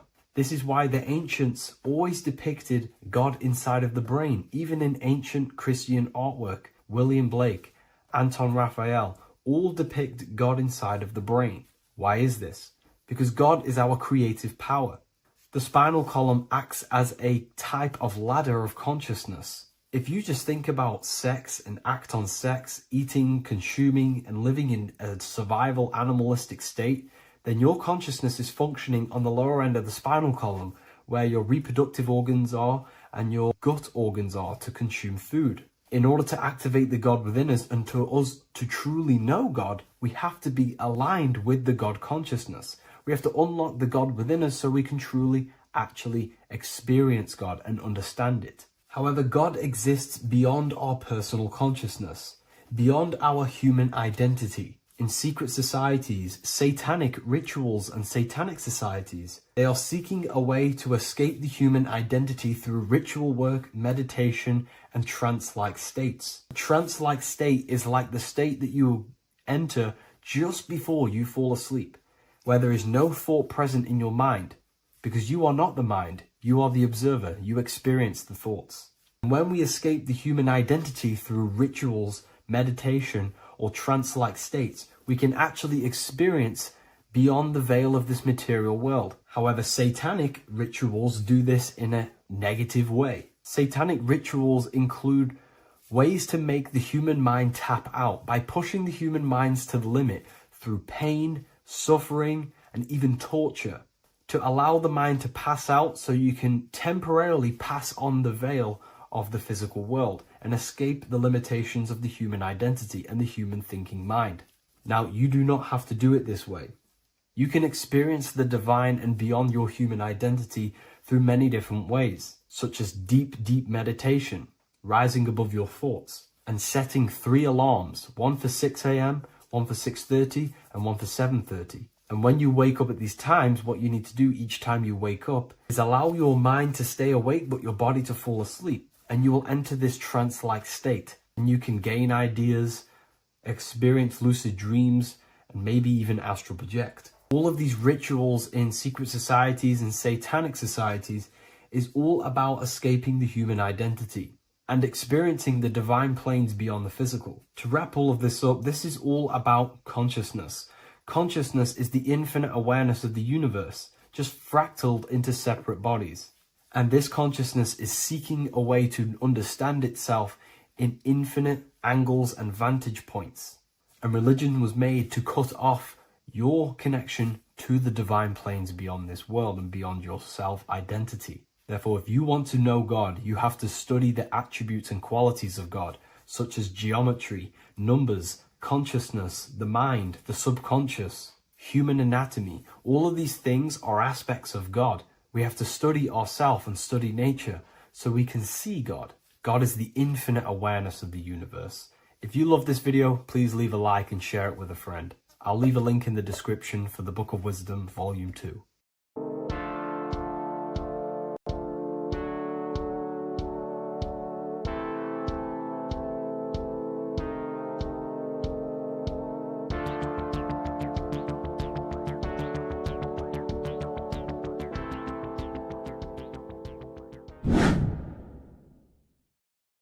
How are we doing, people? It's Revival of Wisdom.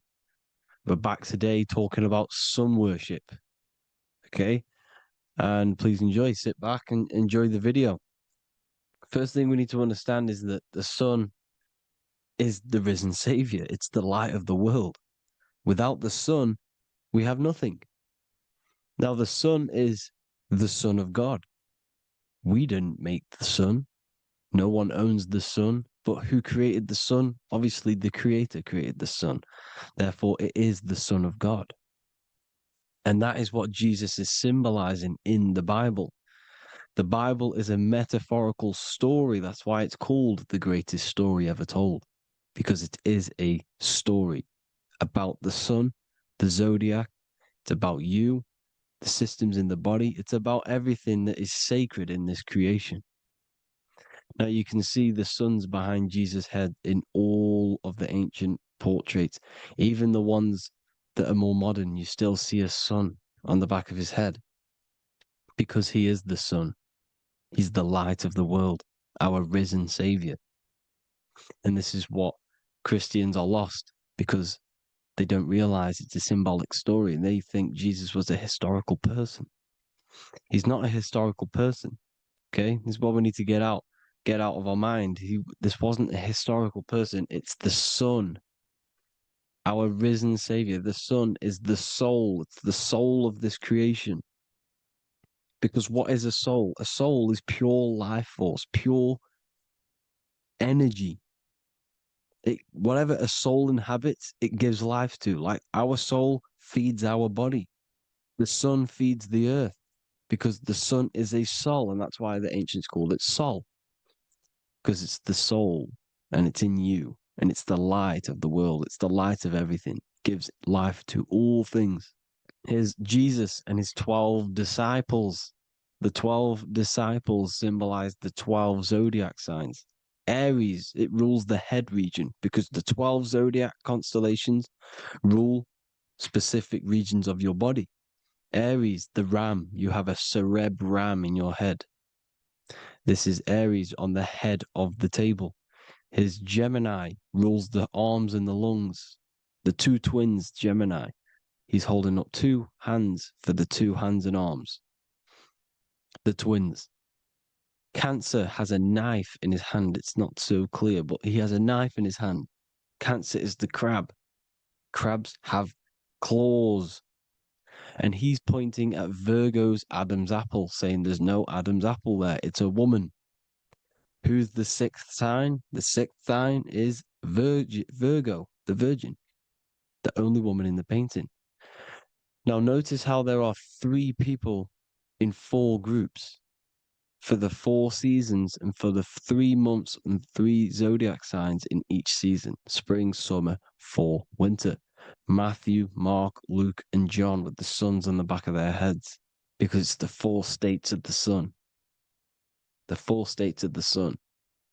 Now, 6th sign, Virgo, the Virgin, the only woman in the painting with no Adam's apple. Then we have the sun, Jesus, red and blue, red shift, blue shift, electromagnetism. The ancients knew this. He's got one hand open, one hand down, because the sun gives and retrieves. The sun rises and it falls. It gives, then pulls away. That's what the sun does, and that's what he's doing. His arms are out, symbolizing the rays of the sun, casting down onto the earth, giving and then receiving. Libra, his 2 hands are equal. He's holding his arms out equally because Libra is the 2 balanced scales. Libra is when the sun is balanced between the summer and the winter. It's being judged.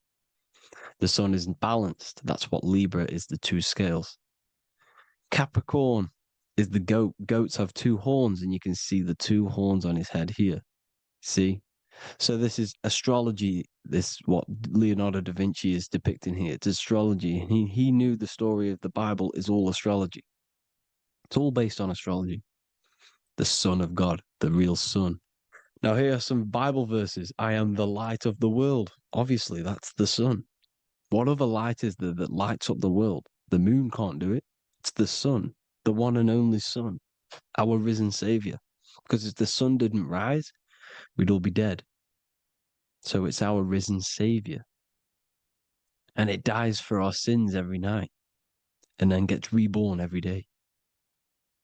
Now Jesus calms the storm. Mark 4:35-41. The disciples are all on a boat and there's a heavy storm. But Jesus is asleep. The disciple says Jesus is asleep. We need to awake him. They wake up Jesus, and Jesus got up and rebuked the wind and said to the waves, "Quiet, be still." Then the wind died down and it was completely calm. Well, when Jesus was asleep, this is the sun not being risen. It's not risen yet. Because in the night times, that's when the storms happen on the sea and the ocean.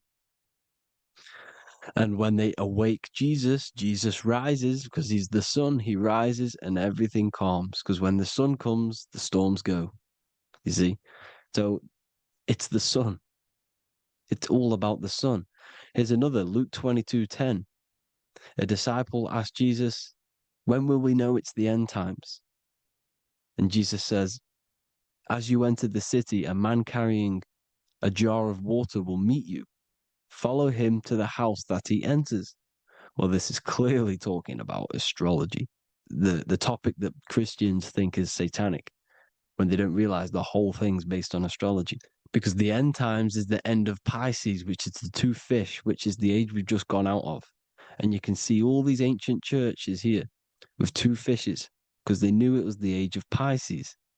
There's an ancient photo, ancient artwork with the two fish, Pisces.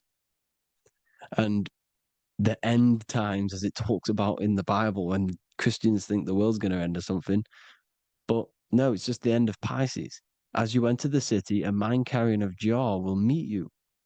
Follow him to the house. The house is the zodiac sign that he enters.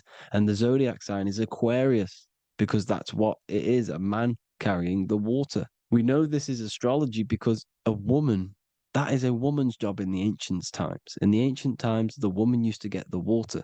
You would never see a man collecting water back then. That was the woman's job, whilst the man builds the houses, for example. You see, so we know it's talking about astrology because astrology is the man holding the bucket of water. It's the end of Pisces. Now we are in Aquarius. And of course, Luke 24:36, the risen Savior, the Son. Now, the Son is also born on the 25th of December, a virgin, just like Horus, Mithra, Buddha, Krishna, Hermes, and thousands of other gods, all born on the 25th of December. Well, it's because the sun moves 1 degree northward on the 25th of December. And on the 22nd to the 24th, it stays in the same degree because it's moving south. But then on the 22nd, it stays in the same degree on the Southern Crux constellation. And the ancients called this the sun dies on a cross because the cross is the Crux constellation, the Southern Cross. And it stays on that same degree for 3 days on the cross. The sun dies on a cross, and then on the 25th, moves 1 degree northward, bringing back the summer, the light, the warmth, the growth of crops.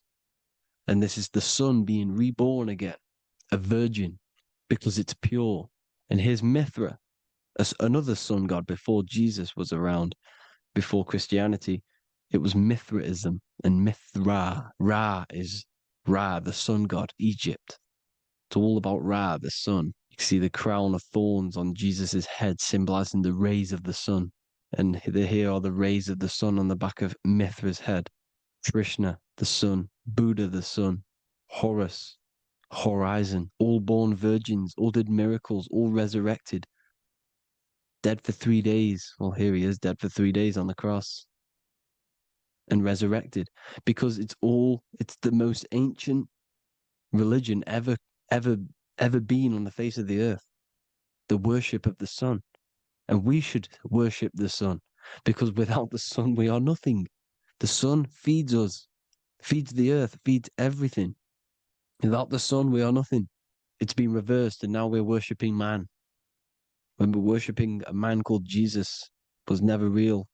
It's all about the sun, the most high, the most powerful, potent, celestial body in the sky, the orb that feeds us every day.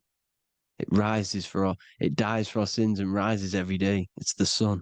Now on the Holy Communion Day, it's the worship of the sun. They give out mini suns. It's Jesus holding a sun. And they raise the sun on Sunday because they go to worship their sun god on Sunday. not Saturn day, not Moon day, Monday, but on Sunday when the sun is exalting. And they hold suns up above their heads because the sun rises. They're symbolizing the sun rising above their heads as savior. It's the sun. It's the Holy Communion day. And here's Jesus giving a piece of himself to the children. It's the sun, the light. Judas was known as a backbiter, a backstabber, because he stabbed Jesus in the back. He betrayed Jesus. Well, this is just another astrological story about the constellation Scorpio, because the Scorpio is the J, looks like a J. J for Judas, the scorpion, the backbiter. Scorpions backbite, they bite with their back. And what does Judas do? He betrays Jesus by kissing him to let the warriors know who they need to get. So he kisses Jesus and Jesus gets stabbed in the back. Well, when you get stung or bit by a scorpion, they leave like a kiss. So Judas kisses him and gets betrayed. Well, this is because the sun, when it hits Libra, it's balanced. The sun is balanced because it comes through summer. Now the sun's starting to die. The sun's starting to die. It hits Libra. And then as soon as it hits the Scorpio, it gets betrayed because now the sun has to fall to winter and Saturn is there waiting to take over the darkness of the winter. So he gets stabbed in the back by Scorpio, Judas, the scorpion, the backstabber. You see, it's an astrological story. Here's Mary. Mary means marry, which means pure. The sun is pure. No one gave birth to the sun but the God. And it's born every day. It's born every day on every year. It's born pure. There was no controversy. There was no, activity for the sun to be born. It's pure. Now, the 7 metals come from the 7 planets. The sun gives you gold, and this is why the sun is golden. It looks gold. And this is why the banks are backed by gold, because gold is the most valuable metal, because it's the sun, the most valuable celestial orb in the sky, in the heavens. Well, here's Jesus, another ancient symbol of him being crucified on the cross with the big sun, the Southern Crux constellation. The sun dies on the cross constellation. And if you go to the old etymology dictionaries, you will see sun and son is the same word. They come from the same etymology roots. You can use them for no matter what, but they've been confused today. But if you go back to the old dictionaries of etymology, they are interchangeable. You can use them. Son, sun, sol, it's all the same thing. The 12 disciples, 12 brothers of Joseph, 12 tribes of Israel, 12 breastplates on the stones, because it's all the 12 astrological signs. They could have used any other number, but there's 12. Because 12 is the mind, which is God. 7 is the number of matter, which is man. 7 energy centers in the body. 12 cranial nerves in the brain, because it's the mind. 12 is the 12ness. The zodiac is literally the mind of God, the signs of God. Now here we see here, Job 38, 31 to 33. Can you lead forth a constellation in the season? He's asking you, can you read the sky? Can you read the heavens? Canst thou bring forth the Mazzaroth in its season? Mazzaroth means 12 signs, the zodiac. Why did they translated every single Hebrew word in the Bible into English, but they decided to leave out Mazzaroth? Why? It's because if that said zodiac, Christians would have a different view on the Bible, but they leave that out. But Mazzaroth actually means the 12 signs, the zodiac, and the stars means sign. The word stars means sign because the stars are signs, things to come, which is off in Hebrew, which means sign, things to come. You see a sign on the road, it's something coming. But God is saying, what does he say? To qualify as a director, a judge of man's life on earth, one must be able to govern the heavenly bodies that rule the earth. It's telling you to read the heavens. We need to read the heavens. Astrology, the 12 zodiac signs, the mind of God. It's telling you read the Mazzaroth, read the Zodiac, because they are things to come in your life. They are signs. It's not satanic, it's made by God. God said, let there be lights in the firmament of the heavens to divide the day from the night, and let them be for signs. Signs are things to come. The 12 zodiac signs. It's all about astrology. Here's Mary holding the sun. His son, her son. It's the sun in the sky, the one and only, the most high, the soul, the solo because it's on its own, the most powerful, radiance. Here's the Pope holding the sun.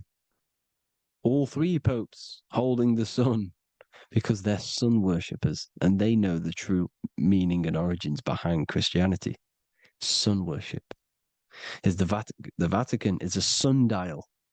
Yes, this is literally a clock. Your clock, your watch is a sundial. It's got 12 sections on it for the 12 zodiac signs. 12 hours, 12 Horuses. Now here you see Jesus walking on water. Well, it's the sun, and here's the beard of the sun. Here's the pyramid of the sun, the illuminated one, the all-seeing eye, the sun. Here's the Ankh. The sun creates these symbols.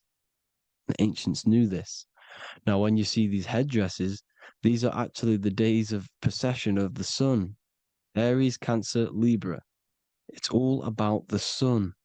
Here's some more sun worship going back to Egypt. Ra, Horus, Osiris, and Set. Jesus and Satan is Horus and Set. The sun and Saturn. Saturn rules the winter, Satan. Jesus, the sun, the light of the world, rules the summer, rules the day. Satan's the night, Saturn's the night, the sun is the day. The evil brother, Satan. Well, Horus comes, this is where we get the word hours from. There are 12 Horuses. The sun moves in 12 Horuses, 12 hours. Where's Horus? What hour is it? Where's Horus? His Ra, 12 noon, Ra, Radiate, powerful, the most high sun. That's why he has a sun on the top of his head. These are the 4 states of the sun. Set, sunset. This is why we say sunset, because the sun is setting. His sunset, his Horus, horizon. The Horus is rising, Ra radiating, and the sunset. Then midnight is Osiris.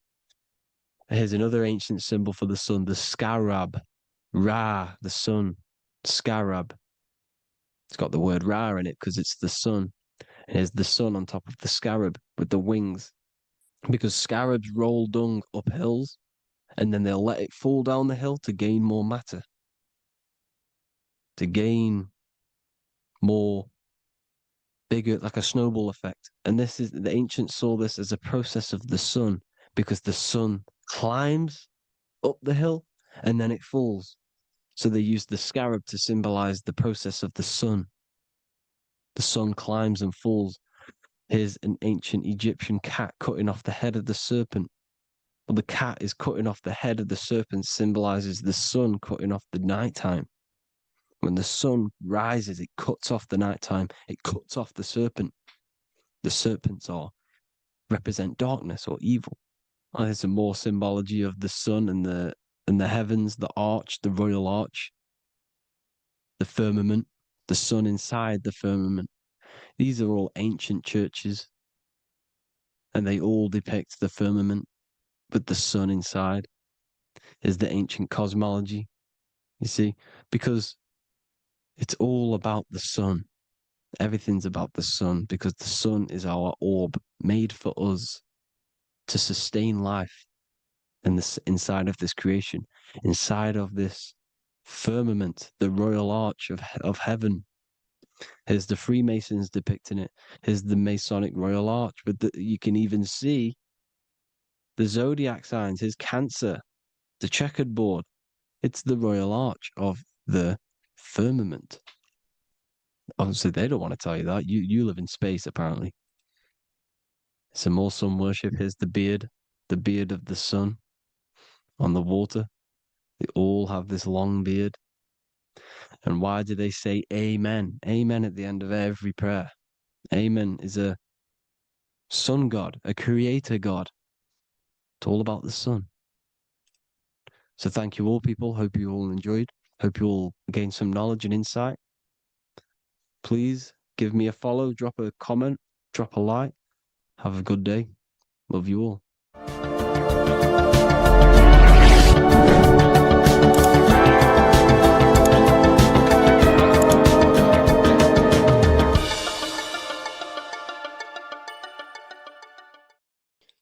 What if I told you you don't have one body? You in fact have four. There's a secret hidden right in front of you, and most of you overlook it. And by learning these teachings today, this will change your perspective on life, on yourself, and completely change the conception of yourself. This is the key to your highest potential. If you stay with me today, you will find secrets about yourself that will change your life. But I warn you, once you step this path of esoteric knowledge, there's no going back. Once you see, you can't unsee. So stay with me, and we will discuss the four bodies of your soul and how you can master yourself to reach your highest potential. The first thing we must understand is that there is a sun. And just like the sun gives life to the earth, there is this life force within the sun that gives life to all matter. We must understand that matter itself is dead. It has no life potential. It has no ability to create or destruct anything.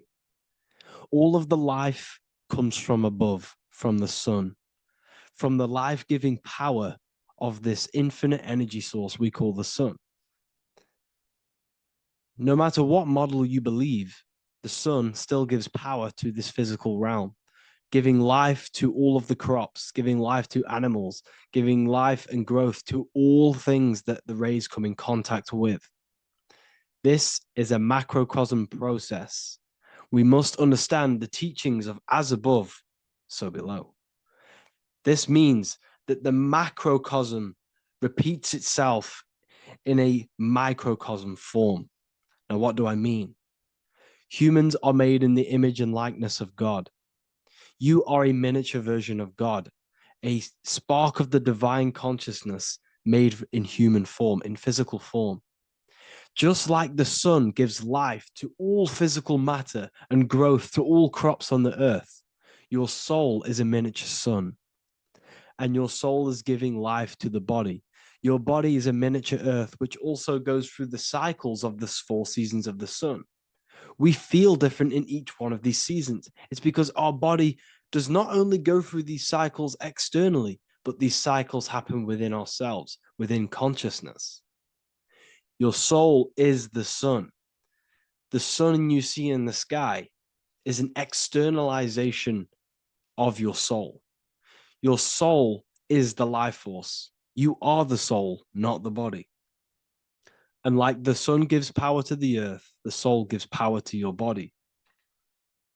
So first, let's look at the etymology of the word sun. The word sun comes from it's a Latin word solis or sol, which means the sun. Sol then became soul, sun, soul. And in fact, S-O-N and S-U-N in the old etymology dictionary mean the exact same thing. They are interchangeable.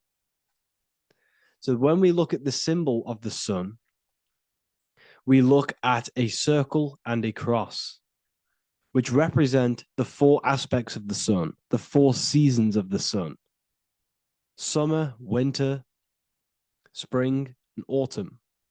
These are the 4 states of the sun. Like we said, this is why we get this symbol. You have the 4 states of the sun, which represent the 4 bodies of the soul. Now, this is where we get deep. Like I said, the sun you see in the sky is a macrocosm of your soul, an externalization of your soul. Just like your sun has 4 seasons, the 4 seasons within us are the 4 bodies. Our soul is incarnated and split into 4 sections. We have a mind, we have a physical body, emotions, and spirit. These are all interchangeable and they are all linked. In ancient alchemy, we have the exact same symbolism of the four stages of alchemy. But in this case, they're symbolized as the 4 elements: earth, water, air, fire. In this ancient alchemical symbol, we have the pentagram with the top one representing the soul, ether. Our soul then has the 4 bodies with the human here. We have the man, the eagle, the bull, and the lion. We see this on the tarot card, the Wheel of Fortune. The man, the eagle, the bull, the lion. We see this in Matthew, Mark, Luke, and John. The lion, the bull, the man, and the eagle. We see this with depictions of Jesus. Jesus, the man, the bull, the lion, and the eagle. These represent the 4 fixed signs of the zodiac: Taurus, the bull; Scorpio, the eagle. Scorpio was symbolized as an eagle. It's an ancient symbol. Now it's been changed to a scorpion, of course. Leo, the lion; Aquarius, the man. These represent the 4 fixed signs, which are 4 different elements. Taurus is an earth sign. Scorpio, a water sign. Leo, a fire sign. Aquarius, an air sign. Taurus is the earth. As above, so below. The earth is the physical body. Leo is fire. Fire is the spirit. Scorpio is water, which is the emotions. Aquarius is the mind, which is an air symbol. Air is the mind. That's why we call people airheads. Okay? So what we're actually looking at here are the 4 aspects of our soul. We have the sun in the middle and the 4 bodies of the soul. This is what Jesus is symbolizing. Jesus represents you. God made flesh with the 4 aspects of the soul. The 4 gospels are all depicting Jesus in 4 different ways according to the different body of consciousness. The Wheel of Fortune are representing the 4 bodies of the soul. This represents the 4 bodies. Now, how are they 4 bodies? They are 4 dimensions of consciousness. The mind is not made of the same substance of the emotion. The emotion is not made of the same substance of the physical body. The spirit is not made of the same substance as the physical body also. They exist in 4 dimensions of consciousness. They are 4 bodies of our soul. And the most important teaching here is what I'm actually getting to, is the powerful one. This is what gives you power. Most of us live in chaos. Our mind is thinking of doing something. Our emotions are feeling something else. Our body is lusting and wanting to do something else. And our spirit's energy is completely off. Most people live in unbalance. None of these 4 bodies are working together. This is why we produce chaos in our lives. When these bodies are in balance, are not working together. So in alchemy, they symbolize the 4 elements, which are the 4 bodies of consciousness. These are the furnaces with the fire. They represent transmutation of each body. We have to sync these bodies. We have to sync the mind with our emotions, and our emotions with our actions, the physical body, and with our spirit.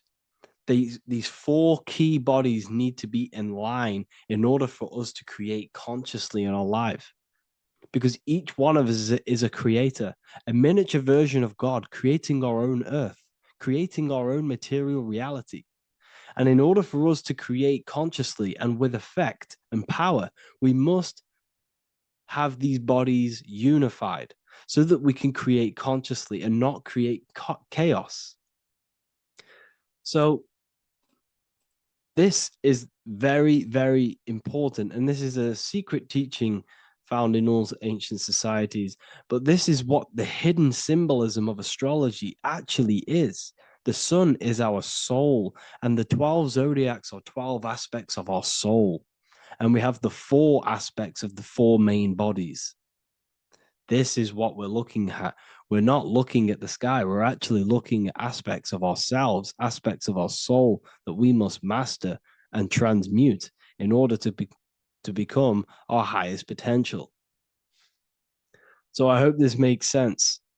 And it may take a while for you to fully understand this, but the key knowledge in order for you to understand any of these teachings that I've gone through today is the major teaching of as above, so below.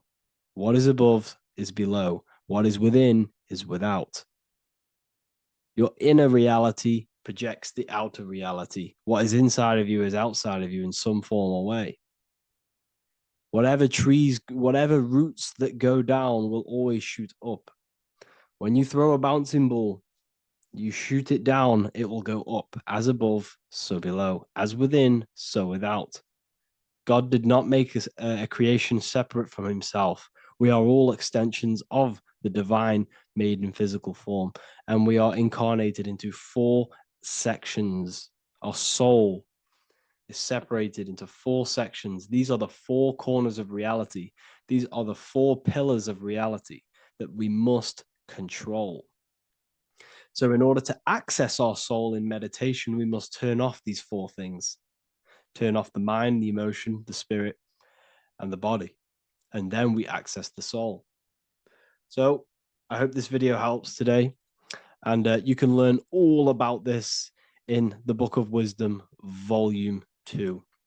This book is a revolution in consciousness. I do not recommend everyone reads this book. This book is only for people who are serious and want to transform their lives.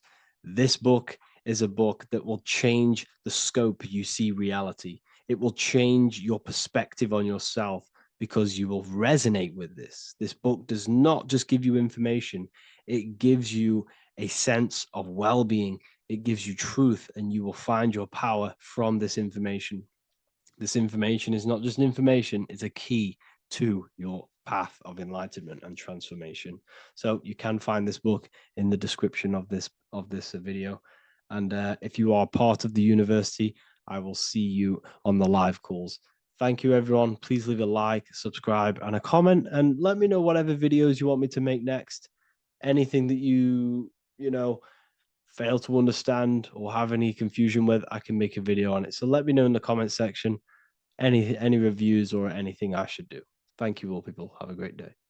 What if I told you that the seasons don't just change the external world, they also change your internal world? They have a psychological and a spiritual effect on your consciousness. If you're new to esotericism, you may not really understand this. But if you have some deep understanding of as above, so below, you already know this. But today we're going to be explaining it in great detail. So tune in, take a pen and paper, maybe make some notes. So we have 4 seasons. The sun is the main source of life on the earth, and it changes the circumstances on the earth in 4 different ways. Of course, we have spring, summer, winter, and autumn. These are the 4 states of the earth due to the sun's cycle. Not only do they take place on the earth, they also take place on you, your body, your mind, your spirit, your consciousness. They change things internally and externally. The first thing we need to understand is that we have a dual nature. We have a mind, and in that mind, we have an internal self. That's what we call the spiritual self. It is the individual that exists within their own mind, within their own consciousness. It is the self that imagines, thinks, feels. That's the spiritual self. And internally, that self is the true self.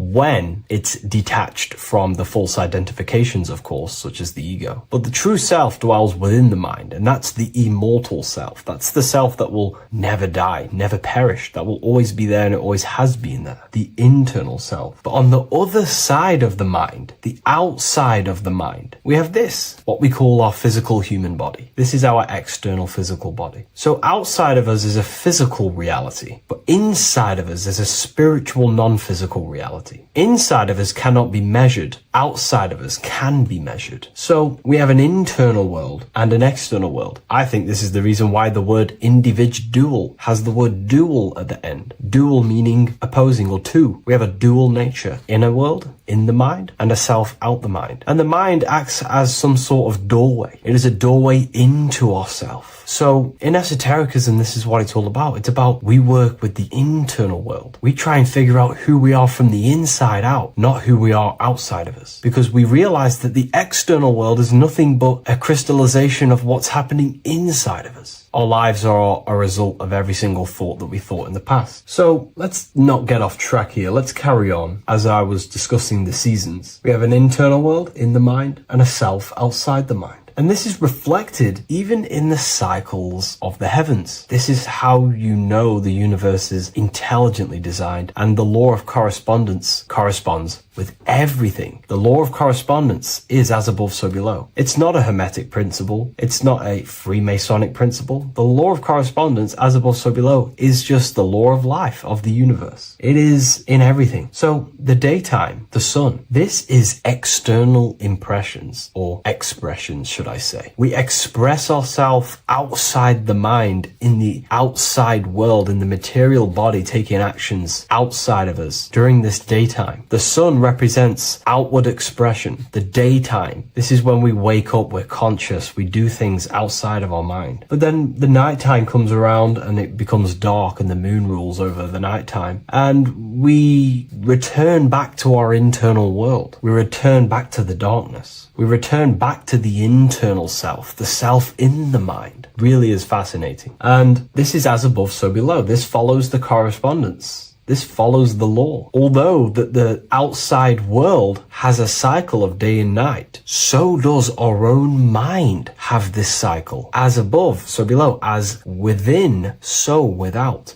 What's happening outside of us is also happening inside of us. The mind is also going in a cycle. Because in the daytime, the mind wakes up and we express things externally. But when the sun goes away and the electromagnetic rays of the sun are not very strong, our brainwaves decreases, our body activity decreases. It slows down and we return to the internal self. The body switches off and we return to the internal self in the mind. We enter in the doorway of the mind and return to the internal, the spiritual self. And when the body is less active, this is when we are more connected to the internal world, our spiritual true self. So as above, so below corresponds with the day and night, the sun and the moon. The moon represents our internal world, the world inside our mind, the self inside the mind. And the sun represents the external self in the external world. So not only are these cycles happening in nature, the darkness outside of us when the sun goes away is the same darkness that we go within ourselves when we go to sleep. It's the same cycle. Our bodies are in the cycle of the external world also, as above, so below. But then we can even take this even further. This fractals down even further. If we look at the cycle of the yearly cycle of the sun, which is what we call the 12 zodiac signs, we notice that these 4 seasons also take place in every single cycle of the day. So a yearly cycle can be seen as a big version of a daily cycle, or a daily cycle can be seen as a smaller version of a yearly cycle. For example, if we look at Aries, which is spring, this is when the sun springs everything back to life in the spring. This is when the crops start to spring up and start to grow again. But we could see that at 6 a.m. in the morning, when the sun rises and just cracks over the horizon and starts to bring light into our day. Aries is associated with the morning time also as spring. Morning time is a smaller version of spring. Then we look at the summertime. The summertime is midday, when the sun is at the top of the middle of the sky. This is when the sun is most powerful, most radiant in our day. This could be seen as the summertime. Then when the sun starts to set, this is associated with autumn. Autumn time is the sunset. Then the winter time is associated with the nighttime, the midnight, when everything's very dark. So a daily cycle is basically a smaller version of a yearly cycle. And just how I explained how the cycle of the sun outside of us also happens inside of us with our consciousness falling asleep when the sun goes away, is also happening to us on a yearly cycle also. So the daytime is associated with the summer and the nighttime is associated with the winter. The winter is like the inhale. The summer is like the exhale. It's the breath of the universe. Just just like how we breathe in and out of our lungs. Everything takes this rhythm and polarity, okay? So winter is associated with the self and the world inside of ourselves, inside of our mind, the spiritual self, the internal. Because the winter is when the sun's rays, electromagnetic rays, are not very powerful. And this decreases brainwave activity, making us more connected to our internal world, inside the mind. But the summer's the complete opposite. The summer is when the sun is very, very powerful.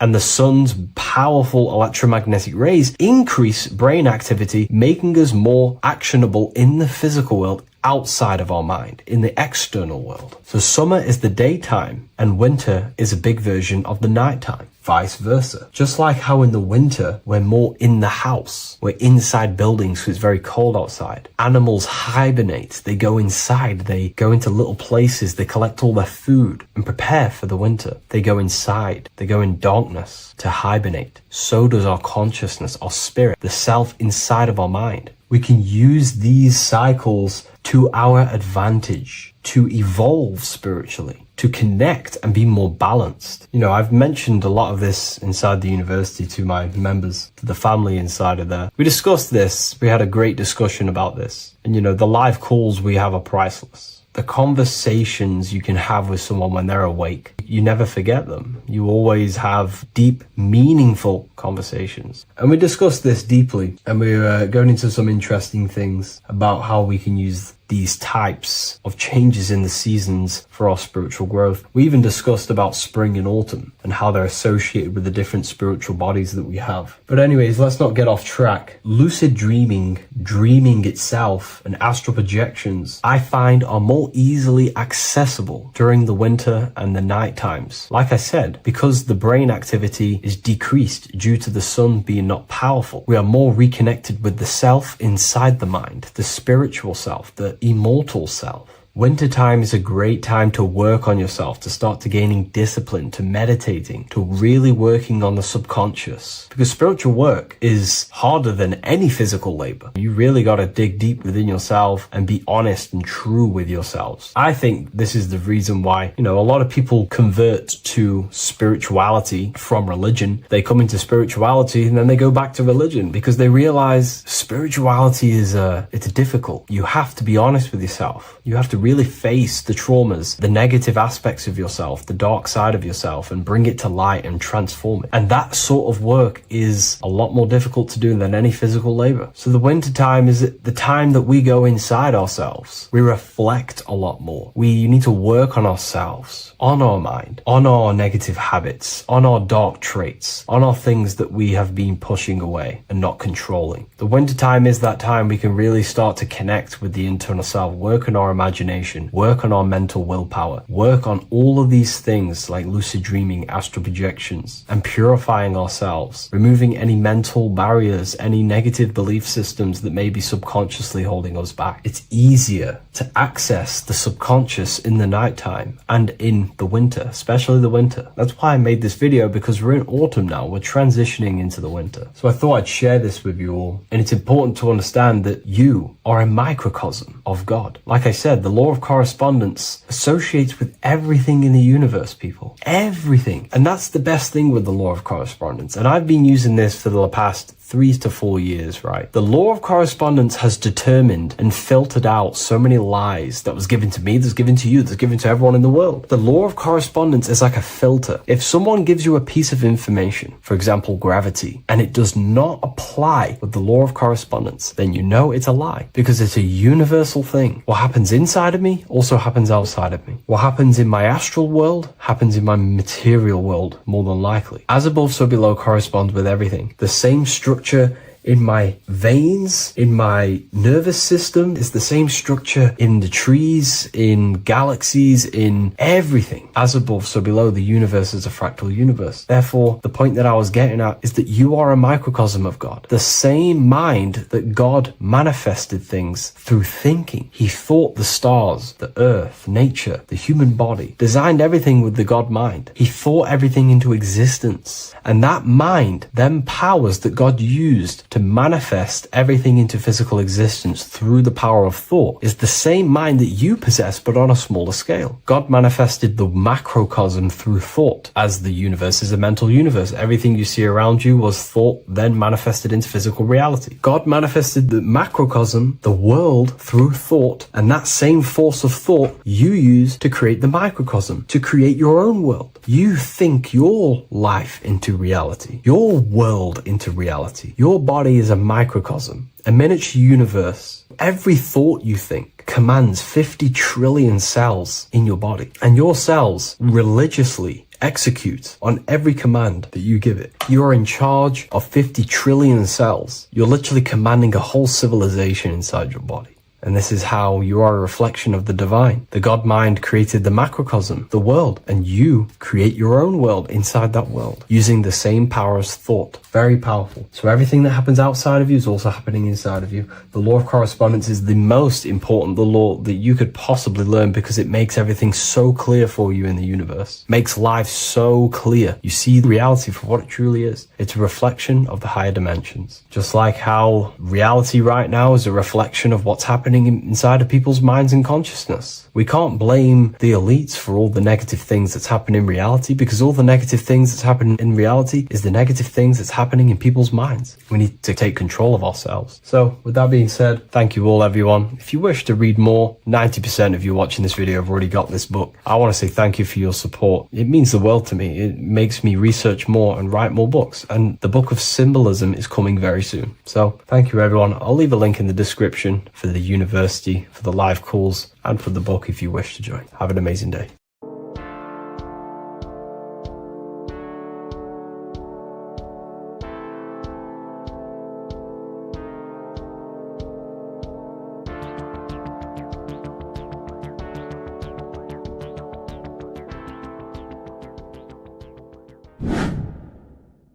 Welcome back, people, to another occult lecture by Revival of Wisdom. Today we're going to be talking about magic and how it's being used on us for the New World Order. Magic has the word mag within it, which is magnetism. Magnetism is the force. Magic is influencing forces, natural or supernatural forces, and using it for a certain agenda to gain something out of it. Now, magic is not what everyone's being thought. It's not some sort of fantasy thing. It's actually very common, and we all do it, whether you believe it or not. Magic is all to do with the mind. As I said, always say in my lectures, your mind is what creates matter. Your mind is what creates your external world. So it's all about manipulating and planting seeds within the mind, because your mind is a garden, and thoughts and words are seeds which are being planted in that garden.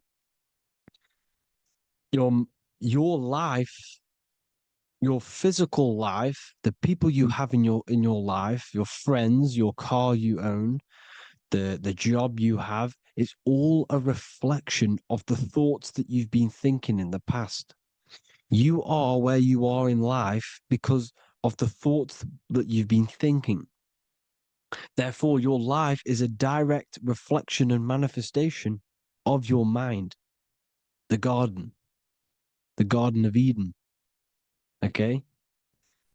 The mind is what they are targeting. What you see, say, and hear has a direct effect on your mind.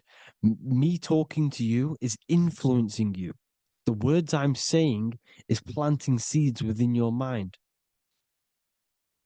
Now it's up to you to consciously act on these thoughts or these words, or to maintain these words. As above, so below. As within, so without. What's inside of me is outside of me. What comes into the storehouse comes out of the storehouse. You have the left, you have the right, you have the up, and you have the down. As above, so below.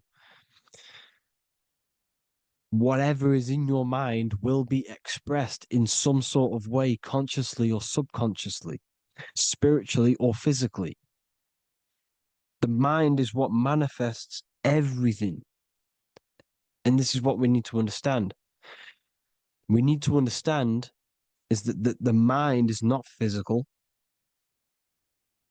All things spiritual manifest physical. All things seen come from the unseen. The words you're thinking, that everything you have is coming from the unseen. The actions that you do come from the unseen mind. Another expression for as above, so below is you are the universe itself. You are a universe, a mini universe. But just because you are mini does not mean you are the whole thing. If I take a little piece of infinite, let's say there's an infinite light source. Let's say I take a little chunk of that infinite light source. That little chunk I took is still infinite because it's been taken from infinite. You are the universe. Your awareness, your mind is the universe. It's information. You are the universe experiencing itself.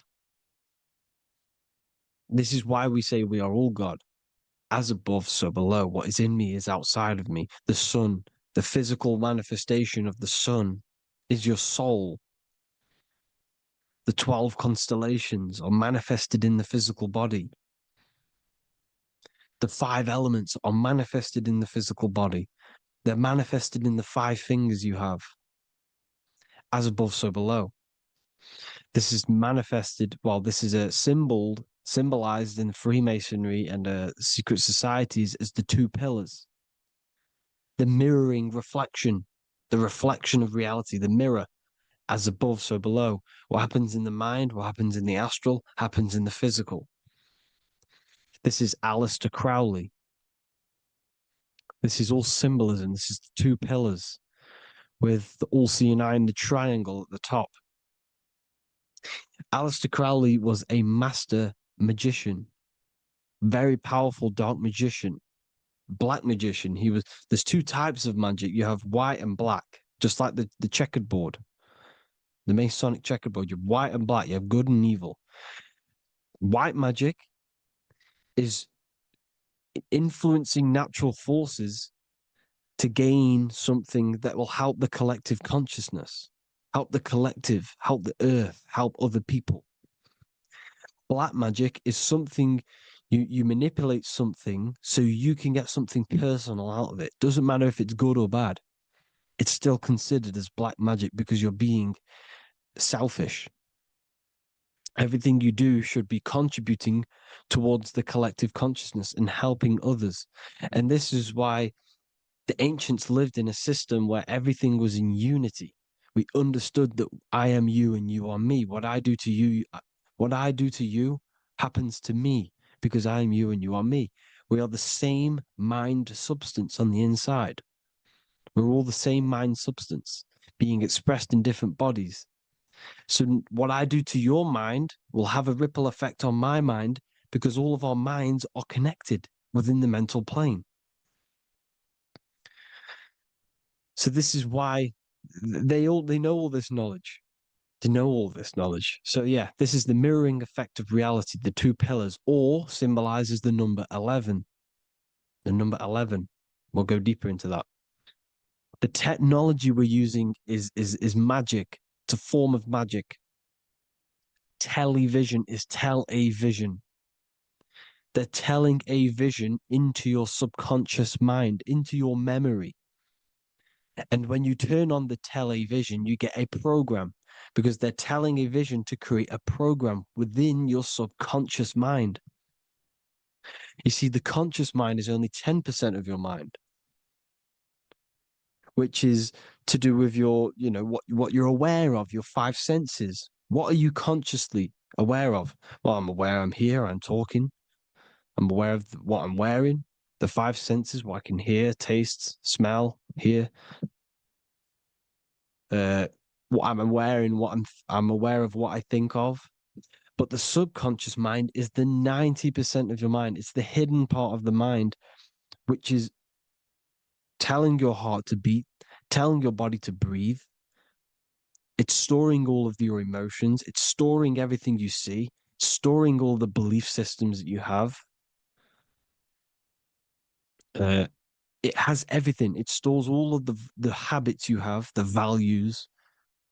It stores everyone's name that you know. All the words that I'm speaking right now is all coming out of the subconscious. Everything is subconscious. And it literally manipulates 90% of your daily basis behavior. Most people don't know this. What you did yesterday is what you will do today because of these beliefs and mental programs within the subconscious, stored within the subconscious. So the subconscious is what they're aiming at. They're trying to create programs within the subconscious because the subconscious manifests 90% of your thought patterns, 90% of your actions and words. They know all this stuff. So the subconscious mind is the most powerful part of the mind. Another way the subconscious manifests and influences your life is, let's say you were in a car crash years and years ago, 10 years ago. Let's say you're in this car crash, right? And you really hurt yourself. The emotion you felt in that time when you were injured in that car crash had a great impression on your subconscious mind. You see, the stronger you feel something emotionally, the stronger impact it has on the subconscious. You can remember and recall that moment and very vividly because of the impact it had on the subconscious. For example, you become that terrified of cars that it manifests into your life today, that you are wary to go in certain cars. You don't want to go into cars at all, maybe, because of that moment that stood within the subconscious. And it will manifest into anxiety. It will manifest into not going into cars. It will manifest into depression, maybe. These things, these emotional, very emotional, traumatic events have a great impression on our subconscious and they control your life. This is why you need to meditate and let go deep within yourself and let go of these internal, deep emotions that you may have repressed and keep pressing down and ignoring. But you need to address it and let go of these subconscious impressions you have, which are controlling your life, like anxiety, depression. All of these things are stemming from things that are stored within your subconscious years and years ago, more than likely. Broadcasting. They're casting spells to a broad audience, to news, north, east, west, and south. They're casting spells. No, if you watch the news, everything's red. Breaking news in red writing or the red background, everything's red. Why? Because red's the root chakra, which is all to do with survival. They want to stimulate this root chakra because they want you down there in survival mode. They want you in survival mode because you're easier to control. They control out of fear. And not only they're casting these spells as if, because most of the things they cast in the news hasn't already happened. They're constantly bombarding you with there might be a war breaking out, war this, war that, kill here, kill there, murders. It's impressing, it's casting spells on your subconscious mind. So when the event does turn up in real reality, in physical reality, you're less emotional, you're less surprised. You're not as surprised because you've already heard it before. Your subconscious has already heard it all before. If you never heard of a war and then a war broke out, you'd be going crazy. So they subtly program your subconscious mind through the words, because the words they say is impressing your mind It has an effect on your mind, which will have an effect on your behavior, your words, your conversations you have with people.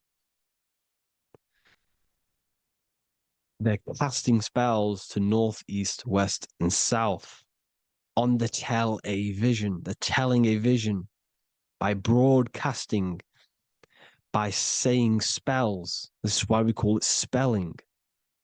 Even the word, listen, the words we say cast spells. Bless.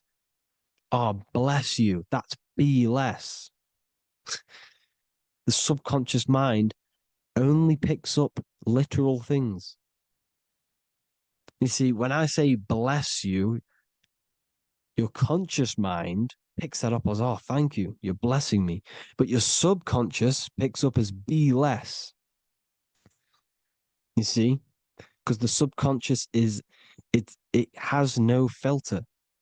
It's just, it is what it is. Everything is factual in the subconscious. Therefore, if I call you an idiot, your subconscious, my subconscious will think I'm talking to myself and calling myself an idiot, and it will take that as true. That is truth. Everything is truth within the subconscious. And the subconscious manifests your behavior.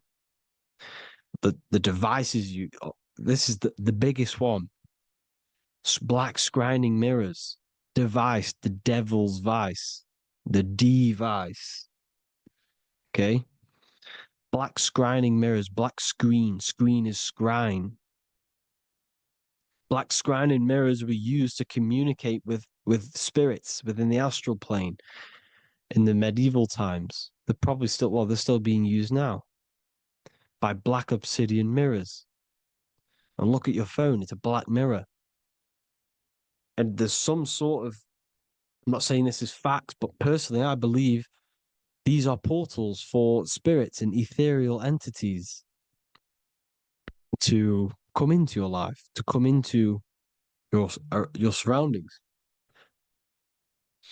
So this is the next big thing: the TVs, your iPhone, your iPod, all black mirrors.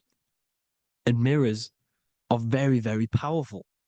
Even just a normal mirror. Mirrors have an effect. Whatever you say into a mirror, what you say is energy. And when you say something into a mirror, you're saying it into yourself. It's an infinite cycle of words of energy because it's being reflected infinite times. When you say something into a mirror, it has a massive effect. You're saying it directly into your eyes, into your mind. So what you say in a mirror should be said with precaution. Never say anything negative into a mirror, because mirrors are very, very powerful ways for you to reprogram your subconscious mind for the good. You can say very positive things into mirrors and it will reprogram your subconscious mind. Okay? Manifesting is all magic. It's all magic. Everything is magic. But consciously doing it is what they're doing. They hid this knowledge. Your phone is magic. It manipulates your mind. The iPhone, okay. See, magic isn't all of this with wands. See, Harry Potter, okay, that was created to give you this perception of a mystical and amazing form of magic with magic wands and all sorts of stuff like that. Yes, that stuff was true when the collective conscious minds were on a higher level and our belief systems believed in these things, because the universal mind, all of our minds contribute to reality. If the masses don't believe in magic, if the masses don't believe in a certain thing, it's going to have an effect on physical reality. So when the collective minds are higher and have more open minds, things like Harry Potter can come true. See, it's all in the mind. The iPhone, the eye is the symbol for the mind, the invisible intelligence. The triangle is the ethereal plane. Okay, so the eye in the triangle is the eye that sees into the beyond the ethereal planes. The square is the physical plane. So the iPhone, your phone is a black box, just like the Saturn black cube. It's a black mirror. It's taking photos of you every 2 seconds. And it's your mind. Your mind is in that phone. Everything you like, everything you text, everything you type in Google, everything you say to someone, every conversation is all recorded on the phone. Therefore, it is a direct reflection of your mind. Your mind is imprinted into your phone because your mind, everything you think in your mind, you're manifesting into typing, saying, taking pictures into the phone, and it's collecting it and storing it. And what they're doing, and this is for all forms of magic, it's manipulating the mind. It's all manipulating the mind. Reels, Instagram, TikTok, this is all dopamine. It's all controlling the mind. Every like you get, every follow you get, every share that you get is dopamine within your brain. They're literally targeting your brain and mind. It's all manipulating because what they're pushing through the phones, through the media, through the news, through the televisions is visions and programs. You are the one manifesting the New World Order. They're not manifesting the New World Order. They're giving you the information so you can manifest the New World Order. Everything they say is contributing to your mind. For example, digital money and all the information they put out for you to see is contributing to your enslavement. Your mind is manifesting the New World Order. They know this. They don't manifest it. There's billions of us. We could easily run over them physically. But on a mental level, these people have the knowledge and they hide it from us and they let us manifest reality because we are the collective. They give us the information which manifests their agenda. It's all magic through the phones, the media, the television. So your phone is a manifestation of your mind. It's a record of your mind. Hollywood, holly tree, holy tree. They used to make wands out of holy trees, because it was the most holiest wood, the best for casting and transmitting energy. So they used holly trees to cast spells.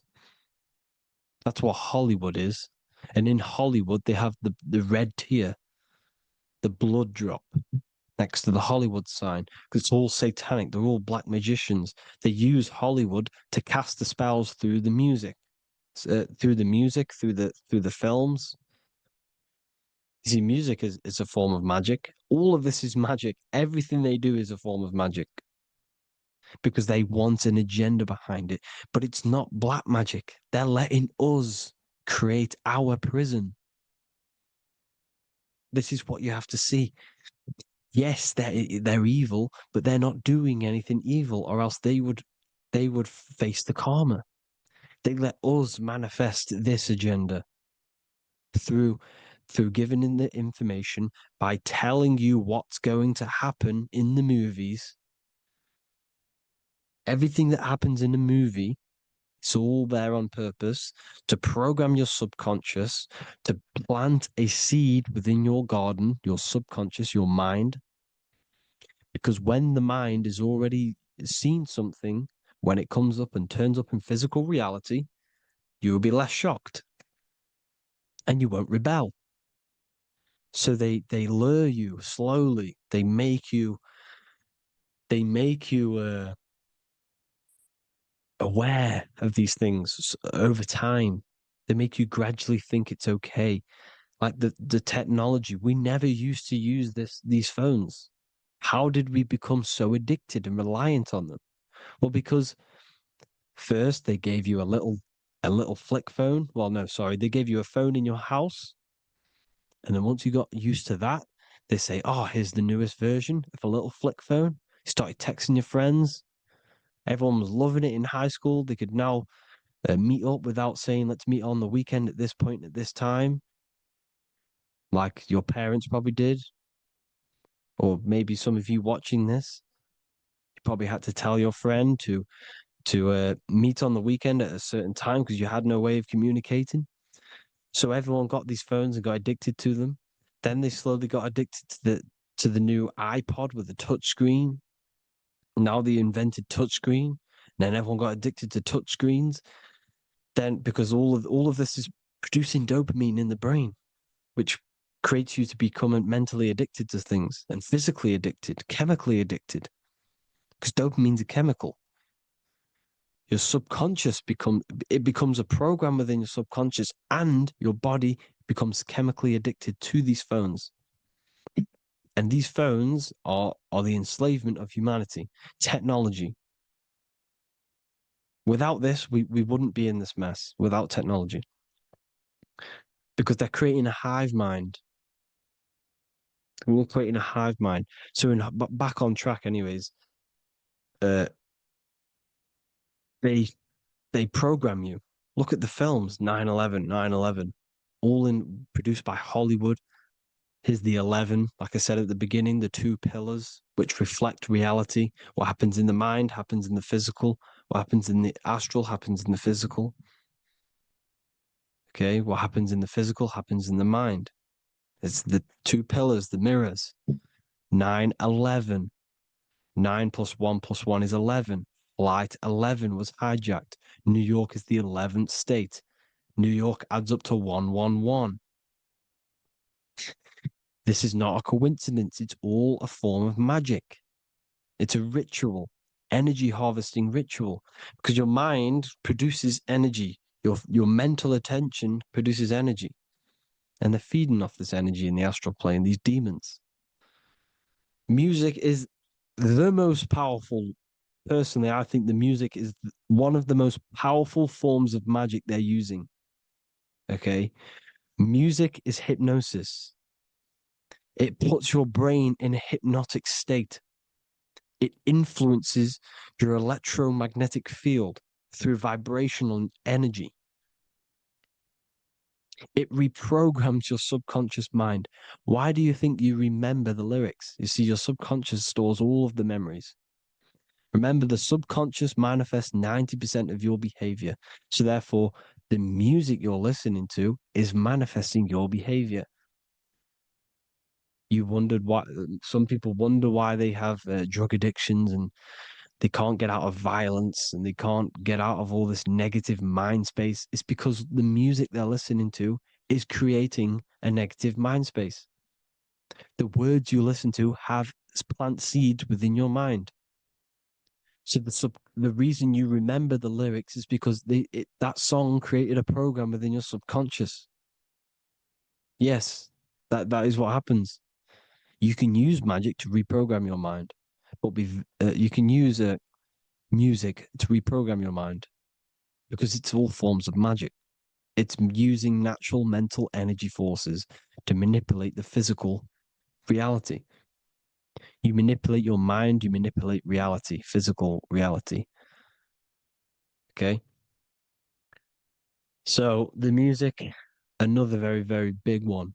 When you turn on the radio, it's just all talks about alcohol, drugs, and sex because they want you down in the lower three chakras. They want your mind attached to matter when it's mind over matter. Your mind's not physical. You see, the word spirituality is the new trend. It's not about your spirit. It's not about your spirit. It's about your mind. It's not about, you know, uh, spirituality and looking after your spirit. And they've got you focused on your spirit. Why? Because they hide your mind from you. You see, a lot of people think their mind is their brain, but the mind is everything. There is no physical reality without mind. You can have a brain. Imagine if you had no mind but a brain. It wouldn't work. The mind is everything. The mind controls your avatar. It begins in the mind before it happens in the brain. Then the brain manifests through the body. The brain's just an electrical computer.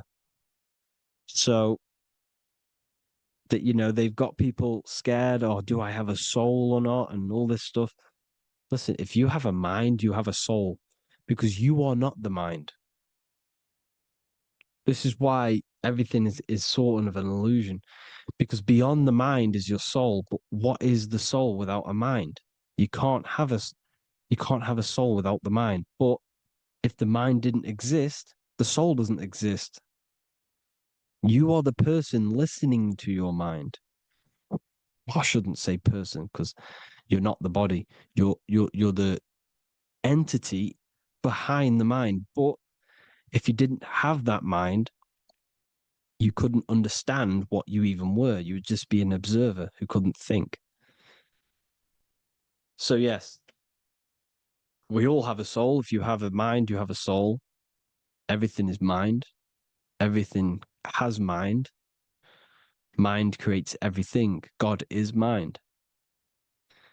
And then manipulating your mind through TV, your phone, every little thing, the school, it's all about the mind, people. Control your mind, you control your reality. Just the last thing, here you go. Aleister Crowley, the dark magician, Kanye West doing the exact same thing because they're implementing magic in the music. Here's the Beatles with Aleister Crowley in the background. Bet you never noticed that. Aleister Crowley was influencing music and placing magic within the music to influence the subconscious. This is what Baal worship was. This is why they kill children. They sacrifice these children. Why? Well, because in order to ascend, in order to raise your consciousness internally, godly, by being good, God, or being in order to be good and raise your consciousness and to get something in the physical world, you have to sacrifice yourself. And what do I mean by that? In order to raise your consciousness and ascend, you have to sacrifice the lower nature of yourself.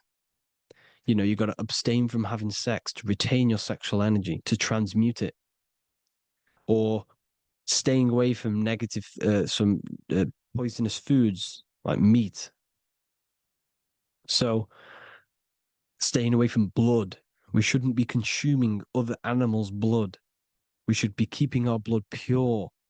We are humans. We shouldn't consume chicken blood, chicken germs. We are the most divine creatures on this creation.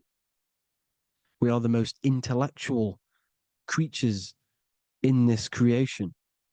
Therefore, we should keep our temples pure. We are not animals. If you want to associate yourself with an animal, go out in the wild, go and find a wild boar and go and try rip its guts out with your bare teeth, because you can't do it. You're not a cat. You're not a carnivore. Okay? So in order to ascend, you have to kill and sacrifice your lower part of yourself to ascend up to your spirit self, your mind self, the highest version. And the elites don't want to do this. So they sacrifice other things like babies to kill them, to exchange their life over to the astral plane, so these demigods in the astral plane can give them something in return in physical. They don't want to sacrifice their lower self, so they sacrifice other things for exchange, for physical pleasure. But the godly person sacrifices their lower self for their higher self to do good and ascend. So this is what all the Baal worship is, people, and this is why they're doing it. Hope you all had an amazing lecture. If you haven't already, go and get the Book of Wisdom for more information. You know, I don't go into dark stuff in this book because all I do is enlighten people in this book. You can get it in Spanish, English, German, Italian, and French. Worldwide shipping, you can get the PDF or paperback. Or there is also a new one called the Human Health Guide 2.0. It gives you a list of all the foods, grains, oils, nuts, you know, everything that's alkaline and positive for the body and not man-made and hybrid. It tells you all the products to stay away from, how to fast, how to improve vision, how to improve everything, literally. So the Human Health Guide has been released. If you want that, I'll pull all the links in the bottom of the description. Hope you all enjoyed the lecture, people. God bless you all.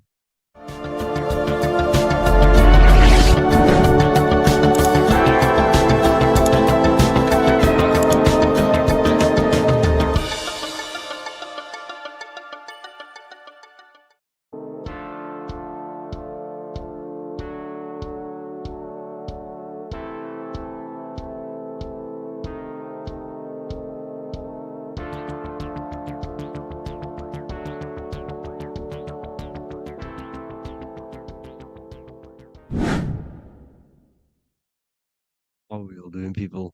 Survival wisdom. Today we're going to be breaking down the Bible and its real, true metaphysical meaning. All of these slides within this video is taken from my book, The Book of Wisdom. So you can get all of these slides. So the Temple of Solomon, you are body, mind, and soul, which is the Holy Trinity. The moon, sun, and earth. The sun is your soul because the sun is its infinite source of energy. It is its own source of energy. And that is what your soul is. It's its own source of energy. The moon is mind. This is why you call people a lunatic. You're a lunatic. Luna means the moon. And inside of your mind, you have a specific mood. Mood is moon. And mind in German is Mond. And the word Mon means moon. And earth is your physical body because your body contains of the four elements, the four physical elements. Well, the Temple of Solomon is the temple of the soul and the mon, the soul and the mon, the soul and the mind. And it's the temple of the Holy Spirit in the Bible. Everything leads back to one singular point in the center of the brain. The brain is not the mind. It's mind over matter. Okay? The brain is the physical manifestation of the mind. The brain is the electrical computer which decodes the light waves given to it by the mind. This is why everything in the body leads back to one singular point. And we'll go over this in a minute. But this is controlling the physical body. This is the within. If you rearrange within, it spells high twin because within you is your twin, your true self. And it's just an entity in the center of the mind. And if you shut your eyes, you can feel it. Your awareness is in the center of the brain. So there's just an empty chamber in the center of the two cherubs, the two brains. They are two separate brains. They're two hemispheres. And the empty chamber, when scientists chop it up and see it's just an empty chamber, well, because you can't see in that plane of reality. You cannot see the mind. You cannot see thoughts. It is invisible to the human eyes, to the visible light spectrum, to the two eyes. The reason why we call it the third eye in the center of the brain, it's not the third eye, it's your true self. It's the mind and soul. It's an eye because it does see. It's the all-seeing eye that you always see here. There's some Masonic artwork showing the two pillars, the two cherubs, the two hemispheres of the brain, and the inner eye. This is the eye that sees all things. What do I mean by seeing all things? Not physically. It sees the mind. It's what, because your soul is watching the mind. You can observe the mind. You are not the mind. And if you meditate deeply enough, you can go beyond the mind. It's the all-seeing eye. It sees the mind. It sees what emotions you're feeling. It sees what you're thinking. It sees what you're seeing with the two eyes. It's the all-seeing eye. It sees all things. It's omnipresent. It's everywhere. Because the mind can be anywhere. The mind can switch itself into any place it wants. There is no limitations with the mind. So there is two hemispheres in the brain. And in the Bible, there is a quote saying the most holy place between the two cherubs. The two cherubs is the two hemispheres of the brain, and the most holy place is between them, which is what the Masonic artwork is showing. This is the all-seeing eye, the soul and the mind in the center of the brain. And you will not see this with the two eyes. So when scientists come to seeing the empty chamber in the center of the brain, they wonder because they do not understand the occult side of the world. They do not understand the layers of reality.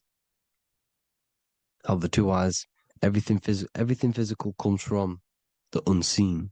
Everything seen comes from the unseen. Now, the two hemispheres of the brain play a major role in our lives. The right hemisphere is the artist. The left hemisphere is the scientist. The right hemisphere controls the left side of the body. The left hemisphere controls the right side. So there's a crossover. Now, the right hemisphere is to do with your feminine energy, creativity, unification, metaphors, visualization, intuition. The left hemisphere is to do with sequencing, facts, materialistic details, language, and logic. So they keep us normally trapped within the male aspect of our mind, which is the left hemisphere. You know, if you listen to Spotify, Apple Music, and radio, they're all tuned to 440 hertz, which shuts down the right side of the brain, makes you left brain dominant. And we learn, well, 90% of people learn to write with their right hand. They're taught to learn with their right hand, which is to do with the left brain. You see, so we are being trapped within this left side of the brain, which is all to do with logic, thinking logical, not creative. You know, very analytic. But the right side of the brain is to do with your creativity. So the right side of the brain is perceiving reality as a holistic perception. Now, what do I mean? If you're riding through a woods, for example, if you're riding through a woods, your right hemisphere is seeing the whole woods as one unified woods. The left hemisphere's job is to break down the perception given to it by the right hemisphere and break it down into individual trees. So what am I saying? The right hemisphere is seeing humans and everything in creation as one unified consciousness. The left hemisphere is seeing individual egos. This is why the left hemisphere is the place of the ego, the right hemisphere is to do with the higher self. They're both needed, though. I'm not saying one's better than the other. It's balance. Now, they don't want you to see the unified picture, perception of creation. They want you to think everything is individual, everything doesn't come from the one, because all things come from the one. And we experience the two in this reality, dualism. In order to understand the one, we have to experience the two to advance. So, anyways, let's get away from the two hemispheres. The right hemisphere, like I said, is to do with the higher self. And this is why in John 21:6, it says, cast the net onto the right-hand side of the boat and you will find fish. Meaning, cast your energy, cast your perception into the right hemisphere of the brain, and you will find God, unification, and higher self. You will see things from a unified perspective. How we are all one, because we are all the same consciousness. The same spark that is in me is in you. This is why I am you and you are me. We are all the all-seeing eyes of God, just split up into individual bodies. We are all made up of the same essence, consciousness. And that consciousness, that mind and soul, is in the center of the brain. You are just in different avatars. And until we see this, we'll forever be divided and conquered. Until we figure this out as a collective consciousness, we will forever be divided and conquered and ruled over. This is why the Bible says, ye are gods. You are the sons of the Most High, because we are. We are the Word made flesh. We are God made flesh. Mark 16:19. So then after the Lord had spoken unto them, he was received up into heaven, head is heaven, H-E-A, and sat on the right hand of God.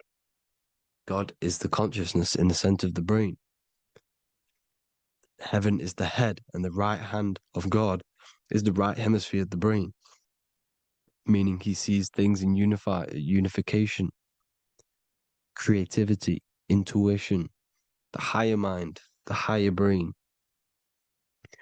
When Moses crosses the Red Sea is the corpus callosum, moving from the left to the right hemisphere of the brain to see unified perception of reality. Head, H-E-A, heaven, same root word. This is why the ancients always depict God in the center of the brain. Here you see ancient Christian artwork showing God in the center of the brain, the light. Here you see it here. Here you see Ganesh, an Indian god, which is the brain. Here you see the Father, the Son, and the Holy Spirit in the dome, the brain. This is the brain, because you are God made flesh. That's what consciousness is. The upper room where Jesus meets the 12 disciples. It's the upper brain on the upper room. The upper room is the chamber, the empty chamber in the center of the brain. That's the room. And the 12 disciples are the 12 cranial nerves in the brain, which pretty much rule the body, all the cranial nerves. The tree of life, the cardiovascular system. This is why in Genesis it says the tree of life was in the midst of the garden. Midst meaning middle, because the middle of the body is the cardiovascular system, which is controlling all of the systems in the body. The tree of knowledge of good and evil is the nervous system. It's the spine and brain. This is what's detecting good and evil. The brain is the electrical computer with the left and the right hemisphere, decoding the dualistic world, decoding the light waves given to it by the external world. It is an electromagnetic computer. It is artificial intelligence. It is very intelligent, the brain and the nervous system, the human body as a whole. But the tree of knowledge of good and evil is the nervous system, because it is the tree that detects good and evil, makes you learn good and evil in this dualistic reality. Here you see Adam and Eve around the tree of knowledge of good and evil. Adam and Eve, male and female energies, with the serpent in the tree, and the tree of knowledge of good and evil. Well, this is the spine, the brain, and the serpent is the kundalini up the spine. The serpent is the S. That's why S, serpent, the letter S is the serpent. Sex and serpents make an S noise. You know, the Bible cursed the serpent. So we don't figure out the true religion. The true religion is raising the kundalini and becoming God-man and reaching our higher states, our true God self.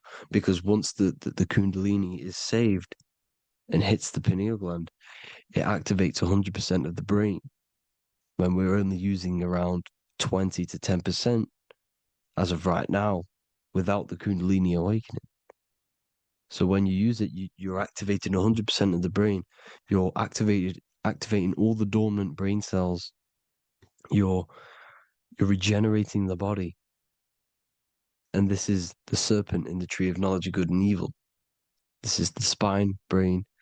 This is Adam, Eve, the male and female energies. The light of the body is the eye. Therefore, if thine eye be single, thy whole body should be full of light. Matthew 6:22. This is the single eye in the center of the brain. It is not the pineal gland. It is what's inside the pineal gland. You have to go beyond the physical world, and there are no words to describe things that are not physical, metaphysics. And the whole body should be full of light. Well, this light is the same pyramid that you see. You are the pyramid with the all-seeing eye on top. This is why the ancients built the pyramids with the stairs in the middle symbolizing the spine, because once you open all the chakras and balance them and raise the kundalini, you activate all of the brain, which gives enlightenment. The word enlight in ment. Ment means mind, light in the mind. Enlighten the mind. And this is enlightenment. We are the temple. And Jacob called the name of the place Peniel, for I have seen God face to face. Within spells high twin. Within you is the God self, which you need to manifest into the external world. And he's seen God in Peniel, the consciousness. He's seen his true self, consciousness, in the pineal gland. Genesis 28:10, Jacob's ladder. Jacob, he took a rock there and laid his head on it to sleep. Jacob had a dream. He dreamed there was a ladder that was on the ground and reached up into heaven. Head is heaven. The rock he fell asleep on is the sacrum bone, because he's symbolizing the oil that comes down the spine, hits the sacrum bone and rests there, falls asleep, and it looks up and it sees the ladder to heaven. Because when you raise this oil, you become God-man. You become God in heaven. You can leave the body at will. Do you not know that your body is the temple, that your body is the temple of the Holy Spirit? Corinthians 16:19-20. Or do you not know that your body is the temple of the Holy Spirit within you? Your body is the temple of the Holy Spirit, the soul and the mind within the center of the brain, the temple of Solomon, temple of the soul and the mind. Romans 8:10. Christ is in you. It's not external. When you give where attention goes, energy flows. When you give your energy to external things, your attention, your worship to external things, you're giving energy, meaning it's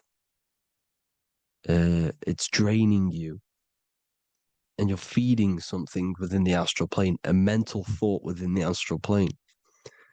So with you realizing that the Christ is in you, that you don't have to worship anything outside of you, this means that you're internalizing your energy. You're not giving your energy, because where attention goes, energy flows, which means you become more present.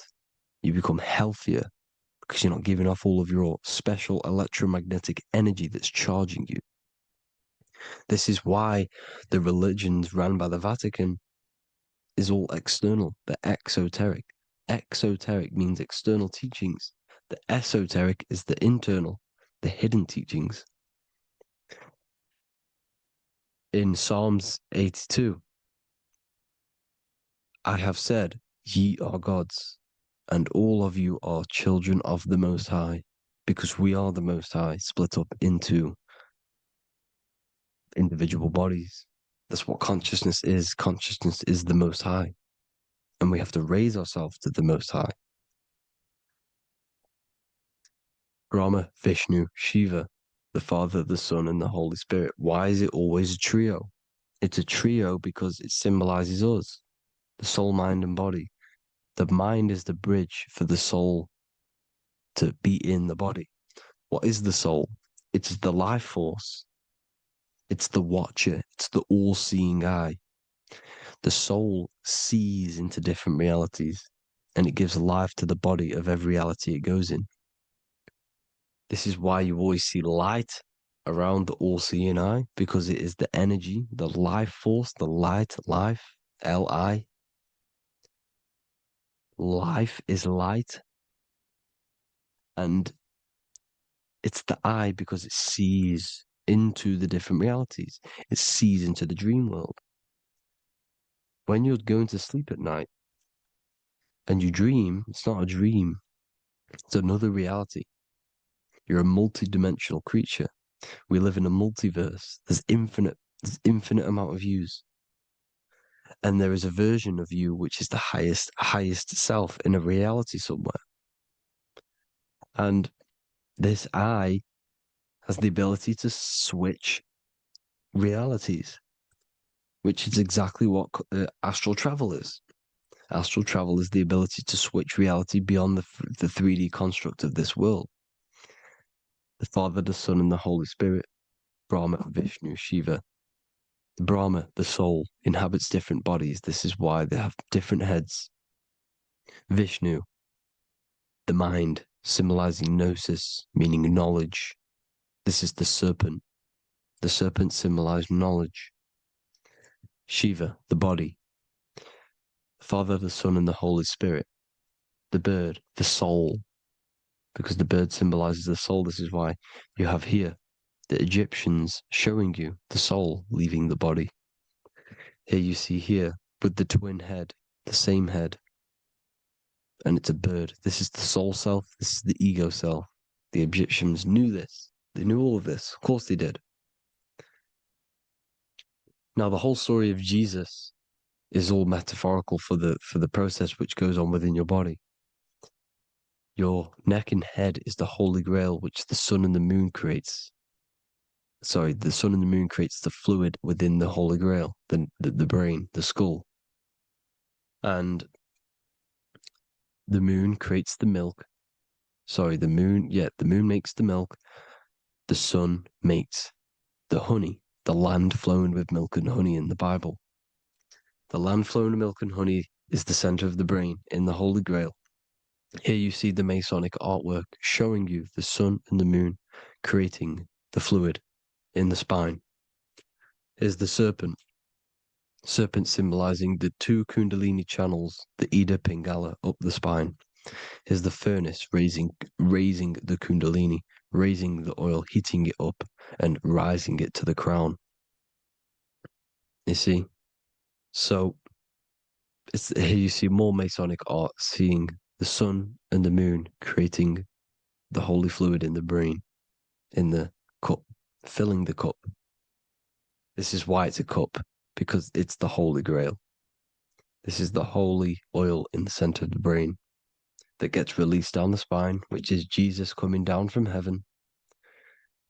It comes down the spine, down the River Jordan in the Bible. This is when Jesus goes from Nazareth to Jerusalem. He comes down the River Jordan, and Joseph and Mary are in Nazareth waiting for Jesus' return. Joseph and Mary symbolize the pineal and pituitary gland, which produce the two oils created by the sun and the moon. And he returns. When he returns, he gets crucified at 33, because there's 33 vertebrae at the back of the spine, and it crosses the vagus nerve. The crucifixion of the oil past 33 vertebrae creates God-man, and it creates your higher self, and it activates 100% of the brain. And you turn into spirit, you turn to your spirit self. This is why Jesus dies. He didn't physically die, it metaphorically dies, and becomes his higher self. The ego self is left behind. It's the same with the whole story of Jesus. Jesus comes down from heaven, which is the oil. He dies in a cave for 3 days, which is the oil hitting the cave. Here's the cave, and resurrects after 3 days. If you resurrect the oil, comes up and gets crucified at 33 in Golgotha. Golgotha translates to a place in the skull. The three wise men from the east. Well, if you look at the Masonic artwork, they'll always show you a ladder up to the east. Okay? Here you see north, south, west. This would be east. Here you see east here. East here. The ladder up to the east. The east is the top, up. Three wise men from the east. The thalamus, pituitary, and pineal gland in the center of the brain. The most important glands in the body. Here you see the Egyptians with the spine, the sun, and the two hemispheres of the brain. What did I say at the beginning? The sun is the soul. The sun is its own source of energy. It's the life force, which gives life to anything it inhabits. The soul is the same thing. That's why sun and soul mean the same thing. So, what I'm saying is consciousness is God. And this is why when it refers to as God in the Bible, means your higher self, pretty much. And returning back to this higher self, because God is something that you need to manifest. Consciousness is God, and your body is a reflection of the creation by God. This is why everything in the body corresponds with the stars. The stars rule the body. We are an image of the stars. This body is an image of the whole of creation. Aries rules the head. This is the cerebrum. The ram in the brain is the ram, Aries. And we have something called the cerebrum. The cerebrum. Aries, the ram. This is the Lamb of God moving to the higher mind. Taurus, which is the lower brain and neck, the cerebellum, the bull Taurus, the lower mind, and the cerebrum and the cerebellum, the ram and the bull, is what makes you ramble on. Ramble meaning walking. The higher mind and the lower mind working together makes the body ramble. Ramble is what makes you walk along. Thank you to Santos Bonacci. Gemini, the two twins, rules the two arms, the hands, and the lungs. These are the two twins of the body. Sagittarius, the horse, which rules the hips. Hips means hippo. Hippo means horse. Hippopotamus means water horse. Hippo means horse, and this is why we call them hips, because horses have massive hips. Capricorn, the kneecaps. Pisces, the two fish, the 2 feet. Then they make us swim. We are an image of the stars, people.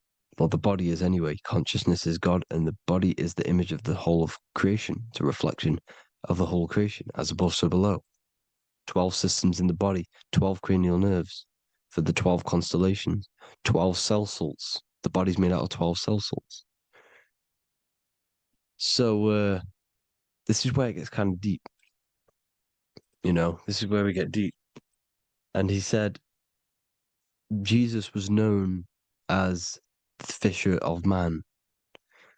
And fisher of man, meaning man does not mean man as in the male. Man means mind. He's the fisher of minds. So the Bible is not patriarchal. It's not patriarchal. Man just means mind, pretty much. So the fisher of mind, man, because he was fishing minds out of this reality into the higher realities. He was teaching people how to leave the body when he walks on water. Walking on water is the physical, etheric, astral, and mental. These are the different planes of reality. The ether is the either, because the ether is the substance that's on either side, astral and physical. It's the fifth element, is ether. And the fifth element is the water. The same water at the beginning of the Bible when it says, let the firmament divide from the waters above from below. The water symbolizes the ether. It's the base of all physical matter. And the ether symbolized is known as the water. So when you're walking on water, you're walking on the ether, meaning you're leaving the physical body. So when Jesus walks on water and he's teaching Paul to walk on water, Paul becomes scared and falls back into the water. Well, when you astral travel and you become scared when you're projecting, you'll fall back into your body. So he's pretty much saying walking on water is leaving the body, and walking on the ether, because the ether is the veil between the astral, and that's what devil means. Devil has the word veil in it, because the devil is trapping you between one veil, which is this world. They're trapping you in this world, this thin layer of reality. Your dreams are different veils. The ether, the astral, the mental are different veils. Devil is deveil. Deveil. You need to escape being stuck in one reality and live in between realities. And this is when you truly become a multi-dimensional being, because your soul is just the eye. That's what you are. You're just an eye, and you see into different worlds. And it also, when Jesus means the fisher of man, the fisher of minds, he is I truly believe, because of my research, that there is other worlds. It's not just this one. There's higher worlds. There's an infinite amount of you, and you've been in them dreams you call dreams. Them dreams are other realities that you are in. That's why when you're there, you don't feel like you're in a dream. You feel like it's 100% real, because it is real. So this is why the ancients always depicted the many different heads, because there's many different versions of you. And this I, the soul, the watcher, is switching itself into different bodies at all times. Well, when you sleep, when you astral project. And this is what the ancients were doing. They understood the multiverse, and they could switch bodies at will. And this is what the 7 seals are in the Bible, also known as the 7 chakras. These are literally portals within us to these different worlds. We're in the heart at the moment. Earth rearranged spells heart, meaning middle. This is where good and evil exist. It's the middle point, the midpoint of realities. So I hope you all enjoyed the video. All of this knowledge that I've give you in this video is inside of my book, the Book of Wisdom. The Book of Wisdom gets updated every single month with new pages. It's a one-time payment for a lifetime worth of research and knowledge by me. So if you do want to get it, the link will be in the description. But I hope you all gain some amazing insight. Please like, comment, and share to help the algorithm, and drop a subscription. And for more lectures, every 2 days, I drop lectures and knowledge within the Patreon. If you want to support the channel, join the Patreon. Everything's in the description, because we are not monetized on YouTube. Thank you all. Have an amazing day.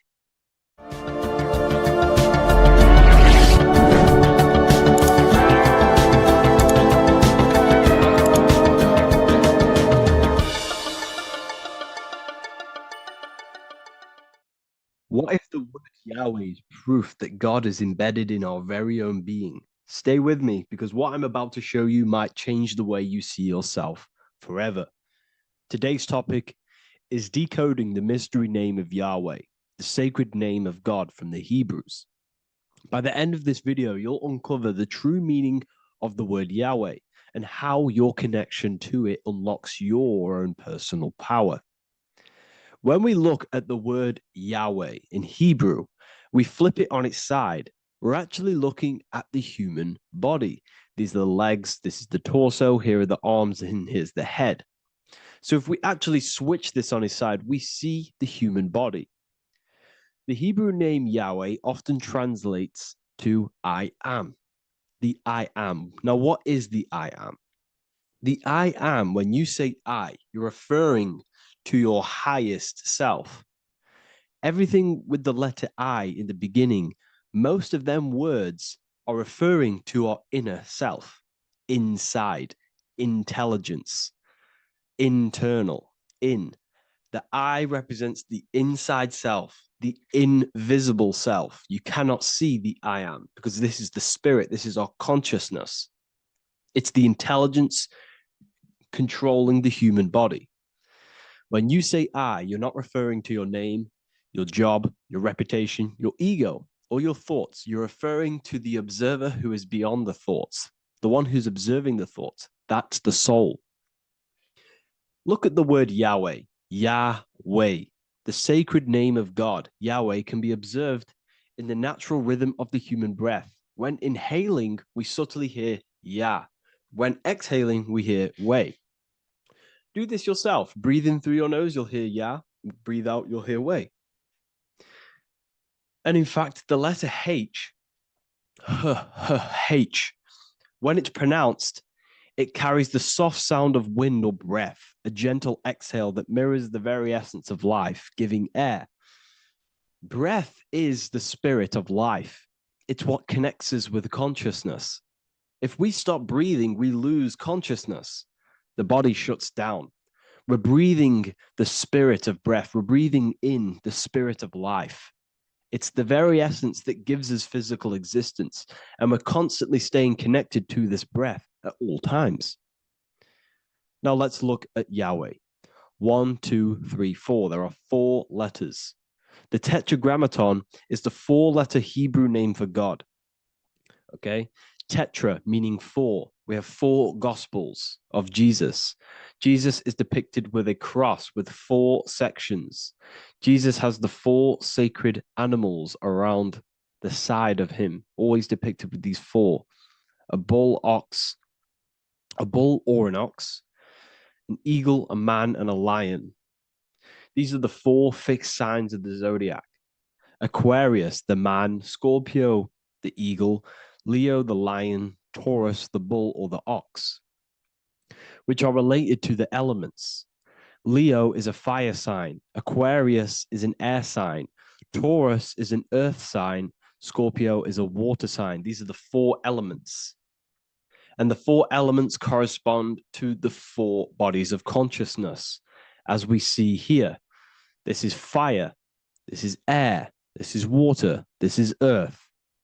So we are made out of the 4 elements, which represent the 4 bodies of consciousness: mind, emotion, spirit, and body. The soul is incarnated into 4 sections. Hence why Jesus has 4 gospels.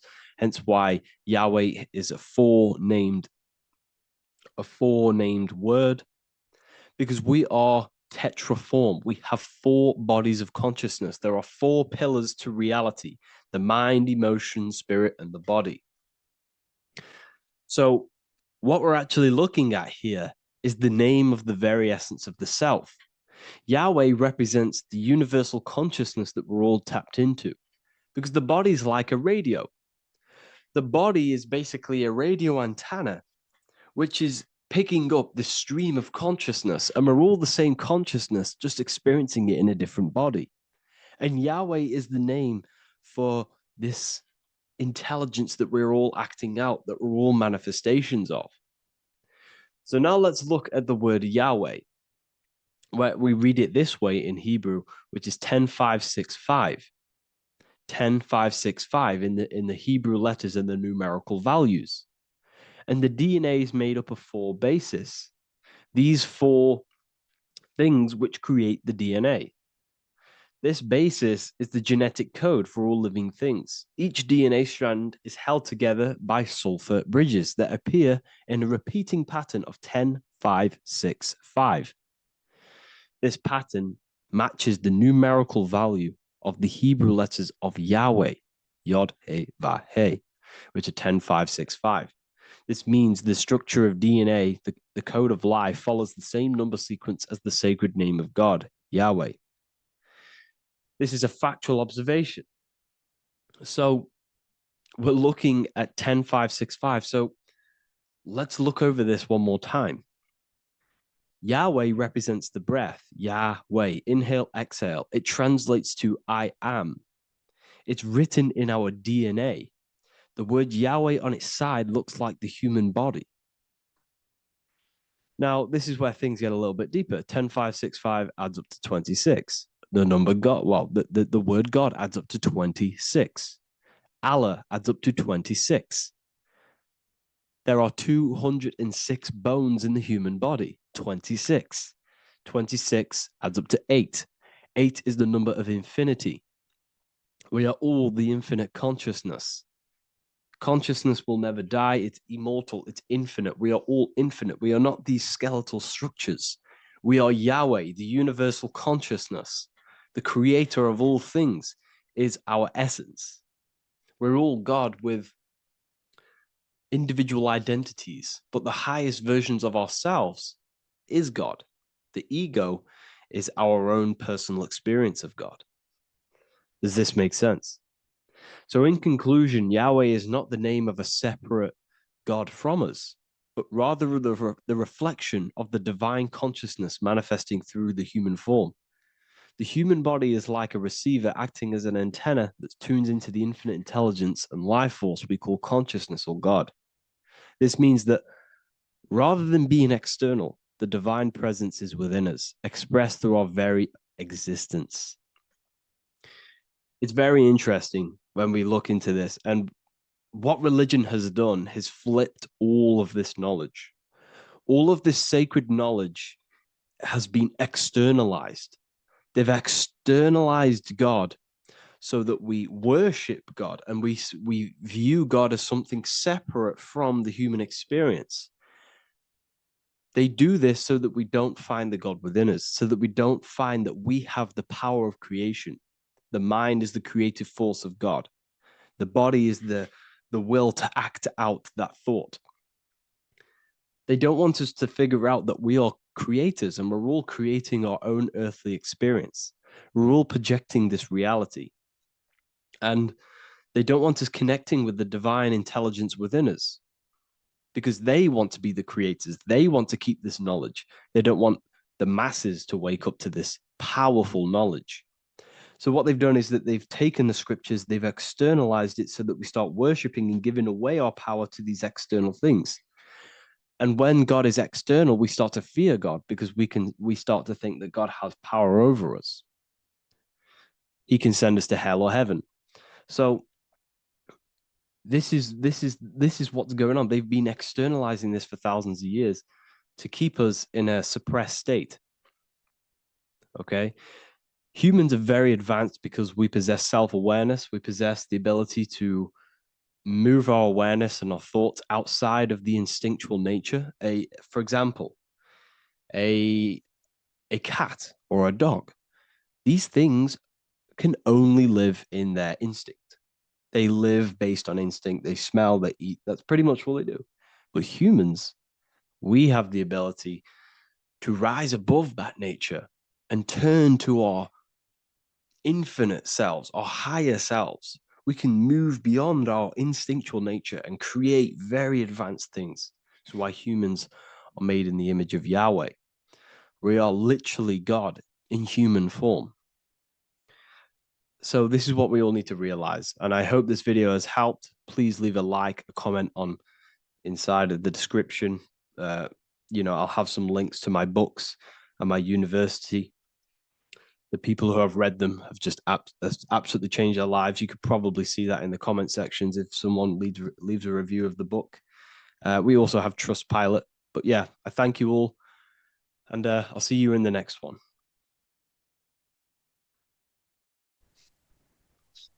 Matthew 21:1, Jesus went into the temple of God.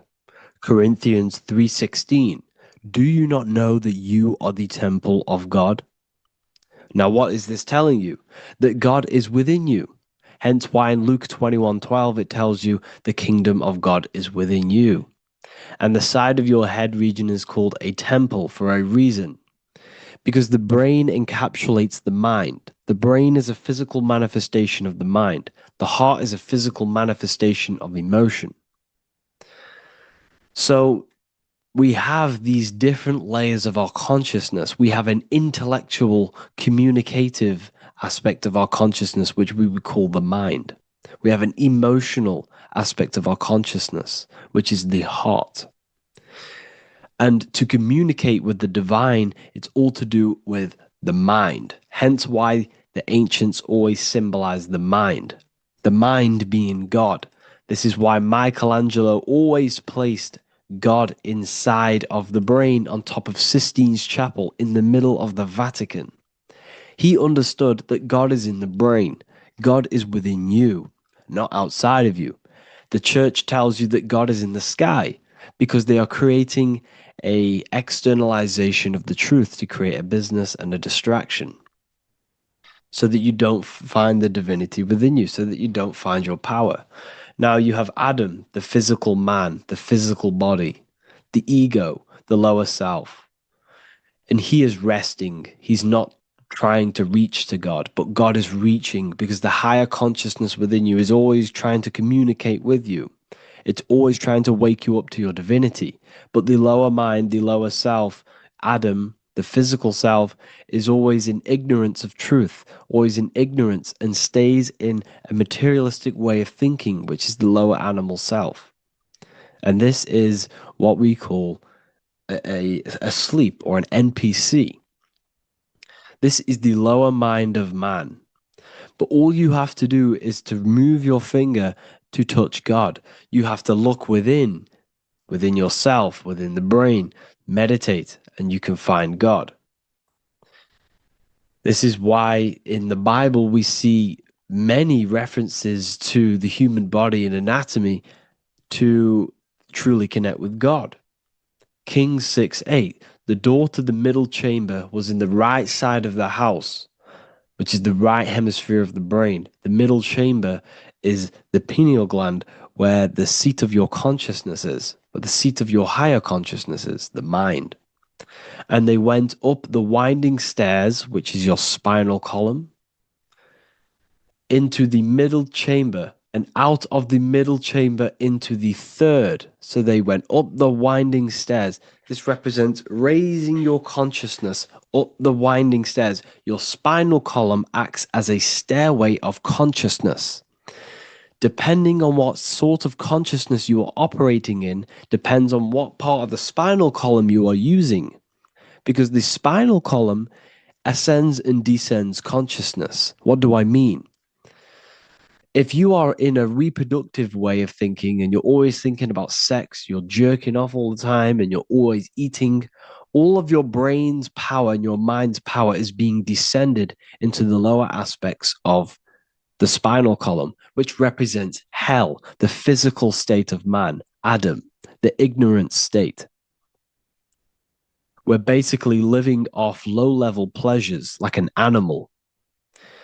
And the stairway to heaven is your spinal column. They went up the winding stairs into the middle chamber, which is your mind, your pineal gland, and out of the middle into the third stage of consciousness, physical, etheric, astral. When you meditate and you start to raise your consciousness during meditation, you enter the astral plane when you turn off thought. But this is the middle chamber inside of the brain. Here we see another painting inside of Sistine's Chapel of God inside of the brain. This is the brainstem. This is the brain. This is the frontal lobe. This is the back lobe. This is the back lobe. This is the cerebellum. Here's the reptilian brainstem. Here's the claustrum. This is what we are seeing here. Anatomy. Here is another one in Sistine's Chapel in the middle of the Vatican. This is depicting the brainstem. God's neck looks exactly like the brainstem. Here we see a real brain compared to God's neck, because the neck is just below the brainstem. And this is what they are symbolizing, because they knew that God is within you. God is a part of the human body. God is inside of the body, because the body is a vessel for consciousness, for universal consciousness. Inside of you, inside of me, is the same spark of consciousness. And this same consciousness is spread out into every living essence, because everything comes from the one source, the one God, the one consciousness. Matthew 6:22-23. The light of the body is the eye. If therefore thine eye be single, thy whole body shall be full of light. Practicing the single eye. What is this? This is meditation.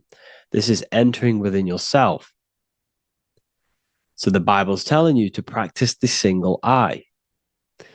But if thine eye be evil, thy whole body shall be full of darkness. What does this mean? If your consciousness is in an evil way of thinking, if your mind is filled with an evil, negative mind space, then your body shall be filled with darkness, with evil, with negativity. Because negative thoughts destruct the body. Positive thoughts heal and regenerate the body. So he tells you to be, the light of the body is the eye, your consciousness, the inner eye of consciousness, the eye that lets you see. And what do I mean?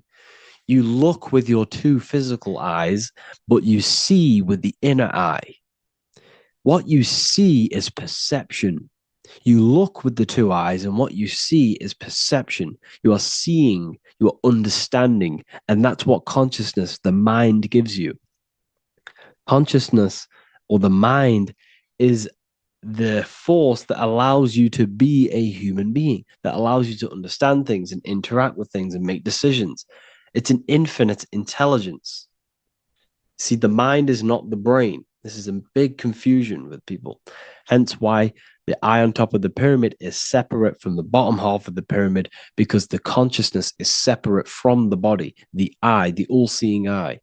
It represents the observer, the eye that sees into this body, into this world, into this. You are the perceiver. You are the invisible spirit within the body. Theologians 4:17. After that, we are still alive, and our left will be caught up together with them in the clouds to meet the Lord in the air. You don't meet the Lord in the physical air. Okay? This symbolism of the ancient Christian artwork is showing you this is symbolic. These things never happened. There's no man in the sky. Moses didn't go on a mountain to meet with God.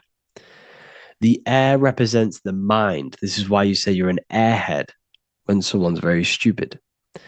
Earth is your body. Water is your emotions. Fire is your spirit. Air is your mind, the invisible mind. So Anton Mengs, an ancient Christian art worker, is showing you anatomy of God in the clouds. But this is the anatomy of the human body, raising yourself to the mind and turning the mind inwards on itself during meditation. And that's how you meet the Lord in the air. You meet the Lord in an elevated state of consciousness. The air represents an elevated state of consciousness because the air is up.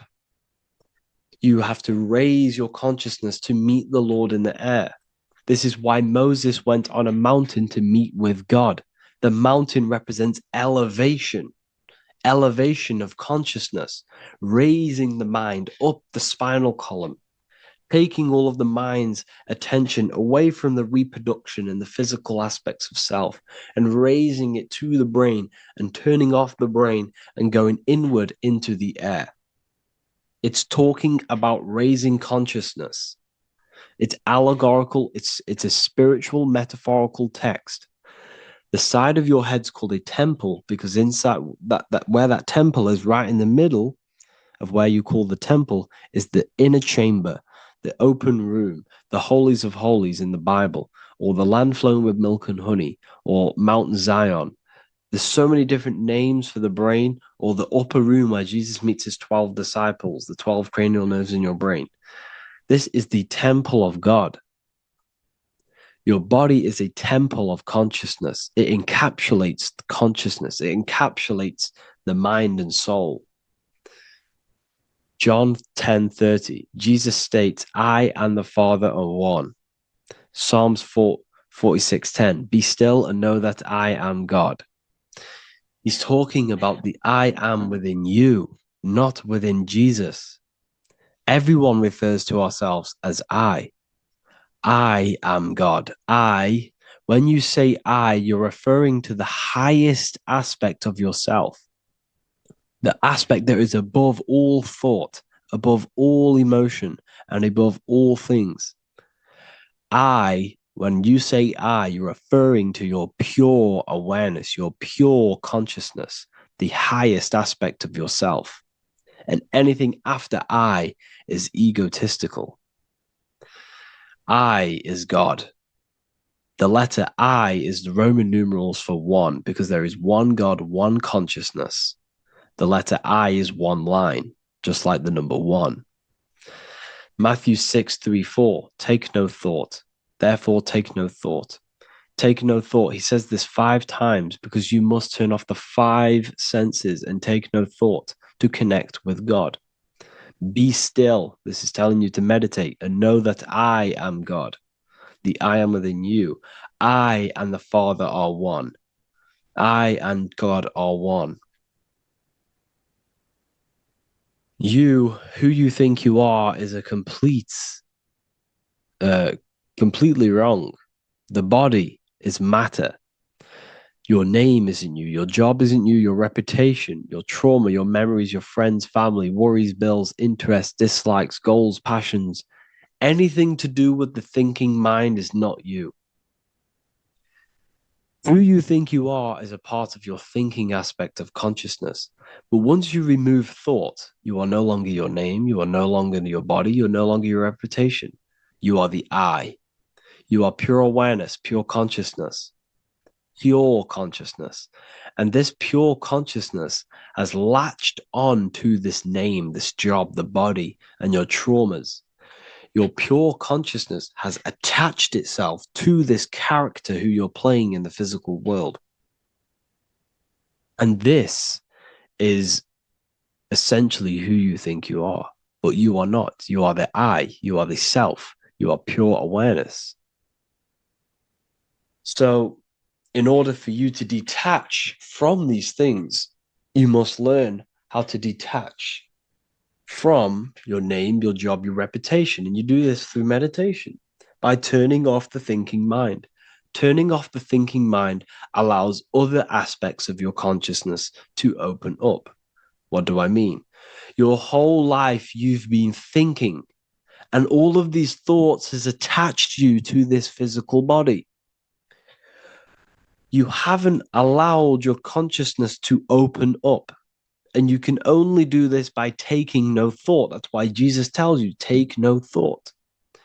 When you turn off the thinking mind, other aspects of your consciousness starts to open up.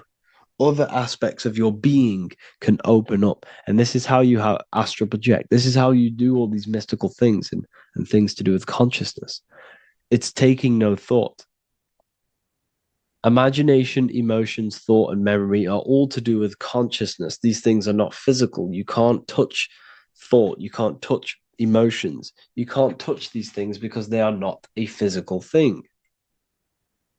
So you must turn off these things for other aspects of your consciousness to open up. Okay? So essentially, the Bible is a metaphorical, astrological, numerological, metaphysical, spiritual, encoded text that talks about human anatomy, spirituality, and the true nature of the human experience. Everything they teach you in school is to make you think that you are this body. Everything they teach you in church is the externalization of the true teachings of Jesus. Jesus was telling you to meditate. Jesus was telling you to practice the single eye. Jesus was telling you to look within yourself and find God. He wasn't telling you to pray to him. Mark 16:19, he was taken up to heaven and sat at the right hand of God, the right hemisphere of your brain. John 21:6, cast the net onto the right hand side of the boat and you shall find fish. Fish is understanding. The boat is your body, your brain. Cast your awareness into the right side of your brain and you will find understanding, because the right side of your brain is all to do with the creative aspect and the intuition and the spiritual sides of your consciousness. This is why God is here. This is why Michelangelo depicted God in the right hemisphere of your brain, because this is all human anatomy. And I speak about all of this in the brand new Book of Wisdom, Volume 2.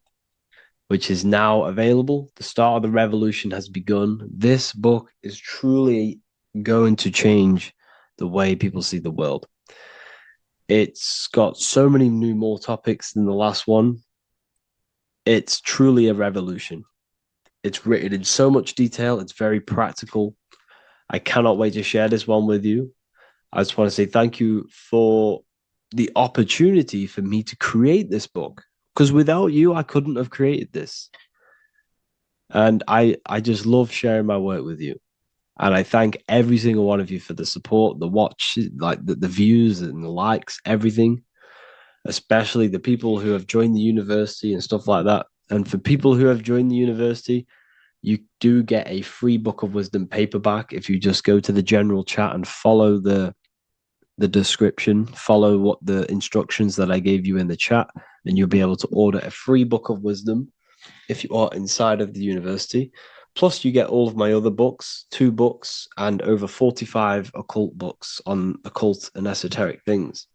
You get lectures, live calls, a community, a manifestation mastery course, and a whole library and reoccurring updates every month, every week. So yeah, I hope you all enjoyed this video. Thank you all. Please leave a comment to help the algorithm, and leave a comment on what videos I should make. And yeah, I'll get to uploading on the YouTube a lot more now. The second book is now released. I have a lot more time on my hands. No longer using my energy to create the book. I'm now going to redirect this mental energy into the YouTube. So there will be a lot more content coming. So I need some content ideas. So feel free to comment some ideas, some YouTube videos that I can create. Thank you all, people. Have an amazing day.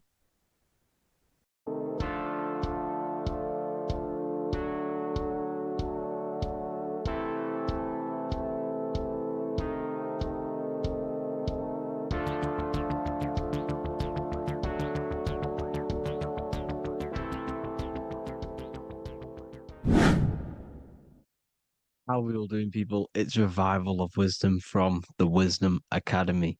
Today, we're going to be breaking down God, consciousness, and the higher and the lower self, and how to overcome the lower self.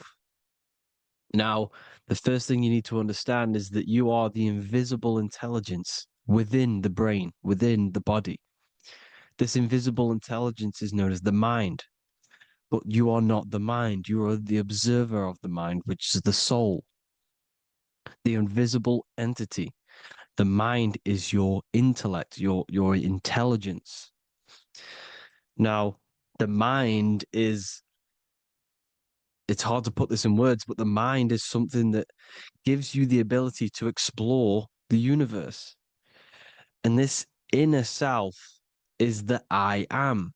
It's the quiet, the inner self, the voice you see in you hear in your head. This is why within spells high twin, inside, internal. The I is also the number 1, which is one line. Because the one and only, is the inner self, which is the I am. This is why you say, my name is Harry. You are not Harry, you are the I, the inner self, the intelligence. Okay, this is why Jesus in French is I am. You look with the 2 eyes and you see with the inner eye. I and I, the same thing. Okay, because the I inside is what gives you the perception of what you're looking at. So when someone's trying to explain something and then you catch on saying, I see now, it's because you're seeing with your inner eye, the one that gives you perception, gives you intelligence, gives you the ability to understand things. This is the internal I, the invisible self, which the physical body is nowhere near as complicated as this inner self. It's in infinite potential. God, God, generator, operator, destroyer, soul, mind, and body. Brahma, Vishnu, Shiva, the Father, the Holy Spirit, and the Son. They're all the reason why you see God is always a triad is because it represents yourself. Your invisible intelligence is God. Me and you are the same invisible intelligence. We are the invisible intelligence experiencing the program being run by the central nervous system and the brain. I always say this in my videos, but I have to, in order for you to understand the things that I'm going to say later on in the video, you need to understand this concept, is that you are the consciousness experiencing the nervous system, the tree of knowledge of good and evil, which is you here. You would be in this invisible intelligence right here in the center of the brain. Now, this is why the ancient Christians show God is in the brain. This is the brain stem. This is the brain. This is also the brain stem and the brain. The brain stem and the brain. It's all depictions of the brain because the brain's the computer, the electromagnetic computer, which decodes the demands created by the invisible intelligence, the I, the inner self, you, your true self. The person moving, if you observe what someone moving, this is going to sound, but if you observe someone walking, it's not the body. The body is moving, but the thing telling it to move is the invisible intelligence. Before you kick a football, a decision is made within your invisible intelligence, your mind. And this consciousness, this invisible intelligence, is either stuck between the lower self and the higher self. Okay? When the invisible intelligence, meaning the true self, identifies itself with the physical body, it will trap its mind within physicality. This consciousness that we have is either operating in the lower self or the higher self. It's either feeding the material body or it's feeding the spirit. Okay?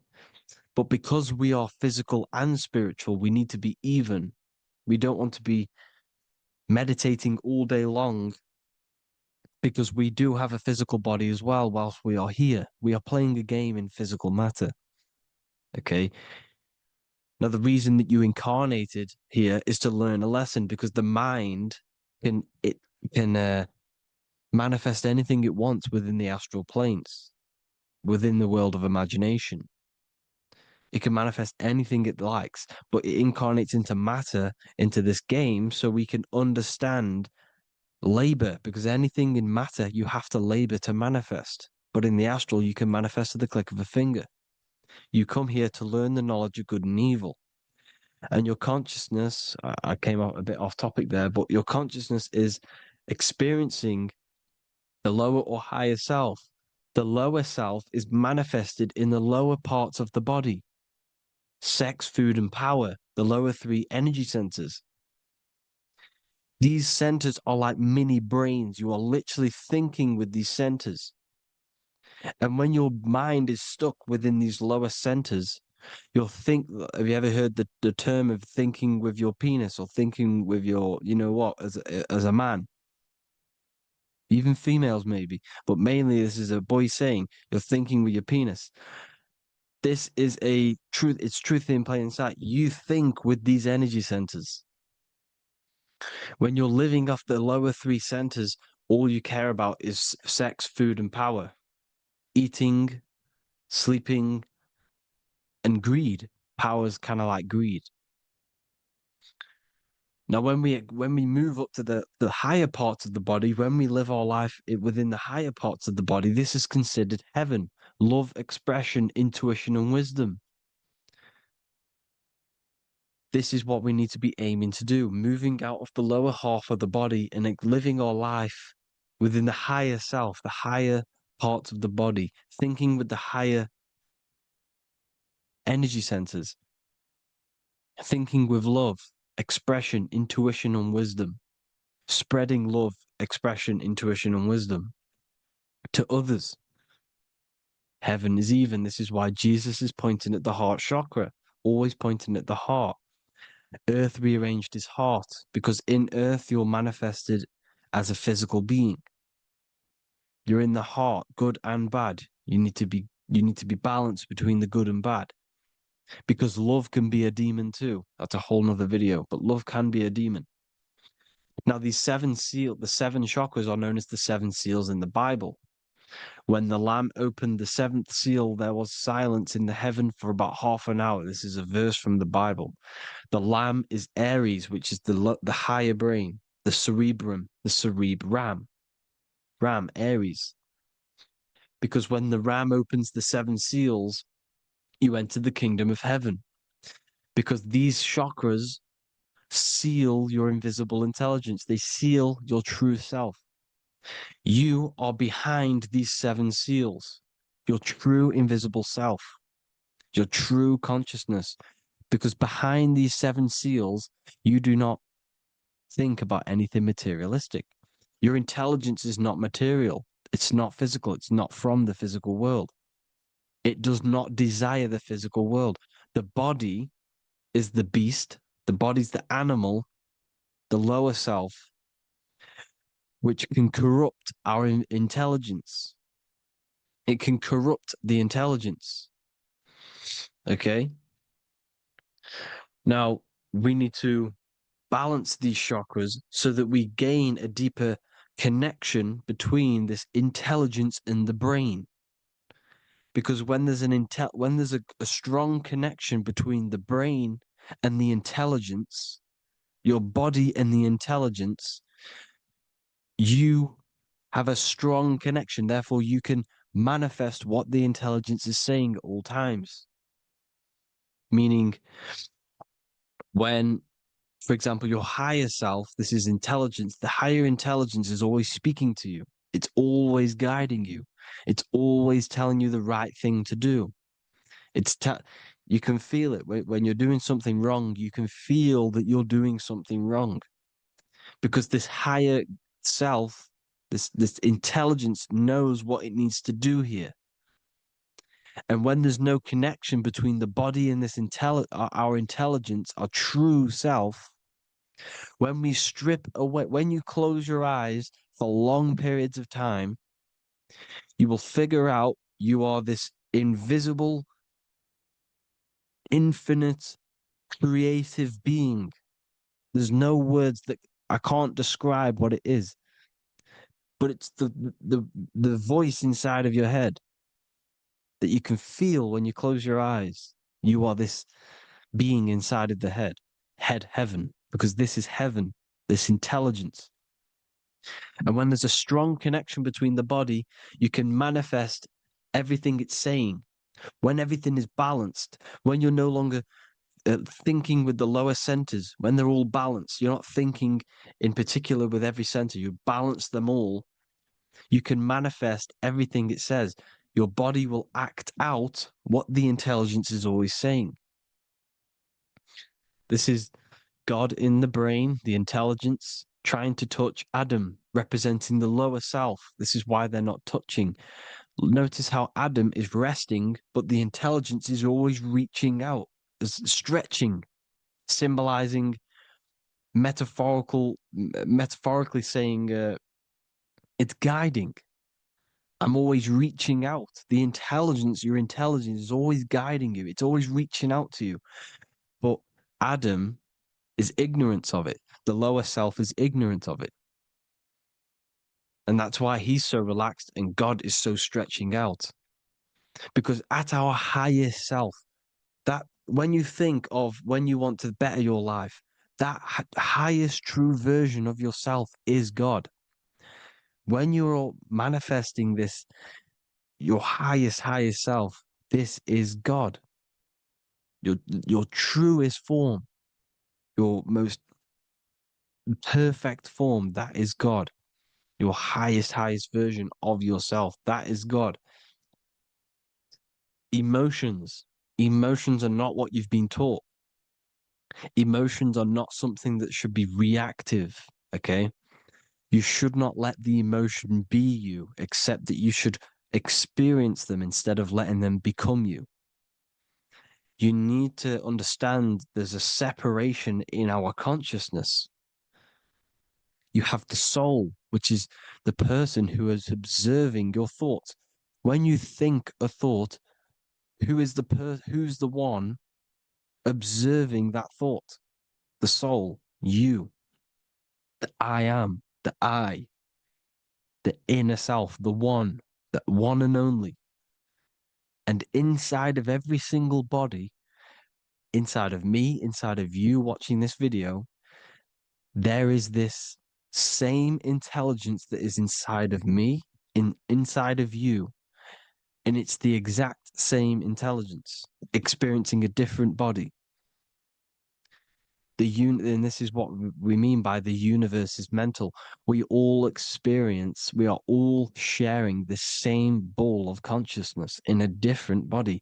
The animals, the fish, the cells, all expressing this one consciousness.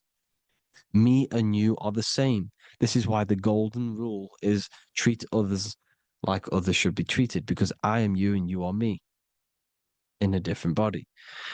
Now, going back, you need to identify that there's different levels of consciousness: soul, mind, emotion, and body. Okay? Your emotions are on a separate layer than the body, the mind, and the soul. So when you identify there's a difference between all of these, you do not let them become you. You do not let your mind rule you, because your mind can be corrupted. Your soul is the one that is pure good, pure love, but your mind can be corrupted. Okay? Your emotions can be corrupted. The body can be corrupted, but the soul can never be corrupted, only layered on top. You can only throw piles of programs within the subconscious, layering the soul down, but deep, deep down inside of every single one of you, there is a loving being. Because love comes from the heart. Love is the universal emotion, expression. Now, your thoughts can become bondage, your emotions can become bondage. Now, what do I mean by bondage? By conquering the lower self, we need to conquer our own mind, because the mind is what's manifesting the lower self. When you're thinking with the lower half of the body, when you're becoming your emotions, you need to experience the emotion, not become the emotion. Do not let the emotion become you. Do not let your thoughts become you, because your thoughts are tools that you can manifest. Your thoughts are the idea. Your emotion is the energy that you can use to manifest that thought. Your emotion is energy in motion, emotion. You use emotion to manifest, to feel as if you already have the thought. Therefore, you become that vibration. Therefore, your emotions are actually a creational force that is given to you to manifest things, because you're a human, a manifester. You're here to manifest things. You're a creator. You are a god. Your inner self, your intelligence, your I am, the one and only inside of you, the inner self, the quiet one, the one that's deep, deep down, the invisible intelligence, is it's creating things all the time. All the time. Speak no evil, see no evil, hear no evil. This is the astronauts, they're Freemasons, but they understand this, because thinking, seeing, and hearing can corrupt your mind. And when you have a corrupted mind, you'll have a corrupted subconscious. The subconscious will manifest into the body, because 90% of your behavior comes from the subconscious mind. So you got to speak, see, and hear no evil. A sin, what is a sin? To overcome our lower self, to overcome our lower self, the 7 deadly sins are not something that goes against an external God.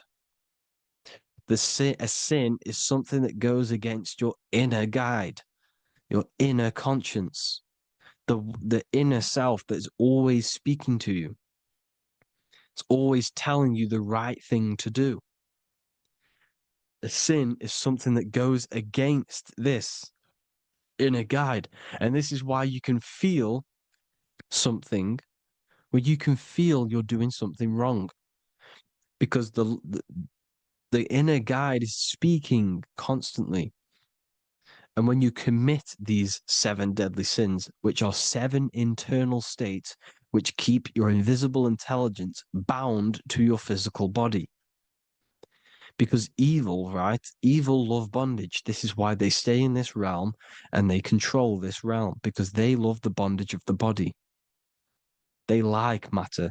They want to stay in matter for eternal life. They don't want to ascend back into the heavenly realms where you do not have a physical body. You can explore the universe within the astral planes.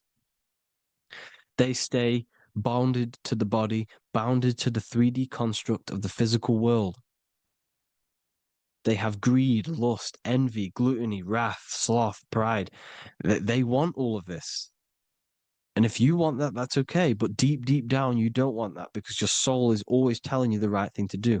Your soul knows what to do to get out of here. It needs to detach from the external world. Detach from all of these 7 internal states which bound you to your lower self, your lower centers. That's what a sin is. You know, you have a left and right brain. The left brain is always analytic. The right brain is metaphorical. So the right brain is producing a holistic view of reality. Now, what do I mean? And not view, perception. When you see, because your eyes are parts of the brain, so when you look at something and you look, that image is produced in the back of the brain in the visual cortex. And then the right brain produces a perception, a holistic, it breaks down what you're seeing into a holistic image, a holistic perception. So, for example, if you're in a woods, the right brain sees the whole woods as one big woods. The left brain is breaking that perception down into individual trees, branches, and leaves. So the left brain's to do with duality, the right brain's to do with wholeness, unified. The left brain's dualistic, analytic. This is necessary so that we can pick things up and manipulate them and break things down. We need the left brain. We need the right brain. I'm not saying any of them's bad, but the left brain, sinister in Latin, means left. Because when you're left-brained, you see everything in dualistic. You see everything is dual, when everything's actually one. We need to be focusing and strengthening our right hemisphere. I'm not saying sit in the right hemisphere all the time, but we need to be strengthening our right hemisphere. And this is why left is sin and right is right. Because when you focus on the right hemisphere, you see the holistic perception of creation. The right hemisphere sees humanity as one unified consciousness. The left hemisphere sees everyone as individual persons and egos. Because the left hemisphere is dualistic. And this is why the Bible says, cast the net onto the right side of the ship and ye shall find. John 21:6. What does that mean? Cast your energy, cast your perception into the right hemisphere of the brain, and ye shall find unified consciousness. You shall find your higher self, the one and only. If then you have been raised with Christ, seek the things that are above, where Christ is seated at the right hand of God. Wow. Powerful. What does this mean? Seek the things that are above, where the Christ is seated at the right hand of God. God is your consciousness, your invisible intelligence between the 2 hemispheres. The right hand of God is the right hemisphere. Seek the things that are above the heart. Love, intuition, expression, and wisdom. Seek the things that are above the heart, the higher self, the higher part of the body. Because when you seek the things of love, expression, intuition, and wisdom, you create a strong aura. You attract the same frequency. And this frequency is heaven, God. This is the Sumerian artwork showing the lamb. This is a step symbolizing stepping upwards, raising up. He's stepping over the lamb up to the bird. His hand is going to the bird. The lamb symbolizes the lower self. Okay? The bird with the wings is in the sky. It represents the higher self. This is why angels always have wings, because it represents the higher self in the sky. The lamb is a ground animal, symbolizing the lower self. He's stepping over the lamb to the bird, his higher self, his invisible intelligence. Horus and Set, Jesus and Satan. Look, Horus has an evil brother, Set, just like Jesus and Satan. Horus is a bird, higher self. Set is a ground animal, lower self, which is the devil and the angel on your shoulder. You see? The right and the left hemisphere, the two wings. So the devil and angels always speaking to you. The higher and the lower self. It's the battle between the higher and the lower self, between the invisible intelligence and the physical body, because the body's the one that wants the sugar, it wants the pleasure, it wants the sex, it wants the porn, it wants all of the materialistic things, it wants the 7 deadly things. Okay, it wants this. There's a battle between the higher and the lower self, your intelligence and the body.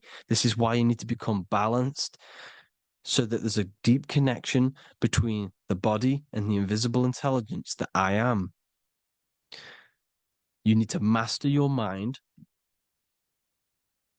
with discipline, and you gain a connection between the brain, the body and the intelligence. Resurrection, transmuting sexual energy. Okay, this is important. Res is Resh, which is Hebrew. The early Hebrew Resh symbol is the head. This is the head. Resh, erection. Erection is a sexual stimulation. Resurrection is rise erection. You got to raise your sexual energy up the base from the spine to the head. This is the Christ, the Christos. Because there's a psychophysical germ, psychophysical oil produced in the brain every month. Go and watch my other video on raising the chrism. Okay? And every month there's this fluid produced in the brain, which takes 2 trips, because one's produced by the pituitary, one's produced by the pineal, magnetic female, magnetic and electric charge. And it takes 2 trips down the spine to the solar plexus, the bread of life in the Bible, or Bethlehem in the Bible, because the River Jordan's your spine. Goes down to Bethlehem. It gets born in Bethlehem, just like Jesus.